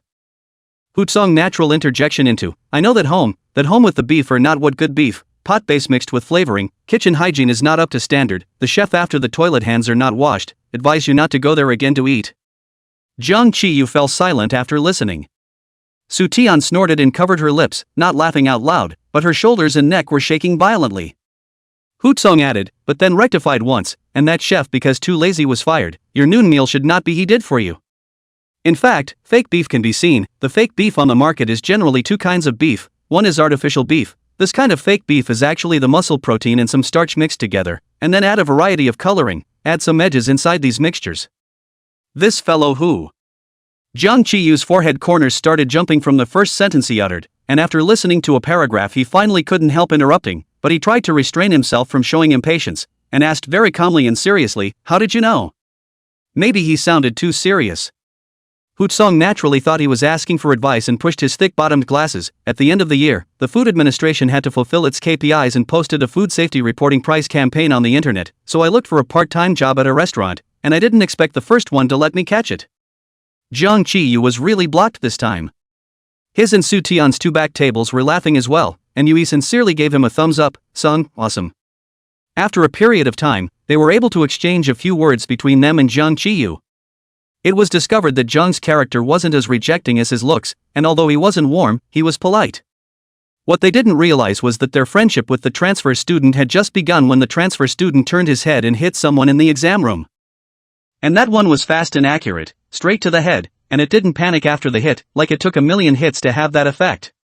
Today, someone in the class group also said that Zhang Qiyu has a cranky disorder and returned home after he couldn't stay abroad. Otherwise, why would he come to their unheard of school if he didn't stay in a foreign aristocratic school and continue to move up the ladder peacefully? And of course it wasn't their class that said it first, it was someone who posted it in the forums and was redirected to the class group. Before a few words could be discussed, they were all withdrawn by the squad leader. Yu and his table Wang Suhan are lovers of gossip, before coming to school in the afternoon in the small window secretly discussed several pages, of course, did not discuss anything meaningful, just coincidentally, are on this front table with a few points of caution. Let's just watch and see. The transfer student doesn't look like he's cranky at all. Just now, Su Tian and him were chatting like they used to, and Zhang invited his classmate to walk with him after school. They didn't hear anything. Hu Song wanted to review, so it was rare that he didn't continue to talk at length, and turned around when he finished. Su Tian felt like Zhang Qiyu was relieved. She was a bit amused. I didn't realize that the one who could gram Zhang Qiyu was Hu Song. So Hu Song is so rambling. Zhang Qiyu is obviously not very patient but not even angry. What did that beaten Yaoshan do in the end that could make him so? Su Tian thought back to the sneak peek, gloomy, and violent. She couldn't even believe that the person in the picture was her deskmate. Zhang Qiyu did not say, although she had no way, but still holding a hint of luck turned the topic back, that Yaoshan still wanna be hospitalized? Which hospital? She just casually asked. I do not know. Again touched the table. This grandfather's scales. Zhang Qiyu's face instantly cooled down. Ask. Su Tian was given goosebumps by this icy look in his eyes, hesitated and touched the bank card in her pocket. Do you have to pay for the medical expenses? Do your parents know about this? If I knew, I should have been called to school first thing, but how could I if I didn't know? There's no way the school wouldn't have notified the parents. Unless it hasn't been contacted yet. She looked at the principal's attitude as if Yaoshan wasn't seriously injured. She fished the bank card out of her pocket and hid it in her sleeve. Her fist pounded Zhang Qiyu's arm. Here.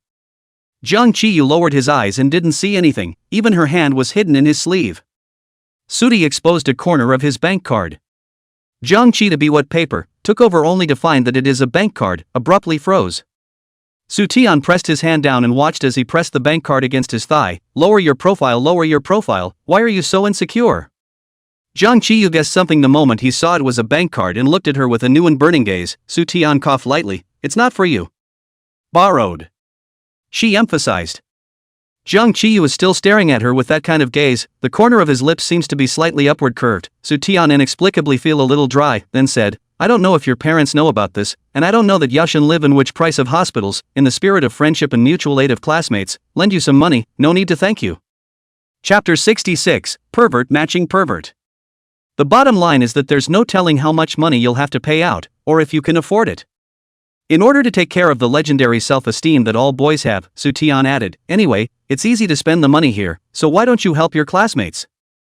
Zhang Qiyu clasped her bank card and pointed to himself with the other hand, his gaze soft, smiling slightly. I don't think I look very poor either. Sudi, you don't say anything, so it's not like I know what you're beating people up with. Medical bills alone shouldn't be expensive. What if the other side takes the opportunity to blackmail him hard again? Moral damages, nutritional expenses. Zhang Qiyu sighed and said as if compromising, my parents know, Lao Gao called them in the morning. You don't have to care about this matter, it's not a big deal, it can be solved easily. Is it not a big deal to put someone in the hospital? If it's bad, it might go on your academic record. If it's serious, people will report and warn you. Su Tian lowered her voice, ready to talk to him. Do you know how important the file is to a student? Do you know how hard it is to get a guaranteed place?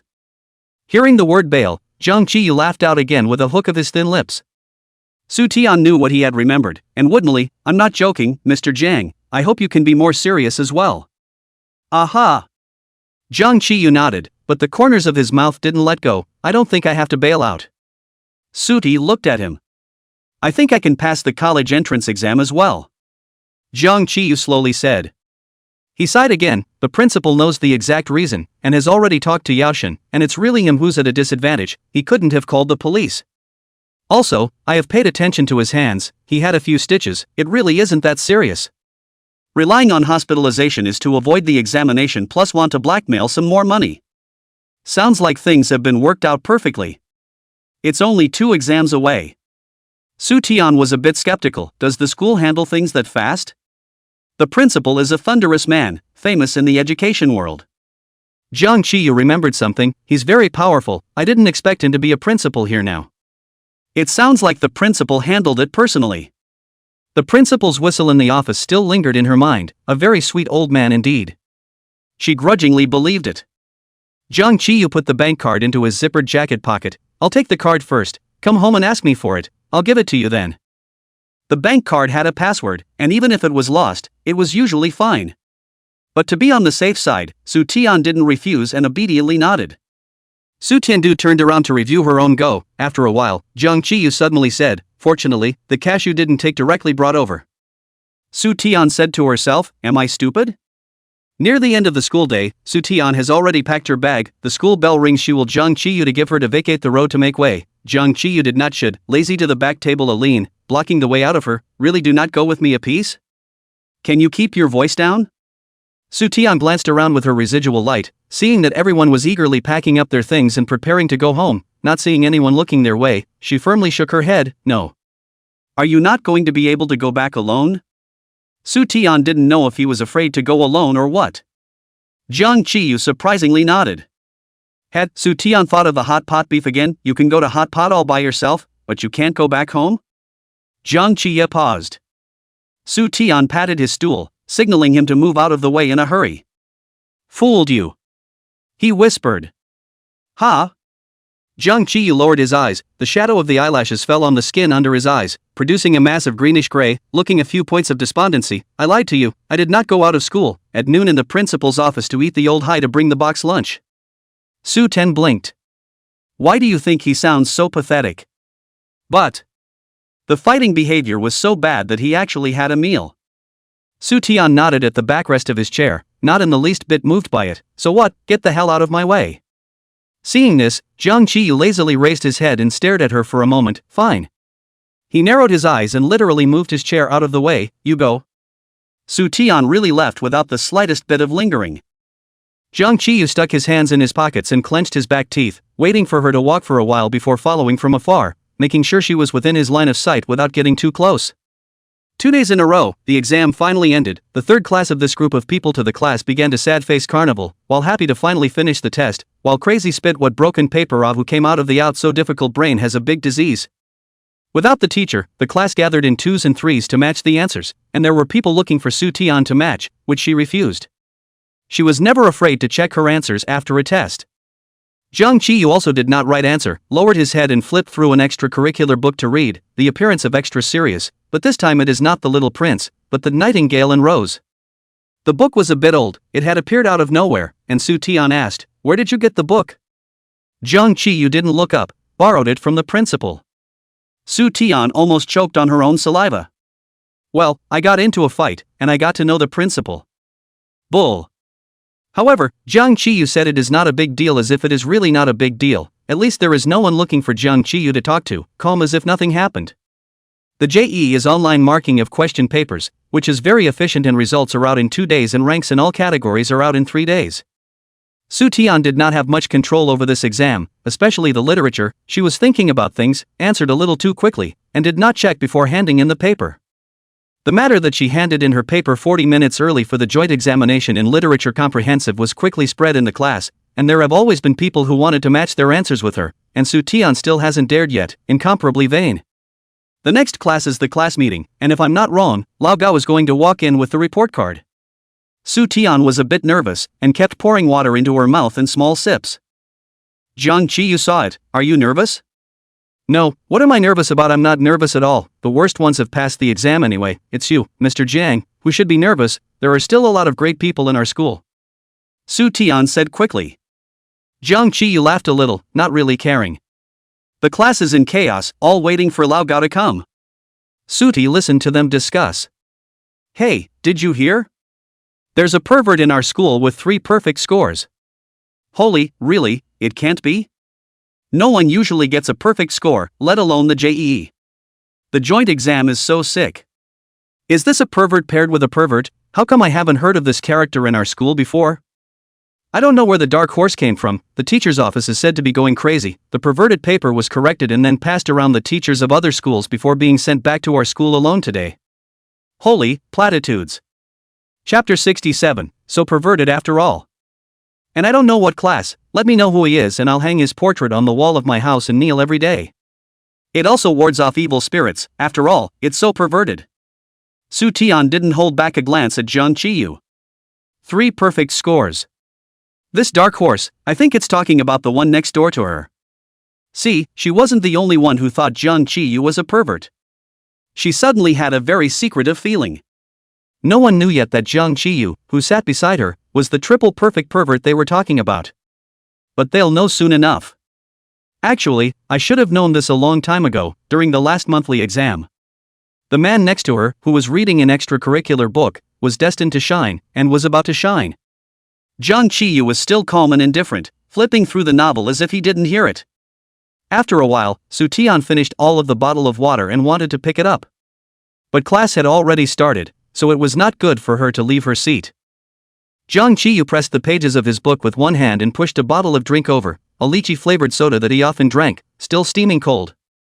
He didn't look up. I haven't drunk it yet.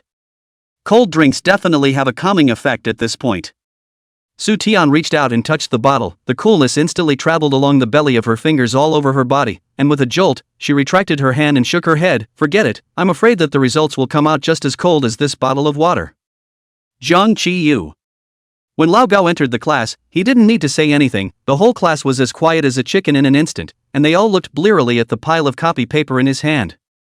Lao Gao coughed and walked up to the podium, his expression not showing any joy or anger. All of them have been waiting for a long time, right? The class let out a long, drawn-out and slightly grumpy The class president shouted, "Teacher, you announce it, we can afford it." Old Hai grunted out, divided the report cards and started distributing them to the first row of students from the classroom door. Before she could send it to Soo-tian, she heard a large chorus of backward gasps accompanied by the generic tone word. The class stirred, and more eyes gathered on Jang Chi-yu. Jang Chi-yu was careless and turned another page. Like he didn't feel the stares. He must have felt it. But it should be habitual. Old Gao parted to Jang Chi-yu, glanced at him and the extracurricular book in his hands, and didn't say anything. Old Gao put the last bunch of report cards on Soo-tian's desk. The white copy paper began to pass backward. The agitation grew louder and louder, and Old Hai said nothing, letting their shrieks fester. Soo-tian lowered her head and saw Jang Chi-yu's grades at first glance: 138 in language, 150 in math, 150 in English, 300 in science and 277 in literature. Class rankings and grade rankings, both first. The second best overall score in the class was a full 70 points behind him. Although she had long known that Jang Chi-yu would do great and great, at first glance, when she saw such a clear score, she still couldn't help but sigh tersely. How perverted. Jang Chi-yu swept her a glance and also took the report card and began to look at it, his gaze calmly crossing over his own name and score, looking for her name in order down the list. Soon he saw it. Soo-tian, 10th in her class, 99th in her grade. Soo-tian soon saw her results as well, and her eyes widened violently. At first glance she didn't expect to do so well on this test, and actually did make it into the top 100 in her grade. On the second glance she scanned through all of her grades and was surprised to find that her greatest fear, the literature synthesis, had actually scored unprecedentedly high. 278. It was 1 point higher than Jang Chi-yu. She was writing thievishly fast because she didn't have time and handed in her paper 40 minutes early, actually. The examination. It's even higher than Jang Chi-yu's literature synthesis. Chapter 68, First Place. Soo-tian looked at it for a while. The corner of her mouth couldn't hide the upturn, poking at 278 to show Jang Chi-yu, Teacher Jiang, Teacher Jiang. The latter waves of the Yangtze River push forward the former waves, and the former waves die on the beach. Jang Chi-yu gave a soft cut. There's really no comparison at all. Still, Soo-tian was happy because one of the subjects was 1 point above him. She didn't want to laugh too freely either, so she leaned against the wall alone and covered her mouth to snicker. Smiling and laughing, he even extended a thumb to Jang Chi-yu. It's all because Mr. Jung taught me well. Although Jang Chi-yu taught her all about science, she did it so quickly because she was anxious to go to Jang Chi-yu. She was also in his favor. And a special thanks to Song Yingjing for the literature notes. Yingjing go cow. Soo-tian felt that she could change her screen name and change Li by blessing to Song Jiang blessing. What kind of good luck did she have, knowing Song Yingjing and Jang Chi-yu, the two college gods? The one text and the other just complement each other. And look for a tutor. Sooty began to snicker again. Jang Chi-yu's grades nothing to study, strong invincible science, liberal arts is also very good. Soo-tian looked at it again in addition to marveling at the thought that this person also came to what school? Where's the teacher of the Qingbei junior class? Get this pervert out of here. Mama, yeah, 3 out of 3. Is actually true. I am so excited. I've never met anything so awesome in my life. The god of learning is actually by my side. Old Gao is the most powerful teacher I've ever seen. With the god of learning as a classmate, why should I worship Confucius? Because of Zhang Qiyu's test results, the class is getting madder and madder. Old Gao didn't mind their noise and sat on the podium cradling his thermos, watching them go crazy. In fact, his hands were shaking slightly with excitement. In this joint exam, other than Zhang Qiyu, the others in their class did very well. For example, Zhang Qiyu is table Su Tian. I did not expect her rankings rose so quickly, and back to the top 100 grades, not to mention, the literary synthesis is still the first in the school. The first place in the whole school for the remaining subjects was taken by Zhang Qiyu. Hutsong test is also very good, the third class. The key is to enter the top. By the way, haven't you all noticed that Zhang Qiyu's literature comprehensive isn't the highest in our class? I-277 is still not the highest? Who is higher than him, our class president? So powerful. Not. A series of ringing, more and more people's gazes moved from Zhang Qiyu's body to his tablemate. Su Tan ah. It's actually Su Tian. Didn't she hand in her paper 40 minutes early for the literature comprehensive? Without even bringing a check. So this is the big brother's confidence. Absolutely, she's at the same table as him. The scholars are piling on too. The god of literature, the god of reason. Their voices weren't small, and they could be heard clearly even from the corner. Zhang Qiyu's eyes moved, looking obliquely at the still giggling young girl next to him. Turned in your paper early? Su Tian nodded, her bright sparkling eyes smiled into a crescent moon. I all didn't thought to. When I handed in the paper, I thought I was done with this literature synthesis. Quite capable. Zhang Qiyu commented. Ha ha ha.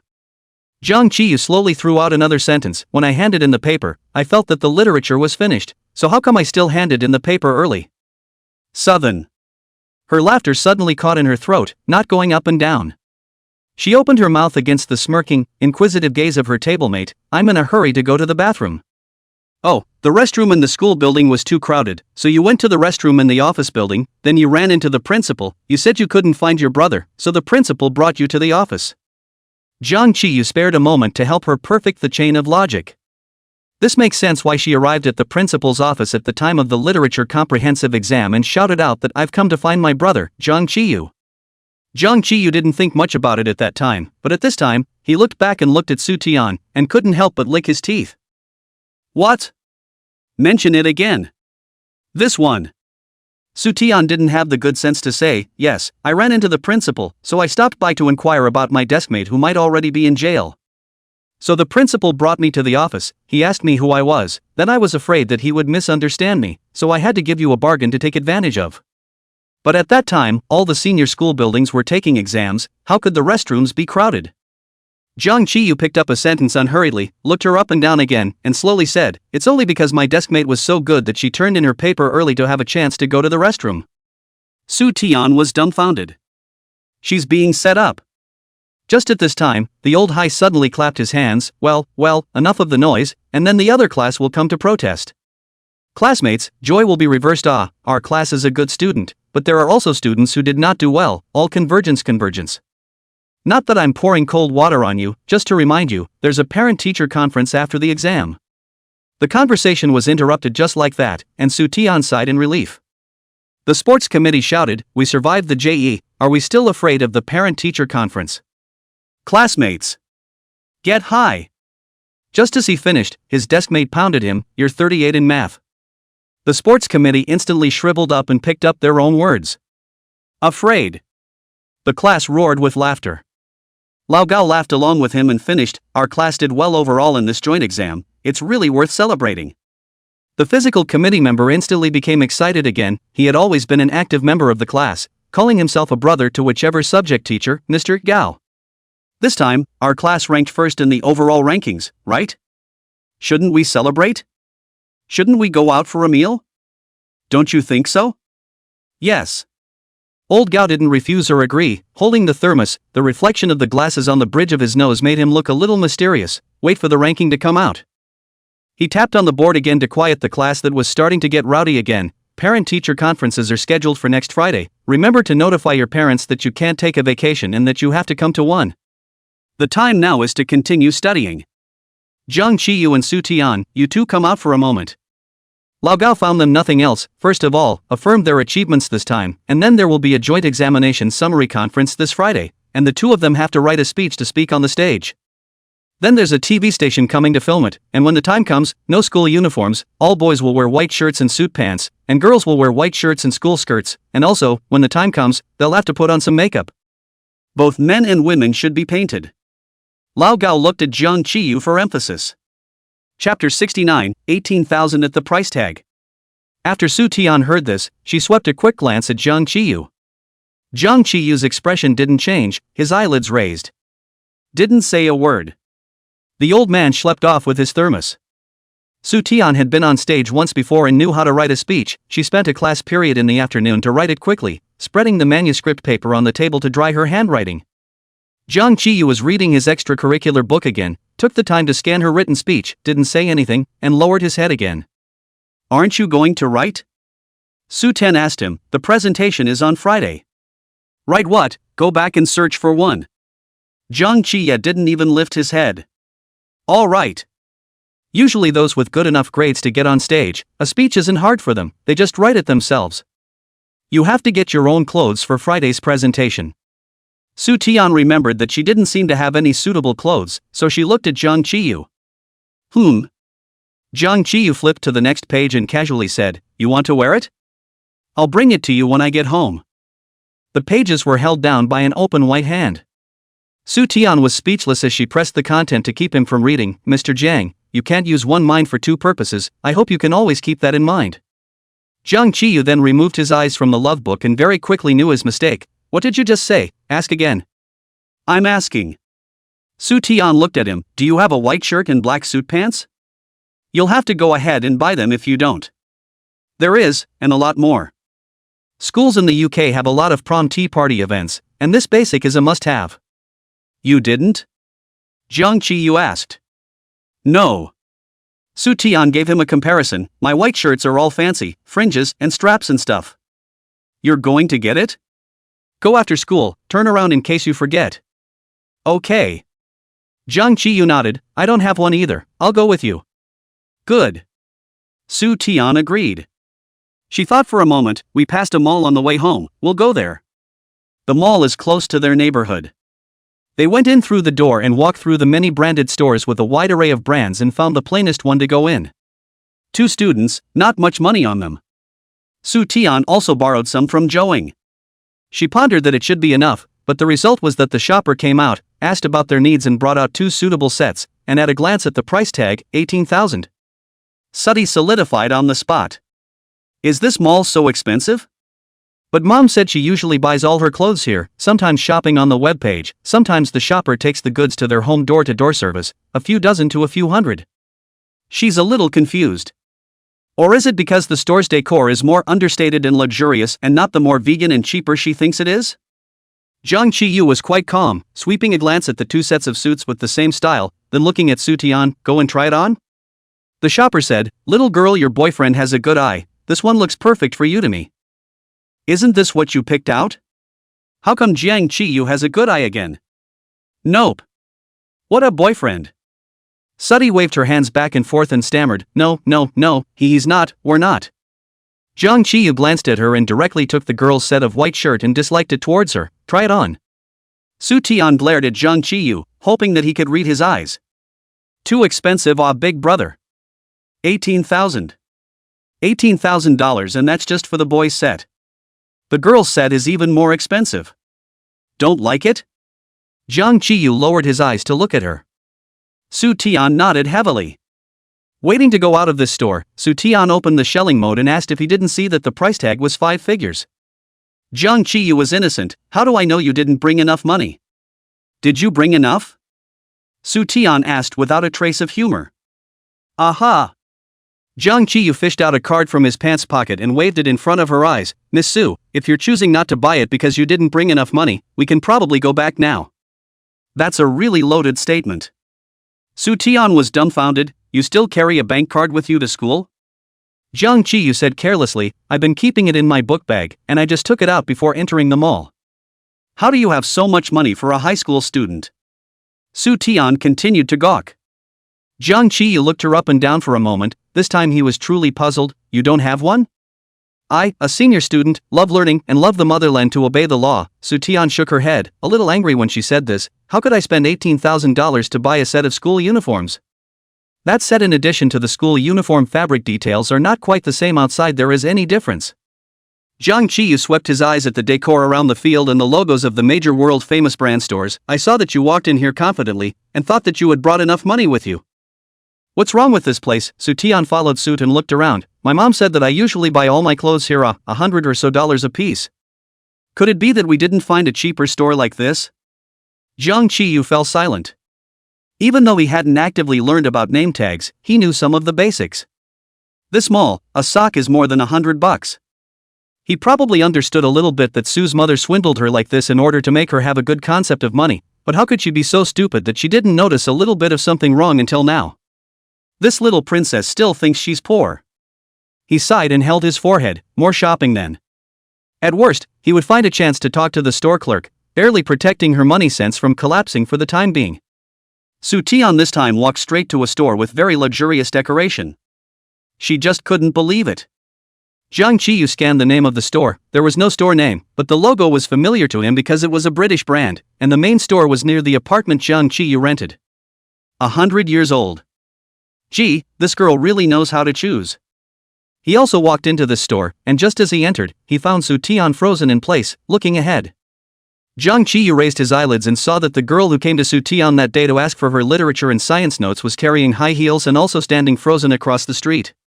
In fact, this staring was only for a moment, and soon, Zhao Sakuraxa sat down and began to try on the high heels she was carrying in her hand. The shopper was spitting and bragging next to her. Jiang Qiyu walked to Su Tian's side. He substituted himself, thinking that Su Tian shouldn't really want to see this girl right now, so he faintly asked, "Going to the next one?" "Why go to the next one? This one hasn't even been asked yet."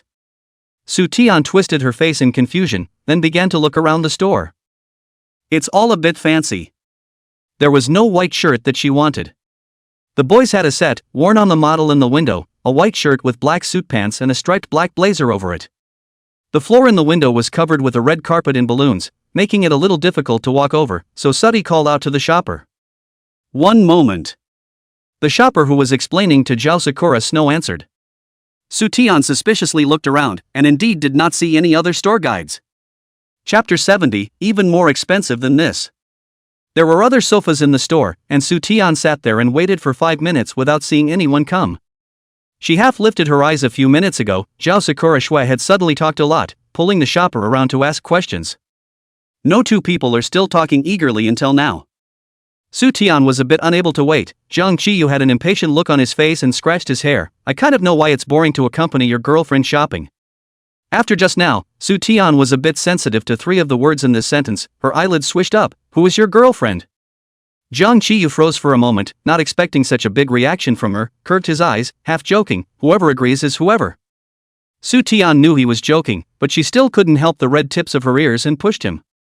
Finally, the shopper made a trip over while she went to get Zhao Sakuraxa another size. What do you two want? Su Tian directly asked the price. The set in the window, how much? There was a pfft from behind him. Zhao Sakuraxa laughed out loud. Su Tian glanced towards Zhao Sakura Shui and quickly withdrew her eyes, waiting for the guy to reply.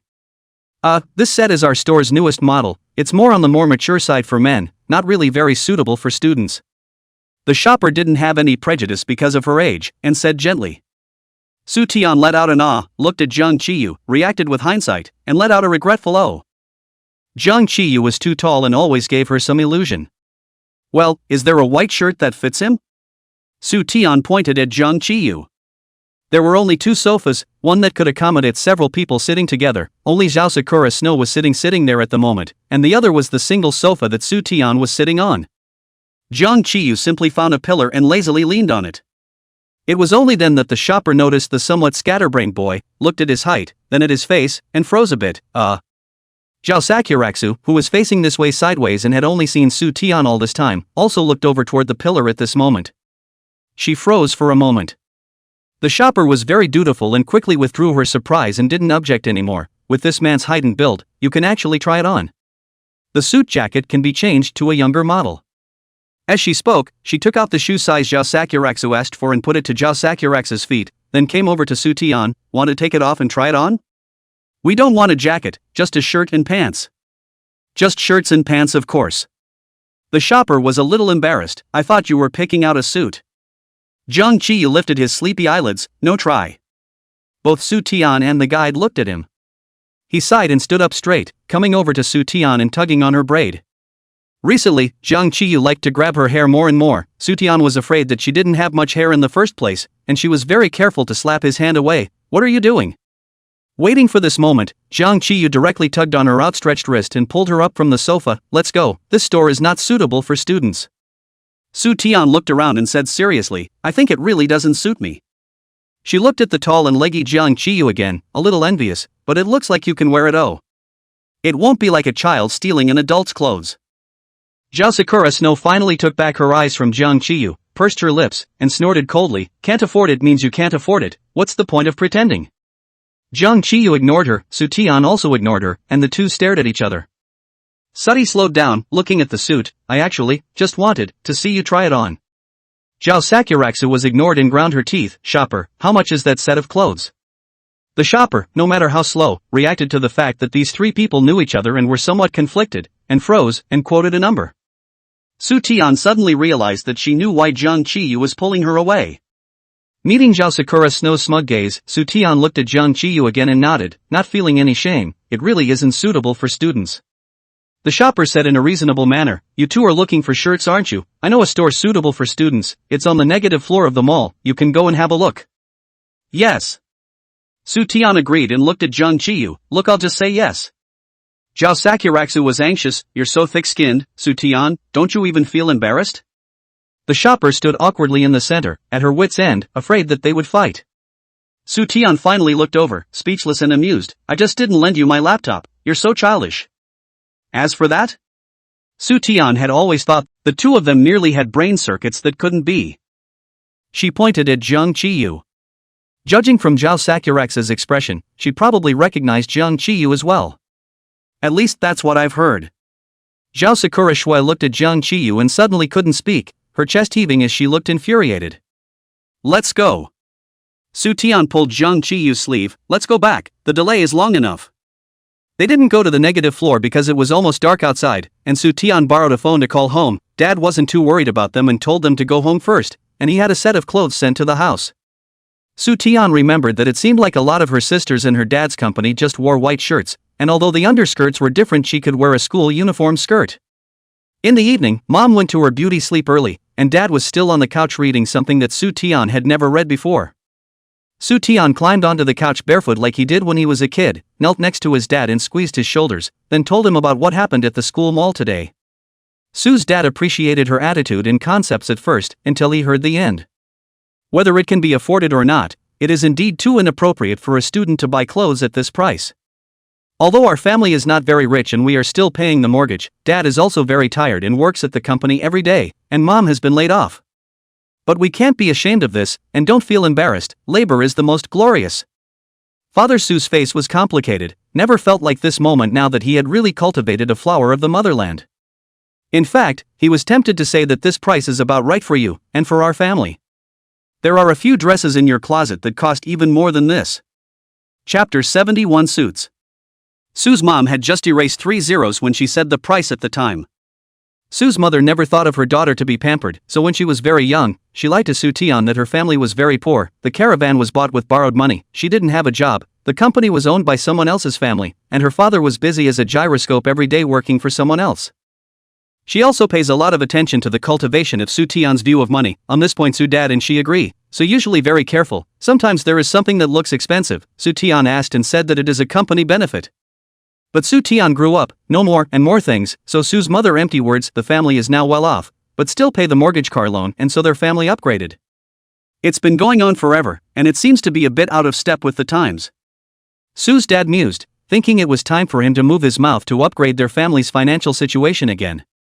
Earlier on the phone, Su Tian thought her dad meant to just bring her a smaller set of staff clothes. But 2 hours later, when Su Tian was all ready to go to bed, her dad brought her 2 gift boxes. The gift box was satin, wrapped in silk material and finished with a bow tied in the upper left corner. Open the box. Inside is a set of dress, fake two-piece design. The top is a white shirt, the bottom is a black skirt, the hem is very design, slightly ruffled look. Inside the second box was a full suit that matched the dress. Soo Taeyeon took the dress out and tried it on. The young girl in the mirror was standing upright, a melon face, young and innocent looking. Her skin was fair and clear, her black hair cascaded vertically over her shoulders, her face was slightly pink. The cut of the dress on her body fit the waistline and hip line, making her waist look thinner and her legs long and straight. It seems to have suddenly grown up a bit. Dad knocked on the door outside, and Sooty went to open it for him in his bare feet. Father Soo pulled her around to look at her and praised, "Good daughter has grown up." Soo Taeyeon loved the outfit to bits, happily bouncing in place a few times. "Thank you, Daddy." "What about Dad coming over? He wants to talk to you about something." Papa Soo sat down on the sofa in her house with a slightly serious expression. Soo Taeyeon thought something was up and sat down with him. Soo's father looked at her seriously. "Our family is not at a well-off level anymore." "Ah. Could it be that this expensive-looking outfit was the last of the more extravagant gifts Dad gave her?" Sooty blinked. "Dad, did you get laid off too?" Father Soo stuttered. "No, I meant to say that our family is now more than just at the well-off level. The company is doing very well, and now we are considered a wealthy family." Sooty blinked again. Soo's father intoned, "That's why I've decided to give you a little increase in your allowance, tripling it from the original." "No need." Soo Taeyeon thought about it and shook her head. "I don't have anything to buy, my current pocket money is already enough for me to spend." "Give it to Ingjing brother. Ingjing brother will be a senior soon." Soo Taeyeon repeated again, "Give it to Ingjing brother." Friday rolls around in a flash. Usually in school or have to wear school uniforms, before going on stage and then go backstage to change the clothes to wear. Dad said that this set of boys' clothes is to take Jung Chi-yu's size, although I do not know how he knows what size Jung Chi-yu wear, but can wear is certain, so the next day she took 2 sets of clothes directly to the school. The gift boxes of the 2 sets of clothes are very large. Soo Taeyeon did not take the box, directly with 2 large plastic bags set, to the class when the class thought she was carrying 2 pockets of garbage. Soo Taeyeon said it was the costume to be worn for the JEE wrap-up meeting. The girls gathered around to look at her set of dresses. "Wow, these 2 outfits have such great texture. Our school is so generous. Look good." It feels like at first glance it doesn't seem like much, but there are so many little girly details. The girls started looking at the boys' suits again. Sooty didn't bring her suit jacket, only her shirt and suit pants and the plastic bag. At this time, Jung Chi-yu hadn't yet arrived at work. Is Jung Chi-yu going to wear this? It's also too. The girl sucked in her breath. What a proper and immodest dress. Sooty let out an "ah, doesn't it look good?" She thinks it's a nice set. No, it's just too good looking. And it's a suit. Soo Taeyeon, you don't get it. It's like boys like to see girls in black silk, girls like boys in suits. Holy, I can't even think about it just thinking about it. We all get to go to this wrap-up meeting, right? I can't wait. This will be the most popular exam wrap-up assembly for students since the founding of YMCA 1. No, just the most popular with the girls. The boys would just snort disdainfully off stage and say, "Average, old man looks better in a suit." Guys like that I want to pick their brains out to see if they're filled with. Soo Ten blinked. By now, Jung Chi-yu had already come over, and the girls surrounding his seat immediately dispersed. The expression has a few moments of awe. Why did it feel as if their class was even more afraid of Jung Chi-yu than they were at the beginning of the school year? Soo Taeyeon stroked his chin in contemplation. Jung Chi-yu looked at the 2 sets of clothes Soo Taeyeon had prepared, raised his eyebrows, and didn't say anything. Soo Taeyeon was still afraid that he wouldn't like it. After all, listening to the group of girls just now, the difference between men and women's vision was slightly bigger. The teacher has not yet come over. Soo Taeyeon looked at her table, sincerely asked, Table, why do you boys like girls wearing black silk?" Jung Chi-yu almost choked on his own saliva. "Say that again?" He thought he'd misheard. "Soo Taeyeon, why do boys like to see girls in black silk?" Jung Chi-yu made sure he heard clearly and paused. "Not everyone either." Still scoring points with people. Whether it's the person who's looking at it or the person who's wearing it, it scores points.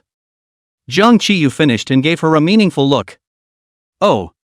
Soo Taeyeon seemed to understand, and then she seemed to understand nothing. The General Assembly is set for the afternoon. Students go directly to the auditorium at their point. For the presentations, the students went backstage an hour early to change clothes and put on makeup. The girls put on their makeup first and occupied the dressing room first while the boys waited outside.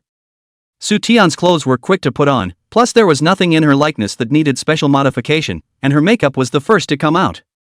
She felt as if the boys outside huffed when she walked out of the dressing room. Someone else whistled.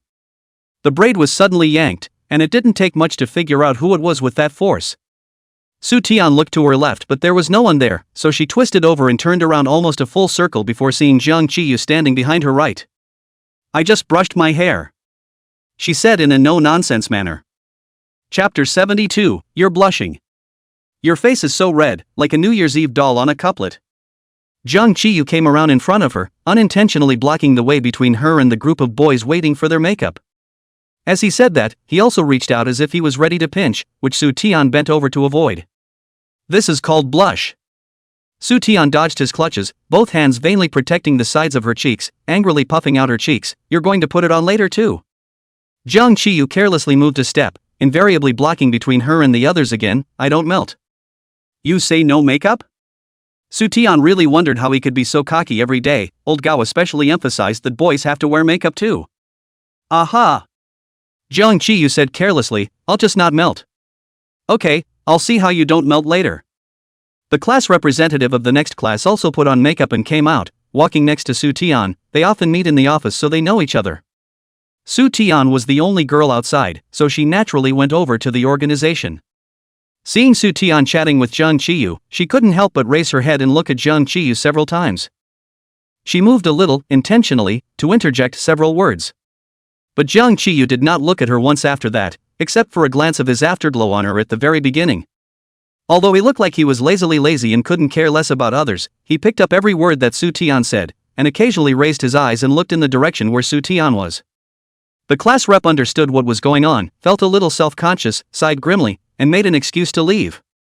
One by one, the girls can go straight to the back of the auditorium to prepare their speeches after applying their makeup, while the boys go in and do their styling.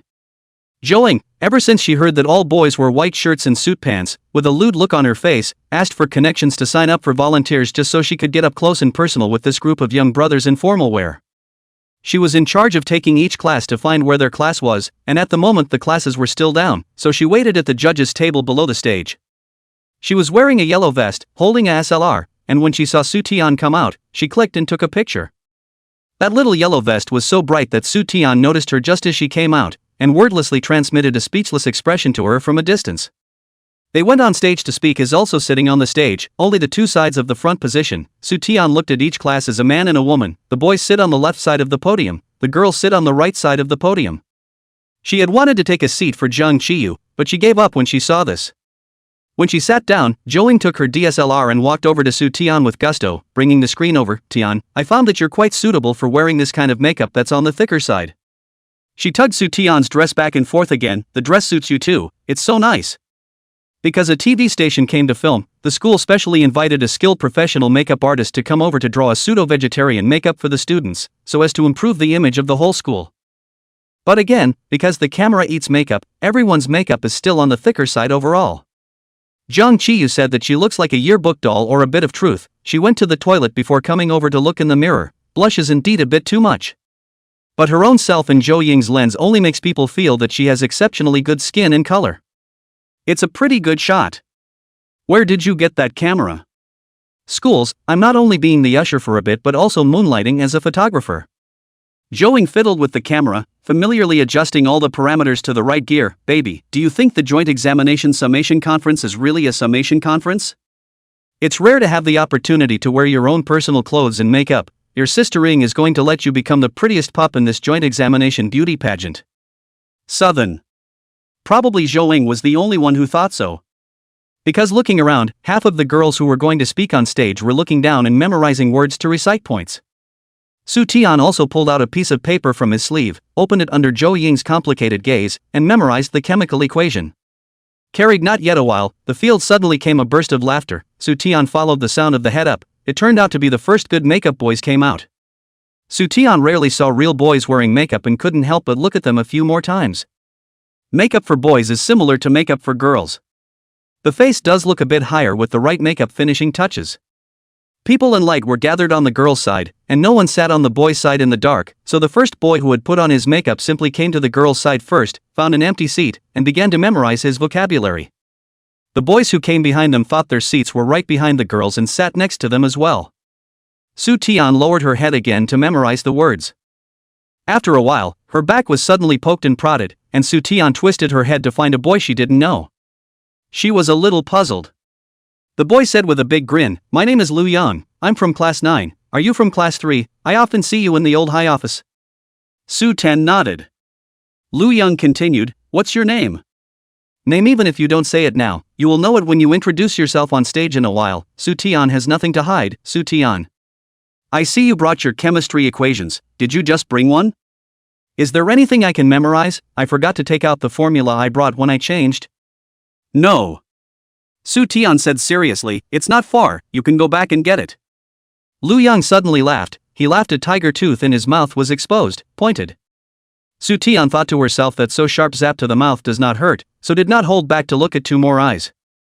Jiang Qiyu happened to come out at this moment.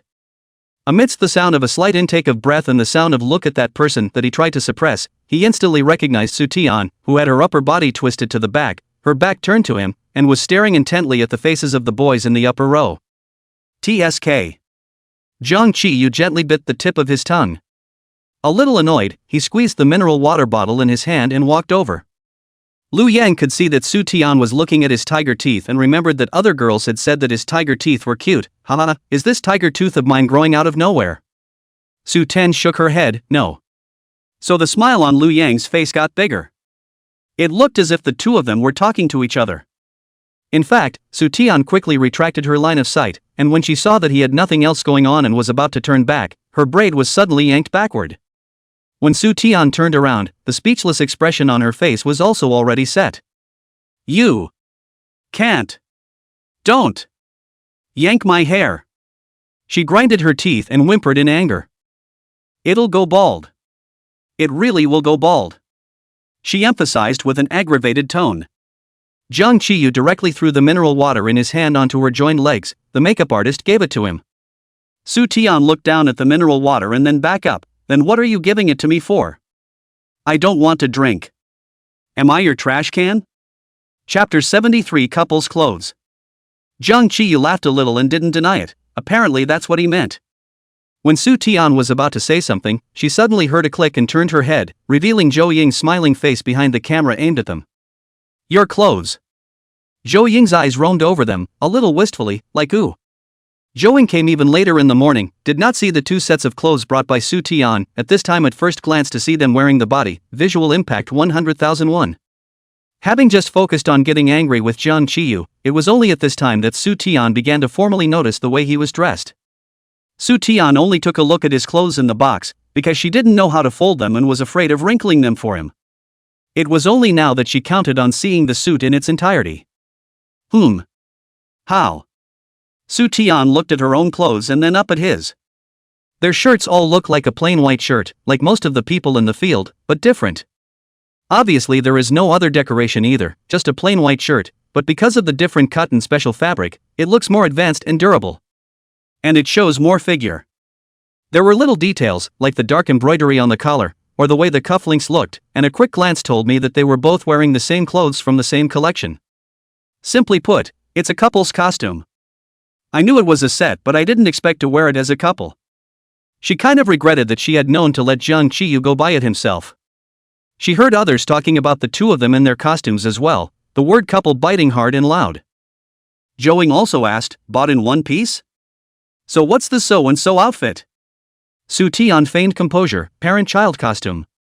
Before Jiang Qiyu's eyes to kill came over, Su Tian added, "No time to buy, this is my dad's cultural evening performance clothes borrowed from the company." Zhou Ying was silent for a while. This material, this texture, it's either a big name or a private order, a borrowed performance outfit? If she hadn't been to Su Tian's house, she would have believed it. Oh. Zhou Ying's expression just didn't look convinced, but there were too many people here, so she temporarily gave up the idea of getting to the bottom of the matter, intending to give Su Tian some face. Jiang Qiyu slowly glanced at Su Tian. "It's kind of cool." Su Tian coughed lightly and felt the gazes looking at them decrease a bit, seemingly believing her in this explanation. She looked up, against Jiang Chiyu's not-so-friendly gaze, and suddenly realized something else, paused. Why aren't you wearing makeup? Said it doesn't melt. Tugger style replied. You told the makeup artist not to put it on and she really didn't? Su Tian didn't believe it. Jiang Chiyu nodded perfunctorily. Su Tian felt that it was impossible, and then after scrutinizing Jiang Chiyu's appearance, she felt that it was not impossible. Jiang Chiyu's lip color is born red, some skin color is very white, hair eyebrow eyelashes color also on the black of the crow's feather, and the skin base color contrast appears some sharp. Features three-dimensional, whether the bridge of the nose or jawline are sharp and dry, almost do not need any highlight shadow modification. That's what makes him look badass and cold in his looks. Such a face is most photogenic. Su Tian was a bit angry, how people were so different from each other. The three of them formed their own group, completely ignoring the others, and Lu Yang, who was sitting behind Su Tian, awkwardly touched his nose and leaned back. The girl's side of the back row is basically already full. There is still Lu Yang next to the side of the most leaning position. Jiang Chiyu expressionless walk over to sit down. Just after sitting down, Lu Yang straightened his spine, feeling as if he was sitting on pins and needles. Not a moment later, Lu Yang's friend also put on his makeup and came out. He immediately stood up and said to Su Tian, "My friend is here, I'll leave first." Sudi let out an "oh." Everyone else was watching, and Zhouing couldn't take up the school's equipment to just shoot them, holding her camera to shoot the others. Jiang Chiyu slightly leaned forward, carelessly approaching the back of Su Tian's head. "Can't see that you know quite a lot of people." Su Tian was about to plunge into the ocean of chemistry when she coldly heard his voice ringing out very close to her head and felt her body shaking as if she had been electrocuted. She pushed down the energy that sent shivers down her spine and didn't look back. "You mean him? I don't know him, the one who came to me to borrow a chemical equation. I'll take one." Jiang Chiyu let out an "oh" and didn't say anything. Although Lu Yang walked away, he still intentionally or unintentionally looked towards the corner where they were. Then unintentionally met Jiang Chiyu's eyes as he looked up. He shuddered and pretended to be looking away. After another moment's pause, Jiang Chiyu suddenly came over again, this time almost to her ear. "Lend me the chemical equation." Su Tian again got goosebumps from the distance he spoke, her fingers trembled, she closed her eyes, then opened them again, turned away from Jiang Chiyu's head, and calmly said, "I only have one." Jiang Chiyu, tear half of it for me. Su Tian. So the god of learning has to study too? Jiang Chiyu gave her a "what are you talking about" look. He seemed to really want it, and without any further hesitation, Su Tian made a move to tear the chemical equation he had copied from the center and split it into two halves, handing him one half. Jiang Chiyu slowly, satisfactorily, picked up the half sheet of paper and waved it in the air. Su Tian didn't know why she saw a flavor showing off. What was there to show for half a sheet of paper, she wondered. The lights to the left of the podium were also turned on, and the groundskeeper came over to tell the boys to all sit back down and the assembly would begin shortly. Jiang Chiyu played around with this half sheet of paper between his two fingers, following the large group to the boys' area. Said immediately, almost as soon as the words were spoken, all the lights in the entire auditorium were turned on, and the auditorium became noisy with a class lined up to enter the auditorium. More and more classes came in and were led by volunteers to the delineated areas. The big screen on the stage also lit up, with an oversized glad tidings made by the school's publicity department in the background. Yangming No. 1 High School was the best high school in Yangming City, but it seemed so insignificant among the group of schools that participated in the 8th City Joint Examination. As a result, the results came out as the biggest dark horse killed in the JEE. Jiang Chiyu's answer cards not only reached the schools and teachers in the 8 cities, but also the municipal education bureaus and television stations along with them. As soon as this result came out, the Education Bureau of Yangming City and the TV station asked to see the surveillance video of Jiang Chiyu's examination room to make sure that this result was not forged in case it was a slap in the face. Then they found out that Jiang Chiyu had taken 2 exams in the principal's office, with the principal and a few other teachers personally invigilating the exams. Upon asking why, he went to a fight after the first exam and was taken to the office for. Director did not expect him to say the first sentence is actually the sentence, froze to him asked confused, reacted to the grumpy triple asked, "You still think about the test? You now think of the test, just what have you done? What is the significance of your examination now?" It was the principal who came over and hammered it home, let him take the test. When he finished, he vacated a table and got him a spare math paper to work on. So the principal and a group of teachers circled him and watched him fill out the paper sharply and quickly with less than an hour left. The head of the math teaching team corrected it on the spot, and 2 hours later flashed his back in excitement. Who forgot about the fact that he had just been in a fight? Jiang Qiyu said a second sentence just when this group of middle-aged gardeners were being exuberantly excited and incredulous regarding the fight. Ask me who the one I beat up was, and I'll see if he dares to say anything. The principal in the noontime personally went to the hospital where Yao Shen dealt with the whole thing, came back and did not say anything, directly under the decision, Jiang Qiyu no disciplinary action, Yao Shen to do withdrawal processing. Because of this incident, the Education Bureau and the TV station, in order to ensure that there is not the slightest error, not only investigated the principal, but also required Jiang Qiyu's next exam to be supervised by the Education Bureau. He wrote faster in the arts, starting almost as soon as he glanced at the questions, and then turned in his paper an hour early. 20 minutes later, the people from the Education Bureau had packed up and left, leaving only one teacher from this school, and it was at this point that Su Tian followed the principal over. This time the joint examination summary conference opened very grand, is because the Education Bureau joint television station, after various private investigations to determine that Jiang Qiyu did not cheat, you can begin to make a big fuss. 10 minutes later, a higher person has been all seated, the General Assembly officially began, the host on the stage after the leadership began to speak. The more Su Tian heard, the more sleepy she became, but because there was a photographer filming them, she braced herself and didn't dare to show it visibly. Finally, it was time for the student representatives for this exam to come up to the stage and speak, one by one in class order, a process they had known for a long time. The student representative of the first class was the first to go up, placed his speech on the stage, and read it with. He loosened his grip with it. Su Tian's face boomed red. When he finally made it to the stage, Su Tian couldn't help but turn his head and see him take a step towards the light. Is ready to go back to the backstage, the field miss suddenly came over to tell her, let her wait on the stage first, don't go back. A moment later there is a link, each subject grade first to go up to receive a certificate of appreciation. When the field agent finished, he scurried off somewhere else. This is a temporary addition, I didn't say there was this before. Su Tian looked around blankly, thinking that she would just wait here, it's very dark here, and other people can't see clearly anyway. So she peacefully turned around to watch Jiang Qiyu's speech. He saw Jiang Qiyu reach into his pocket and clip out a folded-up piece of paper, unfolding it a bit carelessly, his thin lips slightly open. Hello teachers and students. There was a pause. The whole mood suddenly changed a little. Like something unexpected had happened. It was only for a moment, his expression quickly calmed as he looked at the paper in his hand and continued to read, I'm Jiang Qiyu from the 3rd class of senior high school. Su Tian was close so she could see clearly. She was curious about what happened to Jiang Qiyu, and after observing carefully for a long time, she realized that the paper he was holding in his hand was a bit strange in shape. Not a regular 4-square piece of paper. And what looks like a random tear from the book, still with the curved half sheet. There are a billion points that look familiar. Su Tian was horrified to find that the speech Jiang Qiyu was now holding in his hand was so similar to the half sheet of chemical equations she had torn to him. No way. Su Ten blinked. Jiang Qiyu's voice is calm and smooth, there is no one stumbling. The sea of learning is not the end of the bitter boat, learning is to be quiet, eat bitter. All the results depend on what you put in at the beginning, a point of hard work and a point of harvest. Sudi blinked again. So he was improvising? The big screen behind them was an instant live feed from the camera, with several camera positions switching, and Su Tian noticed that the image on the big screen was slowly zooming in, as if it wanted to cut a close-up view of Jiang Qiyu's face. After all, what a great resource to not use. The handwriting of a beautiful line of chemical equations had been clearly visible on the surface. The camera brother shouldn't have realized that it kept zooming in on his upper body. Gradually whispers began to circulate around the stage.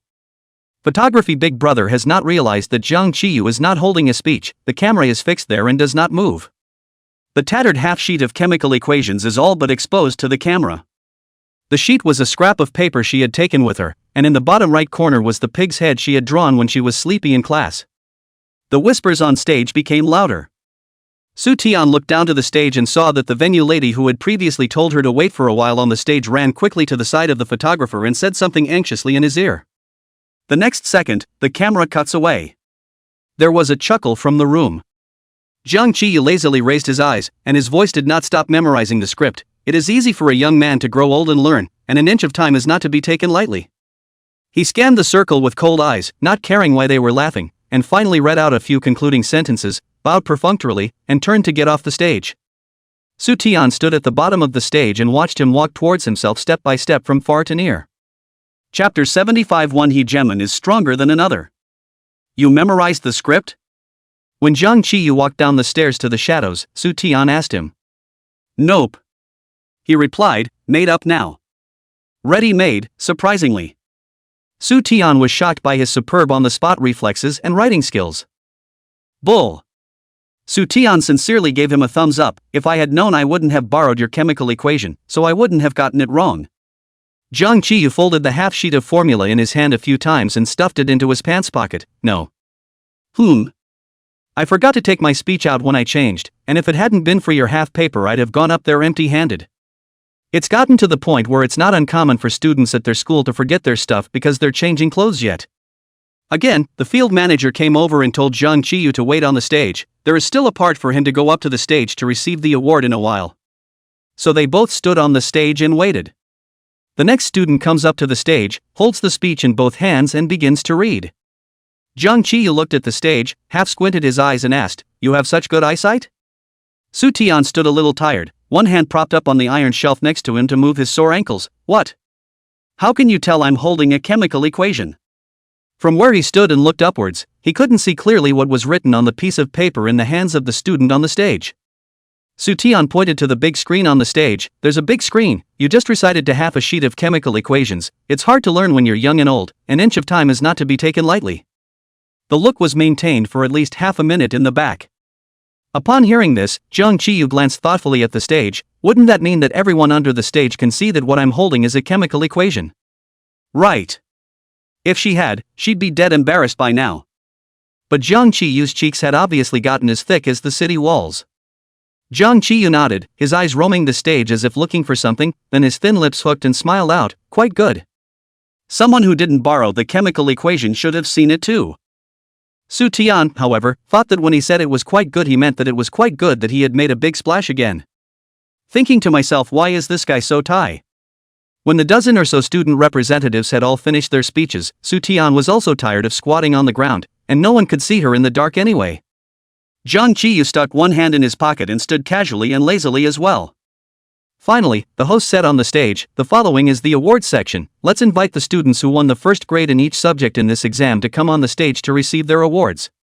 The host's words just fell. Suddenly the stage on both sides of a crackling sound. That sound is extremely close to Su Tian. She even felt that the sound is simply in her skull cap up, froze in fear and sat directly on the ground.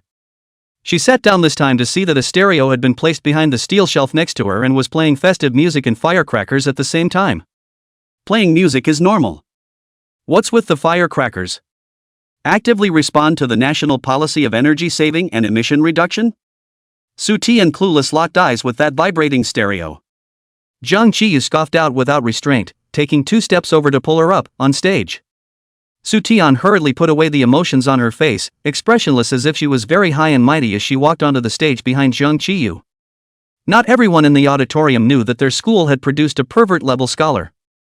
Those who don't know see only 2 people coming up and ask strangely, how come there are only 2 people, language, mathematics, English, science and physics, aren't there 5 subjects? Those who know are already pumping their fists in excitement for the scenes that will play out next, even though the protagonists aren't them, it's not even you. Who says that if there are 5 doors you have to be 5 to take first place? The man figured it out, incredulously, WOJ? It's hard to see how 2 people can split the 5 firsts equally? To be precise, 1 person took first place in all 4 subjects, and that young lady on stage was the last word for our average student. The deeds of the scholar god quickly spread throughout the audience, which began to stir, stretching their necks to catch a glimpse of the legendary pervert who had scored 4 perfect scores. And then, worry, this guy is so handsome. Is there anyone else in our school like this? You wouldn't not know him, right? Class 3 Zhang Qiyu, that Zhang Qiyu who parachuted into the school grass seat on the first day he transferred here. Handsome and studying so well, absolutely. That girl is so nice and pretty. Wait, is that Zhang Qiyu? The one who beat up the school bully? You also eat melon? I heard that Zhang Qiyu's family has power and influence. The road mixed, he just transferred to no reason to our school bully Yaoshan beat up. The principal personally went to him to deal with, was beaten by the school bully, has been expelled now. Holy, there's more to this? Yaoshan, expulsion also deserved. I last saw him slapping a girl in front of the school. The girl ran away crying. And hitting a woman in public? How come no one stopped them? At that time there was no teacher beside the students saw him look like that also know not to be messed with, are afraid to go over. What is this, a bully is better than a bully. Yeah haha, now Jiang Qiyu has become the new school bully of our school. Who would have thought that at the very beginning calling him Skyfall was just omitting the word schoolmaster after Skyfall schoolmaster, and now it's directly omitting the 6 words schoolmaster schoolmaster schoolmaster. Awesome, I really don't know what else to say except awesome. Skyfall is awesome. It's impossible to hear off stage. After reading a long string of speeches, the host finally proceeded to the next step. Next we have the homeroom teachers of the award-winning students coming up to the stage to present them with their awards. Amidst a round of snapping applause, Old Hai, beaming, followed the MC up from the right side of the stage and looked at them with relief. Sutan saw his muzzle saying, "Good boys, 2 good boys, both good boys." The MC, carrying 5 medals, stood next to them. Moderator, Jiang Qiyu, achieved the first place in her math grade with a perfect score in this joint exam. When he said the word perfect score, the host raised his voice slightly and his tone was a bit excited. The host's emotions easily affected the audience, and a thunderous applause erupted from both the audience and the leaders' gallery. Lao Gao took out the medal from the MC, and Jiang Qiyu bowed his head slightly, allowing Lao Gao to hang the ribbon around his neck. Then he handed him another bouquet of flowers from the venue manager. Old Gao patted him on the shoulder. "Not bad, very good, very good. Keep up the good work in the future as well." Jiang Qiyu put away those rambling emotions and nodded. "Well, thank you, Mr. Gao." The moderator added, "Mr. Su Tian, with 278 points in this joint examination, achieved the first place in the grade of literature." Chapter 76, Eyes, Very Tender. Lao Gao took out another medal, this time without Su Tian bowing her head. He easily put the medal around her neck, shoving the flowers that belonged to her into her hands as well. "Keep up the good work in the future, your teacher always thinks highly of you." Su Tian bowed slightly, from the bottom of her heart. "Thank you, Mr. Gao." Meanwhile off stage. This teacher is still not going down. What day they are still in the same class? Sorry, they're both still at the same table to be exact. The man is handsome and the woman is pretty, good match Does anyone else think their outfits look like they're a couple? Really I hadn't noticed when it was just the 2 of them on stage, but now that the teacher who also wears a white shirt and suit pants is standing next to them, it's obvious that they're both dressed in the same family. No way, Skyfall has only been turned around for how long? If Skyfall likes me and has only been here for a day, I'll agree to be his girlfriend. The 2 of them are also too blatant. Really think that the teachers are blind. I think the 2 of them can't keep this table name. The moderator went on to say, Mr. Jiang Qiyu achieved the first place in the language grade with 138 points in this joint exam. Mr. Jiang Qiyu, he achieved the first place in his grade in science with a perfect score in this joint exam. Mr. Jiang Qiyu achieved the first place in his English grade with a perfect score in this joint exam. Every time the host reads on, Lao Gao picks up a medal and hangs it around Jiang Qiyu's neck. Crucially, the groundskeeper would also send another bouquet of flowers. And every time, the old high school would say a quote to motivate him. "I listened to your speech too, it was great to learn the ropes. It is easy for a young man to grow old and learn, and an inch of time is not to be taken lightly. Remember these words. Keep up the good work, and on our next test, we'll try to get 3 more perfect scores." At the end of the day, when the host finally finished reading, Jiang Qiyu's neck has hung 4 medals, holding 3 bunches of flowers in his hand with difficulty. There is a bunch of really can't hold it. Lao Gao helped him to hold it. Su Tian was also having a hard time holding back her laughter next to her. In order to divert her attention, she looked at the stage, just in time to see Zhou in the yellow vest directly in front of her in an obscene posture, half crouching on the ground, frantically pressing the shutter at them. Her posture was just too funny, and Su Tian didn't hold back her laughter, revealing her white teeth. Jiang Qiyu slightly inclined his head, looking at the tiny pear swirl that was squeezed out by the smile on one side of her cheek. The stage is brightly lit. He was also incredibly radiant in his eyes. Ka Chao. Ying Zhou recorded the moment. That evening, on the forum of Yangming No. 1 Middle School, the official Yangming No. 1 Middle School released a post. "Congratulations to the successful conclusion of our school's joint examination wrap-up conference," was added to the essence. The cover illustration is of a guy surrounded by flowers looking slightly sideways at a girl with a radiant smile next to him. Eyes, very tender. The students interpreted it as tenderness. The teachers' forum account is run by students in the publicity department, and it doesn't help for the teachers to read anything into it. Due to the 2 face value is quite high, coupled with this one shot of the atmosphere sense is really too good, passed around the internet. An uninformed yellow V blogger took the photo on the microblogging post. Ask which campus drama this is. This hero and heroine face value online. This hero look to the heroine eyes look acting should also be online. Photo repair is also great post should also be online. I want to see too much to come to someone to tell the child what this drama it. She is just a yellow V, turn like comment add up to not 1,000, originally thought that you have to wait for several days to squat to the results, who knows the next day as soon as I woke up to pick up the phone to see, her microblogging has blown up. She thought she had made some mistake and was caught in the act, and hastily clicked on the comments to see that it was because a red V blogger had retweeted the Ask the Drama tweet she had posted yesterday. She dropped it then, scanned the blogger ID and nearly choked on her own spit. Who? At director Zhao Yuanliang, face value online, boys' eyes are very tasteful, asked a few friends also do not know what this drama, to the almighty netizens for help, smiley face, smiley face. Zhao Yuanliang. Zhao Yuanliang, who just won the Best Director award. The influence of a red V blogger is not small, the influence of director Zhao Yuanliang is even greater. An hour later, a reply was topped, campus, non-drama. This is the scene of our school's 8th city joint exam wrap-up assembly yesterday. The two people in the picture are the school god schoolboy big brother who got 3 perfect scores in 4 subjects and the first in his grade, and his little deskmate who was the first in his grade in the literature and synthesis. At director Zhao Yuanliang replied to him frowny face surprised, I wouldn't even dare to shoot like that. 5 minutes later. At Yangming Yishong official microblogging, claim it this is the report card of the 2 students yo, view image, at director Zhao Yuanliang frowny face surprise, I don't dare to shoot like this.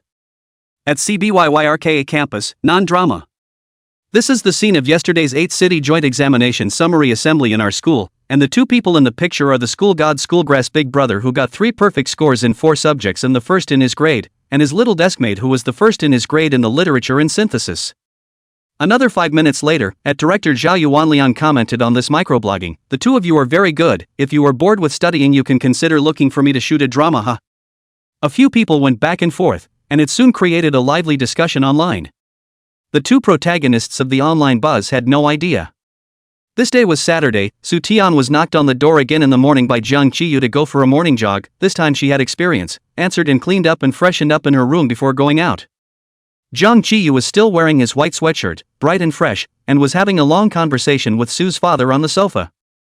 Su Tian's eyelids fluttered, sweeping them a glance before heading downstairs, yawning as she went to serve breakfast. This time, Su's mom was there and counted her out. Timothy, you made I wait for you for so long again. Su Tian's voice came from the kitchen. I'm sorry I was wrong. I'll definitely get up earlier tomorrow. Despite the words, none of the 3 members of the Su family believed it. Jiang Qiyu smiled lightly, it's fine, I just got here too. I came back a bit late last night, and went to the dry cleaners, and got up late in the morning. Last night their JE wrap-up meeting went from 6 to 8:30, and when it was over and they packed up, it was 9 when they got home. Luckily, the next day was a double day off.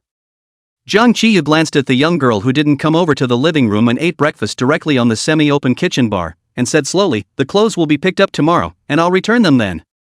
Ha! Papa Su was surprised, what clothes, and what? Su Ten is still happily eating breakfast. Jiang Qiyu said, yesterday the clothes, is not uncle you borrowed from the company performance clothes, but also to return. Su Tian's mouth that was chewing on the fried egg suddenly paused. Chapter 77 Su Tian Jiang Qiyu is a brother and sister? Slowly, with great difficulty, she swallowed the egg that had suddenly become tasteless in her mouth. Incredulously, she looked up at the humanoid Jiang Qiyu. Papa Su, what performance clothes? That's what I ordered from a friend's store, it was meant for you too. Su's mom was straight up expressionless. Su Tian.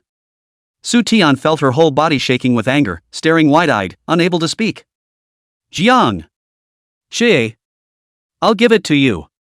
What else? Su a little. Su Tian didn't believe that he really thought these 2 outfits were borrowed performance clothes. If the gaze had substance, Jiang Qiyu would have already had 2 holes shot through her body. Jiang Qiyu received her torchlight gaze and gave a slow "Oh, blame me, I didn't see that Tenten was joking." Papa Su smiled. This topic was quickly taken away by other topics, and Su Tian quickly finished a breakfast, chewing Jiang Qiyu viciously in her mouth over and over again as if he were food. Walking out of the house one after the other with him, when she left the line of sight of the 2 elders, Su Tian immediately flipped out and pushed her hands on Jiang Qiyu's back. You. Dry. Well. Her little strength was only enough to push Jiang Qiyu forward a few steps, or release. Jiang Qiyu also followed the stop, the smile on the face of the wanton undisguised, lazy defense. I didn't how Ten said this when the expression on the face of so calm and serious. I really believe it. The size fits so well and the clothes are so new. I didn't say this to avoid suspicion. Did you not bring your brain that day? Bring it on, it's all spent making up lines to chemical equations. Oh yeah, there's another one in your half of the chemical equation that you copied the wrong number, it's Co2 not Co8. Su Tian gasped. Jiang Qiyu looked at her with downcast eyes. Besides, what are we avoiding suspicion for? I see that your brain is all used on avoiding suspicion.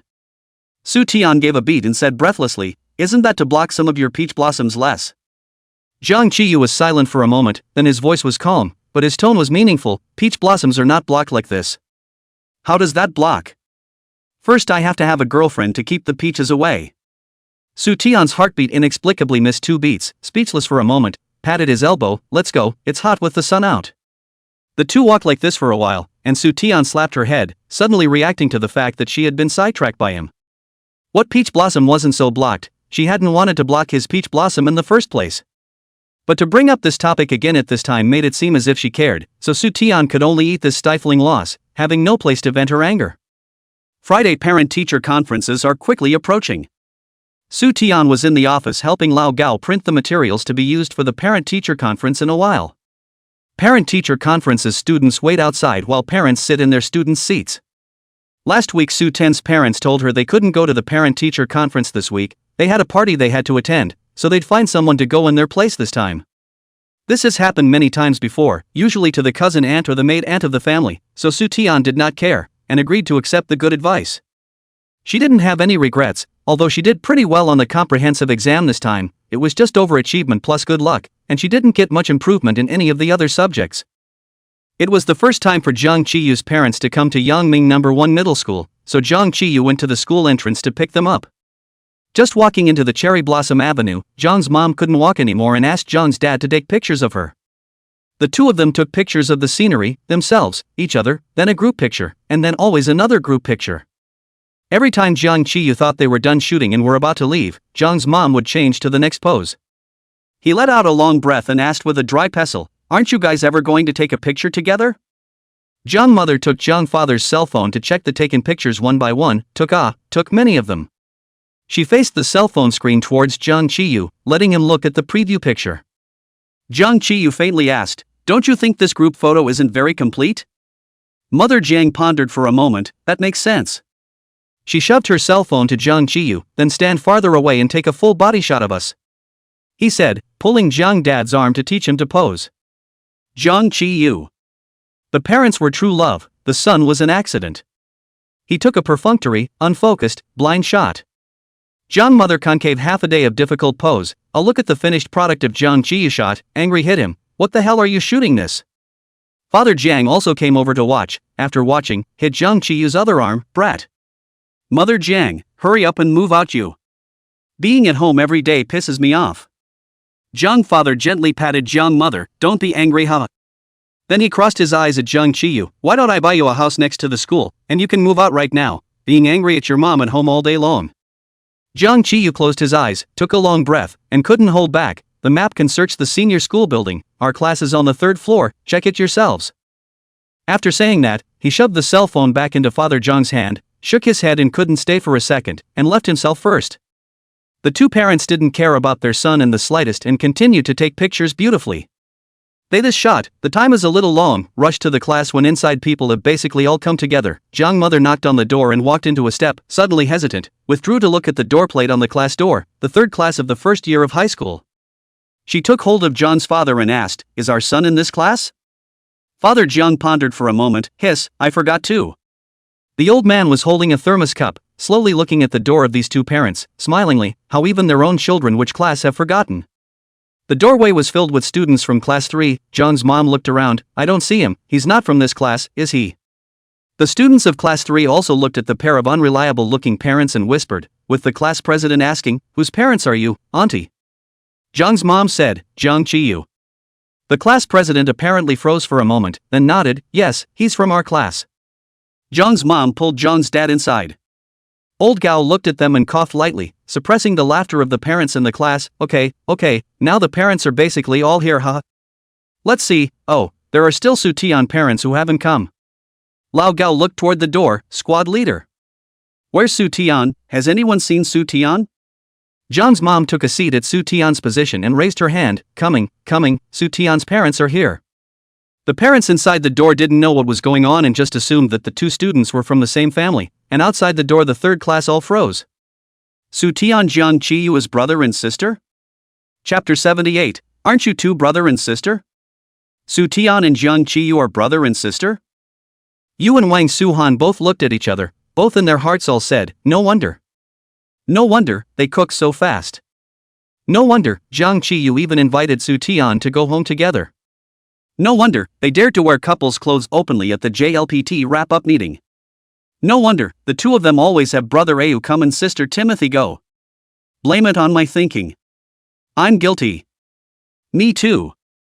The two thought Su Tian and Jiang Qiyu is really a brother and sister, forward to see those who can only be silently as if they did not see the thing set out, next to the students all listened to a blank stare. That's not right. The class president was all confused. I remember when Jiang Qiyu first arrived, Su Tian didn't seem to recognize him. Brother and sister. Yuan compared to two fingers, brother a few years past before returning to the country, sister a little temper when not recognize him, brother and sister love interest well. Su Tian and Zhouing had just come out of the restroom, and there was always a strange friendship between girls called going to the restroom together. Not a few steps out, Zhouing suddenly covered her stomach again and walked back. No, I still have a stomachache. Don't wait for me, you go back to your class first. If they finish the parent-teacher conference and I'm not back yet, my mom asks and you say I'm in the toilet. Got it. Su Tian sighed, told you to eat less ice cream. So Su Tian was left alone to go back to her class, and just as she reached the door of her class, she saw the class monitor look at her and let out a hey, no, speak of the devil. She froze and walked over. What's wrong?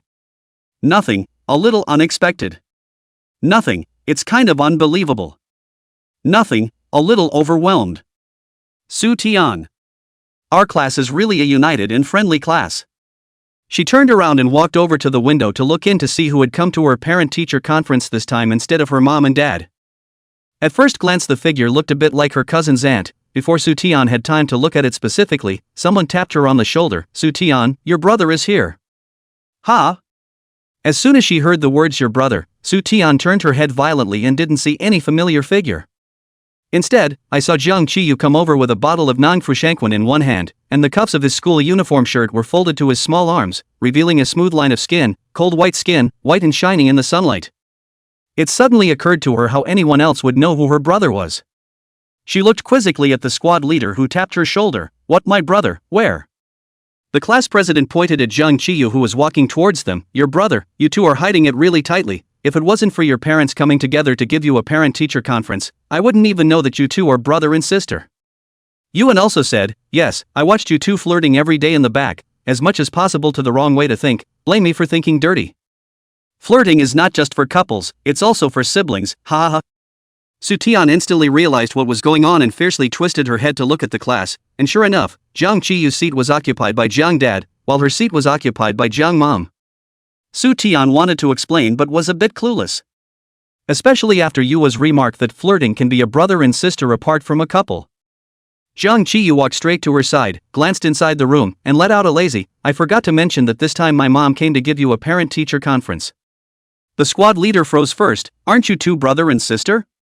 Jiang Qiyu put the mineral water on the windowsill. Su Tian surprisingly did not talk nonsense about Ayu brother or something to take advantage of her. The end of his eyebrows flew up, very quickly replied, no. Su Tian looked at him. Jiang Qiyu added, the two families just know each other. Yuan couldn't stop laughing. The atmosphere was somehow, kind of weird. Wang Suhan recalled what he and his tablemate had just said, and remedied the situation by saying, apart from couples and siblings, flirting can still be a tablemate. He looked to his tablemate, Brother Awa, how do you do this question? He was bitter, also trying to remedy the situation, and replied, Brother Han Han, remember to bring me a bottle of soda when you go to the supermarket. Jiang Qiyu. Southern. In an instant, the way the class looked at the two of them changed. Jiang Qiyu suddenly laughed out with a ha. Su Tian's entire body stiffened, her lips mumbling, embarrassed and wanting to flee the planet. she palely explained, I didn't, you two don't talk nonsense. I think, Jung Chi-yu, however, bent his eyes and twisted his head to look at Su Tian. It's quite an image. Su Tian didn't even know what to say for a moment, looking incredulously at Jung Chi-yu. Big brother. What are you talking about? You know. You know. You know. I know. You know. One of the main characters himself stamped that the CP they were knocking about was real, and the expressions on both back tables were wonderful. The expressions on the faces of the entire class, not just the two back tables, were wonderful. Su Tian completely couldn't stay any longer. I'm going to look for Joing. Did she fall into the toilet? How come she didn't come out for so long? Jung Chi-yu gave a sound, looking at her back as she walked more and more hurriedly. After school you'll take the car back with me and go out to eat at night. Su Tan has used the run. As soon as Su Tian left, Jung Chi-yu also drank the little mineral water left in his water bottle in 3 or 2 gulps and walked to the end of the hallway to throw away the trash. Once the two of them were gone, the students didn't have to hold back and eagerly discussed it. Look at Su Tian, going to the restroom and reporting back to Jung Chi-yu. I seem to understand again why they dare to wear couples' clothes openly. If that's not her mom. I'm afraid it's not her mother-in-law. Oh, that's such a great mother-in-law-daughter-in-law relationship. They're both so great too. It's fantastic that a mother-in-law comes to give her future daughter-in-law a parent-teacher conference, isn't it? I've noticed that you all seem to have accepted the fact that Soten and Skyfall are a couple. It's not a thing, it's a fact. You see who else Skyfall has offered to talk to in class besides his desk. I'll testify that on the first day he transferred here, that guy in our class borrowed his water card and talked to him, and yesterday, Skyfall collected his homework for his desk and asked me what his name was again. Damn, what a sweet bossy schoolboy in love with me. Not only the school bully, yo, we Skyfall Trinity, the school bully school god in one. Classroom. Lao Gao highlighted the results of this joint examination and then targeted a few words to a few parents. Jung Chi-yu and Su Tian's grades were the last to be said. The old high did not say too specific, to give their class students to stay alive. Just first simply praised some, and then meant to solemnly remind, this, I know that some of our classmates because of the appearance of the conditions of the recent online topic degree, I want to say is that high school students the most important thing is still learning, especially learning originally good students, do not be online some director blogger what the fancy words confuse the mind, learning is the most important. Important. Chapter 79, Top 3 in the Hangman's Tale. There is a mixture of good and bad information on the internet, and students at this stage may not be able to tell the difference, but parents must be vigilant not to waste their money. The door was closed, but sound could still come out, and the few students who were lying on the front and back doorways eavesdropping laughed and whispered. Jung Chi-yu didn't hear what was being said in the room, but probably understood it from the trite that leaked out from time to time from the students around him. Oh, the one where a bunch of people called his house and asked him if he wanted to be an actor. The calls were to landlines, and he'd gotten a few and hung up straight away. Su Tian's family should have been shelled as well, but I didn't hear her mention it, and associating it with Auntie Sue's character, she was afraid that she still didn't know anything about it until now. After dawdling for a long time, Joing finally came out of the toilet. Su Tian sincerely asked her, you can continue if you still have a stomachache. Joing was so relieved that she flushed her hands under the hose and stretched after coming out of the toilet. No. I'm refreshed now. The person who just had diarrhea and almost got weak in the toilet has passed, and now I'm the #1 beautiful girl in the universe, Joing. After saying that, he saw that Su Tian's expression suddenly became all over. At first, Su Tian thought that Joing was more fully cognizant of Han Shuo and more contact, and became tired of it. Or Han Shuo, which aspects Joing cannot accept. So I have been waiting for Joing to take the initiative to spit out Han Shuo, which point is not good with her. The results of waiting for half a month did not wait for her words.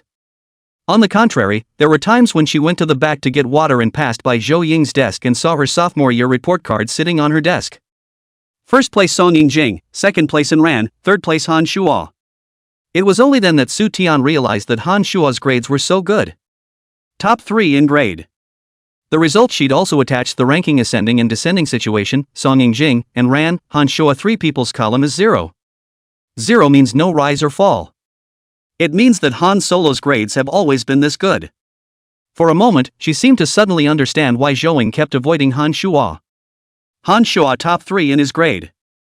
Joing grade hanging. Su Tian was also not very good at comforting people, much less knowing how to comfort this. So she pretended not to know anything until today. Su Tian didn't really care much about this, but it could be because her grades were still good. If her grades are also hanging, then looking at Zhang Qiyu, who directly took the first place in the overall ranking of the 8th city joint examination, I'm afraid that it is also a very complicated mood.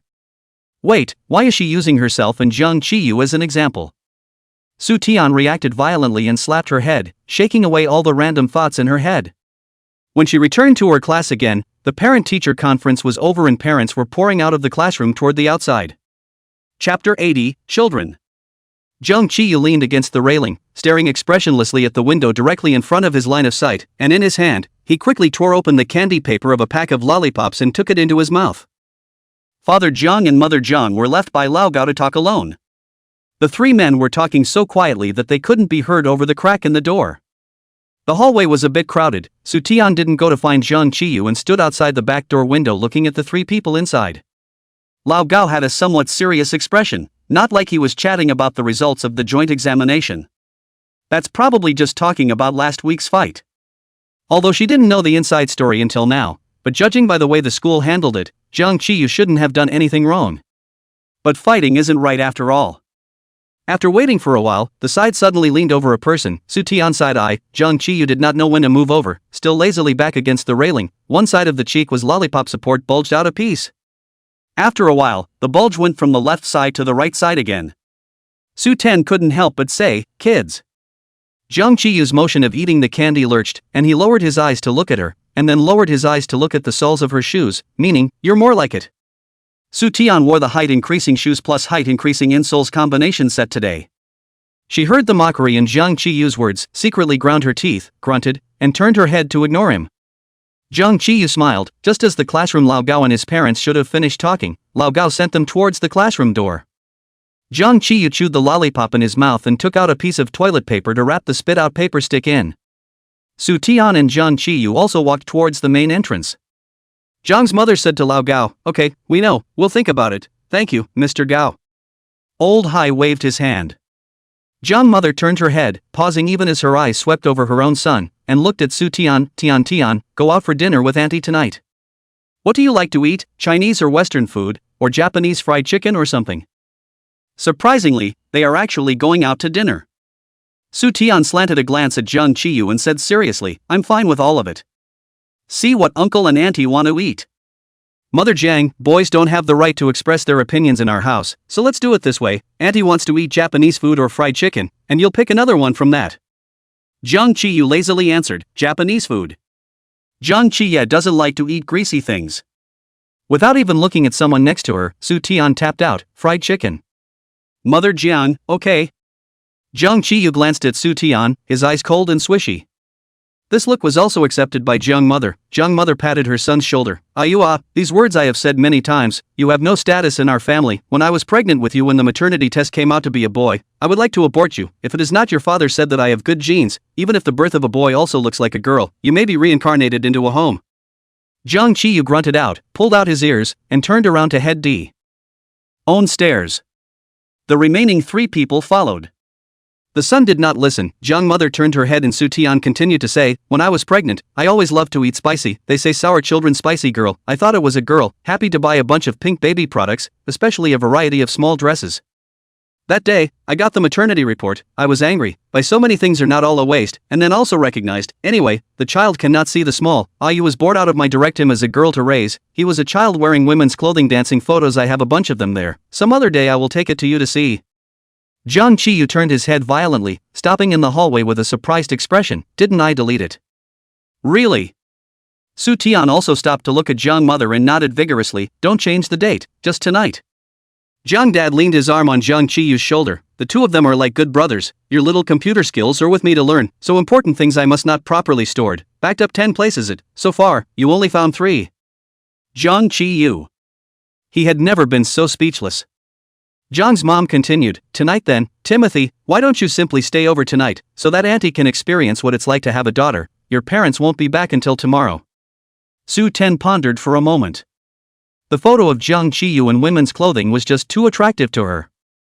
And the two families are neighbors, so close together that it's really just the equivalent of switching rooms to sleep in. Su Tian nodded, "Good." Zhang Qiyu glanced at her and then at Zhang mother without saying anything. Into November, the weather cooled down, not so hot, but the air conditioning in the restaurant is still open enough. Soo Taeyeon is still wearing a school uniform skirt, her legs are a little cold, and she has to rub them from time to time. They're at a restaurant that sells Korean fried chicken, and Kang's mom is taking her final order. Jung Chi-yu lazily glanced at the menu and only ordered a vegetable salad, now leaning back on the sofa seat, boredly watching the giant screen TV hanging in the center of the restaurant. The TV is broadcasting a foreign variety show, similar to The Water Breakthrough. The beautiful actress just broke into the penultimate level of the starting point, stood up and waved to the camera lens, then the heart. The next second a foot slip fell into the water. A chuckle came from the customers. The picture was so hilarious that Soo Taeyeon didn't even hold back from curving her lips, but she saw Jung Chi-yu still pursing his lips, his expression unchanged, and lazily not moving at all. I don't know if he even looked in or not. Soo Taeyeon lowered her head, covering as much of her thighs as possible with her school uniform skirt. Really, it's cold. Warmth suddenly came to the back of his hand, covered by a dark fabric. It's a uniform jacket. It still carries its owner's body heat. An odor. Soo Taeyeon's movements paused, and with a sideways glance, she looked at Jung Chi-yu, whose upper body was only left with the school uniform shirt. Aren't you cold? Cold, ah. Jung Chi-yu diffidently, slanting her a glance, hanging on, this is not, save the emergency does not save the poet. Soo Taeyeon didn't know what to say. I just thought that Chinese culture is profound and profound. He has not fallen behind in the past few years when he was abroad, and he is quite good at using colloquialisms. It's November. Jung Chi-yu looked at her. That couldn't cover only a section of slender straight calves that could only be exposed on the outside. Is the fall and winter school uniforms sent down for you to collect? Okay. The weather in Yangming City is mild, and even now, most of the girls in the school still wear summer uniforms. Because fall and winter school uniforms are casual with long sleeves and pants, they don't look as good as the uniform dresses of summer school uniforms. Soo Taeyeon skimmed her lips, mainly because the cold air is turned on too much in here. Jung Chi-yu hummed out softly and didn't say anything. A meal finished, the middle of a small interlude, Soo Taeyeon tore the sauce packet, accidentally used too much force, the sauce directly sprayed out, a drop of all sprayed on the Jung Chi-yu's uniform jacket. The self-extracting paper box on the table was empty inside. Jung Chi-yu stood up and went to the front desk to ask for a new box. Chapter 81, Physical Talent. Soo Taeyeon's two hands were also stained with some, and she couldn't wipe them by herself, so Jung Chi-yu drew out a few sheets and faced her, looking as if he wanted to wipe them for her. Soo Taeyeon then let her hand next to her, afraid that when he took the school jacket away he would rub the sauce on her hand again. As a result, Jung Chi-yu looked at her like she was an idiot, pinched her wrist and yanked it over, his warm fingers covering her fingertips through a layer of tissue. Fingers touched fingers, gently and carefully, as if rubbing some treasure. Soo Taeyeon's heart suddenly missed 2 beats. That is, it missed 2 beats. Because Jung Chi-yu moved quickly to finish wiping and cast the toilet paper into the trash can next to him, he was sitting outside, so he stood up to make way for Soo Taeyeon. If you can't wipe clean, go to the restroom and wash yourself. Southern. Really, she just about had to blush. Thankfully, Jung Chi-yu's words aptly destroyed the atmosphere that was about to become ambiguous. Soo Taeyeon carefully placed his sauce-stained clothes on the couch and held up both hands as she headed for the restroom. After Soo Taeyeon left, the 3 members of the Jung family were speechless. The 3 of them stared blankly at each other. Jung Chi-yu couldn't take it anymore and let out a soft tisk. Why are you looking at me like that? Jung mother looked at Jung father. Were you like this before?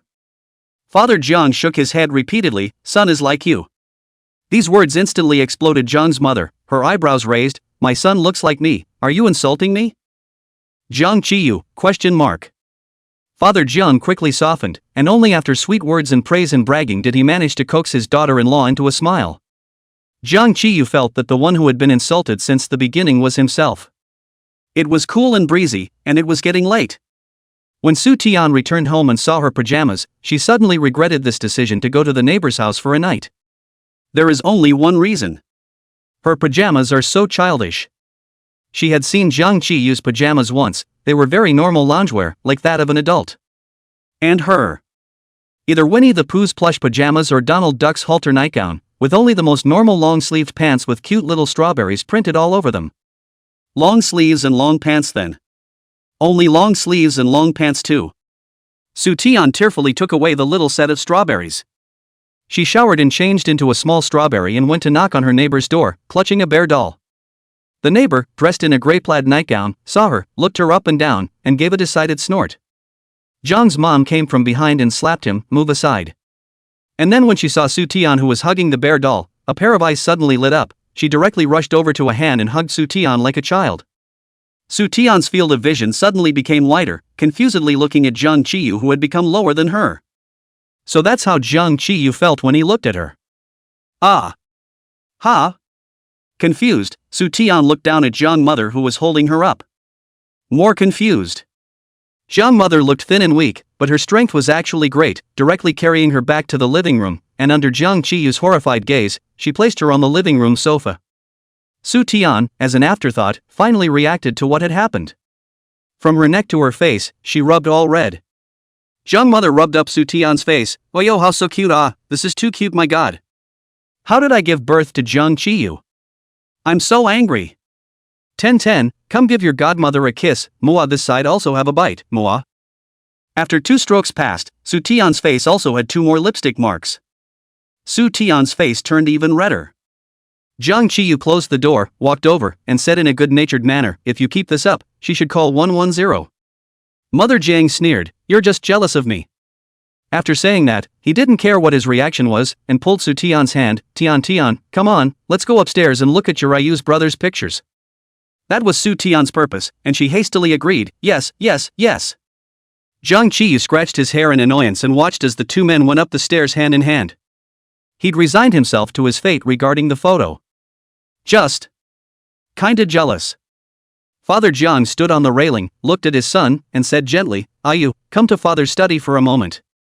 Zhang Qiyu knew that it should have been old Gao who had purposely left the 2 of them behind to say something, so he nodded and walked up the stairs as well. Father and son sat down at the desk in the study. "Papa Jiang, Ayu, do you have any dreams?" The moment Zhang's father opened his mouth with such a big question, Zhang Qiyu was rarely stunned, and after thinking for a while, he opened his mouth. "World peace? Prosperity and strength of the motherland? Happy and healthy family and friends?" Father Jiang sighed. "Ayu, do you still mind your hand?" At those words, Zhang Qiyu paused for a moment and looked down at his left hand. Originally there was a scar between his index and middle finger, but now it had faded to the point of not being clearly visible. He withdrew his gaze and shook his head. "No, I didn't mind it a long time ago." "It's good that you don't mind. Don't take him so seriously for some things. Think a little more openly before you realize that there are other things in the world that are better and more suitable for you." Zhang Dad thought for a while and cut to the chase. "It's like this. Today your homeroom teacher briefly approached me and your mom for a chat. What about your grades? You know, they're really good, and now there are several colleges and universities that have already sent over their special recruitment programs for talents." Zhang Dad took out his iPad, flipped out his email and handed it to Zhang Qiyu. There were 6 emails in the mailbox from different college admissions offices. Both awesome universities. Those not-so-good enrollment plans the school has already screened down for you, and these 6 so far are the best among them, so you can consider them. If you go through their talent special recruitment plan, you can mix up your credits a bit more from the second semester of senior year to the first half of senior year, and you can be recruited directly into the special recruitment without having to wait for the college entrance exam. Although these 6 universities are all loud and clear, the things they write in their emails are very plain and simple. Almost all of them are only to the point, not to engage in those vain things. It's not necessary. Zhang Qiyu couldn't use it, and neither could they. It took him 15 minutes to quickly skim through the 6 emails, staring at the screen with downcast eyes, not saying a word. Papa Jiang clicked on the sender of one of the emails. "Ayu, since we were young, we have always felt that your logical thinking ability is very strong, so we found you the best physics teacher in the world, Professor Stephen, as far as we could." Father Jiang said, "And he has lived up to our expectations, and has nurtured you into what you are now. Mom and Dad are both very pleased and grateful. Our family, on the other hand, is in a good position, and we don't need you to earn money to support your family to provide for our old age or anything, plus we don't want to waste it since you have a talent for it." Chapter 82, Women's Clothing. Father Jiang, actually, when I came back today, I've already talked to your teacher, Mr. Stephen, and he said that if you still intend to further your studies abroad in the future, he'd be more than willing to be your teacher again. Father Jiang pondered for a moment, as if giving him a buffer, before slowly speaking, "But then, what father means is that he wants you to stay in the motherland."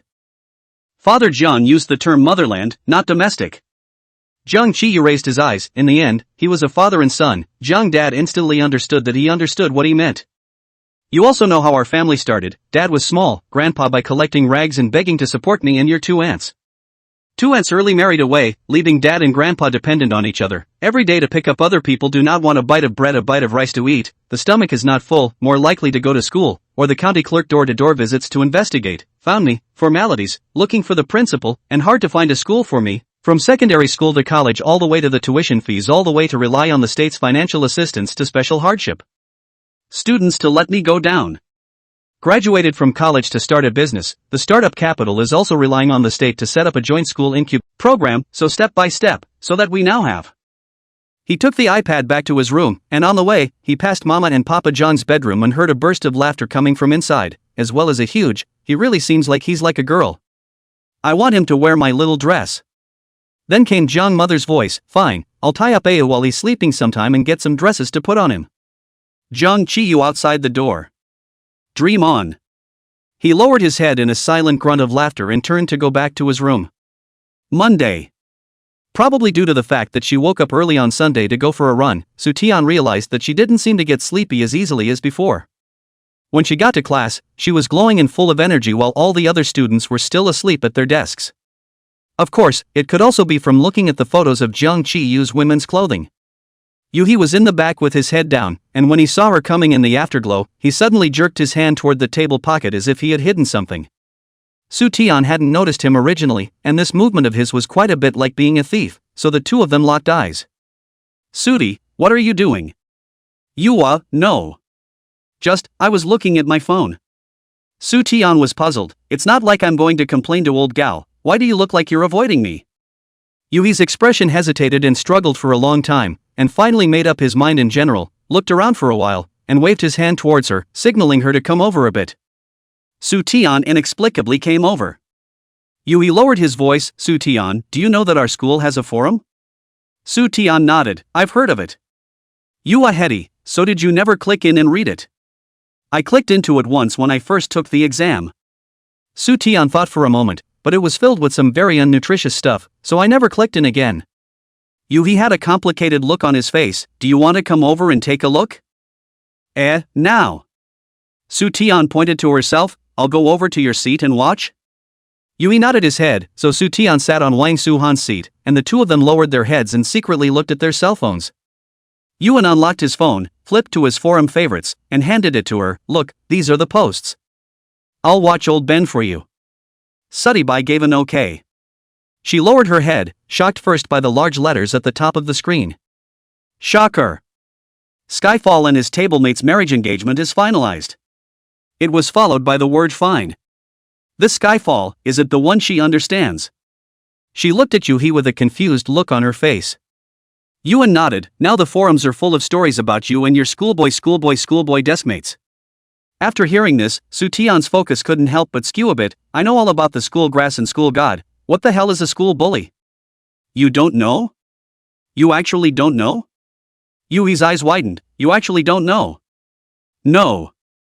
Yui scratched his hair. "Are all of you schoolmasters like this, not listening to what's outside the window and only reading holy books?"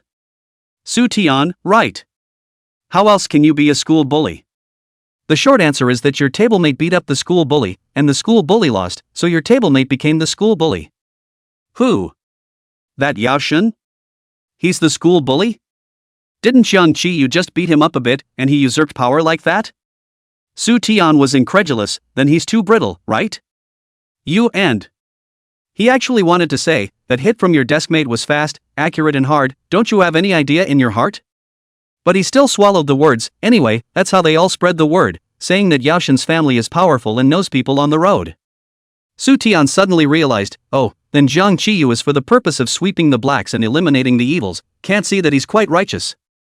Yui didn't know what to say, so he chose to skip the topic. You finish reading the post first. This thread is called, Shocker. Skyfall and his tablemate's marriage engagement is finalized. Main content, shocked my whole family. Today's senior parent-teacher conference, the next class Tianshui parents came over. Here have to sigh a really good parental genes to give birth to Tianshui. Tianshui simply combined all the advantages of his parents' face. His parents came a little late. When they were about to enter the class, the mom asked the dad, which class is our son in? The dad said, I'm not sure. Dad said, I don't remember.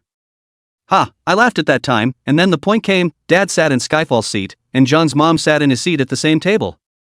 And then, Lao Gao asked why Su Tian's parents didn't come. Zhang's mom raised her hand and said, here they are. Second floor, though, but. Doesn't that mean they're brother and sister? Chapter 83 Relationships that have met the parents. The owner replied to the second floor, did not finish, you sofa grabbed too fast. Then in the spirit of exploration I walked several laps toward their class and heard someone ask Skyfall and Skyfall his deskmate, aren't you two brother and sister? Then, another point. Skyfall himself personally disproved the rumor. No. It's just that the two families know each other. Why do I have the vestigial feeling of a mother-in-law coming to a parent-teacher conference for her future daughter-in-law? It is. That's what I was feeling. They are definitely having an affair and have met their parents.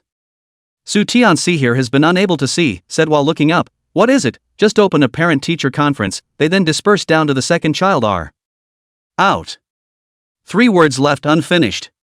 Because Jiang Qiyu was standing in his place, towering over her, eyes downcast, looking at her. The expression was a bit playful. She looked over at Yua, who had apparently only just seen it, and looked embarrassed. Su Tian silently put her cell phone away and stuffed it into Yui's desk pocket, walking back to her seat under Jiang Qiyu's increasingly playful gaze. Yui thought, this kind of post let Su Tian look at it is good, and let Tianju look. A little worried about the safety of the owners it. Su Tian also felt that this kind of post was fine for her to read. If Jiang Qiyu saw it, it would be too embarrassing. That sentence of hers just now had no beginning and no end, Jiang Qiyu shouldn't have understood it, right? But if you didn't get it, why did he have that look on his face? Jiang Qiyu had already sat down and prepared the things he would use in class. Su Tian secretly glanced at him a few times and saw that he didn't have any other reaction, so she also put this matter on hold for now. After raising the flag and returning to class, the first class was Lao Gao's class. Senior High came in and first announced that the school would be hosting a basketball tournament next Wednesday, and that everyone in the senior class was going to watch. As well as a change in the structure of the school's student council, the decision was made to reorganize it, and those who were interested and had room to spare could go to the student guidance center to inquire about signing up. Just after that, the class started cheering for them as long as they were not in class, no matter what other activities would make them extra excited. The news of the student council selection was automatically skipped by them. Generally speaking, the student council officers and chairmen were all bagged by the sophomores and juniors, and it had nothing to do with them. After class, Su Tian packed out several books, stacked one on top of the other on the table, and soon piled up into a small mountain. A few of the books looked a bit familiar. Jiang Qiyu raised his eyelids. What are you doing, throwing trash? Then I can help you throw a few books. Go! Su Tian glared at him without a good look. These are the notes Song Yingjing lent me, I'm going to return them to him now. Jiang Qiyu reached out and compared, so much as all his stuff? Yeah, there are a couple other books that I saw in his office and borrowed on the side, and I just recently read them all. Office? He's the head of the student union's discipline department and has his own office. Su Tian held her chin. I can cross your name if you're accidentally late sometime. It's not like he's the minister or you're the minister. Jiang Qiyu wrapped his hands around his chest, his tone cool and whooshing. You two know each other well? Su Ten nodded. And she nodded? Jiang Qiyu slowly sat up straight, the loose look was gone, his spine was taut, his eyes were half narrowed, like a cheetah locking its prey ready to attack. You two are a senior and a sophomore, how do you know each other? Why are you talking so much today? Su Tian gave him a strange look. It's up to you. So many things. Jiang Qiyu changed his tone. If you give it all back to him, how will he bring it back? Su Tian looked at the stacks of books. What then? Don't pay it back. Jiang Qiyu said sincerely, discount it. Su Tian looked at him with an eerie gaze. Jiang Qiyu's expression was very serious, and she looked hard for half a day without seeing a hint of joking emotions. Su Tian took a deep breath, decided to ignore this psycho, and said to herself, then I'll return it in batches, 3 books a day. Psycho, then he must annoy you. Su Tian bit her back teeth. I'll send him home then. Question mark. Neurotic's expression finally changed. And you know where his house is? Been there twice, just remembered. Su Tian perfunctorily returned a sentence to him. In her heart she was still thinking about how to return the book, and finally decided, then I'll return it directly to his house at night after school. Well, it's settled. Jiang Qiyu looked at her and didn't say anything for half a day. Tian moved the books towards the wall, waiting for the evening after school to put them in her book bag, and then took a taxi to Song Yingjing's house. Finally, when it came to the end of school, she packed up her things and was about to leave when Jiang Qiyu coldly leaned back and blocked her way out. The book bag was heavy, so Tian grabbed the shoulder strap with both hands to make it work and gasped, "What are you doing? Move over." "Anyway, it's well known now." Jiang Qiyu stood up and put on his backpack, carelessly, "inviting you to go home together." His eyes blazed directly, and Su Tian's heart thumped, suspecting that he had read the pile of posts he had collected. In the afternoon she found a chance to go to you and finish the post. There was a very mealy-mouthed but highly liked sentence in the post that suddenly overlapped with the one Jiang Qiyu was saying now. The line was couples clothes, parent-teacher conferences, half a chemistry equation, and the way I look at you everyone knows I love you. Su Tian wanted to snap at the wall when she saw this sentence being numb. She couldn't look at the word known with a straight face, felt her hairs stand up again, and spoke cautiously and tremblingly. "What is known? Our families live together." Jiang Qiyu let out a sigh of regret. "Tch, it's useless for you to avoid suspicion this time. Nothing to do with the post." Su Tian breathed a sigh of relief. She relaxed. "I'm going to Song Yingjing's house, you go back alone. It's not like school ends early on Friday." Jiang Qiyu signaled her to look out the window. "It's almost dark." The sun was setting outside, and soon the sun would set. Su Tian hesitated. "I'll take a cab, his house is not far, it's quick." "Okay." Jiang Qiyu nodded. "I'll go with you." Su Tian immediately said, "No." She reacted a bit too much, and Jiang Qiyu immediately raised his eyes and locked onto her. "Don't you worry about it, I'll take a cab and probably get home before you do." "That's it." Su Tian didn't explain. Jiang Qiyu had just moved out of the way, just in time for her to go around.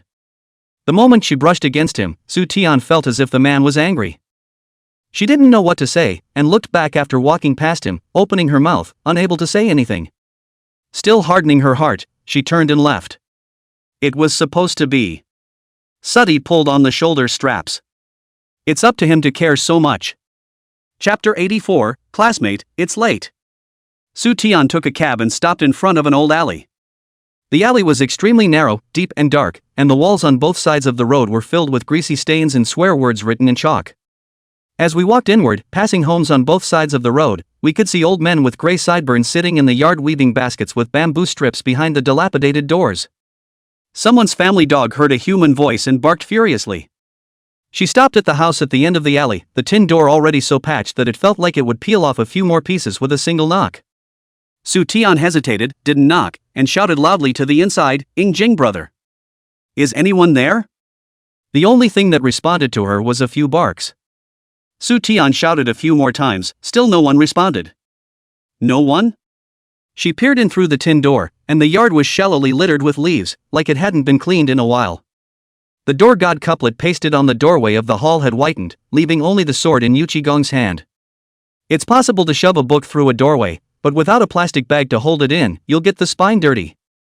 Why don't you wait a while and see? Sophomore walk-ins don't have to study late, and at this hour Jing should be back soon. She thought so, and had just sat down on the concrete steps of the doorway when she saw someone coming from a distance at the mouth of the alley, a tall, thin boy, wearing their school uniform and carrying his book bag in one hand. Su Tian rubbed her eyes and stood up again. That's right, it's the Yingjing brother. When Song Yingjing saw her, he first froze for a moment. Then his steps widened a bit, and he finally ran a few steps and stopped in front of her, his eyes curving. "Why are you here?" Su Ten took her book bag off. "I came to return your book and notes." "Come on in." Song Yingjing took out the key, unlocked the iron lock on the door, and pushed open the small door, allowing her to go in first. "It's been a long wait, hasn't it? Grandparents went to the hospital for a review, no one is home today." Song Yingjing pushed open the door to the inner room and led her through the main room of the house, walking back to her room.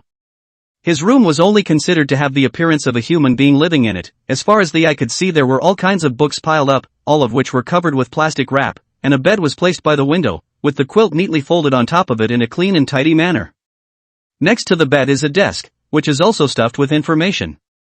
Song Yingjing pressed the switch on the wall, and the whole room was instantly filled with bright lights. "Why are you still looking for it? Isn't it heavy? Just give it to me directly inside the school." Song Yingjing took her heavy school bag and placed it on the desk. "Then you are not bad to take it, I directly took a taxi over, but not tired." Su Tian took out all the books she borrowed from him and patted her hand. Look, are they all here? Song Yingjing glanced at it and nodded with a light smile. You're looking fast. Not fast at all, La. Su Tian looked to the corner of the books in his room and stretched out both arms to draw a big circle. You've read so many books, when will I catch up with you? Song Yingjing laughed out loud, his voice clear and elegant. Then do you want to pick a few more books to take back and read? Then borrow 2 more and read the rest. Any study materials? Or foreign language books would be fine. You sit first. Song Yingjing pointed to the bench in front of the desk. Then, walked out of the... She froze and looked up. Song Yingjing bent down slightly, his warm dry palm gently stroked her furry head, his eyes as clear as a spring, slightly smiling. Silly girl, don't put too much pressure on yourself, just go and have fun outside of class time. Read any foreign language books? Su Tian didn't refuse his head touch, and when she met those clean light brown eyes, she only felt that her heart had calmed down as well. Like a kitten whose fur was being smoothed, she lazily asked, then what if I can't get into college? Anyway, when I graduate from college the probability is that I will also have to go to your company to work. Song Yingjing said, at that time when I become a supervisor or something, I will arrange a mascot errand for you, sit in the office every day to eat snacks and watch TV, occasionally a customer comes over to visit the company, just lead him to see you, and you wave at them like a fortune cat on the line. Su Tian couldn't help but laugh. How come it feels like you're raising a pig?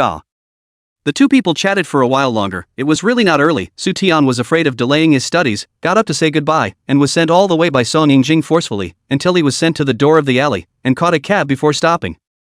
Remember to talk to me when you get home. Song Yingjing watched her put on her seatbelt. Su Tian nodded repeatedly, and the cab tail quickly disappeared at the end of the road before he withdrew his gaze. When he turned around to go home, he passed by an old-fashioned wire box, half a person high and 2 people wide. Song Yingjing stopped for a moment and didn't go over. His eyes curved up again and his tone was always gentle. Classmate, it's late, go home early. Not much movement in the electrical box. Song Yingjing laughed a little and continued to walk towards the house. 5 minutes later, the boy wearing the uniform of Yangming No. 1 Middle School walked out from behind the wire box, rubbed his squatting numb legs, lowered his head, and let out a soft tisk. The next day, Su Tian arrived at the class when her table had not yet come. She remembered last night's unhappy after school, a little apprehensively waited for a while, pretending to look at the book. In fact, the attention has been focused on the door. The sleepiness she was waiting for came up and her eyes were about to close when there was a sudden noise next to her and she suddenly came to her senses, twisting her head to look at the person next to her. Jiang Qiyu didn't look at her, but greeted her instead. Good morning.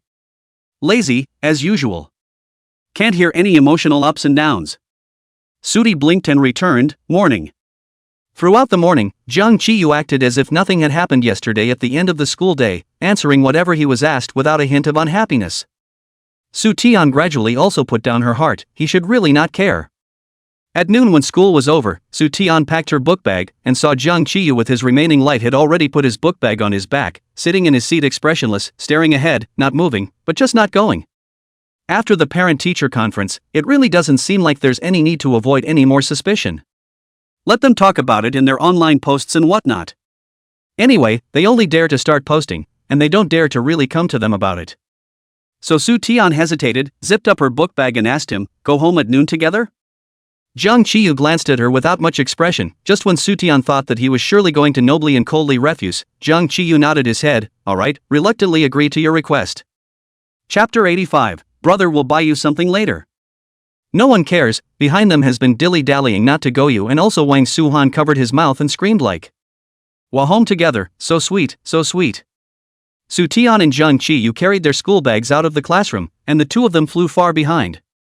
Jiang Qiyu walked on the campus road, once again causing a frenzy of stolen glances from passers-by. Because there was an extra girl next to him. Skyfall used to go home alone.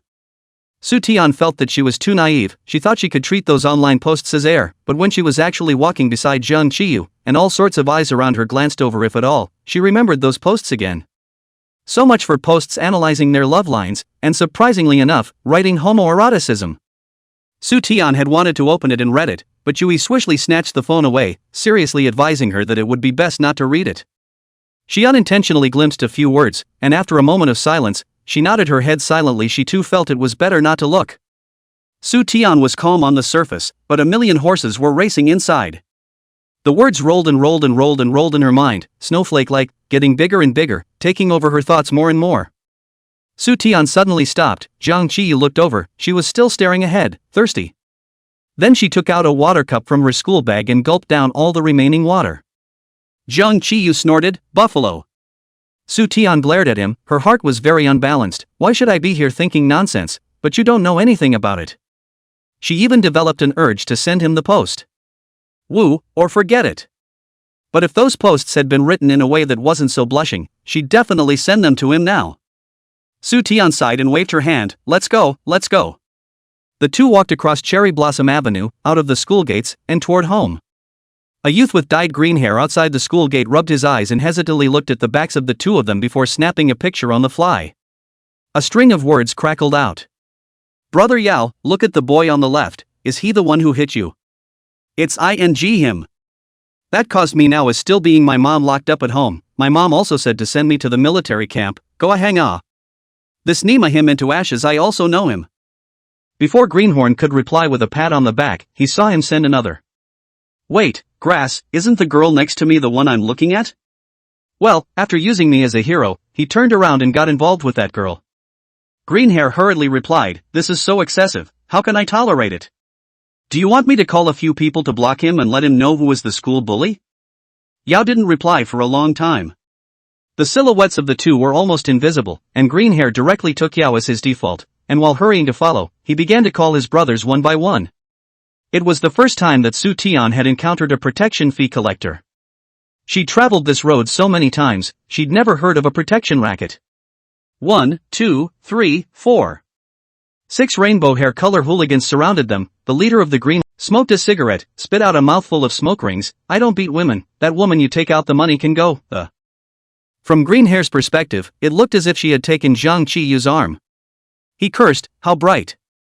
Su Tian was made a little PTSD on these kinds of words by those posts today, and her heart violently thumped, thinking that this little rascal would not also read their schools for him.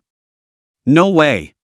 But his hand was coldly grabbed by the person next to him, and Su Tian was startled, jerking her head down to look at their clasped hands. "What? Is the school bag heavy? Are there any valuables inside?" Jiang Qiyu cast a sidelong glance at her and said something else, his tone rippling, "You're still out of your mind at this hour." Su Tian blinked, not understanding what he meant by asking this, but answered anyway, "It's not heavy, just a workbook and a pen." Jiang Qiyu nodded, "Give me the book bag." Su Tian still didn't understand what he wanted to do. Down to take the shoulder strap and the bag was blocked by the two holding hands. She blushed a little, her hand slightly struggled a little. Jiang Qiyu released her. Jiang Qiyu took her school bag with one hand, and with his other hand, he took her hand again in an incomparably natural manner. Grasping at straws, to be precise. Su Tian's heart was beating out of her chest, and her palms were already sweating. Greenhair cannot stand to see, walked forward a few steps. "You two are not sick, Grass Mudhorse really think that I am Era, put here you and I love." Suddy followed suit and remembered a word that didn't quite fit. Troubleshooting. Ah help, she was so profoundly affected by the post that she had begun to feel that Jiang Qiyu loved her so much that he couldn't help himself. Su Tian tried hard to discard these thoughts that were like jumbled threads. Jiang Qiyu pulled open her school bag and took a pen out. "I didn't bring any money either. This pen is what I gave her, the brand of Iliad Toyu. It's encrusted with crystals. If you simply want money, this can be given to you." Greenhorn couldn't understand this sign he was talking about and looked hesitantly at the pen in his hand. It does sparkle in the sunlight. He also does look like a rich guy who could do something like buy a pen with crystal to give to his little girlfriend. He didn't understand, but Su Tian did. The pen is just a $2 water pen. There is no such sign in the press. Iliad Toyu, I lied to you. Jiang Qiyu was lying to him. Why did you trick him? Defeat the head first, then hold the emperor hostage? Su Tian was a bit nervous and grabbed Jiang Qiyu's hand.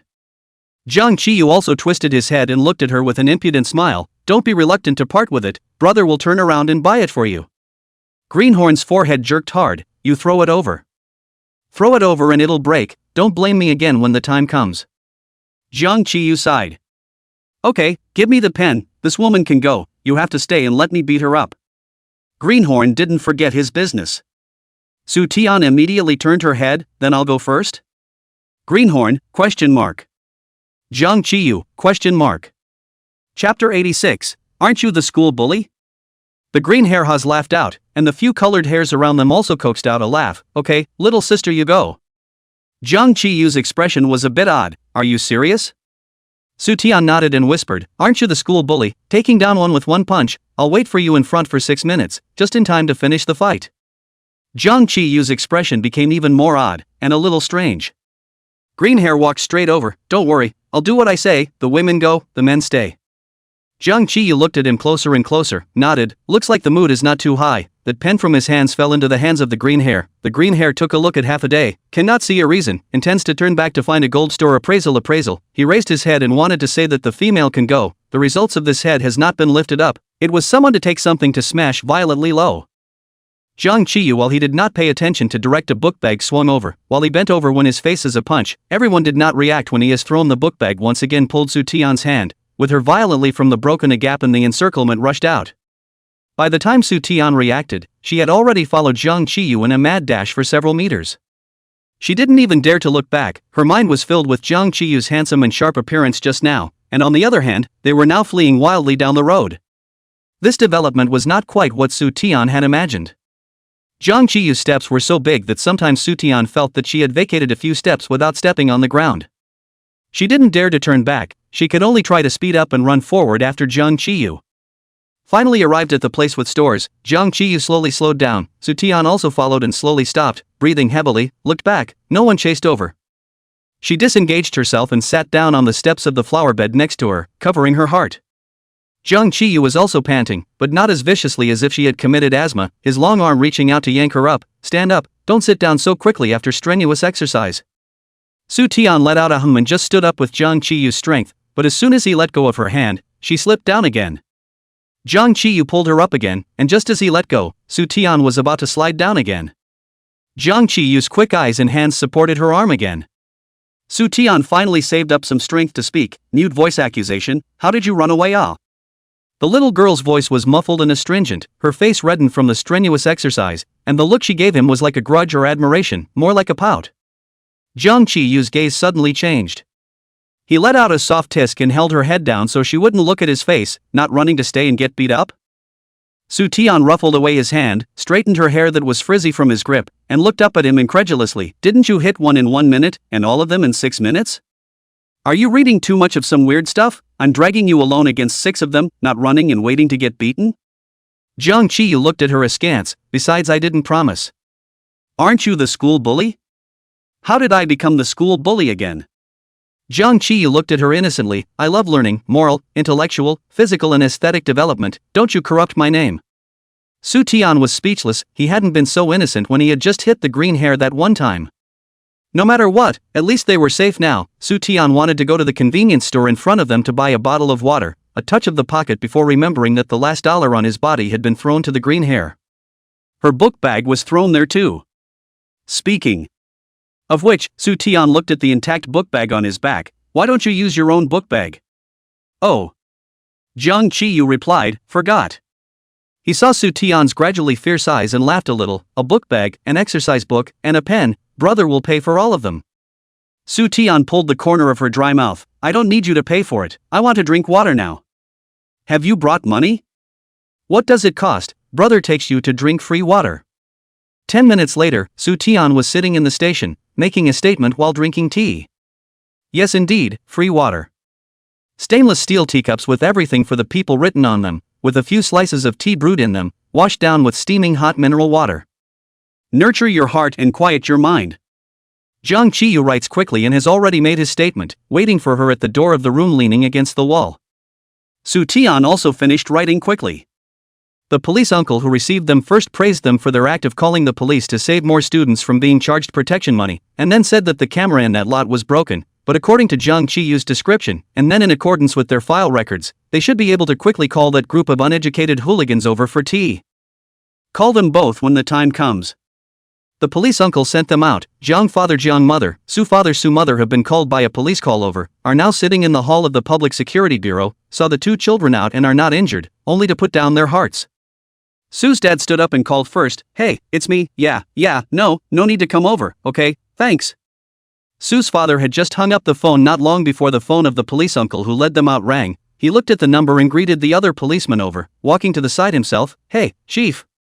A few people shushed the two children for a while, and Zhang's mom worriedly said, "In the future, you two will also go to and from school together, so don't be left behind." Su Ten is actually a bit scared now that she thinks back. If Zhang Qiyu is not there, she should really not be so calm now. Su Tian nodded. She glanced at Zhang Qiyu and nodded alone. "Why don't I ask your Uncle Meng to drive you two to and from school?" Papa Su said. Before Su Tian had a chance to speak, Su's mom coldly said, "No, why are you so delicate? Is it possible that you'll drive her to college every day?" Su's father opened his mouth. That being said, "You shouldn't speak so harshly." Afraid that the two of them would quarrel, Su Tian quickly shook her head. "No need, Dad. It's fine for the two of us to go home together. We don't need to be specially transported." Papa Su touched his daughter's head. "Okay then, listen to you." Father Jiang said, "It's okay, I'll put cameras on the roads that don't have them. This area has always been quite safe." A few people chatted for a few moments, and within a few moments the cop who had gone to answer the phone earlier came out clutching a laptop. "Is it a couple of them?" Su Tian and Zhang Qiyu went over to look and both nodded. The cop sighed. "It's them again. 2 seniors and the remaining 4 are all middle schoolers who spend their days uneducated in petty fights. Their parents have given up." Su Tian didn't expect a few of them to be so small. Looking at their faces one by one, they were all mature. Chapter 87. What are you thinking about? The police continued, "Our poor family, learning is not good. Think follow the so-called rich big brother can mix a name. Last month is in the internet cafe to collect protection money, more than they do not dare to collect, take a dozen or so dollars, and then turn their heads to change the internet cafe to continue to surf the internet." Don't the parents care at all? Zhang's mom frowned. "I can't control them.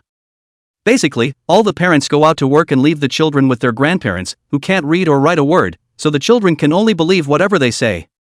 The group was speechless, and the cop finally said, "Okay, it's almost afternoon, so go home and eat, and I'll call you when we catch these kids." Meanwhile, Yashin sat in front of the computer in his room and tried for half a day, finally trying out the computer password. He was just playing with his cell phone racing, because he received a text message from his little brother. Lost a game, angry cursing, accidentally a little too loud, was his mother kicked open the door to come and the cell phone slammed, splitting his face a scolding. His mom left and the door was locked.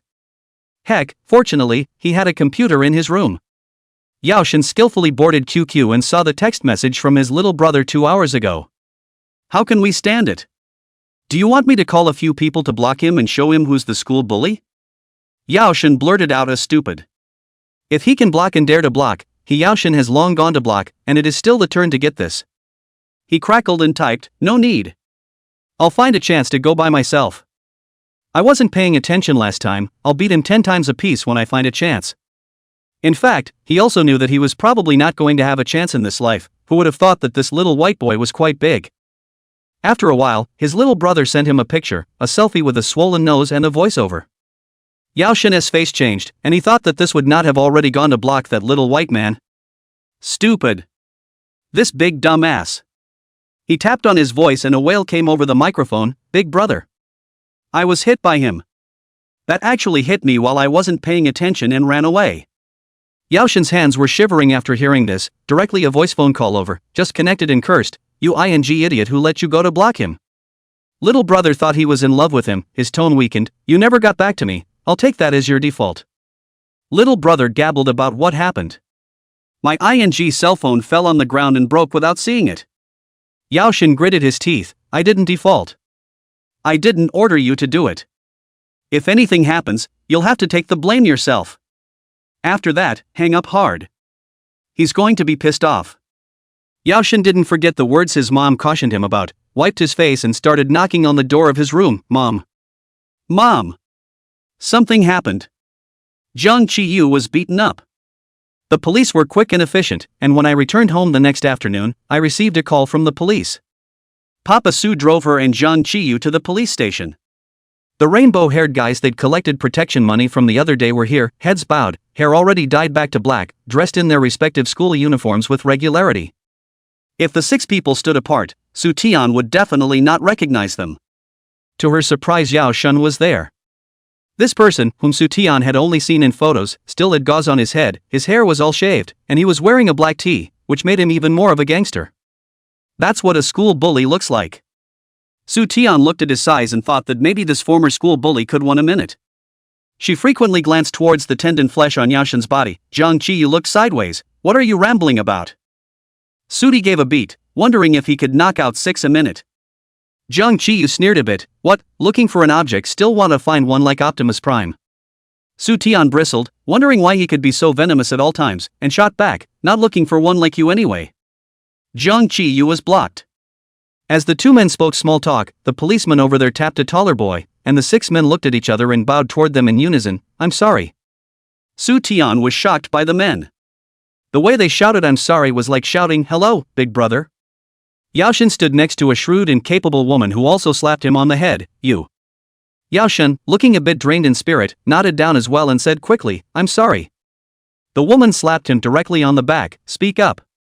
Yaoshin bowed violently, his voice as loud as a bell. I'm sorry. Su Ten blinked. What does this have to do with Yaoshin? Could it be that Yaoshin found someone to beat up Jung Chi-yu and accidentally involved the innocent her?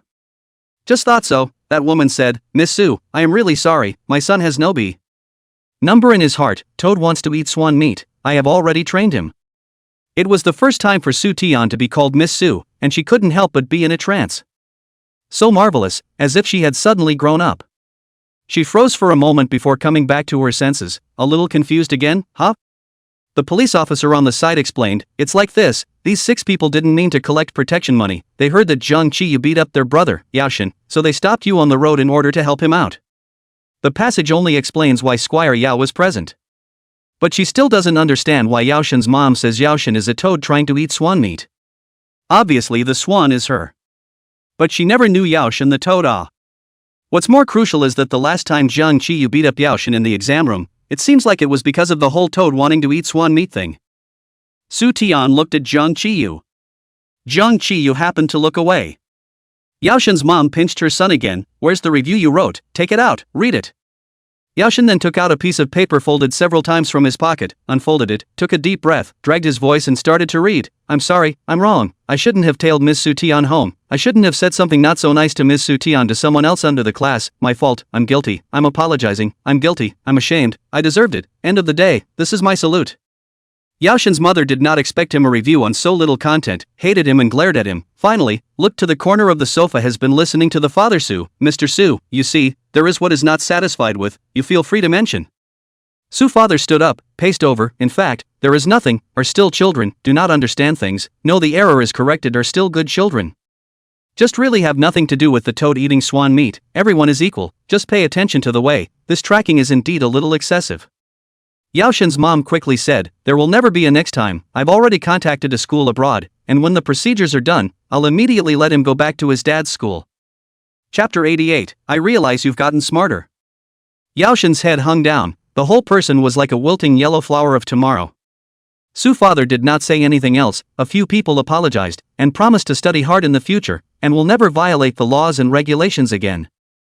After going out from the Public Security Bureau, Su Tian asked Jung Chi-yu if they had really reformed. Papa Su went to the car and the two of them waited at the door. Uncle Su seems to have donated a sum of money to the city's Empty Nest Elderly Relief Society last night. They're a key target of care, and they should really be reformed by now. No wonder they looked at my dad with such a strange expression. Did Uncle Jiang tell you that? Aha! Uncle Jiang seems to tell you everything, you guys seem like friends. Aha! Su Tian let out an O sound and then asked, then did you hit Yaoshin because you heard what Yaoshin said about me? Aha! The conversation is turning too quickly. Jung Chi-yu suddenly paused after saying the word and after a moment of silence, he murmured, I realized that you've become smarter. I've always been smart. Getting a definite answer, Su Tian's mood could be described as mixed. If that green hair hadn't taken it upon himself to make this mess, would she have never known in her life that Jung Chi-yu's fight at the exam hall was because of her? Su Tian poked Jung Chi-yu's arm. Why don't you say anything? Jung Chi-yu glanced at her, doing good deeds without leaving my name is one of my virtues. Su Tian was originally very touched. Forget it. Both of them stopped talking. Su's father had already driven his car onto the roadway and honked his horn at them. Su Tian was about to go over, when Jung Chi-yu suddenly pulled her. Su Tian looked back and heard Jung Chi-yu ask her, why can't you find one like me? Huh? She paused. Jung Chi-yu fiddled with the broken hair on his forehead, it's fine. After saying that, he went towards the car first. Su Tian slowed down a few steps to follow, and waited until he got in the car and fastened his seatbelt before reacting to what he asked. Why, you're looking for someone like Optimus Prime. Not one like you, anyway. Why can't you find someone like me? Su Tian lost her breath for a moment, and her hand shivered as she fastened her seatbelt. She just blurted it out. Why is he still serious? If you're really looking for a date. Su Tian had never actually thought about this. Now that I think about it, I realize that she herself didn't know what kind she wanted. Jiang Qiyu such, appearance no pick, body. Su Tian recalled a certain morning exercise he and Dad then pull-ups revealed a section of the waist. Waist is quite thin, and abdominal muscles is also good. The first time I saw him in the morning, and I saw him in the morning. Quite rich too. Right now it's 5 feet 8 inches and it seems to be growing. He's rich and handsome and he's got all three. As if, it's not a bad idea to find someone like Jiang Qiyu. It's just a mouthful. At no time did he want someone to rip his mouth off. The past all surfaced in front of her eyes. Su Tian then buckled the seatbelt, sat straight, a look of seriousness. What do you look like? You do not have a heart. Jiang Qiyu was originally looking out the window. When he heard this, he turned his head to look at her. Nasty, childish, false, always cold expression as if the world owes you money, moralistic, civilized scum, beast of burden. Not at all warm and cheerful. You see who is still your friend except me? Su's father was talking on the phone in front of him, and Su Tian glanced at him and lowered his voice and continued, if you can't be friends, who's going to get involved with you? Oh, Jiang Qiyu raised an eyebrow, then what kind do you want to find? Su Tian held her face and thought for a moment, it's the opposite of these personalities of yours. She looked over to her dad who was calling her mom to tell her she was okay. There was a pause. Dad like that. The opposite of these personalities of his, wouldn't that have to be gentle, mature, sincere, always with a smile on his face, Sven? The more Jiang Qiyu thought about it, the more wrong he felt. Isn't that ing Song Yingjing? Also, Su's dad usually wears a pair of silver wire glasses. Song Yingjing usually wore a pair of silver wire glasses as well. He laughed at himself for coming to that conclusion. Su Dad just finished the phone call. Su Tian slumped forward. Dad, what did Mom say? Nothing, let me get well enough to take you home quickly for homework. Oh. Su Tian had forgotten that there was such a thing as homework, and sat back down sullenly. Jiang Qiyu saw this and didn't say anything else. Yaoshen's matter is considered to be completely closed. At night, Su Tian lay in bed and rambled for a while, and when she fell asleep, she did have a dream. In the dream, Jiang Qiyu stood in the teaching office, surrounded by 2 circles of teachers, all pointing at him, asking why he fought, still want to go to school, do not want to go abroad on the roll. Jiang Qiyu raised his eyelids once, lazily, and didn't say a single word. She watched and could only do nothing but talk. Say it, what can't you say? Isn't it just, Yaoshen said something bad about her, just relay it.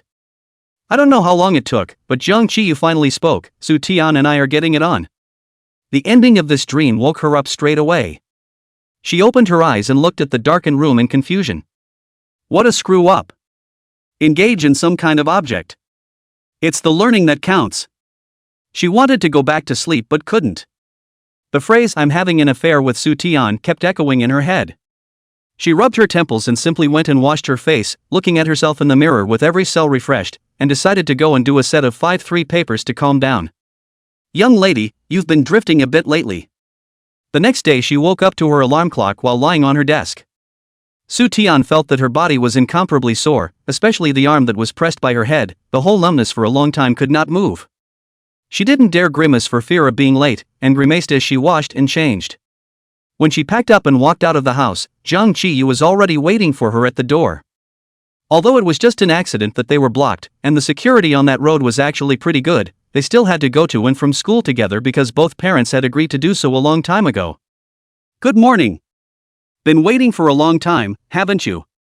Su Tian stiffened and came out of the yard. As soon as Jiang Qiyu raised his eyes, Su Tian knew what he was going to say and snatched it up. There's no need to reply to me. You definitely can't say anything good. Jiang Qiyu gave a light hum as a form of acquiescence. Along the way, her strange posture drew frequent side glances from Jiang Qiyu. Did you sleep on the floor last night? Pretty much. Su Tian was wan. I couldn't sleep last night. I got up and did a set of papers, and I slept on the desk. Can't sleep?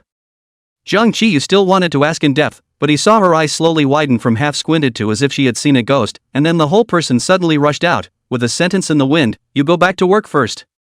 I have something to do." "What is it?" The direction she ran past, Jiang Qiyu could only see a boy flickering around the corner of the school building far ahead. Chapter 89, Getting It On. They've made it as far as campus without further incident. Jiang Qiyu frowned, wanting to go after her but feeling that he would not be too lenient with her. After hesitating for a while, Su Tian's figure was already out of sight. He stood in place for a while when someone behind him suddenly called out to him, "Student Jiang Qiyu?" Jiang Qiyu turned his head and saw that it was the class president of their class. The class president scratched the back of his head. "Aren't you leaving yet? It's almost late." The squad leader was sweating profusely, his chest still heaving slightly, obviously running. He could have delayed himself by not stopping specifically to remind him that he was running late. Jiang Qiyu retracted his sight and nodded, "Go." Su Ten was really late. Lao Gao glared at her, "You were doing quite well a while ago, why are you late again today?" Su Tian was clearly out of his element. Two AHs, two voices, four voices. It was simply the norm, and Old Hai had the presence of mind to wave his hand and let her in. The Old Hai on the stage to say the basketball league matters, although you do not have to go to class that day, but to be honest our class has no varsity, applauding and shouting things to the cheerleading team, the basketball league in fact has nothing to do with you, I suggest that we should still be reading books, the study self-study, when you pass by the time of the applause on it. The class next door has been about all day in the class study, you see people's enthusiasm. Lao Gao is getting more and more impassioned on the stage, but not many people are listening to him.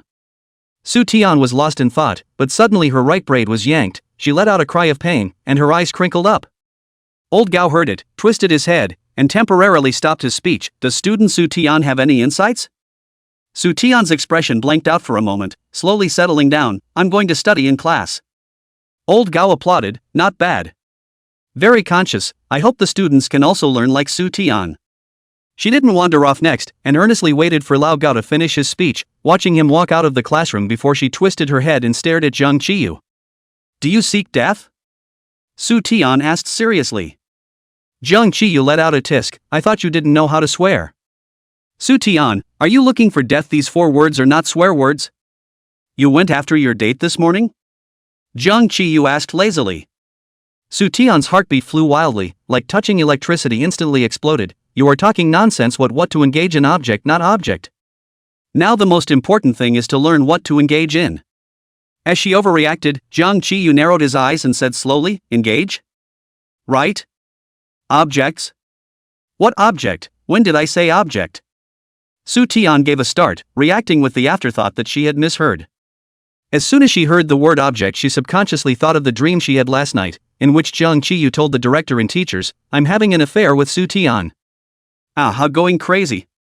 Su Ten scratched her hair. She forced her expression to remain unchanged. "Oh, I misheard you, what did you just ask? Ask again." Jiang Qiyu said, "You chased your object in the morning?" "I don't have a date." Su Tian lowered her voice. "What are you thinking in your head all day long? Everyday object. The most important thing for us now is to study, do you know?" "How come it's every day?" Jiang Qiyu said slowly, "Just once yesterday, once today. Have you heard me say the word object anywhere else?" Su Tian choked and hastily denied, No. Jiang Qiyu's eyes became a bit subtle as he looked at her. He thought for a few seconds. This reaction from Suddy is simply saying, "Yes, indeed." But he did say it just those 2 times. He raised the end of his eyebrows and concluded, "You didn't have any strange dreams, did you? No wonder you didn't sleep well last night. Did you dream that I said something about getting laid?" Su Tian was tempted to ask, "Are you a worm in my stomach?" You can guess that? But asking was tantamount to admitting it, and Su Tian said righteously, I can't sleep because I love studying too much." "Okay." Jiang Qiyu didn't argue with her. "You chased your date in the morning?" Su Tian could no longer hear the word object and shook her head. "No. I just saw an acquaintance and chased after him. To take a look. That's quite a familiar relationship." As she ran out, Jiang Qiyu realized for the first time that she had the potential to be a sprinter. He let out a long "Oh, running that fast, I thought you saw the type of person you wanted to meet today just after yesterday." Su Tian blankly glanced at him breathlessly. Basketball league day. Although Su Tian was only saying in a hurry that she wanted to stay in class to study because she was named by the old high school, she actually did think so. The boys in the class basically pushed and shoved and ran off to watch it early, and a lot of the girls were there as well, but of course it wasn't generally to watch the game.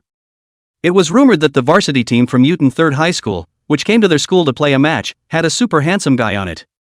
What Zhou Ying said. Su Tian has always had little interest in handsome men, and she didn't care much about Zhang Qiyu when he first came to school. It wasn't that she was hitting on Zhou Ying, since she had known her for so long. The super handsome guys that came out of her mouth didn't have to be 100 or 50, and she didn't know what Zhou Ying's standard for super handsome guys was. While placing one of the written papers on the table, she asked, "Is there a handsome guy at my desk?" Zhang Qiyu wasn't at his place, and he hadn't seen anyone else since the end of the morning study session. Zhou Ying was silent for a moment and sighed. "That's indeed not true. Your deskmate's face is hard to come across one in 10,000 years. His face is not a super handsome man in my heart, but a masterpiece of God. It can only be viewed from afar but not played with. Of course, I can't play with it. It's quite a compliment." Su Tian took the time to glance at her. "So well, there's nothing to see, you stay in class and study too. Did you forget that Wei Xiqing is on our school's varsity team?" Zhou Ying poked her head. "You all promised to go and cheer him on at the time, and he even said he would save us front row seats and pack snacks and tea." Su Tian looked up blankly. "Yes? You really forgot, ah?" Zhou Ying smacked her lips and gave a bad laugh. "Humph, going in and out of school in pairs all day long with your deskmates, having new people to laugh at and forgetting the old people to cry. Which there is." Su Tian glared at her. During this period of time she and Zhang Qiyu's family lived together, and the fact that they knew each other when they were children has spread all over the world, and the people in their school from the very beginning when they saw the two of them going to and from school together would always steal a few glances. To the fact that now they have already seen it is not strange. Su Tian put her pen down and sighed, since she promised she couldn't break her promise, so she nodded. "Go." They had just walked to the basketball court when they saw Wei Xiqing standing on the track from a long distance away, looking toward the audience. Zhou Ying pulled her along and waved at Wei Xiqing. "Wei Xiqing. This." Wei Xiqing looked up and waved at them as well. Chapter 90. The guy holding up the sign is a school bully? Zhou Ying pulled her straight into the runway. The spectators were sitting in the audience, and the runway was full of players in uniforms or teachers and referees. The two girls were a bit conspicuous. Suddy tried to pull her back into the audience. "What are you doing? You want to play on the court?" Zhou Ying did not move. Wei Xiqing walked right up to them. A period of time did not see him darker. His skin took on a healthy wheat color. Wei Xiqing said, "You guys came a little late, and the spot I took for you two was taken." Zhou Ying looked toward the audience. The front seats have been filled, only the last there are empty seats. Sitting there cannot see anything. Wei Xiqing thought for a moment and looked toward the resting seats that had been specially opened up for the players. "You guys wait for me." Sudi watched as he trotted over to say something to his teammates on the rest bench, who looked toward them and nodded. Wei Xiqing ran over again and pointed to the resting mat. "You guys sit over there, we'll go up to the game later, there's just 3 substitutes over there." Sudi, "Not so good." Zhou Ying, "It's too ostentatious." Zhou Ying, "But I like it." Wei Xiqing scratched his head. "Let's go then. I've bought you all snacks and drinks." So Su Tian was forcefully pulled over by Zhou Ying. She still saw their school varsity team for the first time. There was a tallest. Su Tian heard Wei Xiqing shout at his captain. That captain hooked Wei Xiqing's neck, looked at the pile of a pocket of snacks that was placed on the empty position next to Su Tian. "Lina, you kid, I thought snacks and water is what you prepared for us, white pain you." Zhou Ying smiled and said, "Captain, originally this is yours, we just came over to rub a few packets, we can't eat much." The captain laughed brightly. A few other team members also chimed in. "I don't know why I feel like I can beat that group of dogs from Newton 3rd Middle School to their knees and call them grandpa now. That's girl power, never underestimate girl power. The cheerleaders are just too far away from us, and when our cheerleaders stand over at the 3rd grade, it's all for the 3rd grade dogs to see. Hi. Think how cool it is to get up for a game and all you can hear in the 3rd form is cheering us on." One of the players asked, "Why don't you two join the cheerleading squad?" Zhou Ying spread her hands. "We didn't even know about it when the cheerleaders were recruited, and it was only after Old Hire had finished that they announced to us that it was happening. Old High had left a legacy in the sophomore and junior classes, and as soon as the team heard it was him, hey. I know him, Smiley, more of a dog than the grade school director." The coach was blowing his whistle, signaling for the players to make a trip over, and just as they did, the loudspeaker on the radio began to read, "Okay, please take your seats and remain quiet, the game will begin shortly." Zhou Ying listened and looked at Su Tian. "That voice? Su. Joing laughed out loud. Song Ningjing's voice on the radio continued, "Here's a welcome to the Yangming First Middle School cheerleaders." A cheer erupted from the south podium where they were, and the clapping was earth-shattering. Girls in short laser sailor dresses came out from behind the podium, all wearing several twisted pigtails and holding support items in their hands, youthful, cool and sweet. A much taller boy at the front of the line held up a sign for Yangming First High School and led the line to the demarcated spot. The boys wore school shirts and uniform pants, shirts tucked into their pants, and were thin, slim-waisted, long-legged, and really tall. It was too far away, plus there was a sign blocking her face from Su Tian's angle. She couldn't see the man's face clearly. But there are so many people at the podium. Someone else brought binoculars. Su Ten heard a murmur from the audience behind her, "Va Re." She whipped her head around and it was a young lady with binoculars. The young lady put the binoculars down, then rubbed her eyes again and continued to look through the binoculars. "Joing, how do we let boys hold up signs in our school? Shouldn't we pick a girl with a good figure and high value?" The young lady in the back erupted into a scream, "Va Re."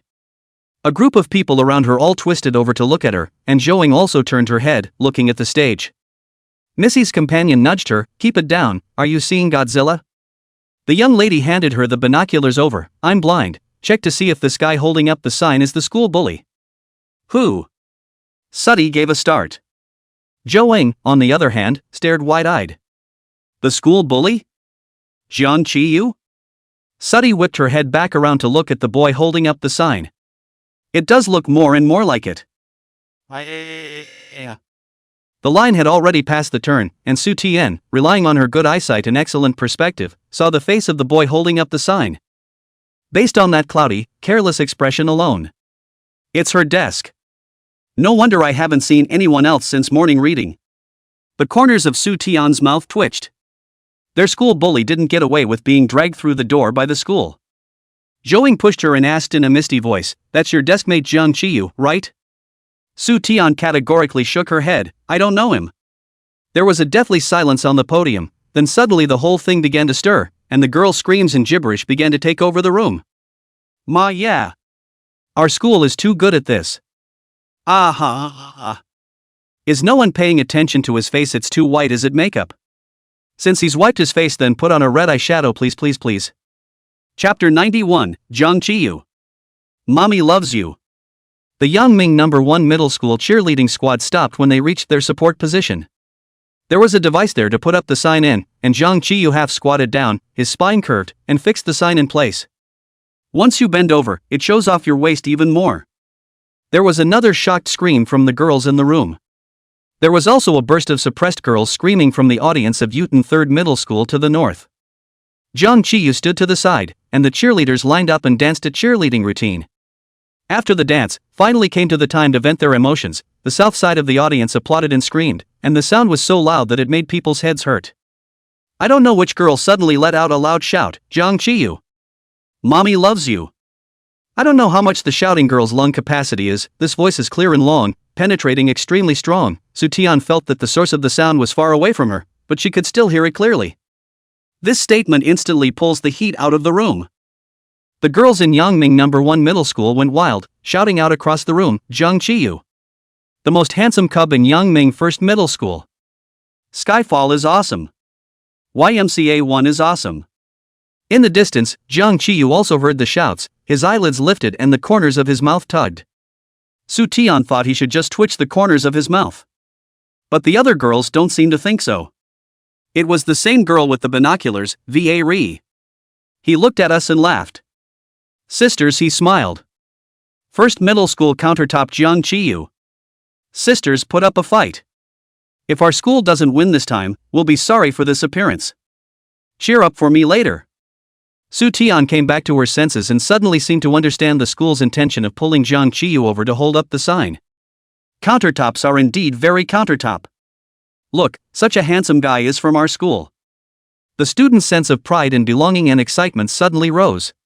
The girls' shouts also affected the studio, and the large screen in the playground quickly switched to Jiang Qiyu's personal close-up view, who had already collected his expression and was absently looking at the pitch.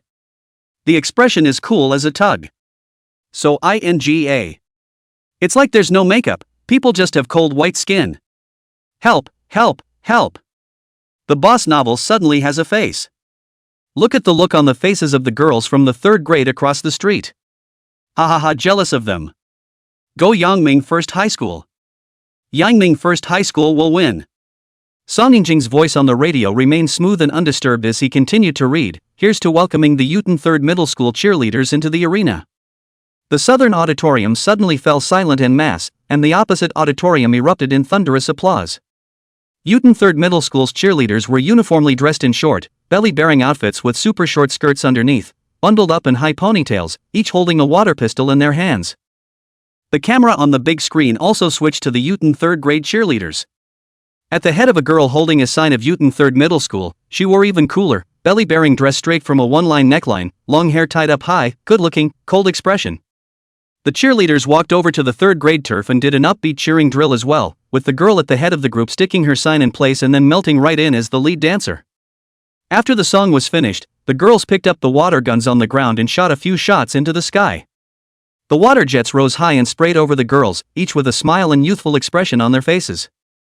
The north side of the audience applauded and shouted like the side of the first school. But too many people shouting at the same time, the effect is not the first middle school side of the first girl shouting so alright, have mixed. Su Tian only heard a clear school flower what. The girl in the lead is supposed to be their 3rd grade school girl.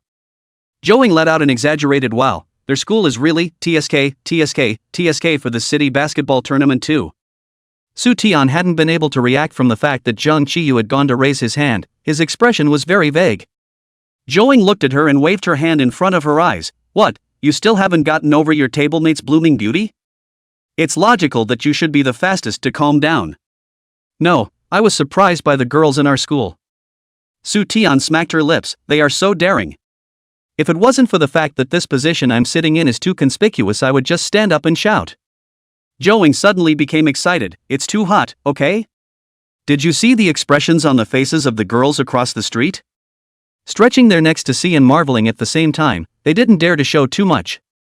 Countertop. That's our school's stage presence.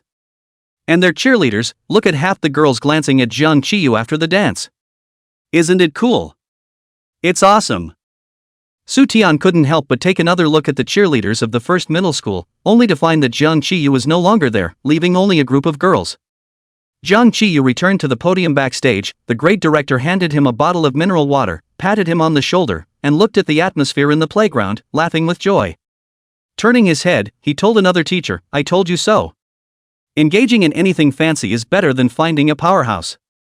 Finished and a little regret, once again patted Zhang Qiyu's shoulder. "Earlier did not think of you. If I thought of it, can also let you follow the cheerleaders to line up a dance." The corner of Zhang Qiyu's forehead jumped. "Okay, you go back to class to study, or want to stay to watch the basketball game if I find you a good seat."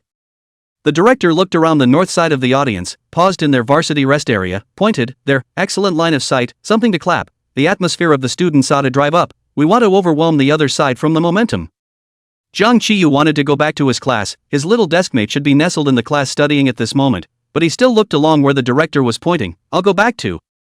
He paused to see that his young deskmate was not nestled in his class studying at the moment, but sitting in the section the director had pointed out, nestled with a group of boys in jerseys. Being so far away, he couldn't actually see it too clearly, but he was still able to instantly recognize that it was Su Tian. "I'll watch the game." Zhang Qiyu changed his words. "I told you no boy could resist a basketball game." The director was excited. "Go. I'll go over there with you and see how our school's athletes are preparing. The coach is pumping up the players. This is our home field, just be steady, don't take any chances and we can win. The players are already getting ready to enter the game by giving each other high fives and cheering." The 3 replacements returned to the first row and sat down. Wei Xiqing's jersey was number 6, and when he entered the field, Zhouing frantically gave him more than 6. "Go Wei Xiqing. Beat Yuten 3rd Middle School. Victory belongs to us. Splendor belongs to us. Yangming number 1 Middle School will win." Su Tian felt that she was so middle-aged that she covered her face and didn't want to look at her. Wei Xiqing laughed, looked to Su Tian, who happened to be covering her face on one side, and shouted, "You two have to treat me to dinner if you win. Zhouing, please go jerk off.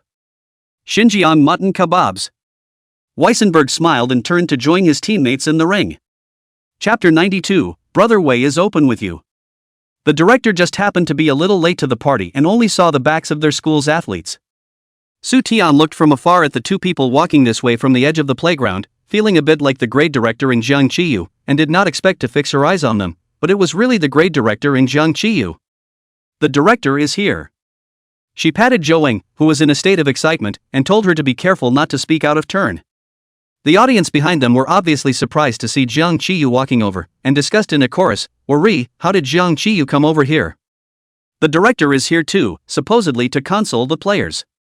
The players are gone. Those two aren't going to sit over here. Wow, I've been this close to Skyfall for the first time. Why those two girls can sit in the players' seat? Itian Jiang Qiyu really sat over. Jiang Qiyu followed the director to the players' resting table. The coach stood below and watched the players in the field from afar. The director walked over and pointed to the audience behind Jiang Qiyu, "You go over and sit down."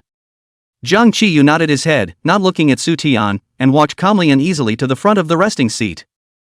There were 2 rows in total, with 3 substitutes sitting in the first row and other seats holding water for the other players on the field.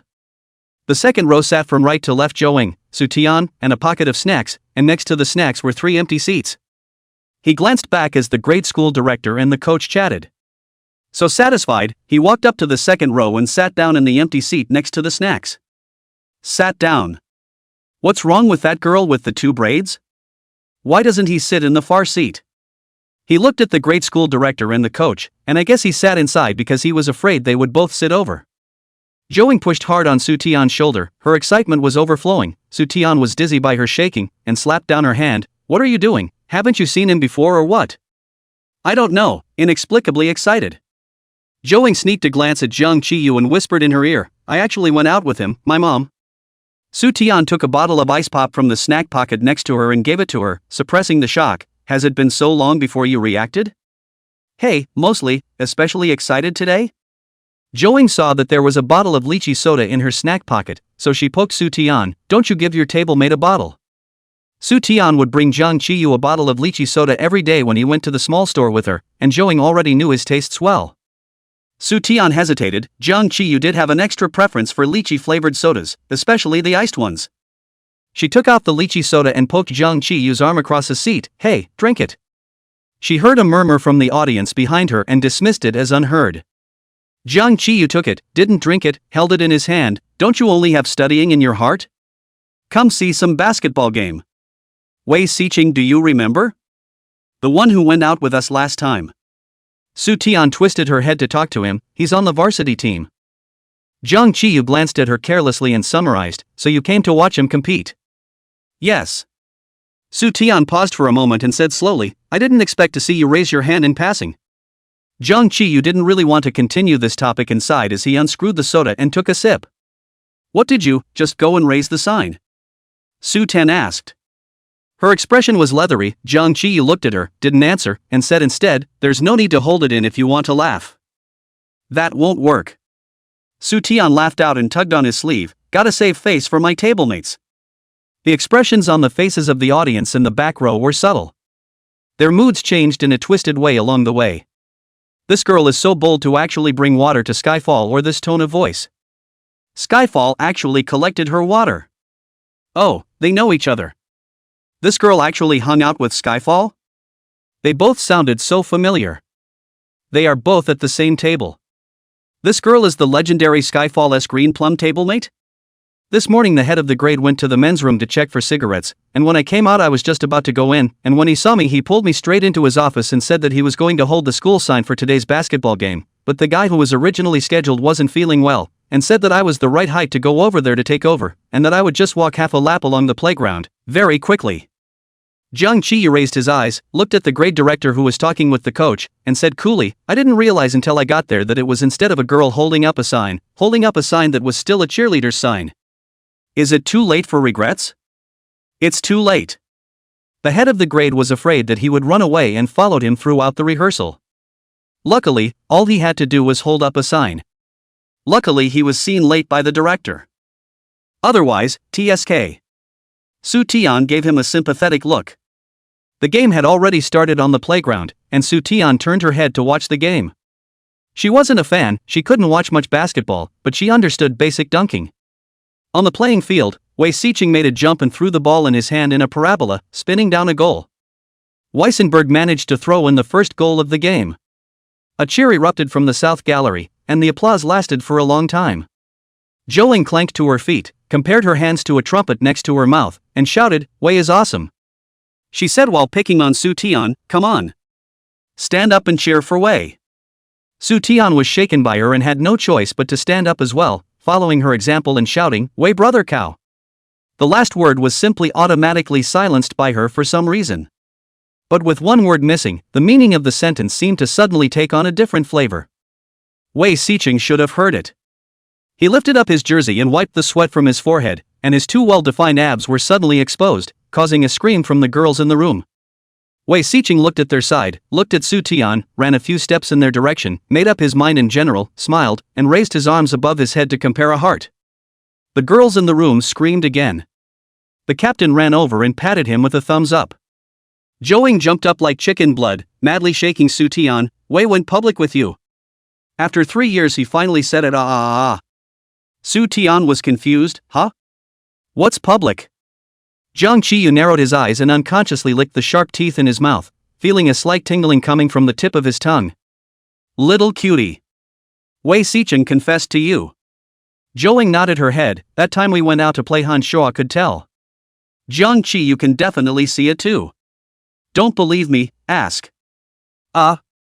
Joing twisted her head, just in time to meet that somewhat dangerous look from Jiang Qiyu. Suddenly, he couldn't speak. Vahey, really mouthy. Chapter 93, Confessions? Confess? With whom? With me? Su Tian was still confused. Confess? With who? With me? Joing silently pulled her to sit down first, blocking the line of sight of the people behind you. Su Tian was incredulous. "Are you serious? Confess to me? Wei Xiqing? He likes me?"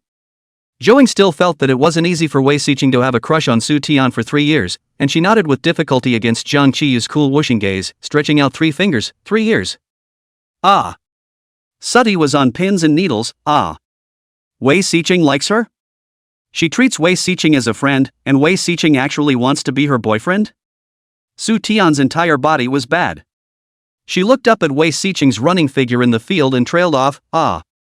There was an infraction in the ring. The referee blew his whistle for a timeout, and Weisak took advantage of the moment to look out into the audience. When Su Tian met his line of sight, her entire body was like being struck by lightning, and she stiffened and did not move. The match resumed, and Wei Xiqing withdrew his eyes. Suddy followed suit and relaxed.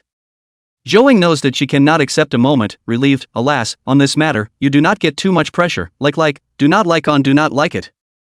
Don't know like not like to talk about try, not we will split.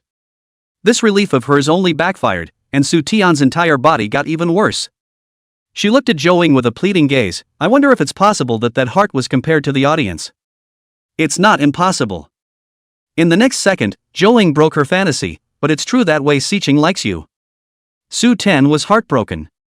It's not that she hasn't been confessed to before, there are stuffed love letters and direct face-to-face, but it's not the same nature as Wei Xiqing. Wei Xiqing is a friend. Friends from middle school to now. How can you like her? So is she treating it as if she knows or doesn't know? How is she going to get along with Wei Xiqing in the future? Su Tian was torn to death. She didn't dare to meet Wei Xiqing's gaze again, and hadn't dared to look at the field. She wanted to leave, but she was afraid that if she did, it would be too obvious and would affect Wei Xiqing's game. But stay, and there wasn't a hair on her body that was comfortable. She didn't even know where her gaze fell. Until a piece of paper was suddenly stretched out next to it. Tablemates, study. Jiang Qiyu held up half a sheet of English words and asked her. Another half sheet was in Jiang Qiyu's other hand. It's like the day of the JCSE wrap-up meeting, ripped in half. Su Tian took it, her hand shaking a little. Then the two of them looked down together and silently memorized English words. Joing was shocked by the tawdry maneuvers of the two of them. She didn't know what to say for a moment, gulped, turned her head stupidly, and continued to watch the ball. This wave of Wei's confession seems to have backfired. Su Tian entered the study state into very quickly. No one can stop her from learning. Learning is her favorite. Her favorite thing is only learning. The race was entering a white-hot stage, and no matter how many times the side behind her cheered, she stayed still, staring only at the half-sheet of English words in her hand. An hour later, she had memorized them all. She poked Jiang Qiyu, "Have you finished memorizing?" "I'm done memorizing this half." Jiang Qiyu nodded absently, so the two exchanged the English word paper in their hands and began to memorize silently again. Zhouing had already lightened up a lot, glancing at them and twisting her head to continue watching the game. Jiang Qiyu glanced at Su Tian. She's really memorizing words in a very oblivious and very involved way. Emergency protection like. He was thoughtful. Wei Xiqing's classmates' actions served as a trial and error stone for him. Well, it's too early to rush. Jiang Qiyu finished drawing the key points silently in his mind, lowered his eyes, and followed suit by memorizing the words. The game was already very anxious until the end. The Yutun 3rd varsity basketball team was worthy of being famous in the province, and the score was always on top of Yangming First High School. The team is a little anxious. It would be a shame to lose on your home turf. That's the way the game is, though. The coach gave the team a meeting and temporarily announced a change in playing style. Finally, at the end of the day, the Yangming First varsity team narrowly defeated Yutun 3rd varsity by 1 point. The south side of the audience erupted into a loud cheers. I do not know who prepared a few colorful cannons, opened up to the sky, bang a sound, colorful confetti from the sky fell on people. The students of Yangming No. 1 Middle School cheered and screamed, and Song Yingjing's voice on the radio seemed to bring a hint of a smile. Congratulations to Yangming No. 1 Middle School for achieving the final victory of the City Basketball League's 4-2. People cheered and hugged. The head of the grade jumped up and yelled "win" several times. The coach came on the field and gave his players hugs, and the sky was filled with joy. The coach went on the field and gave hugs to his players one by one, and the sky was filled with joy. In such an atmosphere, Su Tian gently frowned and came over to Jiang Qiyu's side. "What does this word mean? The Chinese is on that piece of paper of yours." Jiang Qiyu looked at it and told her, "Glory. The league competes in the morning and gives the students the afternoon off from school, so they can't leave the school, but they don't have to attend classes." As soon as the match was over, Sudi ran away. She hadn't thought about how to face Wei Xiqing for the moment. In fact, she was still holding on to a trace of luck, thinking that in case Zhouing had gotten it wrong. What kind of person is liked by their best friend for 3 years and doesn't realize it?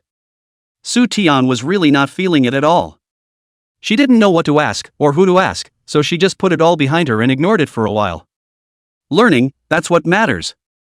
When she was about to run, Jiang Qiyu was also about to leave, so the two went back to class together. Only Hu Tsong and a few girls were in the class. "It's all buried in heart," she said, holding out her hand as well, comparing it to a small heart. Chapter 94 Words to be told softly. The two of them were here exploring who had a better looking heart than the other, when Yui came over at the classroom door, coughed lightly as he passed next to them, and glanced out of the room. "Student Jiang Qiyu, there's someone outside looking for you." They looked over together. Outside the classroom stood a girl, wearing the uniform of the Yutun 3rd grade cheerleaders, with a jacket over it, and you could tell that the top was one-shouldered. It's the lead dancer. Almond eyes, pointed chin, small lips and nose, hair down her back. Su Tian had thought she looked good when he watched her on the big screen, but now that he was closer, she really looked even better. Lin gently was also looking at her. The two of them pulling and hitting each other is the norm. People are childhood sweethearts. The class has long been seen. Yuan sat behind them, every day to see down, even more accustomed to it. But in Lin Gently's eyes, the meaning was very different. She frowned softly. "I thought she said the man was unattached." Jiang Qiyu carelessly dropped Bixin's hand and walked out. Yuan buttocks just next to the bench, waiting for Jiang Qiyu out of the classroom, stood up again, gave Su Tian a "do not worry, I'll go and see" gesture, squatted down, sneakily moved from between the desks. Su Tian watched him move to the wall next to the front door of the classroom in such a difficult position. He put his ear to it. "Southern. It's on, what for?" Lin Gently had long heard that Yangming No. 1 Middle School had a character like Jiang Qiyu. The rumors were exaggerated, but upon seeing him today, Lin Gently instantly had a crush on this boy. "Indeed, excellent." She handed over a piece of paper with a series of numbers written on it. Jiang Qiyu took it over and glanced at it. Lin Gently gathered her courage. "Are you not seeing anyone?" Jiang Qiyu glanced at her and didn't say anything. Lin Gently continued, "This is." Someone next to them passed into the class and looked at them both. Lin Gently paused suddenly. She waited for someone to walk past before she continued. "My tweets." It was obvious enough that she hinted at it. Lin Gently ran here during the break. Their school was about to gather back. When she finished, she didn't dare look at it again, said I have to go, turned, and ran down the stairs. Jiang Qiyu folded the note with one hand, held it in his palm, and turned to enter the class. Su Tian saw him drop a note into the trash bag between the two in passing as he sat down. Love letters? Contacts? Don't want it? She asked. Jiang Qiyu glanced at her, you're quite familiar. It's too obvious. Su Tian said, that lead dancer from the 3rd grade always peeked at you after the dance. At those words, Jiang Qiyu retwisted his head and stared at her meaningfully for a moment. Su Tian was tingling from his stare, what for? How do you know? Jiang Qiyu grabbed one side of her braid, like he was afraid she would run away. The tone of his voice trailed off, his tail tone rising, and he repeated, how do you know she peeked at me? Su Tian was stunned, I saw it. Why are you always staring at people? Jiang Qiyu followed the good advice, otherwise, how do you see people peeking at me all the time? TSK. He couldn't really think of any other reason than jealousy. However, Sudi blinked, because she's good looking. The corners of Jiang Qiyu's warped mouth instantly pursed straight, he lowered his eyes, the garbage bag was just changed, not dirty. He picked up the note directly from the garbage bag and threw it on Su Tian's desk, his tone cold, that's for you, no thanks. When he finished, he sat upright and took an extracurricular book out of his desk pocket to read. This man, temperamental, inexplicable. Su Tian threw the note back into the garbage bag and sipped the warm water, sighing comfortably. Suddenly, the mood wasn't so annoying now. She glanced at Jiang Qiyu and didn't say anything.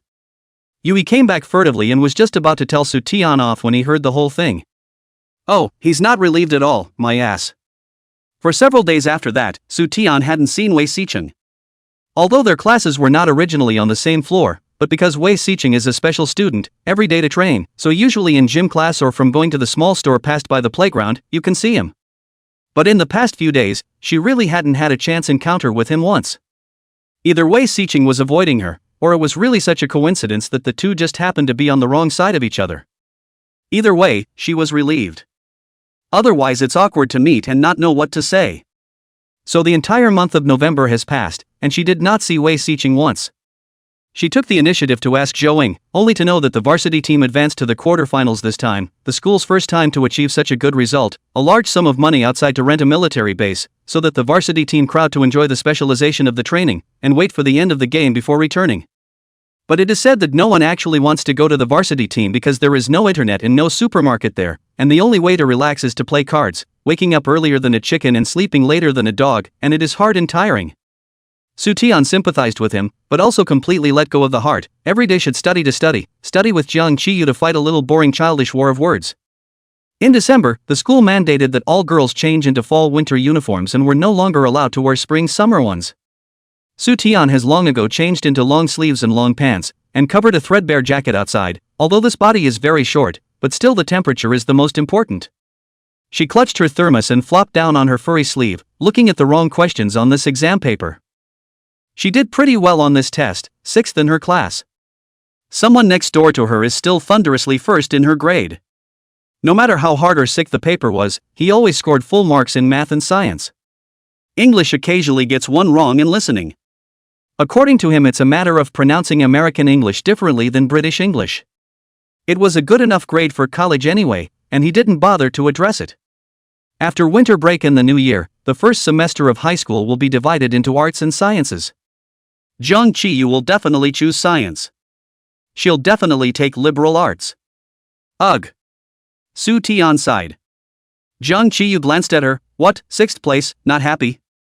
Su Tian paused for a moment and said slowly, Jiang Qiyu, do you know that the next semester will be divided into arts and science classes? Aha! What are you going to choose? Jiang Qiyu paused, and the knot in his throat rolled. Reason. I'm thinking that you're going to choose science as well. Su Tian imagined the future scene. When you pick that's really invincible. There was no arts and sciences to hold him back. He scored a perfect score in math and science, and kept his English above 145 and his language above 130. Su Tian calculated the total score and smacked his lips. The science championships are now set. She didn't say anything else, and sighed in frustration. I'm definitely going to take literature, so that way we'll be going our separate ways next semester. Jiang Qiyu pursed his lips. Su Tian continued, the floor of the science class is low, and the floor of the liberal arts class is high, so I'll definitely be the one to find you in your classroom after school. We'll be like this for 2.5 years. But don't worry, I'll pack my things in advance, won't let you wait too. No. Jiang Qiyu said softly. Huh? Su Ten stopped. Not 2.5 years. First semester of senior year, and sophomore and junior year. 2.5 years, yeah. Suddy wiggled her fingers. Jiang Qiyu looked at her clueless eyes, and the corner of his lips tugged. It's a year. He said. Chapter 95, Chairman Jiang Qiyu? Su Tian was dumbfounded and didn't even react for a moment. Why a year? She opened her mouth, thinking the voice was so light and wispy it didn't even sound like her own anymore. I'm probably going to go straight to a special access for talent at my target university for the second semester of my sophomore year, and I'm going to go over to a camp for 6 months, and if I get enough credits, I'll be sent a direct offer of admission. What university? How come she hadn't heard of any special access? Jiang Qiyu only said 3 words, Academy of Sciences. It didn't really matter to him which college he went to, what mattered was which college the professor he admired and wanted to study under was at. Then wouldn't you not be able to get the top science student? Su Tian paused, her brain didn't turn around for a moment. You're going to be a scientist, Jiang Qiyu laughed out, far away. Instead of saying something self-effacing, the teenager said it was far away. He lowered his eyebrows, but the wantonness and frivolity belonging to a young boy in his demeanor could not be concealed. Such Jiang Qiyu put away the carelessness and laziness that had been there all along, like a sword that had just been unsheathed for 3 minutes, revealing only a hint of silver light, but it was like the light of the sky leaking out at first glance, sharp and open. People can't help but look over. When I was young, relatives and elders often asked Su Tian what her dreams were. Suddy liked to answer whatever subject matter she had watched on TV and in books at that time. Soldiers, astronauts, scientists, painters, designers, everything. When I grow up and become aware of things, these dreams will slowly become dreams. Scientists, in particular, probably 9,900 out of 10,000 kids say that, but maybe none of them actually grow up to be able to move in that direction. It's a title that is almost entirely predestined by heaven. Su Tian was flashed by him for a moment and could not say anything. After thinking about it, he could only clap his hands silently. You're great. There were people studying in the class and she didn't dare clap much harder, but tried very hard to soften her voice and applaud. You're really good. Yu He and Wang Suhan stopped the pen in their hands at the same time to look at each other. Neither of them paid attention to the preamble and heard only this. Is talking about tigers and wolves again. Su Tian couldn't tell what she was feeling. She only felt that when Jiang Qiyu told her that she would be leaving the school in the second semester of her second year of high school, she felt something else besides disappointment. After saying this, Jiang Qiyu seemed to be suddenly busy. He began to run around to various offices, going for long periods of time, sometimes returning only after classes. When he came back he had all sorts of information in his hands. So busy that Su Ten thought he was leaving not the second semester of his sophomore year, but the first semester of his senior year. This day Su Tian went to find Song Yingjing to return the book. He was not in class, asked their class, said he should be in the office. His office was the student council office, a few ministers shared one, and Su Tian was the reason why she always went over to Song Yingjing, so Ran and some other sophomores were more familiar with her. She found her way there lightly and knocked on the door. There was no one else in the office. Song Yingjing was sitting behind a desk, writing something in an ambush. He looked up, saw the book she held in her hand and realized where she was coming from. Brother, you're here. When no one was around, Su Tian usually directly called him brother. She closed the door to her office and ran over happily. Yingjing brother, I'm number 1 in literature again this time. Song Yingjing smiled lightly, his voice warm and nice. I saw it, it was great. When Su Tian was praised, her braid was going up to the sky. But she still modestly said, not as good as yours, you're number 1 every time. When you're divided into arts and sciences classes, you should be able to stabilize as well by spending all your time on the arts. Song Yingjing couldn't help but get up some thoughts of teasing her. You're number 1 again, and this time your class test was the bottom 1 again.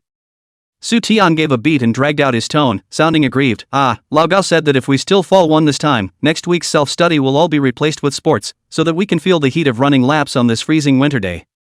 Song Yingjing laughed pleasantly. Your class is too uniform, to sleep all sleep, are no one to watch, the student council a check. Let's not talk about this law.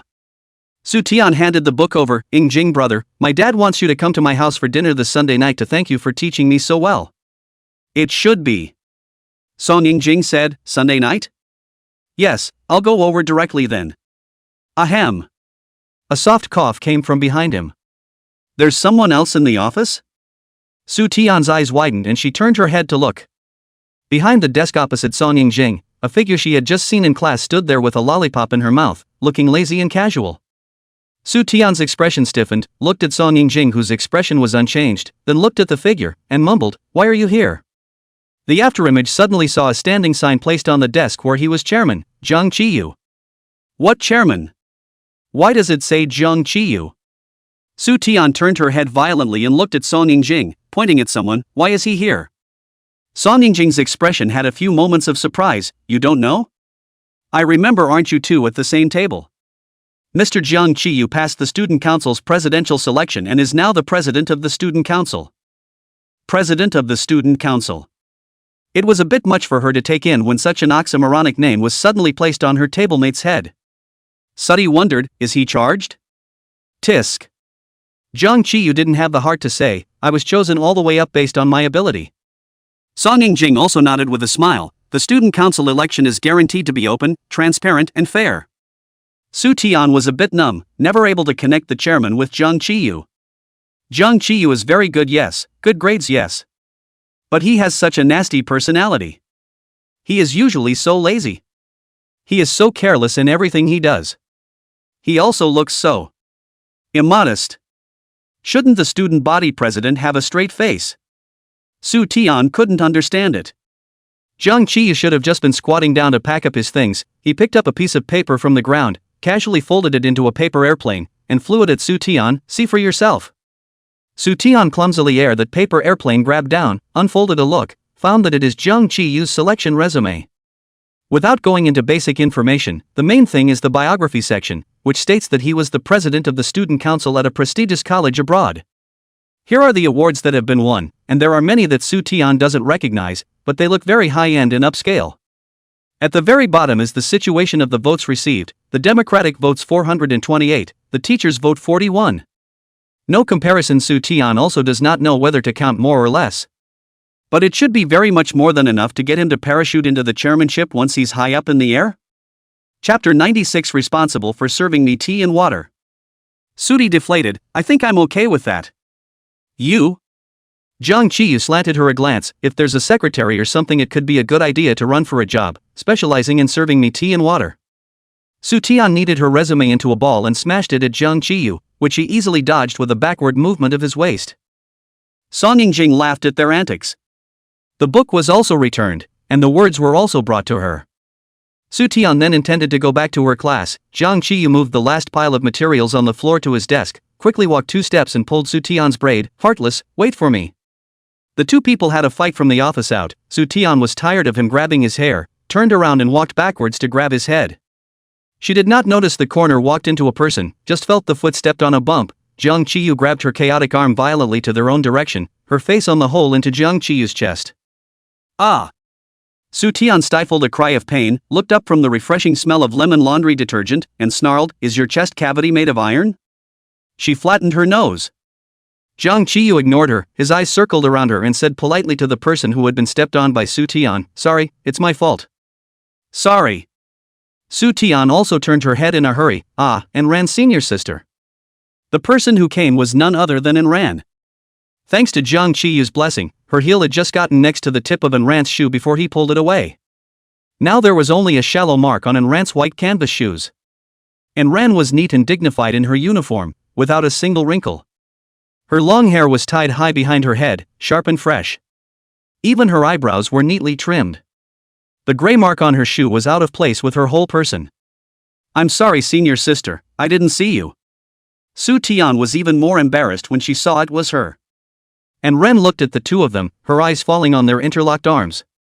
Although the force Zhang Qiyu used when he just dragged Su Tian was large, his other hand quickly reached over to stabilize her shoulders. When Su Tian broke away from him, his hand on her shoulder slid down smoothly, but the other hand also slid down to Su Tian's wrist.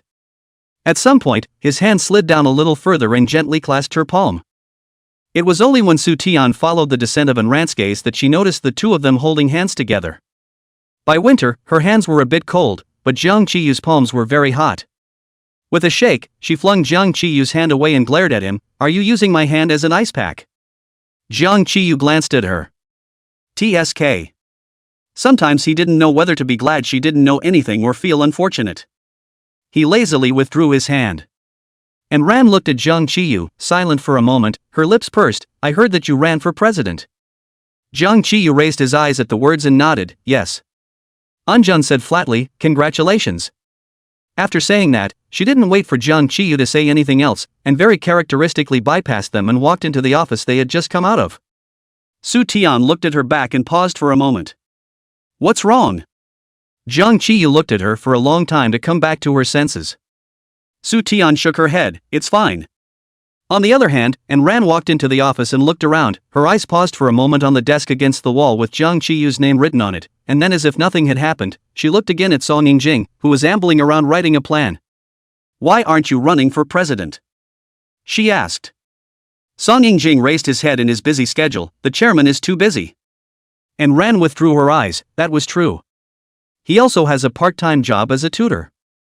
"How are things going with you bailing out?" she asked again. "It's being prepared, it's still too early." Song Yingjing replied in a warm voice. And Ran returned to her desk and asked casually while organizing her things, "I don't gossip, but as a friend, I'd like to ask you, are the new president and Su Tian in early love?" Song Yingjing almost choked on her sudden question. Su Tian, her parents won't let her fall in love early. If parental disapproval could solve the problem at the root, there wouldn't be so many young couples in the playground every night. And Ran glanced at him, her eyes cold. "Do you like Su Tian?" Song Yingjing put down the pen in his hand and sat up straight. "You really don't look like you today." Anjun emphasized, "As a friend." Song Yingjing seems to intend to say something. The office door was suddenly pushed open. Two girls came in on their arms, chatting hot. "That's right, it's really great." Their laughter stopped when they saw that Anjun was also in the office. "Minister and Minister Song." The two girls were also cadres, but when they encountered these two mainstays of the student council, they were obviously a bit timid. Especially for Anjun. Her father is a school manager, the family has money and power, people are still cold, look very bad to mess with the appearance, and the mild Song Yingjing formed a strong contrast. But the complete opposite of two people are actually great friends. The two men quickly walked over to a desk, gathered what they were going to take, said hello to Ran and Song Yingjing and left. Song Yingjing thought of something due to these two's attitudes and smiled. "And Ran, there's another anonymous letter complaining about you this week, saying that it's unfair that you're always checking their class and not checking the other classes." "Oh." And Ran coldly slammed the information onto the table. "Serves you right." The data vibrated and a piece of paper floated out of it and landed on the floor. And Ran bent down, her fingertips pausing as they touched the paper. It's the internal ballot she didn't cast for student body president for student representative. There's only one person's name written on it. Jiang Qiyu. She pursed her lips, picked up the paper and folded it twice, shredded it and threw it into a side trash can. By the time Su Tian arrived in class, Jiang Qiyu's honorable run for student council president had already spread. This is because the results of the campaign were announced in advance on the honor roll in the school building. The story was first noticed by sophomores and juniors who were following the election, then it was posted on a forum, and then the whole school knew about it. Su Tian suddenly Jiang Qiyu back to class, on the way to run into the director of teaching. The director of teaching pulled Jiang Qiyu, asked him to study. Su Tian nimbly ducked to the side, they're first back to class. The class noise suddenly quieted as she entered the class, and the third class stared at her with very complicated eyes.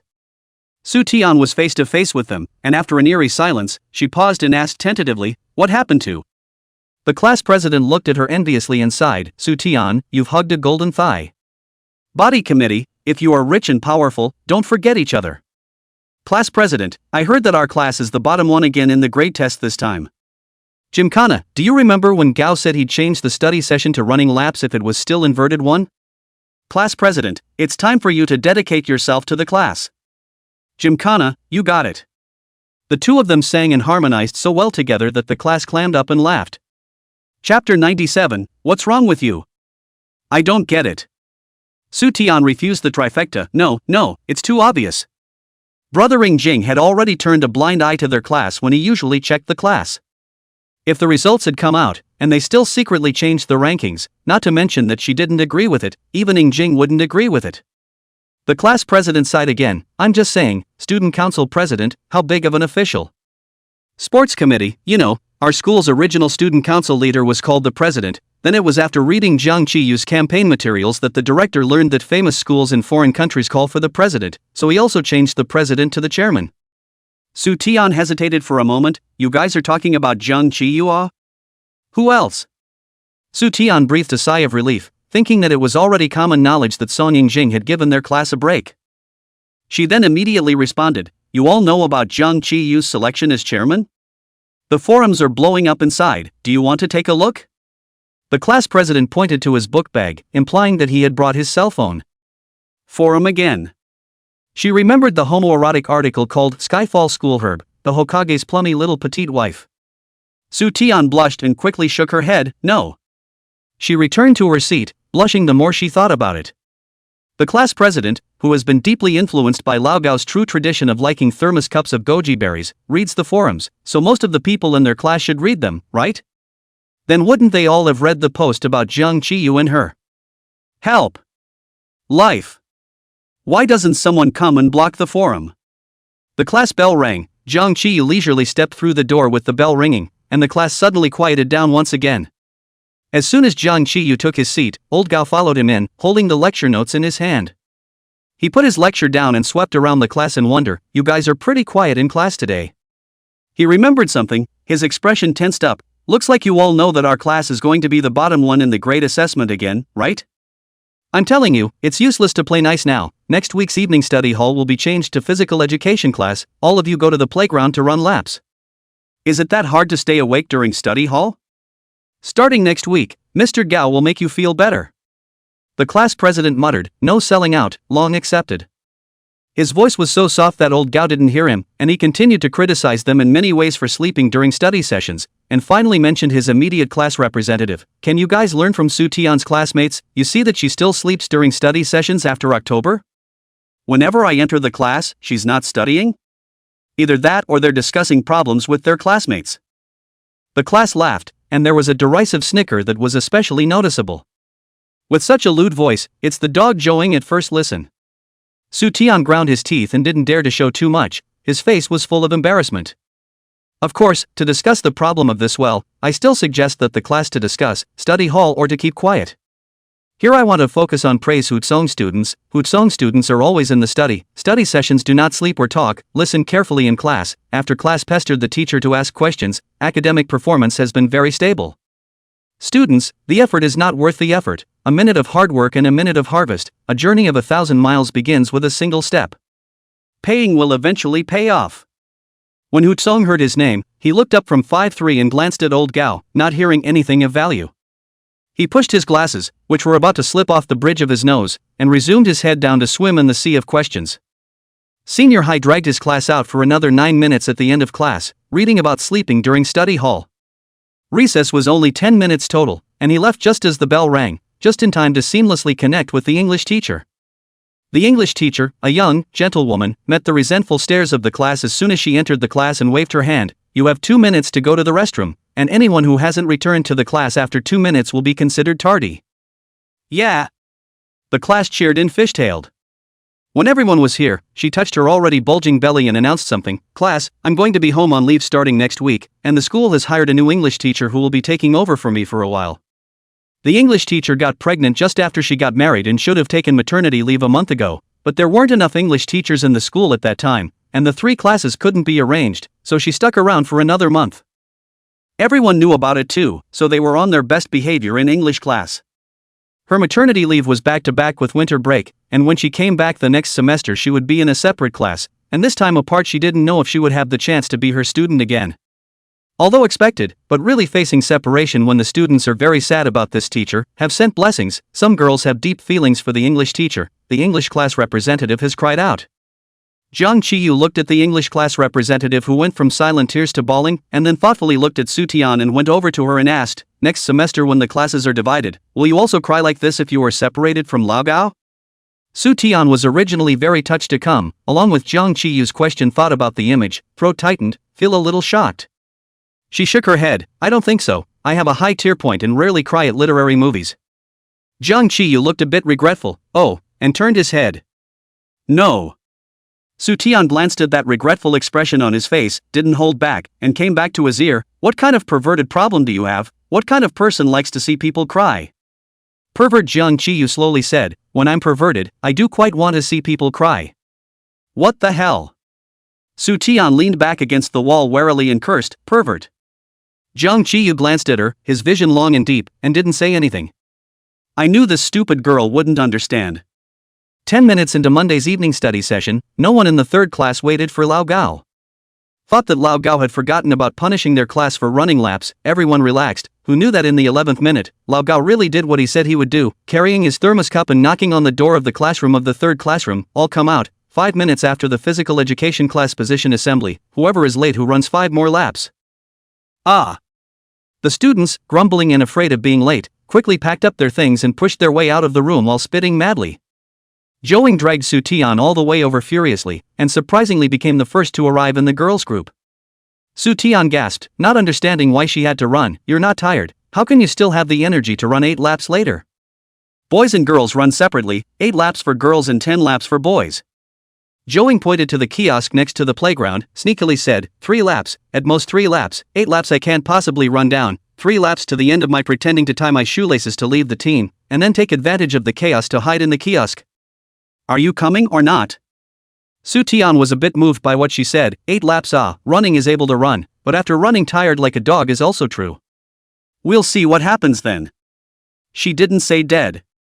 Chapter 98, You Can Always Trust Jian. 5 minutes later, roll call was taken, and everyone was there except the sports committee member who had broken his foot in last week's gym class and was now studying in class. Old Gao gulped down 2 mouthfuls of red date water and moistened his throat. The sports committee didn't come, did they? So I'll have to change someone to watch you guys. The boys raised their hands, me. The girls didn't bother to raise their hands. In fact, it was the same for anyone who looked at them, as long as they were from their class and released water like a flood. Old Gao's eyes swept over them, a little hard to choose, and finally said, tell you what, whoever of you can do 60 standard push-ups in under a minute doesn't have to run laps, come out and watch. 60 standard push-ups in a minute, that's 10 laps around the playground. Old Hai, smart as a whip. The boys looked at each other holding up and shouting names, but just no one took the initiative to go up. The girls, all of them thin-armed, are even less likely. Old Gao sighed slowly, none of you are physically capable. You should be practicing. Tell you what, whoever intends to come and challenge a bit, step forward. If the challenge is successful, you'll be given 2 laps off. This trick Old Hai previous military training with them played. Then who ought to run step forward? Because no one stepped forward, Old Hai himself stepped forward, and then said that their class is very good, all step forward, the whole class have to run laps. When Lao Gao's words fell, the 3 classes took a step back in unison.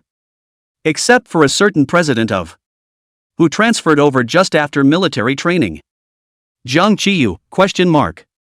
He glanced absently back at the neatly retreating group, only he bulged out. After a moment's pause, he followed suit and took a step back to rejoin the group. But it didn't work. Old Gao smiled and waved to Jiang Qiyu, yeah, our new student council president is very good, really is a good kid with all-round development of morality, intelligence, physical fitness, beauty and labor, come over here, let's see how many of them you can do in a minute. The class president, who was also tall, stood right behind Jiang Qiyu and quietly said, brother, cheer up, the life of the third class hangs on you alone. Actually, you don't have to do it too standardly, Old Gao isn't a gym teacher, he can't tell. The girls didn't care if they could cut the run anymore, they all snickered. Whoa, Skyfall didn't wear a jacket, eh? His school uniform top is so wide, doing push-ups shall not be seen through the collar. Shut up, you horny. You said you don't want to see it. Old Gao's ears twitched as he slowly sighed, when I was young, I had a great body too, with 6-pack abs, and all the girls in my class loved to watch me in gym class. The students of the third class all burst out laughing at the swimming rings under his shirt. Don't you guys believe it, I was one of the schoolboy contenders back then, and I ended up losing to a hooligan from the city, who was all hip and clueless back then. How the third class laughed out in disgrace once again. Alright. Old Gao waved at Jiang Qiyu. Jiang Qiyu walked out speechlessly. Old Gao patted his shoulder and found him a flat piece of land. You tuck your school uniform top into your pants or lie down sideways against them. Boys should be a bit self-protective too. Girl in class, shoo. The atmosphere was cordial, and a lively boy in the class picked up, "Mr. Gao, this is not you treating our class as outsiders." Lao Gao's eyes glared. "Why, it's fine if girls want to see it, why do you want to see it too?" "Ah." The girls snickered. The boy waved his hands. "What?" "Nothing. Don't guess, you novel-loving girls. Let them make trouble again, a lesson will be over." The old high pressed down his hand, signaling them to be quiet, took out his cell phone from his pocket and turned on the stopwatch. "Seeing as Jiang Qiyu students are so proactive, if you make it to 30 or more, you will be given 1 lap less, and 60 will be given 2 laps less." Jiang Qiyu smoothly asked, 90 minus 3 laps? "Hey kid, you're crazy." Lao Gao pinched his waist. "I was the prince of sports in high school, my biceps are very developed, I can't even do 90, you're as skinny as a board and you still want to do 90? Let's do it this way, Mr. Gao believes in you once, if you do enough 90, you can directly run 4 laps less." Jiang Qiyu didn't say anything and slumped down with his hands on the ground. Lao Gao pressed the stopwatch. "Begin." Jiang Qiyu immediately followed the movement. So very much like an infinite loop of motion picture footage appeared, he got down and propped up almost exactly the same height every time, without stopping in between, doing it effortlessly at first, and starting to pant a little after 50. At this moment, old Gao looked at the stopwatch, only 32 seconds had passed. At first only one person was counting, but then the students couldn't help but count after him. 58, 59, 60, 61, 62. 77, 80, 90. 91, 92, 93. Jiang Qiyu suddenly stopped, bracing himself on the ground and leaping up. "Time's up," he said. Lao Gao then hurriedly pressed the pause button, just focusing on counting how many he had done, forgetting that he was still on the clock. It was 1 minute and 8 seconds when he pressed it. Counting the time it took for Jiang Qiyu to stand up and for him to react and press the stopwatch, it was about the same. He mentally times himself while doing push-ups? Lao Gao couldn't help but look at him, not knowing what to say for a moment. It took the class a moment to react. "My mom really made 90, huh? Oh, so handsome. Isn't this guy a total genius? From outer space, right? Mr. Gao. Minus the running. 4 laps. The girl next to Su Tian pounded her. "Su Tian, is there anything else your deskmate doesn't know how to do? He's also too versatile." Su Tian inexplicably had a little hidden pride and said softly, "He runs in the morning every day." The girl couldn't wait for her to leak some more. "While so disciplined, he must have 8-pack abs?" Suddy gave a start, remembering again the scene one morning when he and his dad had raced to pick at the bar. "The abs are there, but only 2 are showing, not sure how many total." Su Tian's ears got a little hot, she touched her earlobes, inexplicably not quite wanting to say anything, and shook her head. "How would I know?" The girl chatted with her classmates on the other side of the room. "Jiang Qiyu's abs must be 8-packed, right? $8, more than that? This must be $10. $10? Ugh, seems possible? Southern. Abs are 8 at best." Lao Gao stuffed the cell phone back into his pocket and waved his hand. Okay, willing to bet, boys and girls lose 4 laps, run for it. Brother Jiang is awesome. I don't know which boy shouted. You can always trust Jiang. A few other boys followed suit, and Jiang Qiyu smiled and returned to the group. Boys and girls alike ran around the playground, looking like squirming ants from a distance. The boys were fast and finished almost at the same time, despite having 2 more laps than the girls. Su Tian gasped and saw that the boys' side had also stopped panting, and a few boys next to Jiang Qiyu were talking to him. She stopped and focused for a moment. Suddenly there was a kind of old motherly relief. In addition to class president Yuan Wang Suhan and Hu Song, Jiang Qiyu finally has friends again. Chapter 99, Pleasing You. After the last study session of the week, which represented the end of the all-abominable running laps, Su Tian and Zhou Ying went to the small store to buy water, and on their way back to the class, they saw their class whistling about celebrating. Su Tian handed Jiang Qiyu the lychee-flavored mineral water. When winter arrived, Jiang Qiyu stopped indulging in sodas and switched to mineral water. I don't know where he rummaged for the lychee-flavored mineral water. Su Tian had never seen such a thing in a small store before. Later, I asked Jiang Qiyu and realized that he was the one who gave feedback on the small store's comment book, and then the owner of the small store specially scored a few boxes. Jiang Qiyu hated the water in the school's drinking fountains, and the water card that he got at the beginning of the school year was used to help Su Tian receive water. So Su Tian will also take the initiative to buy something for him when buying something. For example, after handing him the lychee-flavored mineral water, Soo-tian also fished out 2 packs of connected lychee-flavored lollipops from her pocket. Then fumbled for another lychee-flavored bubblegum. Then fished out another pack of lychee-flavored jumping jacks. She piled them all on Jiang Qiyu's table and said with disgust, "Jiang Qiyu, why do you love candy so much?" Except for the mineral water, there was nothing back there that she wanted. Jiang Qiyu glanced at her, dissatisfied with her backwards behavior. "If you like me, just say so, no need to find reasons." Soo-tian just drank a mouthful of milkshake and almost sprayed it out at the words, "You're so thick-skinned, you don't even blush when the words come out." Jiang Qiyu put all the candies into his pocket and said slowly, "Don't like what always buys me things. Soo-tian, there's a stray dog called Erdan in the area outside our neighborhood, you know? I always buy things for it too." Jiang Qiyu gave her a cool look and didn't say anything. Soo-tian continued, "Erdan ate what I bought and knew to rub my hand to please me. Someone received something I bought and didn't say a word of thanks." Jiang Qiyu sneered. Soo-tian said, addicted, "So should you do something now, so that I know that this society still has a human face in, at least the payment is still rewarded, good people still have good rewards, the world is still full of good people." Jiang Qiyu said, "Hold out your hand." "What for?" Soo-tian put her palm out and watched him raise his hand as well. "If you dare to hit me, you're done." She didn't finish her sentence because Jiang Qiyu stretched out a finger and gently tickled her hand twice. The place touched by his fingertips felt like it had been electrified, the numbness spread from that one spot to the whole body, the blood rushed up, and the tips of his ears abruptly turned red. Still forcing her composure, Soo-tian withdrew her hand and shook it. "What are you doing?" Jiang Qiyu grabbed a bubblegum from his pocket, unwrapped the outside candy paper in 3 tries, and bit the rosy red candy inside into his mouth. The sweetness spreads through the mouth and beyond. "To please you." Jiang Qiyu looked at her and smiled wistfully. "I have to prepare 16 apples for Christmas Eve. Hey, it's too much trouble. Now I'm thinking about whether to wrap them myself or just buy the ones wrapped in the store." Joing wagged her finger. "The ones sold in the store are too expensive, alas, forget it. We'll talk about it then. If we have time, we'll wrap them ourselves, if not, forget it. Timothy, the 25th is the weekend, let's go out for Christmas." Soo-tian's line of sight drooped, looking at the palm of her right hand, and nodded perfunctorily, "Good. Are you listening to what I'm saying?"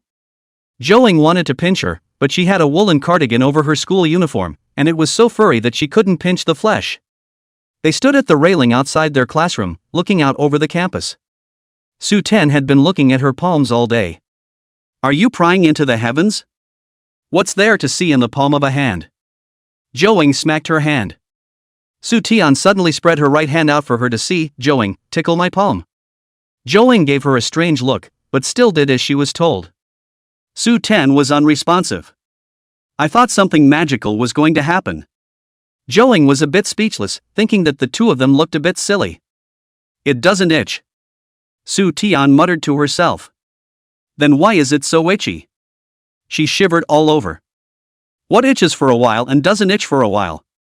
Joing glared at her. "Soo-tian, you must have studied stupidly. It's settled, go out with me on Christmas Day, we'll go to the amusement park to ride the roller coaster and shake off the water in your head."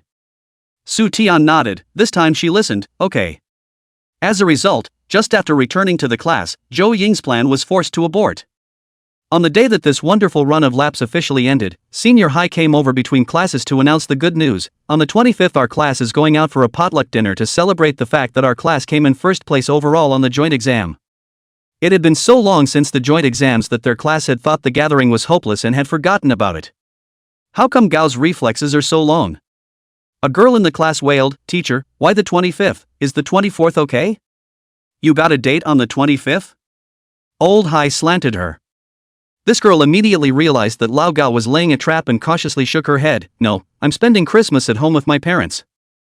Old Hai grunted, "What Christmas?" "Students, our school requirements is not to foreign festivals, the small store in the school has banned them from selling apples. I hope that all students can respond to the school's call. Do not let me see a pile of shiny wrapping paper and apples in the class. 25th we get together to go to the dinner. It just so happens that I have a friend of the new store opening, acquaintances discount 50%, no class fees. This time the teacher treats you to a buffet." The podium all perked up, hooray! Long live Gao. Class president, you'll collect a list of the students who went down there after class. Old Gao instructed and walked away with his thermos. The class president nodded and pulled out their class roster. "Tell you what, there are too many people going, so those who aren't coming come see me for a name." Jang Chi-yu was about to stand up. Soo-tian was shocked and grabbed the sleeve of his cotton shirt, not letting him go. Aren't you going? Events like potlucks are perfect for making friends. Geez, the semester was almost over and she was still struggling to find friends for Jang Chi-yu. Jang Chi-yu swallowed the words that came to his mouth and asked rhetorically with a raised eyebrow, why, so eager to let me go? Soo-tian gave a beat, love to go or not, don't go and forget it. Jang Chi-yu looked at her with a smile, I was going to the restroom. Oh. It's almost time for class to go to the bathroom. Soo-tian indifferently loosened his sleeve.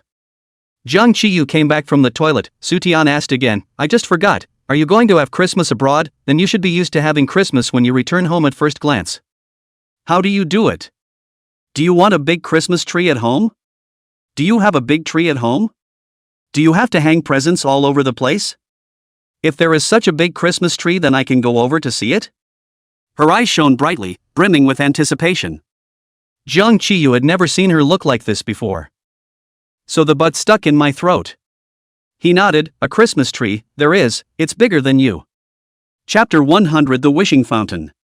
Soo-ten likes to pile on the presents.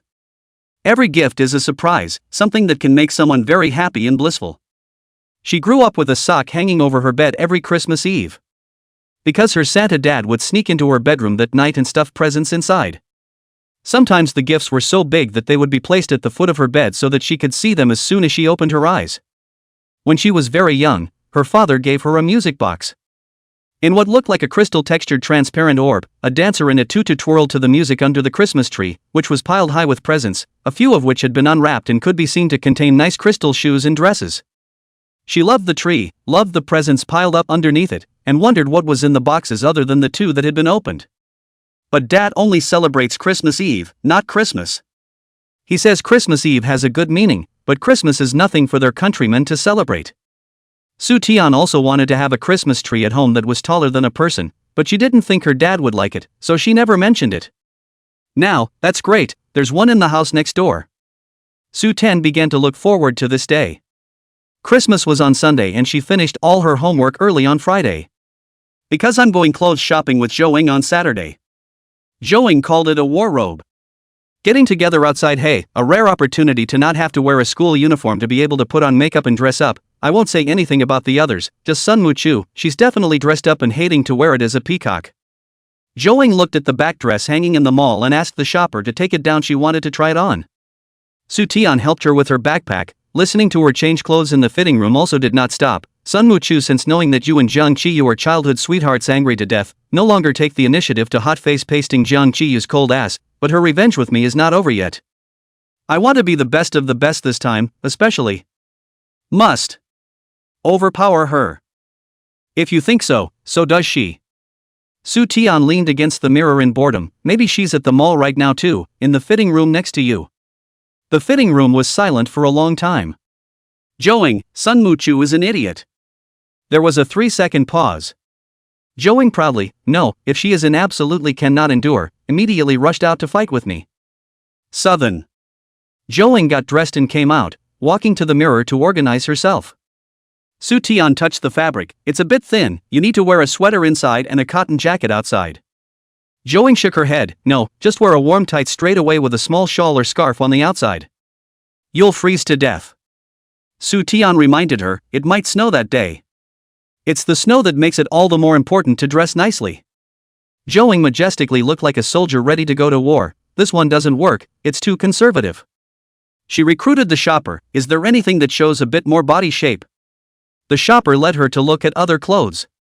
Joing ended up buying a square neck sheath dress in red velvet. The dress itself was beautiful, plus Joing was tall and her face wasn't bad, it held up well. It's just that this dress looks slightly less appropriate on this cold winter day. Sooty gathered her scarf and let out a breath of white air. They exited the mall as the sun was setting and the neon lights on the buildings around them were already scrambling to light up. Tim, are you sure you don't want to buy anything? Joing asked. Soo-tian shook her head and wrapped the scarf again. Today's temperature is extraordinarily low, she has 4 pieces on her body. She also wears a hat, scarf, gloves, wrapped tightly, like a round penguin. I have clothes to wear, no need to buy. A girl's closet is always missing a piece of clothing. The more Joing spoke, the lower her voice got as the cell phone in her backpack rang. Su Tian watched as she pulled out her cell phone and glanced at the screen and tapped it again. The ringer stopped ringing, and Joing looked up, her face unchanged. Let's go. Not answering? Su Tian hesitated, she seemed to have glimpsed a Han character. Harassing phone calls. That's fine. The two girls walked out the door arm in arm. The phone rang again. This time, Joing took out her cell phone and directly turned it off. This time, Su Tian saw clearly that it was Han Shuo. She boldly asked, "What happened with you and Han Shuo? You little kid don't know anything, ask so much why. First solve you and Wei Siqing Jiang Qi use matter, then come back to care sister Mayat. The game still needs to be cleared game by game. You are now the simplest first level. I am in hell mode." Joing pinched her waist and said in a bad mood. "Don't say it, you're still looking for excuses." Su Tian skimmed her mouth, half a second later reacted, stared straight, "There is Jiang Qi you what matters." "Oh, I'm just making this up, whoever's nervous." Ing Zhou shook her head and spread her hands. Su Tian twisted her head, humph, ignoring her. People come and go on the shopping streets and traffic flows. Stores have already begun their Christmas warm-up, with red and green color scheme decorations filling storefronts of all sizes, and models in the windows wearing Santa hats. Presents are placed by their feet. As Su Tian walked, she looked at the gift boxes on both sides. A landscape aqueduct has been dug in the middle aisle of the commercial street, and the lanterns of the streets on both sides are reflected in the water like countless streaming lines swimming in the water. Joing suddenly pulled Su Tian to a stop and looked at the angel sculpture in the circular pool at the front end of the aqueduct. The angel's palms are held forward, one foot stands on tiptoe in the pool, and the other foot is cocked back in a graceful form. It was a wishing fountain with coins spread out underneath the pool and some piled up in the angel's open palm.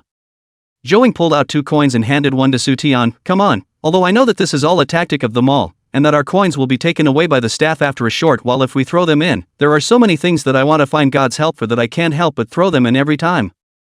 She turned around after finding a good position, held the coin in her hand and made a wish with her eyes closed, then violently threw it backward, and with a plop the coin landed in the water. Joing opened her eyes with an expression of "I knew it, I just never hit a single shot." But would a coin dropped in a sink make that much noise? Joing turned around in bewilderment, just in time to see Su Tian, who was watching her make a wish from the side, change her expression and jump directly into the pool. It was only then that she noticed again that a bear had fallen into the gutter. Ah no, a crew member in a bear coat was lying in the pool. His prop suit seemed too heavy for him to get up from being stuck in the water, his head submerged in the water, choking and coughing. The drains are only as high as your calf, but they're perfectly submerged in your head. Joing also rushed over. After jumping into the water, Su Tian tried to take the man's bare coat off him first, but she couldn't find a zipper, so she had to make an effort to hold up his soaked head first, so that he could breathe with his nose and mouth exposed on the surface. Chapter 101, This is actually Hoot-Song. She looked up and tried to call for help. The pedestrians around her saw it and ran over to help, and a scar-faced lanky uncle jumped into the ditch as well, and with a straight push carried the person out, returning to the shore with the clattering water. Su Tian was also pulled out by the pedestrians. Joing asked her eagerly, "Are you alright?" Su Tian shook her head. She was fine, the drains were so shallow, it only got her clothes wet. Wearing a bare jacket, staff lying on the ground to spit out water, the wind blew, freezing him shivering. The lanky uncle looked for half a day, zipper did not find, wanted directly forced the dull clothes to him to tear. The staff hurriedly shook his head, while coughing and said, "No, coughing. No, cannot tear, bad to pay for money." The nearby aunt borrowed a blanket from the nearest store for him to wipe his face first, and sniffed and lectured him, "Young man, in the middle of winter you're going to lose your life and you still care about paying for it?" Another big mom went to another store and borrowed a blanket and handed it to Su Tian. "Little girl, you also hurry up and wipe it off, don't freeze in this cold weather." Su Tian said thank you, took it over and wiped her sweat-dampened hair, then took off the gloves and scarf that had gotten into the water. Her neck was cold and exposed to the air, freezing her. "The mall is heated, go inside the mall first." The group all moved to the mall and the manager sniffed over and told them to go straight to the pantry for a break. Holding a cup of hot water, Su Tian leaned her back against the radiator and let out a mouthful of warm air. She turned her head to look at the boy who was struggling to get his doll suit off while spitting out water for fear of ruining it. The boy's eyebrows were light and he was very handsome, his hair was ruffled behind his head and he was wrapped in a towel. His body was also wrapped in towels. For some reason, Su Tian had never seen him before, but thought he looked very familiar. She looked for a while, and then again, and couldn't help but pull Joing and whisper, "Do you think this person looks familiar?" Joing nodded seriously. "I also think that such a handsome boy should have been engaged to me in a previous life." The corners of Su Tian's mouth twitched, knowing that her nymphomania was back. The boy took a sip of hot water and coughed lightly, his voice dry and hoarse as he slowly said, "Thank you, Su Tian." Su Tian froze. You know me? Zhou looked at Su Tian incredulously. "I found out that your handsome guy's karma is really good to the point of bursting at." Su Tian ignored her and stared at the boy's face one by one. How it looked familiar, but I just couldn't remember who it was. The boy coughed again, this time in a more normal voice. "It's me, Hu Kong." Su Tian was dumbfounded. Zhou Ying's jaw dropped. Hu Song. This man is Hu Song. It is the one in their class that is firmly in the top 3, always doing problems. The only hobby after doing problems is to find someone to chat with and also bring people's topic crooked dozens of combed mushroom head, wearing a pair of thick glasses. Hu Song? Zhou murmured, "It's true that human potential is huge. Who would have thought that Hu Song, who lifted up his bangs and took off his glasses, would be so clear-eyed?" "Hu Song, why are you here?" Su Tian remembered that he was wearing a doll suit. "You are moonlighting as a doll. How did you fall into the water?" Hu Song drank a mouthful of hot water again, this time the voice is clear. "I'm too tired, just want to sit down and rest for a while. I didn't expect to be sleepy, so I just leaned back and collapsed in the pool." Su Tian looked at his head. "Did you hit your head? Do you want to go to the hospital for a checkup? Touching the back of the head is serious. How long have you been working? It's so cold you can sit outside and sleep through it." Zhou smacked her lips. Hu Song shook his head and said nothing. He had been soaked in cold water for so long that his face was white, his lips were white, and the only thing that looked like he hadn't slept for a day or a night was a smudge of greenish-gray under his eyes. At this moment, the door to the lounge was knocked on. Su's father stood in the doorway, his eyes roamed around the room and landed on Su Tian in the blanket. Tian, is everything alright?" "Dad!" Su Tian shouted, the lower half of her body was soaked. She went back on her own for fear that she would catch a cold, and a taxi would wet someone else's seat, so she called her dad to try to get him to come over and pick it up. Su's father probably understood the situation with her on the phone, and was relieved to see that she was really fine. The line of sight fell back to Hu Song. "Young man, how are you? Do you need to go to the hospital?" He looked at the man, who was a little small for his age, and paused. "Your parents aren't here yet?" Hu Song shook his head. "I'm fine, I'll just go back by myself." Su Tian said, "Dad, he's in my class, his name is Hu Kong." Su's father froze, didn't ask him why he came out to work at such a young age, and pondered for a moment. "Let's do it this way, they're all in the same class, I'll send the 3 of you back." Hu Song shook his head. "Thank you uncle, really no need." When he kept pushing back, Su's father said, "Son, your clothes are soaked through, you'll get a fever if you go straight back, and then you'll have to spend money on medicine. How uneconomical. If it's serious, you'll have to go to the hospital and hang up water, which is costly and time-consuming." Hu Chung really hesitated. "But I'll get your car wet." "It's okay, there are blankets in the car." Su Ten asked, "Where is your home?" "Tile Water Lane." Hu Song lowered his eyes. "You may not have heard of it." It was true that Su Tian had never heard of it, and Zhou looked confused, obviously having never heard of it either. Father Su thought for a moment. "Was Hui Lane? I know, let's go. Xiaoying, your house is on the same route as his, I'll send you back too." Zhou nodded her head in a hurry. "Yes, thank you uncle." Half an hour later, after dropping Zhou off downstairs in the neighborhood, Su's father drove towards the countryside again. The car made 7 turns and stopped at the last old street, and the road in front of it was so narrow that the only way to get there was on foot.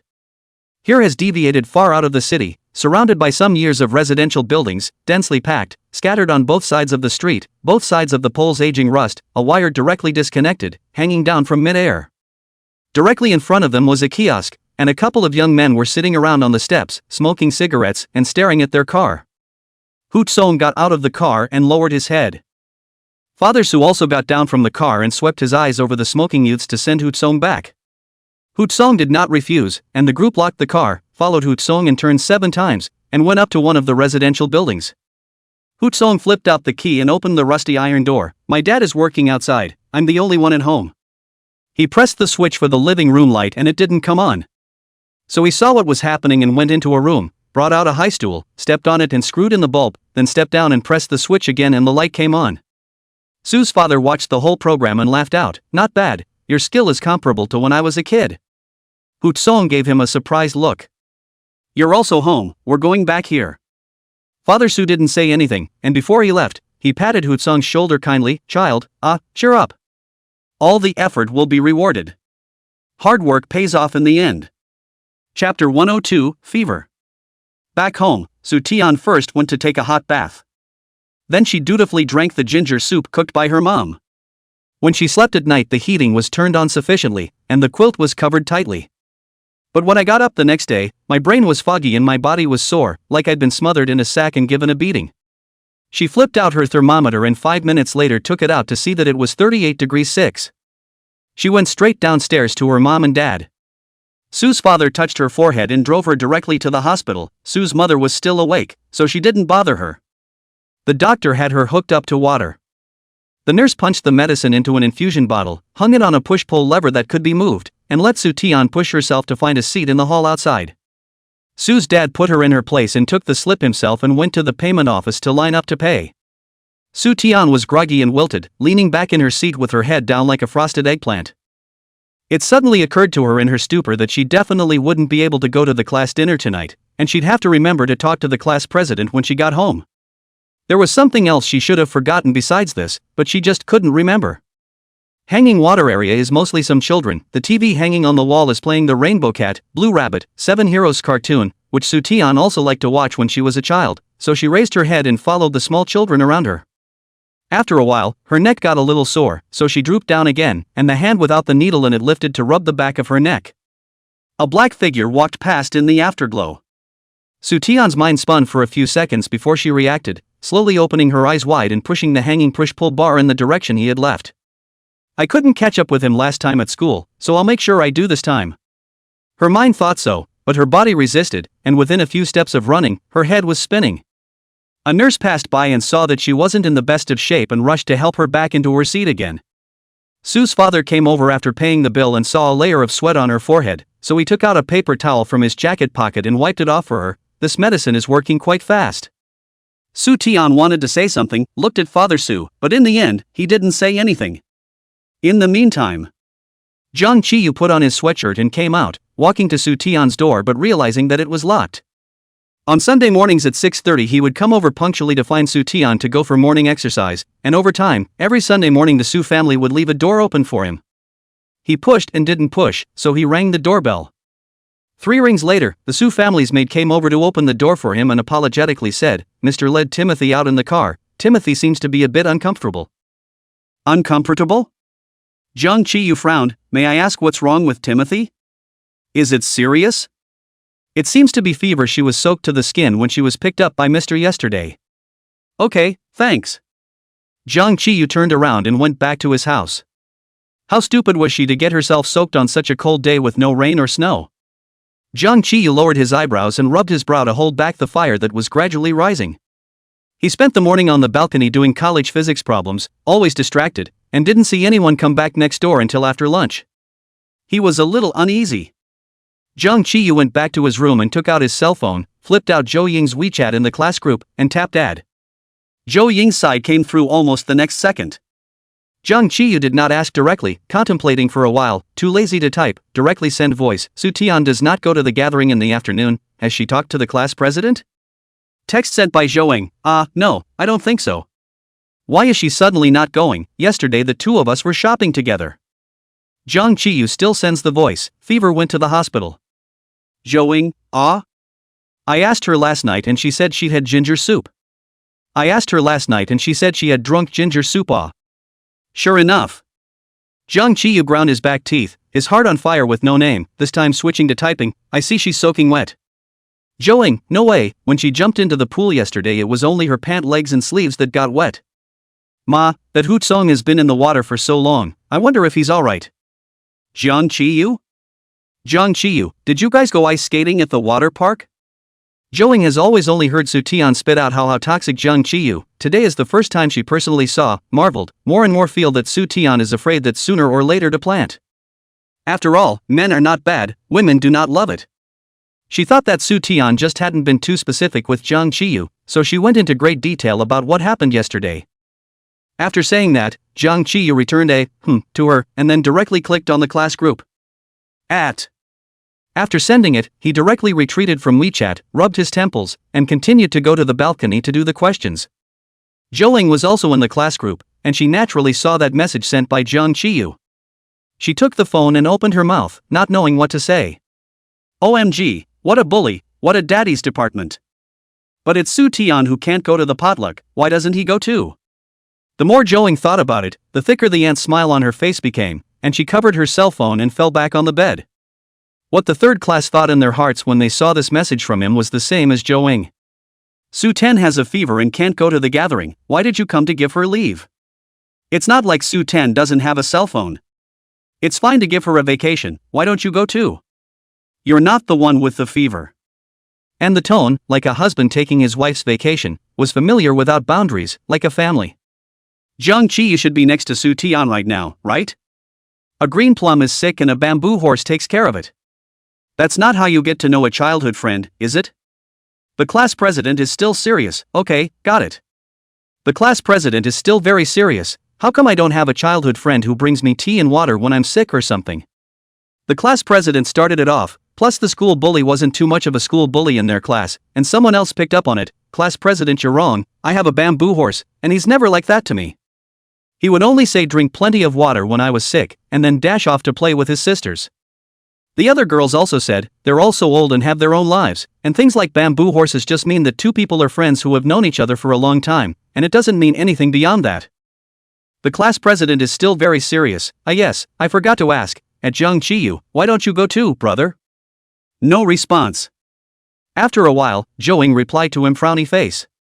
Class president, you must not have a girlfriend. Joing just felt that the class president was too straight and hopeless, so she posted this sentence, not realizing that what she posted would go viral and make people think the wrong things. In front of her cell phone screen, a girl with bangs looked cynically at the group chat transcripts that someone had forwarded to her and bit her bottom lip in death. Chapter 103, Is This a Childhood Friend? Soo Taeyeon lost 3 bottles of water to be considered good. Her father gave her boxed lunch in kanji directly in the hospital. She barely drank the kanji, the boxed lunch really can't eat, so she brought it home. When she got back to her room, she also forgot about her leave and covered herself with the blankets and slept. I woke up from a nap, sweating, and took my temperature, and the fever had gone down. She did feel much more refreshed and took another hot shower, then put on her cotton pajamas and went downstairs to get a cup of hot water. Returning to her room again, she took out her cell phone and saw the message Joing had sent her before she suddenly remembered that she had forgotten to ask the class president for leave. She clicked on Jo Ying's chat box first, reading down from the top and realizing that things weren't quite what she thought they were. Joing, why don't you go? Joing, you have a fever? Joing, ma, Jung Chi you really good tongue. But hey, men aren't bad, women don't love them. Mamma mia this tone, you are feverish and unconscious, he is next to you to take care of you? Joing, I listened to the voice sent by Jung Chi Yu again, mama yeah his voice is also too magnetic. Joing, I listened to the voice he sent again, why do I feel as if he sounded angry? The following is a direct forward from Joing of her chat with Jung Chi Yu.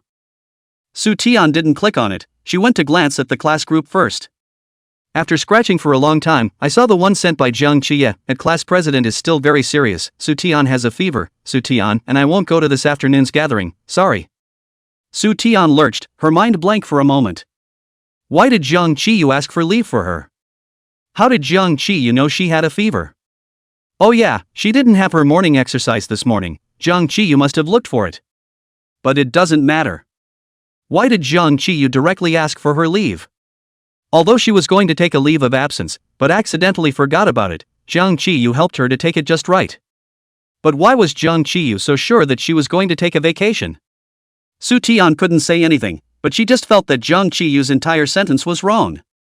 She looked down the page and didn't see him posting anything else before clicking on the chat window with Joing. Read through Jung Chi-yu and Jo Ying's chat logs. What the hell? He saw. This guy. Open-mouthed bull from the very first sentence. Soo Taeyeon clicked on his voice and listened to it, not hearing any anger in his tone. What are you angry about? She's the one who should be angry. Soo Taeyeon aggressively clicked on the chat window with Jung Chi-yu, but also refreshed it several times without seeing him send a word over. Other students in the class group knew she was sick and knew to come and offer their condolences. Soo Taeyeon replied one by one, then re-tapped into Jung Chi-yu's dialogue box. This is the same person who posted the news that she was sick, without saying a word. In order not to wrong him, Soo Taeyeon ran downstairs and asked around from her mom and dad to the maid and aunts to make sure that none of them had asked Jung Chi-yu to take a vacation for her. That's it. Jung Chi-yu didn't even ask. Hired her directly. Su-ten, why did you take my vacation for me? The message was immediately followed by a red exclamation point. The other party has blocked you. This guy. What do you want? Su-tian gritted her teeth and climbed onto her terrace after adding a cotton jacket over her pajamas. You can see the whole neighborhood directly from here. And of course she could see Jiang Qi's house, which was right behind hers. If it wasn't so late in the day, she could have rushed straight to Jiang Qi right now to beat him up violently. The last trace of Su-tian's sickly vigor was washed away by the anger. The moon was curved and uncountable stars were spread across the night sky. The night breeze is pleasant, the trees are in shadow, and the street lamps illuminate the corners. She leaned over the railing and recognized Jiang Qiyu's room based on the layout of the rooms in her own home. Jiang Qiyu's room came with a small balcony, and she could see the piano in the balcony, and the room behind the piano was separated by tightly closed curtains. There were no lights on in the room. Did you sleep? Su-tian was even more angry. She was so angry by Jiang Qiyu's operation of pulling her black that she couldn't sleep in the middle of the night and climbed up to the terrace with her illness, and the originator was actually sleeping with a clear conscience? Su-tian boarded QQ again, found that QQ Jiang Qiyu also pulled her black. This one. People. The class group he can't always block. Su-tian gritted her teeth and circled him, at Jiang Qiyu, why? Block me. The class group, which had been discussing the afternoon potluck, went collectively silent for a few seconds after she posted this message. Ho Si Shin? The class president is still serious. I've been in the group all afternoon, or did I miss something? Su-tian, it's okay, you guys talk, I just can't reach him at Jiang Qiyu. Su-tian, at Jiang Qiyu, at Jiang Qiyu, at Jiang Qiyu, at Jiang Qiyu, at Jiang Qiyu. After Su-tian finished sending this string, she suddenly heard a message beep that seemed to ring out downstairs. She dismissed it as a mishearing and didn't pay attention. Continue to harass Jiang Qiyu, at Jiang Qiyu, don't try to sleep until you tell me why you're pulling the plug on me. For real this time, there was a message beep from downstairs. Su-tian instantly reacted, gripping the railing and probing downstairs. A small area behind the streetlight downstairs from her house lit up, so small it must have been a cell phone screen, and the faint glow illuminated a patch of smoothly angled jawline, and shreds of hair around her ears. Someone is standing in the shadows where the streetlights don't shine. She couldn't make out the man's stature or appearance, not even his gender, but inexplicably she felt he was lonely. Sudi saw the man's finger tap on the screen and then stop. Suddenly blessed, she tapped on her cell phone. One recent reply. Class group. Jiang Qiyu, don't you have any idea in your own heart? Su-tian immediately identified this person behind the streetlight as Jiang Qiyu. She crackled with a flurry of typing. I see you pinned behind the streetlight, don't go, I'm going down now. If you can't solve a problem with your mouth, do it. After she posted it, the class group exploded. Good, sweet, sweet, sweet. Is this a childhood friend? It's in the talk. Zhouling was also confused when she saw that Su-tian didn't reply to her messages but instead flirted with Jiang Qiyu in the class group. She'd like to ask Sudi too. Talking about it, right? But it's certainly not on the table. Su-tian, a king whose heart is only for study and never for early love. But this sweet, sweet vibe. It's the degree to which it's mind-blowing. Su-tian finished typing and immediately looked downstairs again, and sure enough, the man behind the streetlight stepped halfway out of the shadows and looked up at her terrace. How could Su-tian not recognize that half-demonic face wrongly? Jiang Qiyu had already seen her, his expression indifferent. Su-tian was afraid that her mom and dad would hear her, so she didn't dare to shout out, but just nodded twice at Jiang Qiyu through the air, comparing her mouthpiece, don't go. Not caring if he could read it or not, she turned quickly and went downstairs. Standing on the second floor, she glanced furtively downstairs, saw no one, and darted out of the house. The man behind the streetlight was still standing over the streetlight, only he had stepped into the light and waited for her. Sudi thumped over.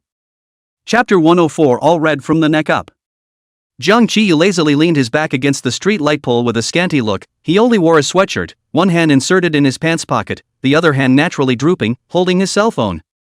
His eyes were always on her, from far to near, watching her run to him. Su-tian from at him and the class group to directly run downstairs all by virtue of impulse, when really see Jiang Qiyu, but do not know what to say. The night wind blew and blew and blew, and the cotton slippers she wore, with no socks underneath, and her pajama pants were wide, and it froze and made her shiver. Jiang Qiyu lowered his eyes and glanced at her pajama pants. His voice was light. Coming out dressed like this? This one sounds incredibly off-putting in tone. He seems to be really angry. What are you mad about?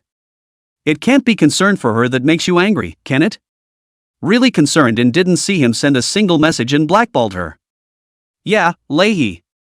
That's what brought her here. Su Tian pinched her waist. Why are you pulling the plug on me? Jiang Qiyu's tone was hard. Go back and put on your clothes in full before coming out. Su Tian, then I'm not afraid you'll run away. Jiang Qiyu, the shoes have also been changed. The two of them were talking out of each other's asses. If this keeps up, it will really be ineffective communication only by hands. Su Tian took a deep breath and decided to let him be for once, so she followed Jiang Qiyu's words with, I'm not cold. Another gust of cold wind blew by, and Su Tian's teeth chattered. Meh. Jiang Qiyu sneered. Su Tian went up and pinched his sweatshirt, making sure that the thickness could only be one. You're wearing one, why don't you go change? Jiang Qiyu said, 2 pieces. Where did the 2 come from? Suddy pinched it again and didn't pinch it. You won't know if you ruffle it. Su Tian believed it, and without even thinking about it, lifted the top hem of his sweatshirt and pulled it upwards. A white wobbly abs then appeared in front of her eyes. He was lean at the waist, with abs that weren't exaggerated, with the boyishness of a teenage boy. Su Tian did not know where to look for a moment, touching the hot potato general swish his clothes down, above the neck all red. You. Dry. Come on. Lift my clothes to see even if, Jiang Qiyu tone a little accusatory, after taking advantage of how not to admit. Su Tian gasped and ground her teeth. You person, how can you be so thick-skinned? That's thick? After saying that, Jiang Qiyu let out a sigh. He suddenly leaned down, his arms spread wide and stroked her back through the thick cotton suit, encircling her whole body in his arms. Su Tian's entire body stiffened for a moment. In a near whisper, his lips leaned into her ear and he said, Can you, for one, save someone the trouble? The next day. It was in the afternoon that Su Tian went to school. Su's father gave her a day off, because when she got up in the morning to see that her spirit is not very good, eat all the time in a trance, the spoon into the mouth, just contain, and do not take out. After her afternoon lunch break, she was in better spirits and volunteered to go to school. Hyperventilated to be exact. Isn't it just a hug? What's wrong with a good friend hug? So what if she knew that Jiang Qiyu had 6-pack abs? It's not like we didn't see it last time. Su Tian majestically killed the school. Then at the door of the class saw Jiang Qiyu sitting in the position of slow and methodical reading when the second goat. She stood in front of the classroom door, dawdling, just not going in. She went back to school just after her first afternoon class had passed, just in time for the end of the day. Passing students looked at her standing in the doorway with her backpack and wondered what she was doing, if anything, glancing away. It's never a good idea to dawdle like this. Su Tian took a deep breath, gave herself a pep talk, and lifted her leg to enter the class. Someone from behind suddenly called out to her, Timothy. The breath that Su Tian had mustered up instantly gave out again. She stood quickly behind the root of the wall to make sure Jiang Qiyu couldn't see her before looking at the visitor. Ah, Jiao Jiao. It's Su Jiao from class 2. Su Jiao was in the same class as her in Zhouing in middle school, and then the relationship gradually drifted apart after the high school split. But you still say hello when you meet. Su Jiao was a petite girl who was a bit short, with a doll's head and big, bright eyes, like a doll. She came out to use the restroom and saw Su Tian wandering at the class entrance with her backpack. Why don't you go in, with your backpack? Did you just come? Late to be punished by old Hai? Su Tian shook her head. I took a vacation before coming over. Su Jiao gave an oh-so-slight nod and thought of something. Timothy, isn't our home on the same route? We should still go home together after school later. Su Tian did not expect her to suddenly say this, and froze for a moment. Jiao Jiao Junior High School and she and Zhou Ying are very good friends. Zhou Ying's house is out of the way, sometimes her father comes to pick her up, she sees Jiao Jiao walking alone, she will take the initiative to walk back with her. But that was a long time ago. Now, they only say hello when they run into each other, and are much more rusty. And Su Tian looked at Jiang Qiyu through the window. She's got someone to go with now. But Jiao Jiao all mentioned it, and they used to be really close, so she should be a little sad that they're rusty now. It's a great way to bond together when your family is down the road. Su Tian was a bit hesitant to say yes, so she had to start by saying, but I'm walking with someone else right now, who you don't know, so I'll have to ask him. Su Jiao nodded her head readily, that's fine. Then come and tell me when you've asked him. Seeing her like this, Su Tian felt even more guilty. After Su Jiao left, Su Tian momentarily forgot about last night, and with a heavy heart, she walked next to Zhang Qiyu and patted his shoulder, asking him to move over a bit so she could go in.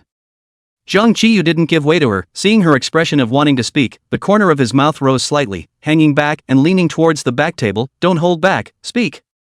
Su Tian looked at him and honestly said, a friend of mine in junior high school, who is now in the second class, her neighborhood is on the same road as ours and she wants to go home with us after school.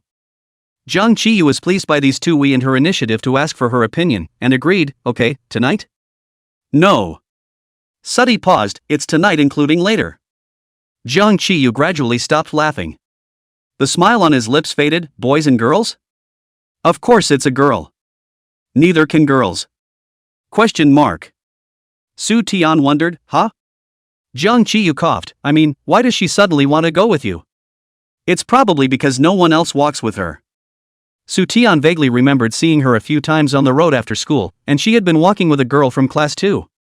So she took you as a spare tire and you agreed? Zhang Qiyu asked lazily.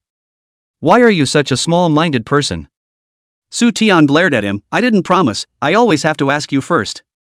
Zhang Qiyu let out an O. You promise? Chapter 105, Foreign Teachers. Zhang Qiyu didn't answer directly, but stared at Su Tian, you want to agree? Su Tian, I played with her in junior high school is quite good, is the high school into a different class slowly rusty, think about it really quite regrettable.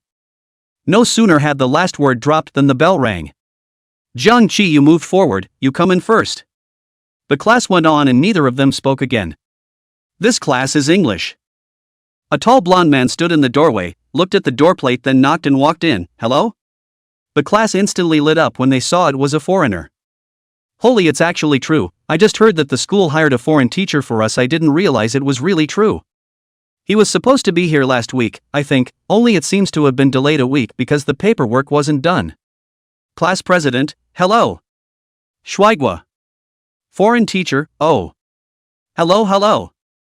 You're bad too. The class roared with laughter. The foreign teacher stood on the podium, speaking fluent Chinese, hello students, I'm your new English teacher, my name is Charlton, you can call me Mr. Cha. Class 3 in unison, hello Mr. Cha. Charlton introduced himself again in English and then said, next I'll pick one of the students to come up to the stage and make a self-introduction in English. As soon as the new teacher arrives and picks someone to answer a question, the class is instantly silent. The squad leader was also quiet as a chicken. Charlton's eyes roamed the class, cruising to the right-hand corner and suddenly pausing. Oh, he exclaimed in surprise. Charlton walked off the stage and came to Zhang Qiyu's side, oh my god, you look very familiar, just like someone I know. Oh my god, you look very familiar, much like someone I know. Zhang Qiyu raised his eyes and stared at this teacher for a moment. Didn't recognize who he was. Charlton suddenly leaned down and came closer to see Zhang Qiyu's face, who leaned back as he did. The scene got weird for a moment. Charlton stared at him for 3 seconds before his expression suddenly became agitated and he spoke a long string of English at a very fast pace. Zhang Qiyu picked up fluently. Charlton spoke another long string of English.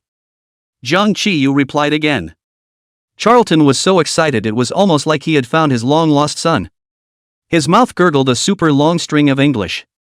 What exactly was said was too roundabout, not something that someone at Su Tian's level could understand. She watched from the sidelines with a confused look on her face. The third shift looked at the corner with a confused look on their faces. It was estimated that the only one who could understand it was Zhang Qiyu. Zhang Qiyu himself was surprised for a moment when he heard the first words that Charlton said, before quickly calming down and calmly interacting with his foreign teacher. Not knowing what Charlton had said, Zhang Qiyu tore a piece of paper out of his word book and wrote down his name in regular order, along with a string of phone numbers. Then to Charlton. Charlton tucked the paper carefully into his pocket, excited as a 200-pound child.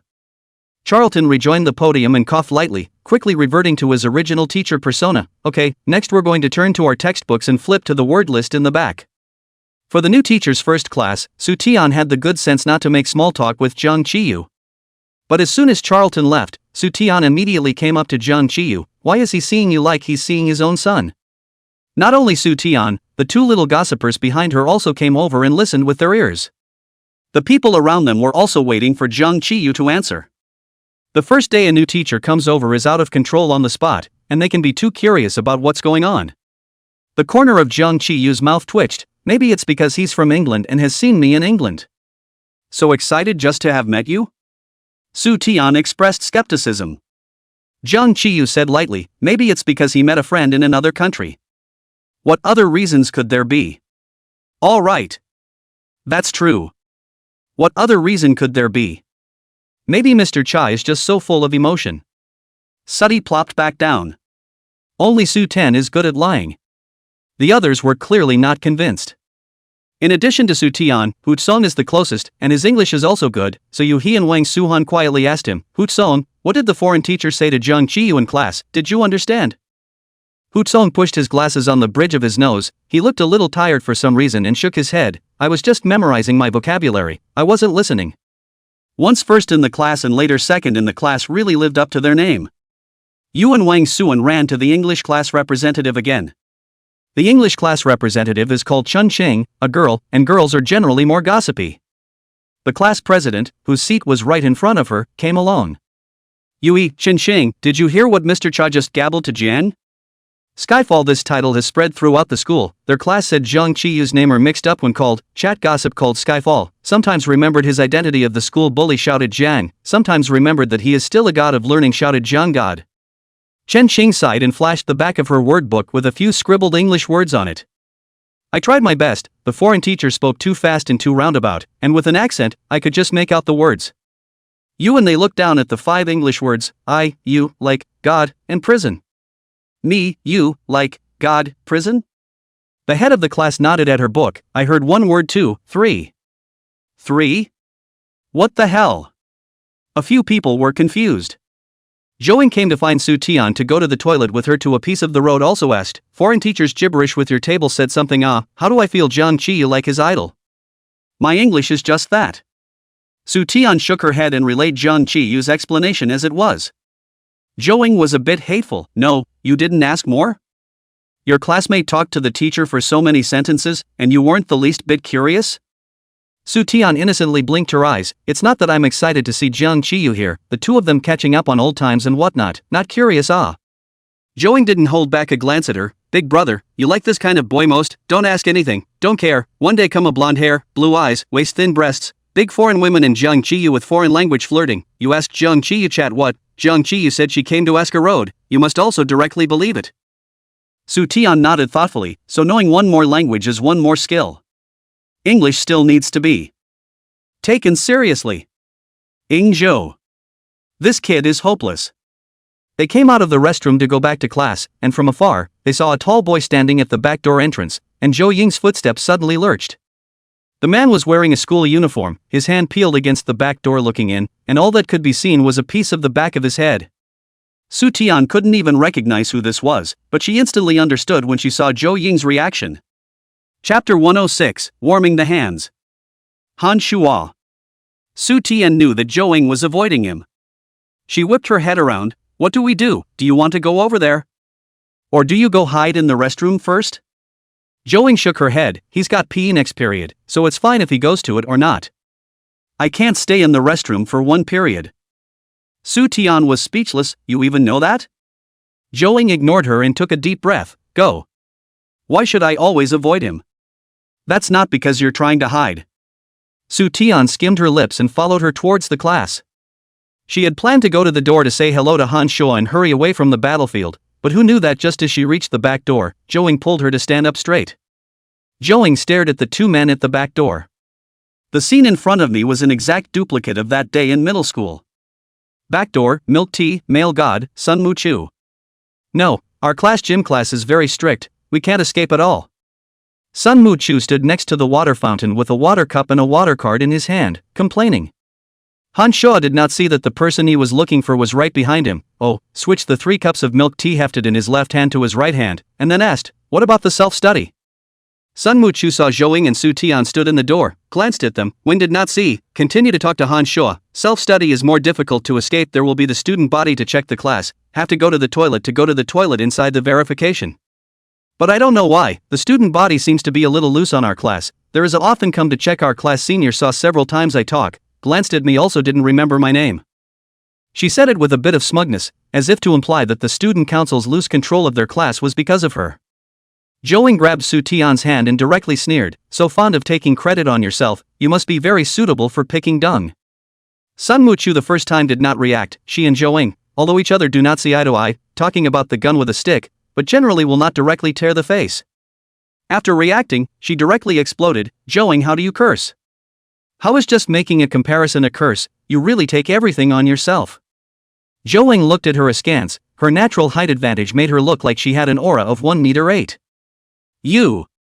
Sun Muchu angrily pointed at her, "Unable to say you for half a day." Han Shuo turned around at the sound. Joing looked at him, gritted his teeth and thought, "If you dare to persuade the fight, we are really finished." Han Shuo walked up to her in surprise, his tone carrying a bit of curtness. "Joing, I brought milk tea for you and Su Tian and Jiang Qiyu. I remembered that Su Tian loves baked milk, right, and then Jiang Qiyu doesn't eat lemon, so I bought him the same as Su Tian." He was afraid that Joing wouldn't take it, and directly shoved 3 cups of milk tea into Su Tian's hands. Su Tian glanced at Joing, who took the only cup of milk green from her hand, took a sip with a straw tied off in Han Shuo's increasingly bright gaze, and said to Su Tian, "Tiana, don't you often go to the student union office and know all those seniors and sisters? The next time you see them, you'd better suggest that they don't give our class a break. Some black sheep, don't mark her once she doesn't even know that she's the rat turd that spoiled the pot of soup." Su Tian stifled her laughter and nodded silently. Her words directly stated that the student council would give their class a break because they had Su Tian in their class. Su Ten even nodded.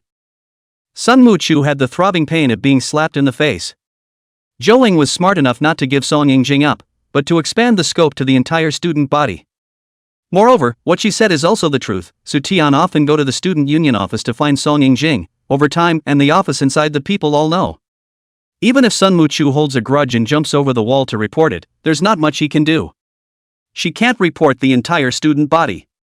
Reporting it doesn't help. Han Shuo huddled around Joing and never gave Sun Muchu another look. Holding 2 cups of milk tea, Su Tian drifted past them with a flourish. "You two talk, I'll go back to work first." There really wasn't a single eye on Sun Muchu now. Sun Muchu looked between Han Shuo and Joing and went straight back to her seat in anger.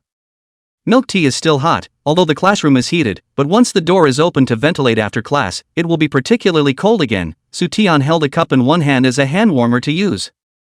If Jiang Qiyu doesn't want it, then both cups will be hers. Suzy thought prettily. As a result, as soon as she was seated, Jiang Qiyu drew away the milk tea in her right hand, sharply poked it open with a straw, and took a sip. Su Tian looked at her empty right hand and looked up expressionlessly. "How do you know 1 cup is yours?" "The back door, I heard it." Jiang Qiyu replied succinctly. "Don't you hate putting so many ingredients in milk tea?"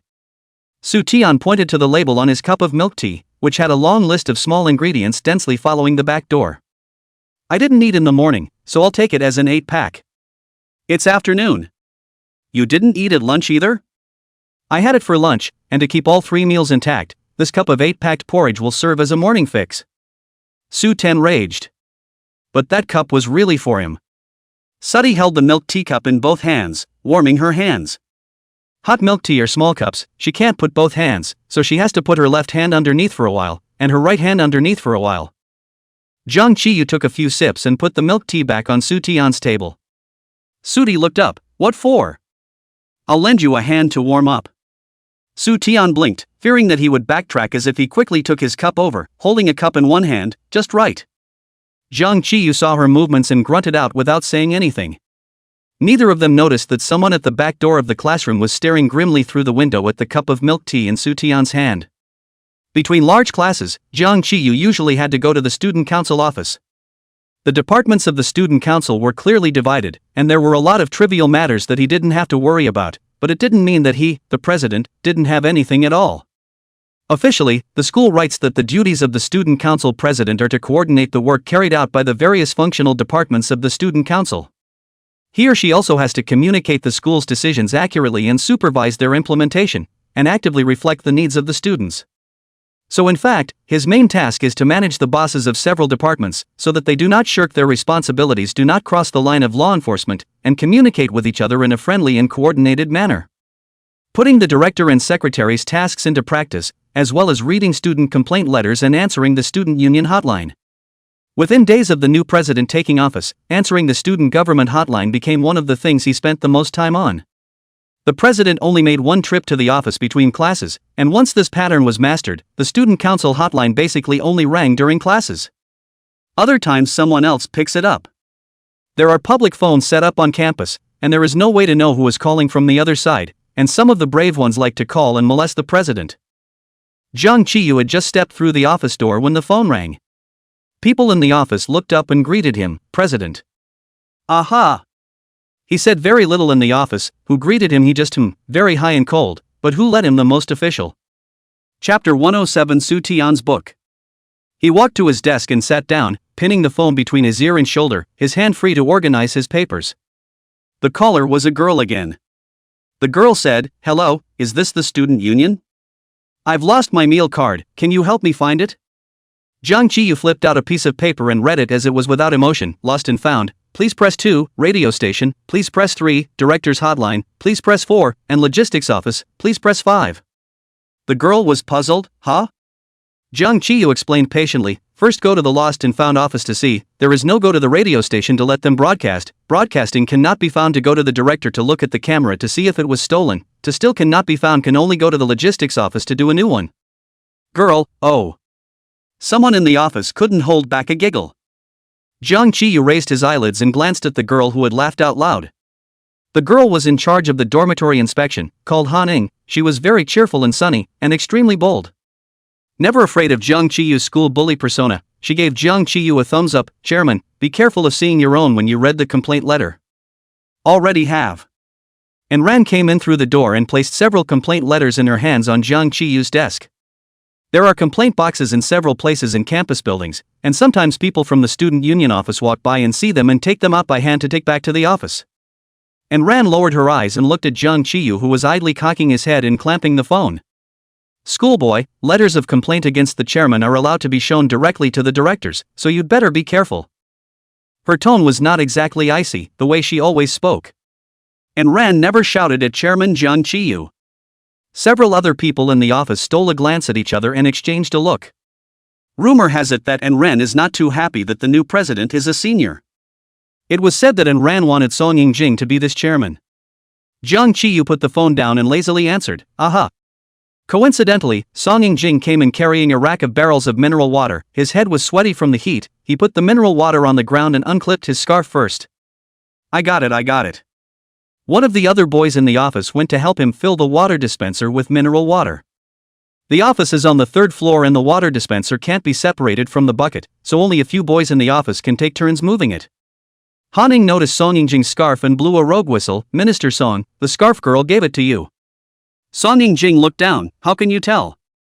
The ministers, who were originally unimpressed with Han Ying's words, raised their heads and looked at Song Yingjing. Knowing that Song Yingjing was gentle and handsome, he was deeply liked by the girls. Love letters were sent to him every day, but he himself never refused them, concentrating on his studies, and had never seen him receive a gift from a girl. This is really a first. And Ran twisted her head and spat, "No talent, who else could have sent it?" Jiang Qiyu looked over. It was a red scarf, plain and ordinary. But because the person wearing it has a gentle look and handsome eyebrows, the red scarf also sets off some warmth on this winter day. Han Ing let out an "oh." She didn't know that Jiang Qiyu and Su Tian were at the same table, and directly said, "It's Su Tian again." Song Yingjing curved his eyes in a very light smile. Didn't deny it. And Ran glanced at Jiang Qiyu and didn't see any mood swings from him. The boy who had just carried the water wiped the sweat from his head with a paper towel and exclaimed, "That's nice, I can take a page out of my book and get one for my girlfriend." "You have someone?" Han Ing was surprised for a moment. The boy shook his head, "Nope. Draw on it for now and send it when you have it." The office erupted in laughter. Jiang Qiyu originally didn't have much of a reaction, and after hearing the boy's words, he glanced at him, lazily retracted his gaze, and continued to organize the documents. Afterward, he opened the 3 letters of complaint that Ran had brought.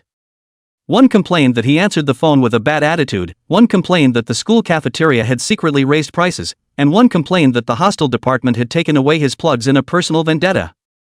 Complaint letters are to be posted on the school bulletin board after the student council has responded.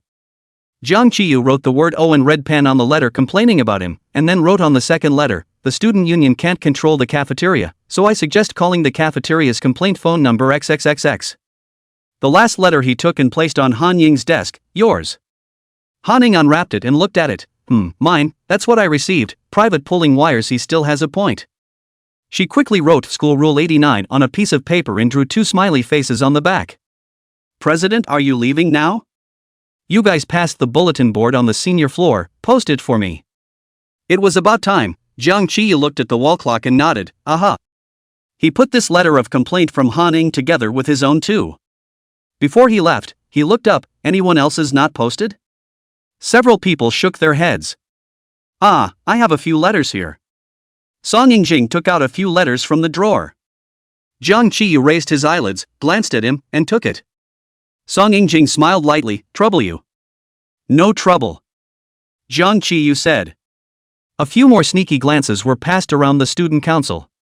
Out of the office, he looked down and glanced casually. Song Yingjing, these letters are complaints about the school, he has seriously replied. The font is correct and beautiful, the attitude is sincere and good. There is a reply written longer than the letter of complaint, accounted for most of the page full. Contrasts with the bottom 3 replies from him and Han Ying. Jiang Qiyu let out a tisk and didn't intend to change. He continued on to the higher floor. As he was about to turn the corner, he suddenly heard someone calling him from behind. Jiang Qiyu stopped and turned around, seeing Song Yingjing running over. Su Ten's book. Because she was running over, Song Yingjing guessed slightly and stood steady and stopped. This is the book she said she wanted to borrow last time, please help me bring it to her. Jiang Qiyu brought the book over as well, his eyes darting around his neck. He's not wearing that red scarf. Jiang Qiyu agreed, good. Song Yingjing's eyes behind his glasses curved up, his voice gentle and nice, trouble you, chairman. Jiang Qiyu posted the complaint letter directly back to the class, did not enter the door far. Saw Su Tian stood on the side of the seat of Wang Suhan, and Wang Suhan, 2 people's heads almost down to the table. Su Tian also lowered his head. The 3 of them were in a pile not knowing what they were looking at. The pose, though, is 10-to-1 a cell phone. The 3 of them didn't notice when Jiang Qiyu sat down in his seat. He turned to look at them and coughed. The 3 people looked up at the same time, and Yu and Wang Suhan both quickly put their hands in their pockets. Visibly relieved to see it was him. Su Tian glared at him, why are you scaring people? No one would believe this action if they said it wasn't a cell phone. Jiang Qiyu lazily, what are you doing?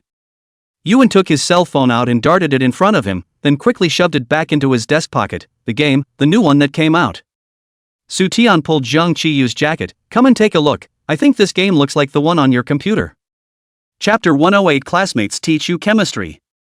At those words, Jiang Qiyu's eyes moved, and he really attached himself to come over, lying on the table to look at their cell phone screens. Wang Suhan introduced him, Brother Jiang, have you played Prison of Gods 3? Foreign game, endgame, before especially hot, now the handgame version of it, today public beta. Jiang Qiyu looked surprised. He rarely had such an obvious expression, and Su Tian couldn't help but look at him more. A look at this expression of Brother Jiang has played. Wang Suhan is manipulating the characters to run the map, took the time to look at Jiang Qiyu, continued to say, Prison 3 do big things without saying a word, last year just a little rumor said to do a handheld version, this year it is directly public test. The game seen in the screen is the street, in addition to Wang Suhan controlling a character that looks like a rogue, there are other people in. Su Tian looked at it for a while, and suddenly pointed to a long-haired man draped in white robes inside and said, this, isn't it the one on your computer? Jiang Qiyu looked down without saying anything. Wang Suhan raised his head again and gave Jiang Qiyu a surprised look. Brother Jiang is playing as a magician? This character is strong, but it's the hardest to maneuver. I need to grow 2 more hands to play it. Su Tian didn't play games, but could hear that those who played this had to be pretty good. Wang Suhan saw Su Tian watching with great interest, and explained to her what props were used. This one is a flying broomstick that can fly so it's easier to avoid attacks on land. My character mainly engages in sneak attacks and gives him a every now and then. Snap. Beat him to death. This red coil is the other side of the attack range, of course, have to buy perspective glasses to see this circle, otherwise it is not visible. Some of the gods can directly look at a glance to see the other side of the attack range in which, thief accurate. The statute of limitations has expired on broomsticks, let's see if I can get another one, it'll have a better field of view when I fly it. Grass. Grass. Holy. How did I die? There was a dazzling burst of red light on the screen, and Wang Suhan's manipulated character shook like a stroke and collapsed to the ground without moving. Yuan has put down his cell phone to come over to see Wang Suhan playing the game, also very puzzled. Not right, how to die, no one around. Jiang Qiyu had been watching, listening to their analysis of half a day. The more they analyzed, the more outrageous, so pointed to a stone on the upper right side of the phone. The other party is a magician, wearing a stealth, instantaneous move before using a big move, falling leaves, flying flowers. 3 seconds of cohesion time is just enough to come over and hit you. You and Wang Suhan stopped their discussion and both froze. But there's no time to look at the situation around you when you're instantly moving. Isn't instantaneous movement normally used to escape? He said. Buy a telescope and look ahead to see the position and situation after the transient. Jiang Qiyu looked like he didn't know how to word it, and paused. It's just prejudging. Is that possible? It takes 3 seconds to zoom in, and you can't release your moves at the same time when you're using the binoculars, so you'd have to leave 5 seconds open, right? Can he predict where I'll be in 5 seconds? Jiang Qiyu nodded. It's not difficult. He and Wang Suhan looked at each other and both nodded solemnly. So it is. Makes sense. The school bully still has to give face. Though they felt it was unlikely. Jiang Qiyu sighed and turned back. Su Tian was still lying on Wang Suhan's desk, looking at it. After the character died, there are dozens of seconds of death time. During this time the player can still see the game scene. Wang Suhan has not come to life, saw the phone on the upper right side of the stone behind the scurried out of a cloaked in white robes. He took the binoculars in the distance to look at, put down the binoculars after the body appeared in a cloud of white fog, and then the person disappeared. The appearance of white mist means he used a big move. Wang Suhan's eyes widened. He had no way to move his viewpoint and couldn't see where the white-robed dude had scurried off to. But the white-robed dude's actions just now matched up with all that Jiang Qiyu had said. You and Wang Suhan exchanged glances. Brother Jiang, awesome. Su Tian about seems to see and understand as Jiang Qiyu said all the photos on. Wang Suhan's copy ranking was too low, and he didn't pass this time. He walked to safety and saw that Su Tian had been spectating beside him for so long, so he asked her, do you play in the language table? Me? Su Tian waved her hand, forget it, I won't. We both teach you well. Yuan his own game back out, cell phone thrown back to the table pocket, pointed to Wang Suhan. We too, divided into their own king, together the world is unrivaled. With the two of us as your master, you are the main character of the novel, appearing with its own hanging. Su Tian had that little bit of heart. Won't I be seen by the teacher here? You sit here. Wang Suhan get up and move away, stand in the aisle and block the way. He pushed Wang Suhan. It's okay. Wang Suhan has always been a big talker, and directly let out the bench, letting Su Tian sit between them. Jiang Qiyu turned back. Yui sat at the far end, letting Su Tian hold the cell phone to tell her how to manipulate the characters, and Wang Suhan stood with his feet in the aisle and his upper body on the table, adding a sentence every now and then. The three men's heads were almost next to each other. Su Tian was small, squeezed in the middle, staring earnestly and seriously at the cell phone screen, and didn't feel there was anything wrong. Jiang Qiyu knocked on the table. The three men immediately looked up, and when they saw it was him, Su Tian put her head down again. Wang Suhan let out an alas. Do you want to play too, Jiang? You can use it for Ant's number. Just after finishing, Su Tian tugged on Wang Suhan's jacket. You look, how'd he hit me Wang Suhan quickly bowed his head, his hand stretched out to operate on the screen for her, and their hands touched every now and then. You ran out of the safe zone, you can hit people casually outside the safe zone. Quick, quick, quick. Run back, run back. Yuan the mind is more sensitive some, just now he also involved in it did not pay too much attention. Now a look at Wang Suhan and Su Tian next to was not a little close. A certain person at the front table had straight eyes and exuded a cold aura. Yui silently coughed. Wang Suhan, stop playing, class is almost over. Wang Suhan quickly pulled the status bar of his cell phone. Bull. There's still 10 minutes left in recess. You and Jiang Qiyu knocked on the table again, his tone couldn't be heard as wrong. Su Tian, Song Yingjing asked me to give you the book.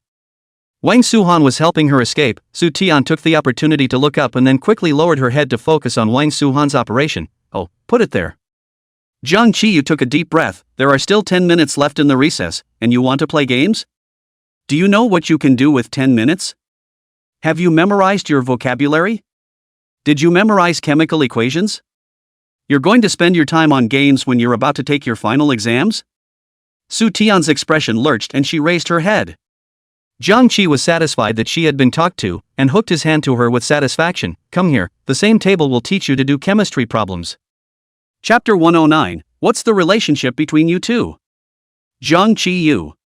Su Tian looked surprised. This is the first time I've heard you say such a long paragraph in such a serious tone. Wang Suhan took the time to look up. Yeah, oh, this is the first time I've heard it too. Su Tian explored with Wang Suhan. That's right, he used to say whatever he wanted to say in a loving manner, either responding to you with a few words in that kind of lazy dying-like accent, or more words must be detrimental. Wang Suhan nodded deeply. You and... He lost his mind playing a game at the same table, didn't he? Jiang Qiyu, so you're not going to come over to study, are you? I'll just play for one class period, I won't get addicted. Suddy said. She just simply hadn't played the game before, plus this game just happened to be the one Jiang Qiyu was playing and was a bit curious. Jiang Qiyu put up the Ziji Tongjin that Song Yingjing borrowed from her in front of Su Tian's eyes. Do you remember how much Song Yingjing scored in the last exam? Do you know the gap between you and him now? Don't you want to do better at the end of the semester? Su Tian's eyes abruptly changed. She sat up straight, her eyes pausing for 3 seconds at the copy of the book. Then recite a string of numbers. Under the three people's puzzled gazes, she said solemnly, these are Song Yingjing's last exam results and rankings. Right. Su Tian returned the cell phone to Wang Suhan and got up to go back to her seat. I want to study. Then he took the Ziji Tongjian in Jiang Qiyu's hand and began to look at it. Wang Suhan, you really don't want to play? Just as the words were finished, Yui covered his mouth. Yui nodded his head and looked at Jiang Qiyu. Well, she's not playing. Jiang Qiyu also turned back. Although Su Tian was here, but he was even more upset about what was going on. Ever since the last time he followed Su Tian to Song Yingjing's home, that question had been coiled in his heart, and every time he wanted to ask it, he didn't know how to ask it. Last time in the office too. She called Song Yingjing Brother Yingjing in an eager and intimate tone. But look at Song Yingjing's family. They don't look like relatives. Jiang Qiyu was a bit annoyed. His knuckles gently snapped the book in Su Tian's hand. You gave Song Yingjing a scarf? How do you know? Su Tian glanced at him, remembering that he was now the president of the student council and was in the same office as Yingjing's brother, so he should have talked about it in his office. It looks good, doesn't it? Su Tian patted her little chest. I picked it out. Do you know what it means to send a scarf? You just send it blindly? Jiang Qiyu did not have a good temperament to blankly glance at her, has been wanting to ask the words at this time rightfully asked out, you two in the end what relationship? Su Tian gave a beat, naturally omitting the second question, what's wrong with sending a scarf? Winter is here, I also gave one to Dad. Jiang Qiyu, oh, I get it, you treat Song Yingjing as a second father. Su Tian didn't have the good sense to say, nonsense. You're the father. She instantly reacted when she finished speaking, wanting to give herself a big mouthful. Jiang Qiyu raised an eyebrow and smiled a flamboyant smile. It's not impossible. Su Tian twisted her head and ignored him. Good girl, Daddy is waiting for your scarf. Jiang Qiyu pointed to his neck then came Su Tian's voice, ah. I forgot to ask. Now. Why don't you wait, I'll go ask him now. He'll agree to it, won't he? I suppose I will, he's quite nice. Jiang Qiyu sked and walked a few steps forward to see two girls standing in front of the women's restroom sink. One was Su Tian, and the other was a doll-headed girl he hadn't seen before. No need to ask. Jiang Qiyu carelessly leaned towards the back railing. I'm small-minded, bad-tempered, and like to be quiet, so I can only walk with two people together. Su Tian didn't expect him to come over and happen to hear it, but also said something that could be described as not the slightest bit unsympathetic, and stared at him with her eyes wide and odd. The doll-headed girl turned to look at him with an embarrassed expression. Su Tian didn't like to embarrass others, so she tried to word her words to try to remedy the situation. Zhao Zhao, he's like this person, he's cheap-mouthed, but he's actually very nice to talk to. Our school bully, Jiang Qiyu paused, not quite used to this name for a moment, then continued slowly and methodically, we'll all be dating after school, and it's a bit of a problem when one more person sees it. Su Tian stared at him like she wanted to kill him. He didn't care what the reaction of the girl called Zhao Zhao was. He raised his eyes to look at Su Tian, his tone domineering and forceful. You, come out now, don't let me go in and arrest you. Row. You come in. Su Tian was furious. She had already seen that the boat of her friendship with Zhao Zhao was like traveling in a storm. It was slowly tilting and would capsize at any time. The sink and toilet are separated by a door in the center, which is closed. Jiang Qiyu raised his eyelids, took a step in, hooked his arm, forcefully abducted Su Tian's neck and dragged her out. Boys are strong, or in this position, Su Tian pressure cannot pull him, can only shout while letting Jiang Qiyu drag himself out, "Hey, you let go. If you do this again, I'll go to your house and tell Auntie Jiang that you're bullying me. Jiang Qiyu. You're hurting me." Jiang Qiyu didn't even hear it, just reached out and peeled out the torn braid for her. Su Tian was torn down half a flight of stairs by him without being able to break free, and also recognized the reality, shouting to Su Jiao, who was standing at the stairway looking at them, "Jiao Jiao, I'm sorry. He's too annoying and not nice at all. You can't stand it if you go with us. I'll go find you tomorrow between classes." "Ah, pain. What are you pinching me for? Talking about me to my face? Who to pinch if not you? You're finished, you. You wait, Jiang Qiyu, I'll go to your house with you today. I'm going to sue." "Whatever." Su Jiao stood at the entrance to the stairs and watched as the sound of their bickering grew farther and farther away, eventually becoming completely inaudible. She lowered her eyes, her long lashes sweeping a shadow across her skin. Chapter 110, Marriage. On campus, Su Tian huffed and puffed, walking at the front, her pace flying. Jiang Qiyu stood back and slowly followed her, not seeing how fast he walked, but keeping about the same distance from her. Su Tian went out of the school gate, directly stopped a cab, and said to the master, "Go to." Jiang Qiyu pulled open the car door from the other side and sat in, "Master, go to 113, Shangda Street." Su Tian went to push Jiang Qiyu, "Get down. Who let you come up? This is my taxi." Jiang Qiyu let her push, anyway, just that little bit of strength, the same as a kitten scratching. The kitten still had sharp claws, she didn't even have nails, and her hands were soft, sheepishly plastered up, like pampering. Jiang Qiyu became more and more curious about how Uncle Su and Auntie Bai had raised her so softly. Soft in looks, soft in character, soft in strength, and soft in the eyes that glared at him. Jiang Qiyu's line of sight shifted downward, moving from her eyes to her lips that were pouting from anger. Well, the lips look soft too. Jiang Qiyu's gaze darkened. Master, holding the steering wheel, from the rearview mirror cheerfully looked at them. Small couples quarrel cherish the time of love, to the marriage quarrel simply less. Su Tian again hastened to explain, "No. He is my classmate." Jiang Qiyu calmly said, "Master, go to 113, Shangda Street." "Good Lu.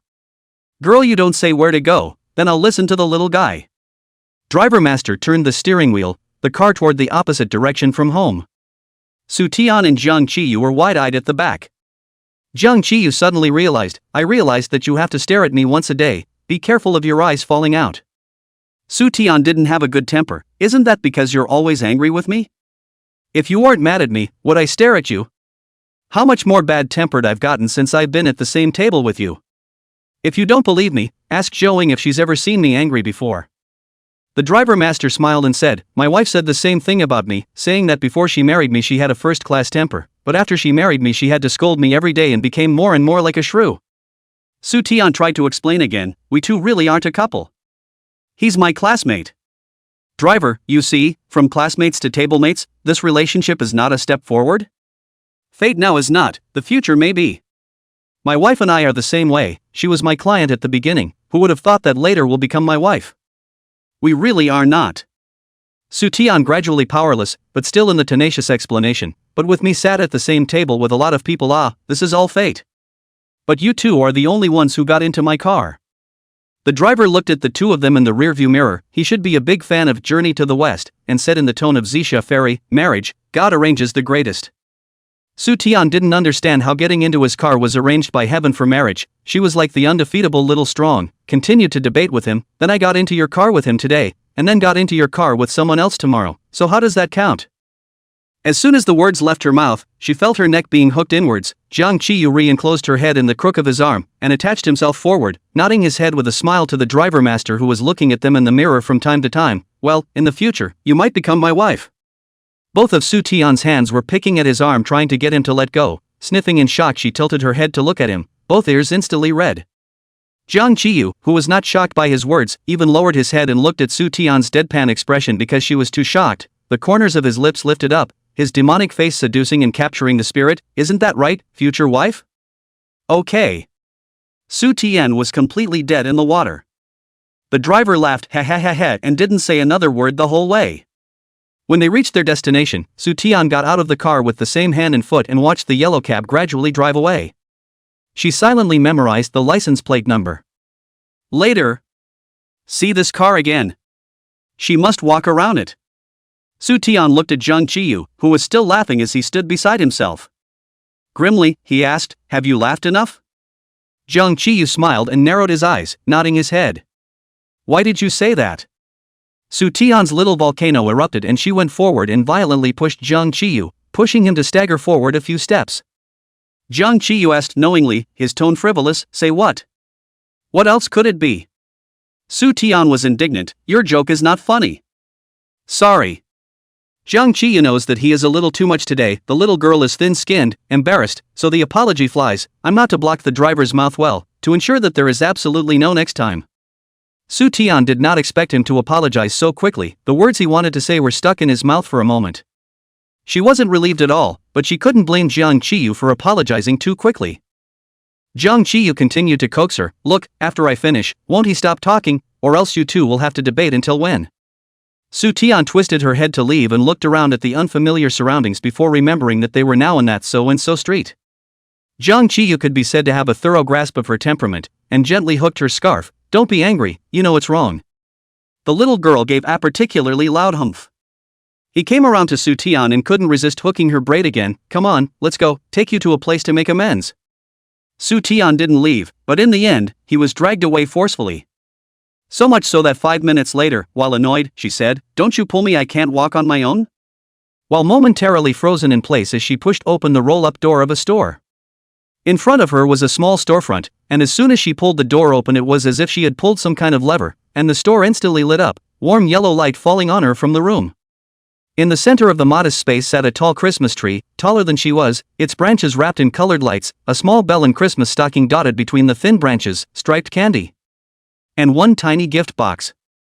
There were also so many delicate gift boxes piled up under the Christmas tree, tied with ribbons and tied with pretty bows. The ground was covered with a snow-white blanket and sprinkled with colorful candies and starlights. Wow! Wow! Su Tian stared blankly at the scene in front of her, unable to use any of the adjectives in her thesaurus, her mouth open, unable to say a single word. In a dream, she thought. It's in a dream, isn't it? She watched unblinking for a moment, unable to take her eyes off it at all. Outside the night falls, the temperature is colder than the daytime, Su Tian exposed outside ears frozen red, but she feels her body from the heart of the heat. Hot and blazing. It slowly spreads throughout the body. Zhang Qiyu pushed Su Tian a step forward and went inside and lowered the roller shutter door back down, isolating the cold wind outside. The room is warm and bright. A Christmas tree that can make you stand under it can't be messed with for a short time, it can only be so big. Chapter 111, the number of fans became 2. My family doesn't celebrate Christmas, I don't know if your family does, it's not in my memory. Zhang Qiyu took off his shoes and stepped on the white blanket, I wanted to show you yesterday, but you happened to have a fever, so I didn't bring you here. Although it's a day late. He glanced back and curved his eyes, Merry Christmas to you, Mr. Sudi. Su Tian was too dumbfounded to say anything. Zhang Qiyu turned around, looked at her who was still froze, stretched out a hand, come up, what are you doing frozen, so many gifts to open, do you want to go home again in the middle of the night?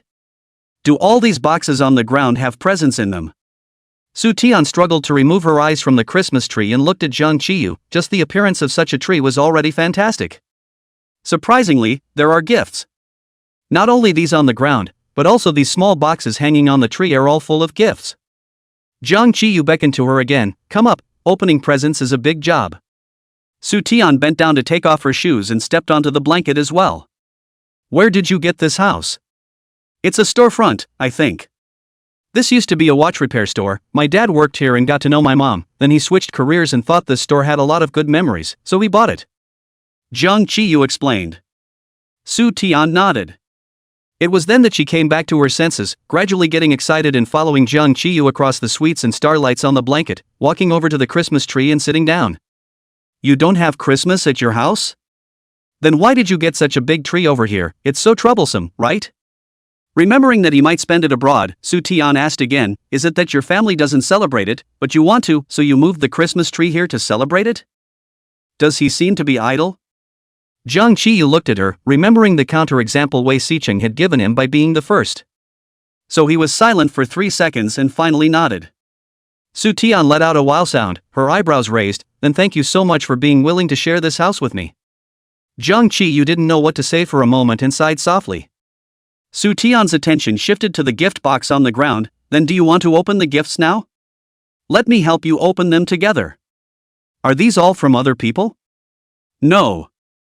Jung Chi-ye paused. This is all for you. For me? Soo-tian looked up at least a dozen boxes on the ground, and then looked up at more small boxes hanging on the Christmas tree, and asked in surprise, these, all of them, are for me? Jung Chi-yu nodded his head. That's when he remembered the counter-example of Wei Sicheng. So under Soo-tian's gradually puzzled gaze, he sighed again and racked his brain to make up a reason. My character is just like this. When I was a child I didn't know any better but only knew how to bully you, and now you have days to weather you, and you're the only one who can put up with me, and I'm not allowed to send a few gifts to flatter me. Soo-tian nodded. You also have your good points. Just listening to you say this, for example, it shows that you are very self-aware. The corners of Jung Chi-yu's mouth let go, indifferently. Oh. Soo-tian lifted up her chest, a little proud. It's good to know. You're a nasty childish psychopath who loves to hurt people, you have a bunch of problems, you're not decent at all, and you talk to everyone as if they owe you hundreds of millions of dollars, so I'm really the only one who can put up with you. Jung Chi-yu's forehead corner jumped. Deciding not to bother with her in general today, he took the nearest gift box and pushed it towards Soo-tian. Open it quickly. So many I have to unpack until when? Soo-tian was excited and a bit overwhelmed at the same time. Should I call home first? I don't think I'll be able to return for a short time. No, I borrowed you and my cell phone after school today to tell my parents that I was going to go with you to pick out a gift for a classmate, and that I would be home late, and I also had my parents tell your parents. The fact that he had gone AWOL like this reminded Soo-tian of yesterday again. He also went AWOL and gave her a leave of absence from the class group. Now it's crossed her to tell her parents that she'll be home late. But it all turned out to be just the thing to save her the trouble. Like it's comfortable to be under his thumb like that? Soo-tian couldn't tell for a moment. Because the mention of yesterday brings back memories of last night. Last night. Soo-tian's face couldn't help but turn a little red again. Jung Chi-yu glanced at her scarlet face. Is it hot? There's no heating on in the house either. Just. Sooty stammered, no, just that I was so excited. She came home an hour and a half later than usual. When they got home, Mom and Dad saw her with a very large gift box, and sure enough, they didn't ask any questions. It should be taken as a gift she bought for a classmate. There are too many gifts. Soo-tian finished opening the ones on the ground, and then fiddled with them one by one. It was already very late. There is still a tree of small boxes of gifts left to unwrap, and Jung Chi-yu made an appointment to come back next time. It's also about sustainability. She placed a few of her particular favorites properly in a large box and brought them back piece by piece. Back in her room, she opened the box and snapped a picture of the contents with her cell phone. Jung Chi-yu gave her so many things. Food and clothing, like a small supermarket, moved right in. She put the food in the snack cabinet and everything else was organized and put away. Then start writing your homework. There wasn't much homework, and it was quickly solved, leaving only 2 big math problems, and she couldn't figure out how to calculate them even after thinking about them for half a day. She searched the internet but couldn't find the original questions. After thinking about it, she clicked on the dialog box with Jung Chi-yu and typed quickly, Deskmate, did you do the last 2 questions in math? Jung Chi-yu quickly replied, Aha. Sutherland, how? Jung Chi-yu, give me a shot. Soo-ten, don't you have a role too? Jung Chi-yu, not taken. Jung Chi-yu, it's too easy, I finished it in class. Happy face carrot. Is the face text at the end a jab at her? Soo-tian silently snapped a picture at and sent it to him. 5 minutes later, Jung Chi-yu also took a picture over of his handwritten solution to the problem. It is easy to click on WeChat to see it and accidentally run into it to close it, so Soo-tian first saved it to the album and then went directly to the album to see it. The thoughts that Jung Chi-yu had written in 5 minutes took her 20 minutes to fully consume. She wasn't discouraged, though. After all, who is Jung Chi-yu? Pervert too. Nothing like a pervert. When she was done, she deleted the solution and the picture behind it slid over automatically. It's a gift she just shot. Compositional lighting and whatnot, it's kinda nice.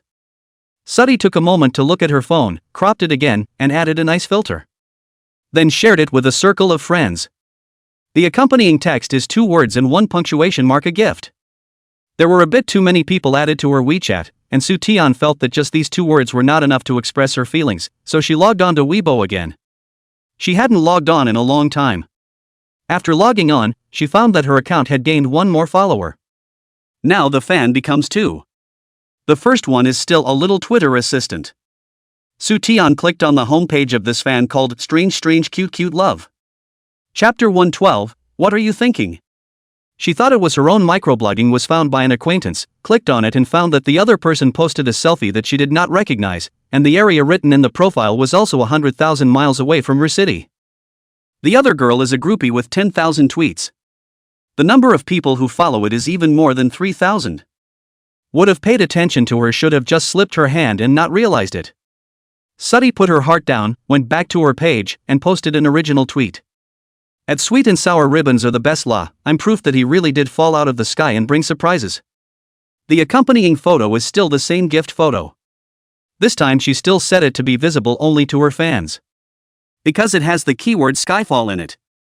Although Jiang Qiyu's heat should have passed long ago, what if people from their school had nothing better to do than search for him online? So it's better to be cautious. After posting, Su Tian exited Weibo and went to the bathroom to wash up. She still couldn't help clicking on WeChat as she lay down under the covers. There are already a lot of comments and likes on the one I just posted. The first one was her dad replying to her, picked out some nice gifts, your classmates should really like them. It was followed by a smiling emoji. The gifts do all look great. And she did like it. Dad doesn't know yet that this classmate is herself. Su Tian hid a smile on her lips and replied to him, yes. The gift is beautiful. It's going to be a favorite. The second one was a comment from Joing. Why don't you post the apples I sent you? Who sent you this bunch? Su Tian returned to her, because it's already been eaten guess. Some of the latter were comments from classmates and friends, basically praising the gift for looking good. Among the lines of replies complimenting good looks, one in particular stood out the "Ah you, what an ugly shot." Su Tian bristled and replied to him, why don't you say it's something ugly from you? After replying to him, Su Tian went and replied to all the other people's comments one by one. Sliding his finger down the page for a refresh, both Zhou Ying's and Jiang Qiyu's small window messages popped up. Zhouing, I see you back to Jiang Qiyu, heavy color, huh? Jiang Qiyu then sent a screenshot of that friend circle under which she replied to the comment that her dad's gift was beautiful. Ah you, speaking out of turn. Southern. The only way to see people's replies in the friend zone is to friend them. So, when did Zhouing add Jiang Qiyu? And when did Jiang Qiyu add her dad? She sent a separate sentence under her breath. When did you add Jiang Qiyu? When did you add my dad? In general, talking to 2 people at the same time requires some attention. Because it might send the wrong message. Su Tian didn't think anything was wrong when she posted it. Until I saw 2 people send a question mark over at the same time. Ah you sent it to the wrong person? Are you discussing me with someone else? Zhouing, what's your father? I didn't add your father. Su Tian quickly clicked to take a look, only to realize that she had sent the message backwards. Help! Life! It hadn't been 2 minutes yet, so Suddy clicked withdraw quickly. But ah you, looks like you really sent it to the wrong person. Ah you, feet in 2 boats, meh. Southern. Su Tian didn't know how to reply to him for a moment. So first, I clicked on Zhou Ying's dialog box, typo, I meant to ask when you added Jiang Qiyu. Zhouing, yesterday I also give you to turn the 2 of us chat recorded, you over silly at you. It took Su Tian a moment to remember there was such a thing. Then she remembered that hug last night again. Help! Su Tian slammed down on the bed and covered her head with the quilt. Why do I have to blush every time I think of her? How about a hug from a good friend? What? What's up? What's going on? The person who started it all still keeps sending her messages. Ah you, why don't you reply to me? Ah you, even if you have 2 feet and 2 boats you don't have a bowl of water? Ah you, I'll throw it away when I'm done using it? Ah you have 30 seconds to get back to me or I'll be there half an hour early tomorrow to find you and never sleep well. Su Tian came out from under the covers and flopped down on the pillow to look at the screen. Childish or not? This guy. Su Ten, sleeping and sleeping. After she posted that, she turned the mute on, slid her phone towards the end of her bed, and went to sleep. Unbeknownst to herself, the corners of her lips were slightly upturned as she slept. The next day, Jang Chi-yu wasn't heartless enough to really come half an hour early to disturb her good dreams. But he's had a stinky look on his face all morning. Very, very smelly. Jang Chi-yu, you slept well last night? Su Ten nodded pleasantly. Jang Chi-yu, I can't sleep. Jang Chi-yu, there's a man who has 2 feet in 2 boats, and he's also abandoning his wife. Jang Chi-yu, there's a man who took a gift and turned his face away. It's all sung out. Su Tian glanced at him. Some of them are now thinking of how to apologize and make amends to people because someone mouthed off yesterday. Jang Chi-yu really didn't say anything. Su Tian, school bully, tell me in advance when it's time for a date, I'll be ready to call 120. Jang Chi-yu let out a well, actually, I'm not as violent as you think, I won't always put people in the hospital. Su Tian, what are you thinking, 120 for you? Jang Chi-yu blankly glanced at her without any good humor. At the end of morning self-study, Su Tian went to the back door to get water from the water fountain, and suddenly realized that the number of people with cell phones in their class had greatly increased. So many people were hanging their heads and playing with their cell phones after playing in 3s and 2s. Back in their seats, Yu He and Wang Suhan were also keeping their heads down, their hands flying across the screen. This person is not working and still struggling. Hey is still quite fierce. Duck and cover. Hey, look at me. Ha! 1. Both men looked up in relief. They put the phone in their lap and shook it off. Su Tian looked at their unified movement strangely. Is this game so tiring? No, it's usually not this tiring. Wang Suhan said, just mainly because we're playing a wizard. The role of the wizard requires too much hand speed. If you want to play well you have to have a huge hand speed, it's too hard. Then you guys still play. Wasn't this yesterday's show by that wizard? Yui said, I really never knew it could be played like this, it's too much of a show. Su Ten nodded. Jang Chi-yu was not in his position. Yui swept through the class and did not see his figure, so he moved forward and gently asked, language table, ask you something, Jang brother wizard is not playing thief good ah. Su Tian blinked, I don't know, I just accidentally clicked on that game when I was playing on his computer, took a look at the main interface and quit. Ugh, brother Jiang is so great. Wang Suhan admired from the bottom of his heart, his grades are so good, his looks are so good, and the game seems to be played well too. Suddy picked up, he also plays the piano. Piano ah. Wang Suhan's mouth opened wide, no wonder Jiang plays wizard and plays the piano with fast hands. He can also cook. Su Tian thought for a moment and genuinely complimented, it's so good it could go and open a store. Chapter 113, so who does the language table really like? Wang Suhan followed and praised, there aren't many boys who can cook, I can only fry the kitchen. Su Tian also remembered seeing the skateboard at Jang Chi-yu's house. The skateboard, although it could be seen that it had been used for a long time, was still well maintained. It means the owner loves it. Suddy added, he also skateboards. Playing skateboard? So cool, Jiang is really absolute. Yui listened to the two of them as they praised Jang Chi-yu from beginning to end. But as soon as Jang Chi-yu arrived, Su Tian quickly stopped talking and kicked his bench leg. Her tone was disgusted, hey you, hurry up and hand in your language homework, it's just you. Jang Chi-yu glanced at her lazily, took out an exercise book from his desk pocket and placed it on her desk. Su Tian's desk has been placed on the thick 2 stacks, and now we have to take advantage of the classroom to send all of these to the office, so that Lao Gao can correct them in time. Jang Chi-yu did not even sit down, naturally picked up the thicker pile, did not say a word, first went out, Su Tian holding the rest of the pile to follow him. Yu and Wang Suhan both said that they were shown again. Wang Suhan gradually had the tendency to develop from Jiang Gowei fan into CP fan, holding her face, look at this skillful movement, wordless tacit understanding, Jiang Gufu to full marks. Yuan quietly, do you think they're talking? Talked about it. Wang Suhan said, look at Jiang, how high and cold a person, every day just talked to the language table alone. The language table was tired of him talking, but also begging and pestering her to talk even more. Yuan a little more carefully, shook their heads, I don't feel like talking about it. For what? Feelings of the 8 is not even close to a skim. You see the two of them in addition to Jiang occasionally language molestation under the language table a sentence or two, when the action crosses the line. Real couples can hold back not to pull a hand or something? I feel like the two of them are familiar with each other already like they've been talking for a few years. Wang Suan analyzed with his few love nerves, the lack of movement is because Jiang has strong self-control and knows that this is in the class and there are people watching from behind. Yuan shook his head again. When he molested the language table, I didn't see him think of the 4 ears behind us. Jiang's self-control is quite strong. I feel that the language table probably doesn't know that Jiang likes her until now. Wang Suan asked, so does the language table like Jiang? I see that the language table is quite close to that guy in the sophomore student council. Yesterday, the language table was able to recite how many points that guy scored on his most recent exam. That seems to be her brother, right? I don't know, but that basketball-playing gym student at our school is absolutely in love with the language table, and even though he keeps coming back to Zhouing, he basically looks over to the language table every time, and so does Jiang, and when I look up every day, I'm right on the side of his face. Here's another one, so who does Whisper Watch really like? Yuan also hesitated. Jiang Bar.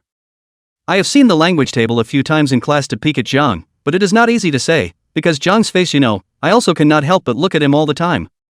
The two discussed it to no avail and finally called it quits. The weather is getting colder and colder, and the ventilation of the third class has changed from opening the doors and windows between every class to only opening them for a while between classes.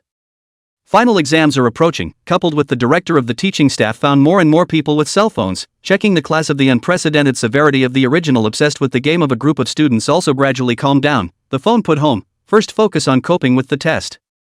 Su Tian went to fetch water in the middle of the big class and stood in the back doorway feeling the cold wind that poured in, her hands shivering with cold. Jiang, who tenaciously drank only lychee-flavored soda and lychee-flavored mineral water at school, also succumbed and brought a thermos from home, bringing hot water from home to drink every day. But say he's cold, he still doesn't wear a scarf or gloves. His ears and nose are exposed and sometimes he freezes and turns red. Su Tian sometimes can't help but to criticize him by saying that he wants poise but not temperature. Jiang Qiyu asked her in return, do I need it? It's true that it's not necessary. But Su Tian didn't believe that he wasn't cold at all. Returning from the back door to receive water, she stood lightly behind Jiang Qiyu and suddenly reached out to pinch his ear. The cold touch against the palm of her hand was like holding ice. Su Tian quickly withdrew her hand and sked first when Jiang Qiyu's strange gaze looked over. It's so icy, do you still have sensation in your ears now? Jiang Qiyu touched the ear that she had just pinched. Not only have sentience, now the sentience is also ing developed. Although her palm was a touch away, the warm touch seemed to remain on it for him to keep recalling, and Jiang Qiyu could feel his ears slowly warming up. Really? Jiang Qiyu raised his eyes and looked at Su Tian's face of pure innocence, and seemed to want to reach out and pinch that other ear of his again. How dare you give her another touch? Jiang Qiyu stood up and moved her out of the way, grabbing his own water cup and water card, and hurriedly said, I'll go get water. Sure enough, he was still cold. Su Tian held a cup of water and slowly returned to her seat. Then she took out her ear warmers and gloves from her school bag and placed them on Jiang Qiyu's desk. Jiang Qiyu after receiving the water seemed to stand outside for a while before coming in. As soon as he returned to the class he saw something furry and white on his desk, a little afraid of her. What are you doing? Suddy, in the spirit of good classmate friendship, I've decided to lend you my ear warmers and mittens to warm my tablemate's heart, which is riddled with holes from the cold wind. No. Jiang Qiyu refused quickly, ugly. Su Tian turned out her own small mirror and held it up in front of Jiang Qiyu. Look at yourself what you're freezing into, your ears are even redder now than just now it. Jiang Qiyu glanced at it, retracting his eyes from the mirror and looking at her with downcast eyes. No, our school bully never carries this kind of cute and cuddly stuff, it affects his image. He accepted his status as a school bully rather quickly. Su Tian was speechless, took back the mirror and the gloves and ear warmers, skimming her lips, love to wear it or not wear it, anyway, the person who suffers from the cold is not me. That said, when school was over, when she passed by the store where she bought scarves for her dad and Ingjing brother last time, she still took advantage of Jiang Qiyu's lack of attention to take a few glances inside. The next day, Jiang Qiyu came back from the restroom during one of the class periods and found some more furry things on his desk. Only unlike yesterday, these furry things were black. An ear warmer, a scarf, a pair of gloves. It looks similar to Su Tian's. Jiang Qiyu sat down, and Su Tian had her back to him, lying on the table to catch up on her sleep. She has rarely slept in class after October. But finals are coming up and she should be working extra hard when she gets home in addition to studying harder in class. He was groggy when he left the house in the morning, looking like he hadn't woken up, and he had to watch when he crossed the street. Jiang Qiyu didn't wake her up. Looking at a set of warmth paraphernalia on the table that hadn't yet had its hang tag removed, he bent over and laughed silently. Chapter 114, Take the First Place. The examination room of the final exam is ranked according to the results of the last exam, and coincidentally, Soo Taeyeon's last exam overachieved and happened to be stuck in the last seat of the first exam room. Diagonally across from her was the student council president, the lord who had scored first in the school. The two went over to the exam room together. This was the first time that Soo Taeyeon had come to the first exam room to take the exam. She was a little excited, and then remembered that she probably wouldn't be able to do so well at the end of the semester, and that the odds were that she would be squeezed out of the next class change exam. There's nothing special about the first exam room. The only thing that was more special was that Jung Chi-yu seemed to be happier than her to be able to come to the first exam room to take the test. Soo Taeyeon interpreted this as a heartfelt sense of relief and pride in seeing the students he had been tutoring for so long make tremendous progress. Jung Chi-yu did not take a book, randomly grabbed a black pen and a cardboard pen and an eraser, to the seat of the first thing is to lie down to sleep. He looked sleepy when he came over this morning. Soo Taeyeon interpreted this to mean that the school bully had his head in the sand last night for the final exam and sprinted until midnight. The first section of the test language, difficult, Soo Taeyeon just finished writing the composition. The radio announced that the paper was handed in. There is no time to check. She looked around as she collected her papers. Others were about the same as her, and others were still a little short of finishing their essays. Taking a break in the middle, Soo Taeyeon felt that the math on the second test would not be less difficult, so she flipped out her little book of difficult points and focused on reviewing it. After looking at it for a while, there were 2 questions in it that Jung Chi-yu had taught her last time, but now she looked at it and couldn't do it again. So she took the small book and wanted to go to Jung Chi-yu to ask. Jung Chi-yu sat in the first row in front of the doorway. She went out directly from the back door, and when she passed the window in the middle of the class she saw Jung Chi-yu lying wordlessly on the table, his face buried in the crook of his arm, only the back of his head showing. He's sleeping again. When the exam was over and people were talking and others were checking their answers in the exam room, he didn't sleep very soundly, and occasionally he stirred at any louder noise. Soo Taeyeon didn't wake him up and planned to ask Hoot Song about it. Hoot Song is also in this exam room. For a long time since the last time she'd fished Hakan out of the water, she'd been in a marvelous mood when confronted with Hakan's pothead and thick glasses. Who would have thought? Lift up the bangs and take off the glasses, Hoot Song then. So sober. She had just taken a step when she saw the girl sitting behind Jung Chi-yu lean forward and gently pat Jung Chi-yu's back. Sooty was on her feet. And then stopped. From what she had observed over the past few months, Jung Chi-yu had wakefulness. Especially if you didn't sleep well and were woken up. Only he doesn't snap at people, and sits there expressionlessly after being aroused, and then keeps releasing the low pressure. Even if you talk to him at the moment, he'll still reply to you in a normal polite manner. But Soo Taeyeon felt that he should be very upset at this time, so she usually didn't quarrel with him, waiting for him to finish releasing the cold air peacefully, and then it would be fine naturally. Sitting behind Jung Chi-yu, this girl should be second in her grade. Soo Taeyeon silently recalled the school-wide ranking of the last exam results. The second in the grade is called Si Mingyu. After Si Mingyu gently tapped Jung Chi-yu, he woke up and stared at the front for 3 seconds before slowly turning on his side and looking at. Jung Chi-yu understood her intentions and hooked his hand at her through the window. Come here. Si Mingyu also turned his head, looking out the window at Soo Taeyeon. Soo Taeyeon silently walked through the front door to Jung Chi-yu's desk. Jung Chi-yu took the wrong question book in her hand, and took out one of his own pens, putting it on his fingertips and twirling it around without lifting his head. Which question won't you know? Soo Taeyeon touched his nose and coughed lightly against Si Mingyu's line of sight, the one on the 3rd page. Jung Chi-yu finally had an expression, gently tisk, I've told you a few times, but you can still forget. But without the slightest impatience, he patted the bench beside himself, sit over here and I'll tell you about it. For the shift test, each row of candidates is separated by a column of empty seats. Soo Taeyeon slowly sat over against Si Mingyu's astonished line of sight again. She swore that Jung Chi-yu would never throw a waking tantrum. The fact that he had just spoken with Bard should only be because the people who heard what Si Mingyu said did want to dislike him. Jung Chi-yu began to give her the questions. Soo Taeyeon quickly figured it out and was about to slip away with her little book in her arms. When she got up, Jung Chi-yu grabbed her braid. Every time he grabbed this side of the braid, when Soo Taeyeon combed her hair in the morning, she always suspected that one side of the braid was long and the other side was short, and she usually paid special attention to this.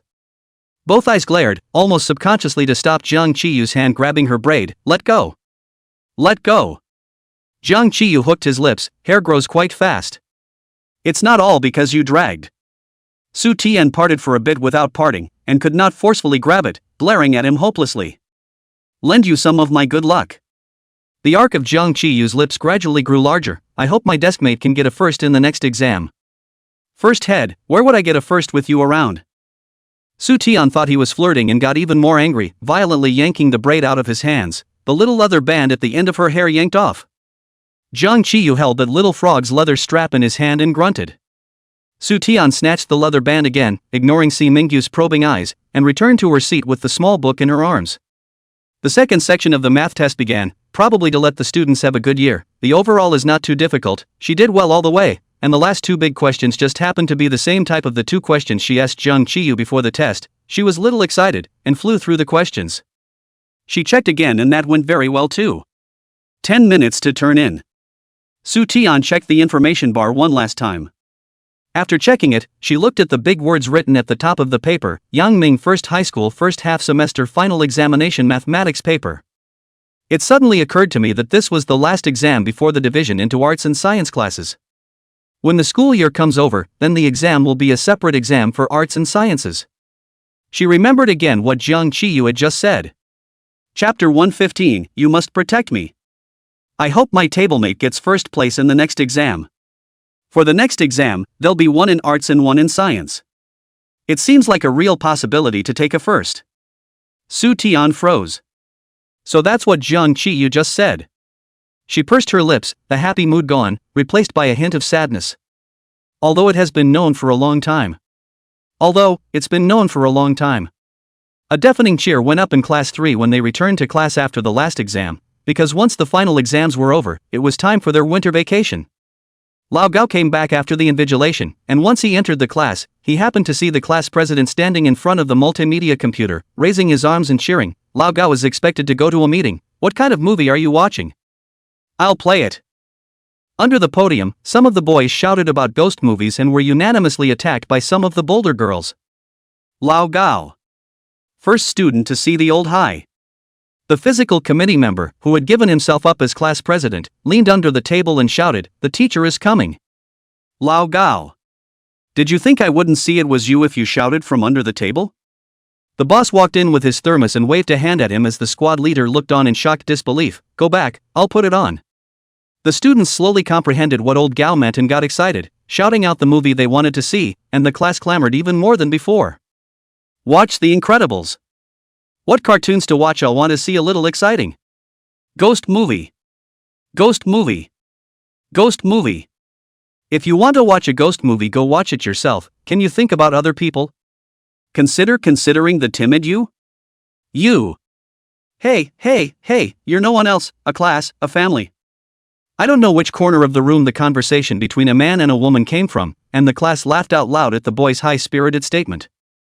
The girl was embarrassed by what he said. Then a ghost movie is a ghost movie, put one that's not so bloody.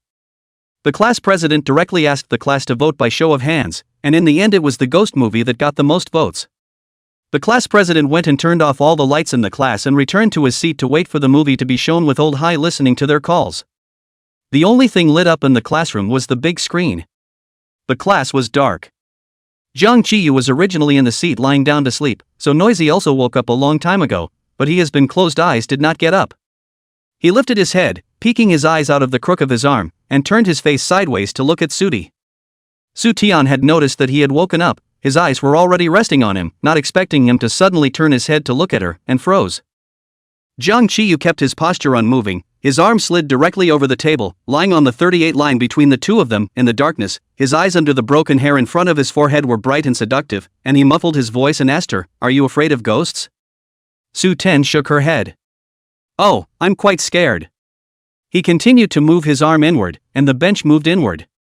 "That's why I have to stay close to you," he continued as he reburied his entire face all the way back into the crook of his arm. "You have to protect me." Suti? If she hadn't gone to the haunted house with Jiang Qiyu last time, she would have believed it. Her tablemate was always going off on some weird tangent, and it didn't bother her to watch the movie when he came over, so she just let him be. The class was dark and everyone's attention was on the big screen, so no one would pay attention to this side. The big screen and multimedia operations are not synchronized, and by the time the picture appears on the big screen, the movie has started straight away. The crowd watched intently, some of the timid ones covering their eyes and looking through their fingers for fear of seeing some scary scene. Then the more they looked, the more wrong they felt. Is this one a ghost movie? A girl suddenly said, "Teacher, did you put it on wrong? This seems to be the unproblematic question, but..." Old Gao sipped his chrysanthemum tea and slowly glanced down the ring. There's no misplacement. What the hell is the unproblematic question? A movie, originally written by Lao Shi. Learning to watch. It's actually kind of fun and highly rated. That's learning to watch too. I want to watch a ghost movie. Teacher. The students wailed. Lao Gao slowly put down the thermos cup. What ghost movies? Ghost movies are harmful to your growth. You have to believe in science.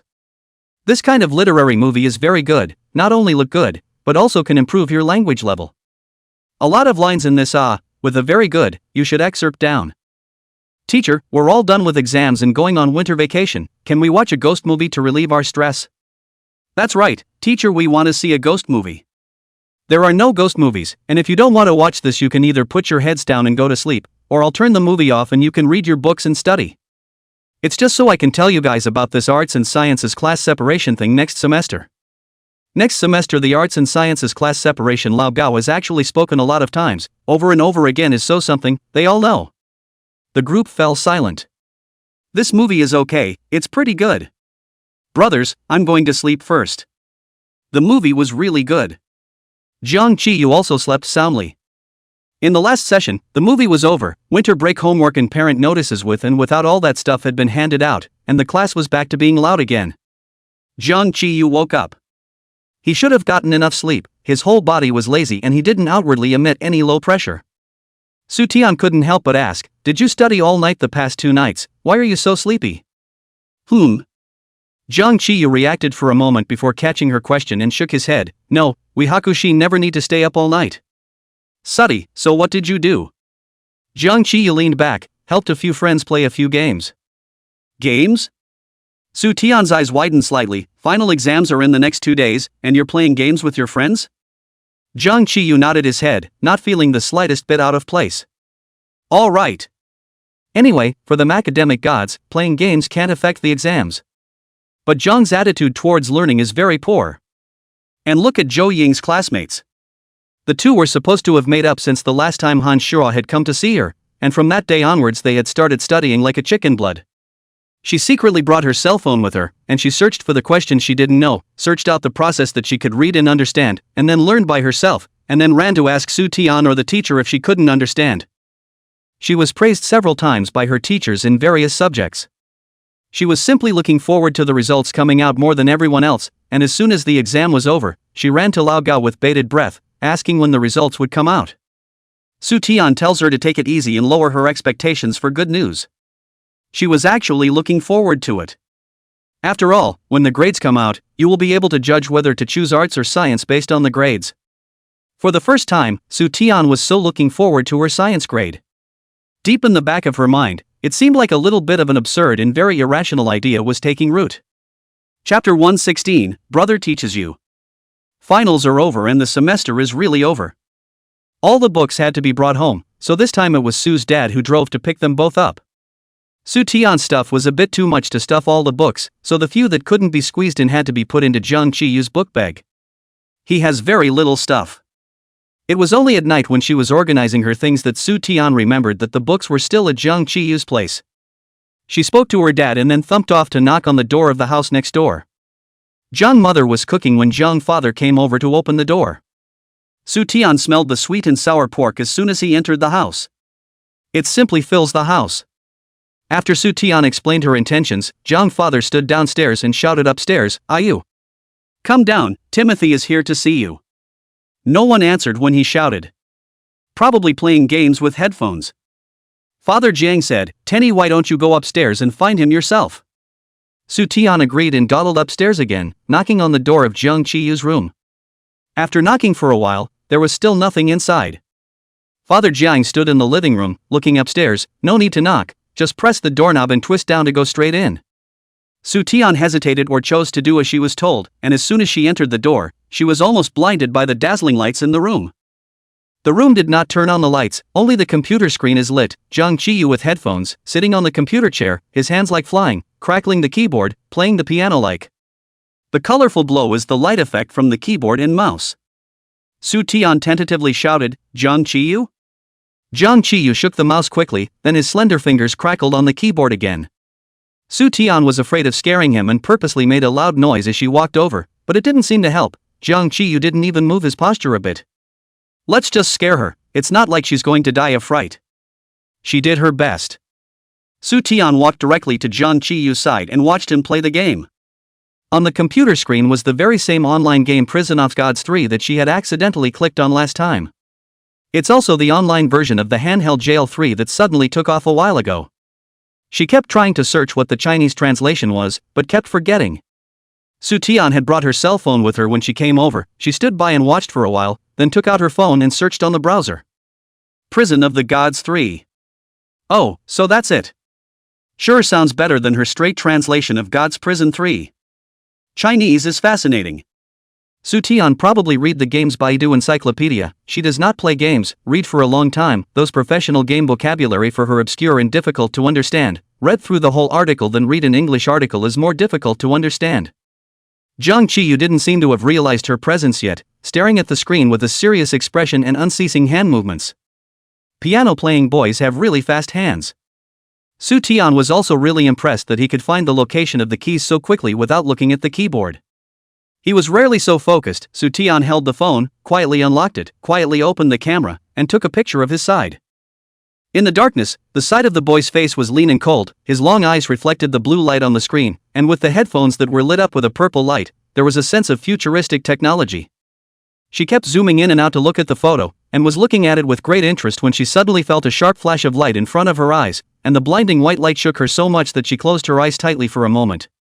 The cell phone was jerked away, and Su Tian barely opened her eyes to see Jung Chi-yu standing in front of her, half squinting and holding her cell phone with a careless smile. "Shoot me." Jung Chi-yu raised his eyebrows, his smile impish. Doing bad things to be caught, Su Tian very calmly took the phone back from him, cropped the picture in front of him, so that only that headset was left in the picture, and then went to Taobao to recognize the picture, and while searching, she said, less narcissistic, "I'm taking a picture of your headset." The smile on Jung Chi-yu's lips didn't tighten for a second, and he nodded, "Okay." Su Tian is just to save face, search is just a casual search, who knows the results of the knowledge map out. A look at the price tag, $38,000. $37,999.98 to be exact. Su Tian's eyes instantly widened. "You're, like, pirating this, right?" Su Tian counted, making sure she hadn't misread the decimal point. Jung Chi-yu hummed out, "Genuine, officially gifted." "Why should I give it to you?" "It can't be because you're good looking." Su Tian was curious. The street participated in a contest, first place prize. Jung Chi-yu said carelessly. Su Tian has seen the supermarket in front of the street hold this kind of competition, set up a big stage, spread the red carpet, a group of big women go up to the competition square dance, who get the most votes, who will get the ultimate prize, a pot of peanut oil. Jung Chi-yu should be a little more advanced in this competition, because his first place prize is worth $38,000, and I don't know how many jugs of peanut oil it's worth. Suti asked, "What kind of contest?" "Jung Chi-yu shouldn't be competing in square dancing," she asked, "playing the piano?" Tisk. Jung Chi-yu stared at her with his eyes downcast and smiled straight. "It seems that after playing for you for a while last time, you still can't get over it." The more self-absorbed this person is, the more Su Tian is going to bar with him, overthinking, just recalling your talent. It seems that the piano is the only one. Jung Chi-yu lifted his chin, signaling her to look at the computer, playing computer games.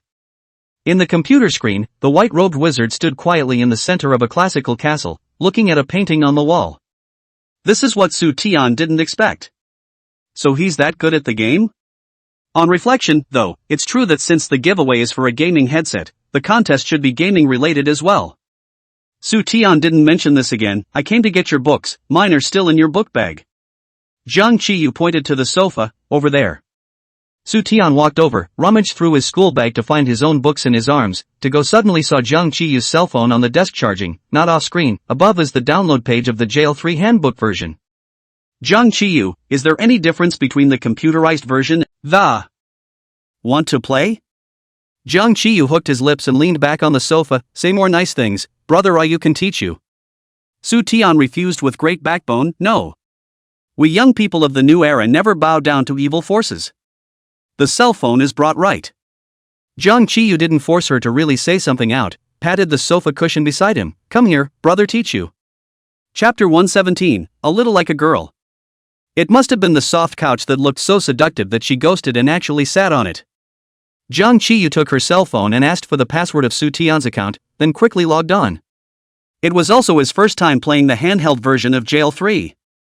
He first tapped each thing he could to look at it and realized that there were almost no changes from the online version, so he quickly got the hang of it. The online version is much more versatile and can accommodate a variety of different gameplay styles. Some people like to look at the scenery inside, others like to push the plot, and still others like to compete. But the handheld version of Jail 3 is mainly played inside a few arenas in groups of beat-em-up copies. Also known as sparring. Jiang Qiyu directly opened the disc 1v1 competitive mode. The opposite side of the open mic, the voice coming out of the microphone is very childish. It should be an elementary school student, cursing all the time. Jiang Qiyu found Jingyin, and the world was finally clear. The first game ended quickly, with Jiang Qiyu losing to an elementary school student. Su Tian looked at the two big words of death on the screen and was a bit silent. The opposite side is an elementary school student. Hey. Jiang Qiyu nodded, practice first. He opened another disc. The opponent didn't turn on the microphone, but his movements were ferocious, chasing after the character controlled by Jiang Qiyu, and Jiang Qiyu didn't fight with him and kept dodging. It lasted a little longer this time. But still, bouts of death. Su Tian couldn't help it. Do you know how to play or not? And he had the audacity to teach her. Jiang Qiyu shrugged it off and directly opened the third disc. It only took 5 minutes to win. Jiang Qiyu looked at Su Tian with a smug gaze. Su Tian nodded to the selfie avatar of the other party on the screen. Another elementary school student. You are in high school. There is nothing to be proud of when you win. Jiang Qiyu looked at her account panel, level 8. Full level 90, she's level 8. This account of yours can only match to elementary school students as well. Jiang Qiyu grunted out, constantly looking at her account's information. Even if you get matched with one who can fight, this full of novice equipment can only take a beating. Is your account awesome? Su Tian signaled him, then log on to your account and play. Jiang Qiyu shook his head. Online game accounts and handheld game accounts are not interoperable. I don't have a handheld game account yet. On his own cell phone, he was halfway through the game and hadn't even finished it yet. Su Tian let out a wow and suddenly became happy. Then wouldn't you have to start from the beginning as well? Aha! Jiang Qiyu nodded. Then come find me when you want a teammate. Su Tian laughed. I sure don't mind you being stupid. Jiang Qiyu just wanted to download it to take a look at it, and didn't really intend to play it. Still, he paused for a moment, then nodded his head in natural agreement. Okay. When Su Tian came downstairs holding the book, Zhang's mom just happened to be ready for dinner. She really didn't resist the temptation of the sweet and sour pork, but she'd already had dinner and wasn't hungry, so she just dabbled with a couple pieces and left. Jiang Qiyu was called downstairs for dinner, and after dinner, he returned to his room and logged back into the game on his computer. The chat box with yes inside the game had been flashing non-stop since Su Tian came over. The latest message is, you, why are you ignoring me? Did you go to the bathroom? But does it take so long to go to the bathroom? Do you have some hidden disease? I can recommend a doctor for you. Jiang Qiyu lazily typed, keep it for yourself, I can't use it. Yes quickly replied, Wu you're here, our club is being bullied again, come and save us for a round. Yes, Prison 3 new handheld version of the handheld version you down OXX. Yossi, opposite club inappropriate people, no they can't beat you in the online game, catch us fighting on the handheld game. Jiang Qiyu, an account that is not yet out of the novice village, you want me to fight with the full level that they brush out day and night? Yes, it's okay to have a low level. As long as you're willing to help the club can recharge your equipment. With equipment the level impact isn't that great. Waiting for this. Jiang Qiyu hooked his lips and sent over the account password of Su Tian that he just knew. Yes, it's too late today, finance is away, tomorrow. But why did you give the account that name? It's kind of girly. He sent another screenshot. Jiang Qiyu had noticed her nickname before, sweet and sour pork is the best. It's still a bit of a laugh to be pointed out again at this point. He replied slowly, because I do make the best sweet and sour pork. First day of vacation. When she came back from her morning run, Su Tian first wrote her winter vacation homework for the morning. She didn't stop until noon, when she finished eating and went back to her room to swipe her phone for a while. Their class group was extraordinarily active, all talking about the potluck. A dinner party? What dinner? Soo-Taeyeon scrolled up through their chats. It took half a day of scrolling to see that someone said that Old Hai had privately said he wanted their class to get together for a meal. Supposedly, another friend of Lao Gao's opened a restaurant and gave Lao Gao a 20% discount coupon for the grand opening.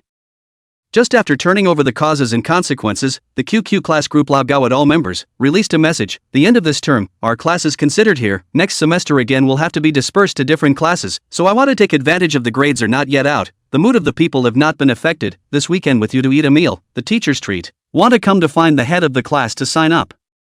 The QQ class group had a speech limit, so their WeChat class group was active again because of Lao Gao's words on a different topic. The very first talk of a get-together turned back to choosing arts and sciences. Su-Ten peered at the screen for half a day and never spoke. After looking at it for a while, she went to her bookcase and rummaged through all her past report cards, spreading them out on her bed. She kept comparing her grades in arts and sciences. Arts scores are significantly better than science. Even if Jiang Qiyu later transferred, has been tutoring her in science, will be her science level as a whole to improve a large section, but still not as good as the results of the arts. Her liberal arts have been solid. Sooty blew his nose. Prior to that, she had been a firm believer in splitting her classes and choosing liberal arts. But I don't know when the thought of why don't we take science came up from time to time, but was suppressed by her reasoning. It can't be because of Jiang Qiyu. Even if it's because of Jiang Qiyu, it's only because Jiang Qiyu did up the science questions too quickly, too much like playing, giving her an illusion that the science questions are just so simple.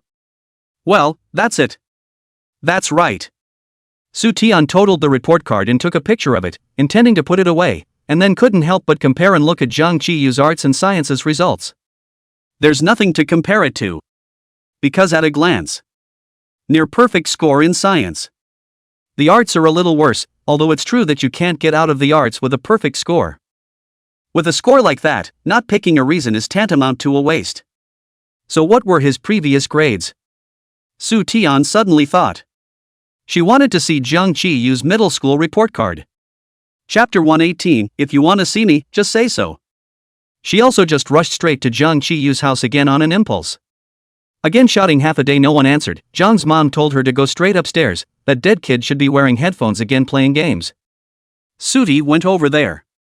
She thought about knocking on the door and him not being able to hear her. She didn't hesitate at all when she pressed the door handle of Jiang Qiyu's room. Turns out he wasn't playing games this time.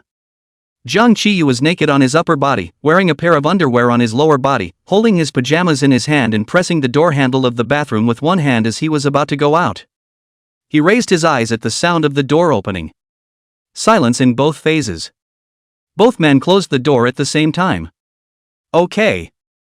Now she had seen Jiang Qiyu's abs completely and totally intact.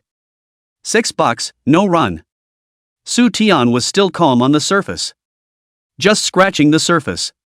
In fact, she thoroughly experienced what it was like to have 10,000 grass horses galloping inside.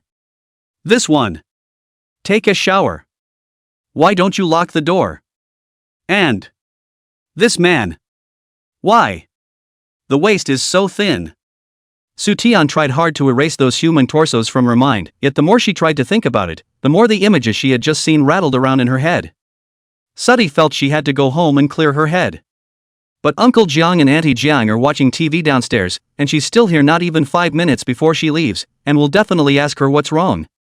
Just when she didn't know where to go from here, the door of the room that she had closed with her own hands was pulled open from the inside. Soo-Taeyeon's hand was still holding on the doorknob, and as soon as the door was pulled from the inside she followed and flung herself into the door for a few steps. The first time Soo-Taeyeon lowered her head on the door, afraid that if she looked up, she would be confronted with some image that she couldn't look at. She nestled like a quail. Jiang Qiyu looked at the tips of her red ears and deliberately said, "Why don't you dare to look at me?" Indeed, what is there to be afraid to see? It's not like she's the one being taken advantage of. Soo-Taeyeon glanced at the hem of Jiang Qiyu's sweater before she raised her head aggressively, straightened her back, and questioned, "Why didn't you close the door when you took a shower? Why don't you knock when you enter someone else's room?" Jiang Qiyu slowly picked up. "I thought you were playing games with your headphones on again." Soo-Taeyeon reasoned with him, "You couldn't hear me even if I knocked." Jung Chi-yu let her in while rubbing his still dripping hair with a towel. He had just gotten out of the shower and had a wet, fresh aroma. Looking for me for what? Jung Chi-yu relied on his height and long legs and sat down on the sofa. Su Tian opened her mouth and suddenly got stuck. What was she doing here looking for Jung Chi-yu? Can't think about it in the slightest. The only thing on his mind was someone's torso. With a lump in her throat, Su Tian said slowly. Forgot. Jung Chi-yu laughed immodestly. Too good of a body for you to stare at? Su Tian was grumpy. What's there to see in your straw like 1 or 2 flesh? So you were just lying on the door like a quail, wasn't I too well built for you to look at? This guy. How can you be so flirty? Not wanting to be laughed at by him, Su Tian made up a come on out. I just came to ask if you're going to the potluck this weekend. The cell phone doesn't let you ask? Oh, Jung Chi-yu nodded. You want to see me too much? Why are you acting like you drank fake wine today? Su Tian looked at him suspiciously. Or did all the bathwater just wash into your brain? Jung Chi-yu glanced at her, stopped wiping his hair, got up and went to put the towel back in the washroom, and said lazily as he walked away, 10-10, don't try to change the subject. If you want to see me, just say it straight away. It's all a normal person's reaction. There's nothing to be embarrassed about. This guy, his skin is really getting thicker and thicker. Acting to the end, waiting for Jung Chi-yu to come out, Su Tian coughed and asked him after him, so are you going or not? The class president saw that you have not been sent. Let me come to rush you. Go. Jung Chi-yu raised his eyes. I've already sent it to him. Su Tian let out an awe and blinked innocently. Oh yeah, well then, I guess he didn't see it or forgot about it. Jung Chi-yu's gaze was somewhat meaningful. After Su Tian finished speaking, she hurriedly found an excuse to sneak home. Back in the room before the stool was even warmed up, Jung Chi-yu's WeChat chased after him. 10-10, if you want to see me in the future, just say so. Followed below was a screenshot of a WeChat message from the class president privately chatting with Jung Chi-yu. Class president, Jung Chi-yu, will you go to the weekend gathering? Lao Gao is afraid that you do not go, especially let me ask you. Jung Chi-yu, go. 2 short lines of dialogue. Su Tian looked at the time, 9 o'clock in the morning. It's 1 in the afternoon. That is to say, the class president specifically asked him in the morning if he was going to the gathering, and 4 hours later, Su Tian thumped to Jung Chi-yu's house, saying that the class president saw that he hadn't been able to send it and asked her to come and rush it. Su Tian was certain that Jung Chi-yu would not specifically go to the class president to verify the truth of her words before she dared to make up her mind. Even if he had posted it, with all those people, it could be argued that the class president got confused and misremembered it. Who knew? The class president would actually go out of his way to ask Jung Chi-yu if he was going to the gathering or not. It also happens to be this morning. The class president did not have Alzheimer's. How could he forget everything in 4 hours? Let her go to Jung Chi-yu and ask. Su Tian put her cell phone upside down on the table, covered her face, and lay on her back in the sofa. Jung Chi-yu too. I didn't even bother to expose her at the time. I even waited for her to come home and sent her a message on WeChat. He just did it on purpose. The more Su Tian thought about it, the more angry she became. She sat up, picked up her cell phone and furiously edited a large paragraph and sent it to Zhou Ying, trying to cause Zhou Ying's empathy and join her in scolding Jung Chi-yu. Zhou Ying, well, Jung Chi-yu is really, really good at it. Su Tian, obviously, it's a. And. Is that the point? After a while, Zhou Ying replied. So what exactly did you go to find Jung Chi-yu for? Su Tian was chagrined. I want to see his old transcripts. Zhou Ying doesn't answer her back. Su Tian got bored waiting for her to reply and went to brush her friend circle. The top one was a couple of selfies that Zhou Ying had posted a minute ago. She was dressed in a warm outfit with a kitten ears headband on her head, standing under the Ferris wheel at the amusement park and was eating ice cream. 6 selfies, all of them with a man in a gray cotton suit half-armed into the country. The two were quite close together. Well, she said how Zhou Ying suddenly didn't reply to her. Turns out he was playing outside with Han Shuo. Only then did Zhou Ying arrive late. Why are you looking at his old report card? No way, Su Tian, you're already trying to understand Jung Chi-yu's past? Forget it. Human grief and joy don't mix. Su Tian, playing with you.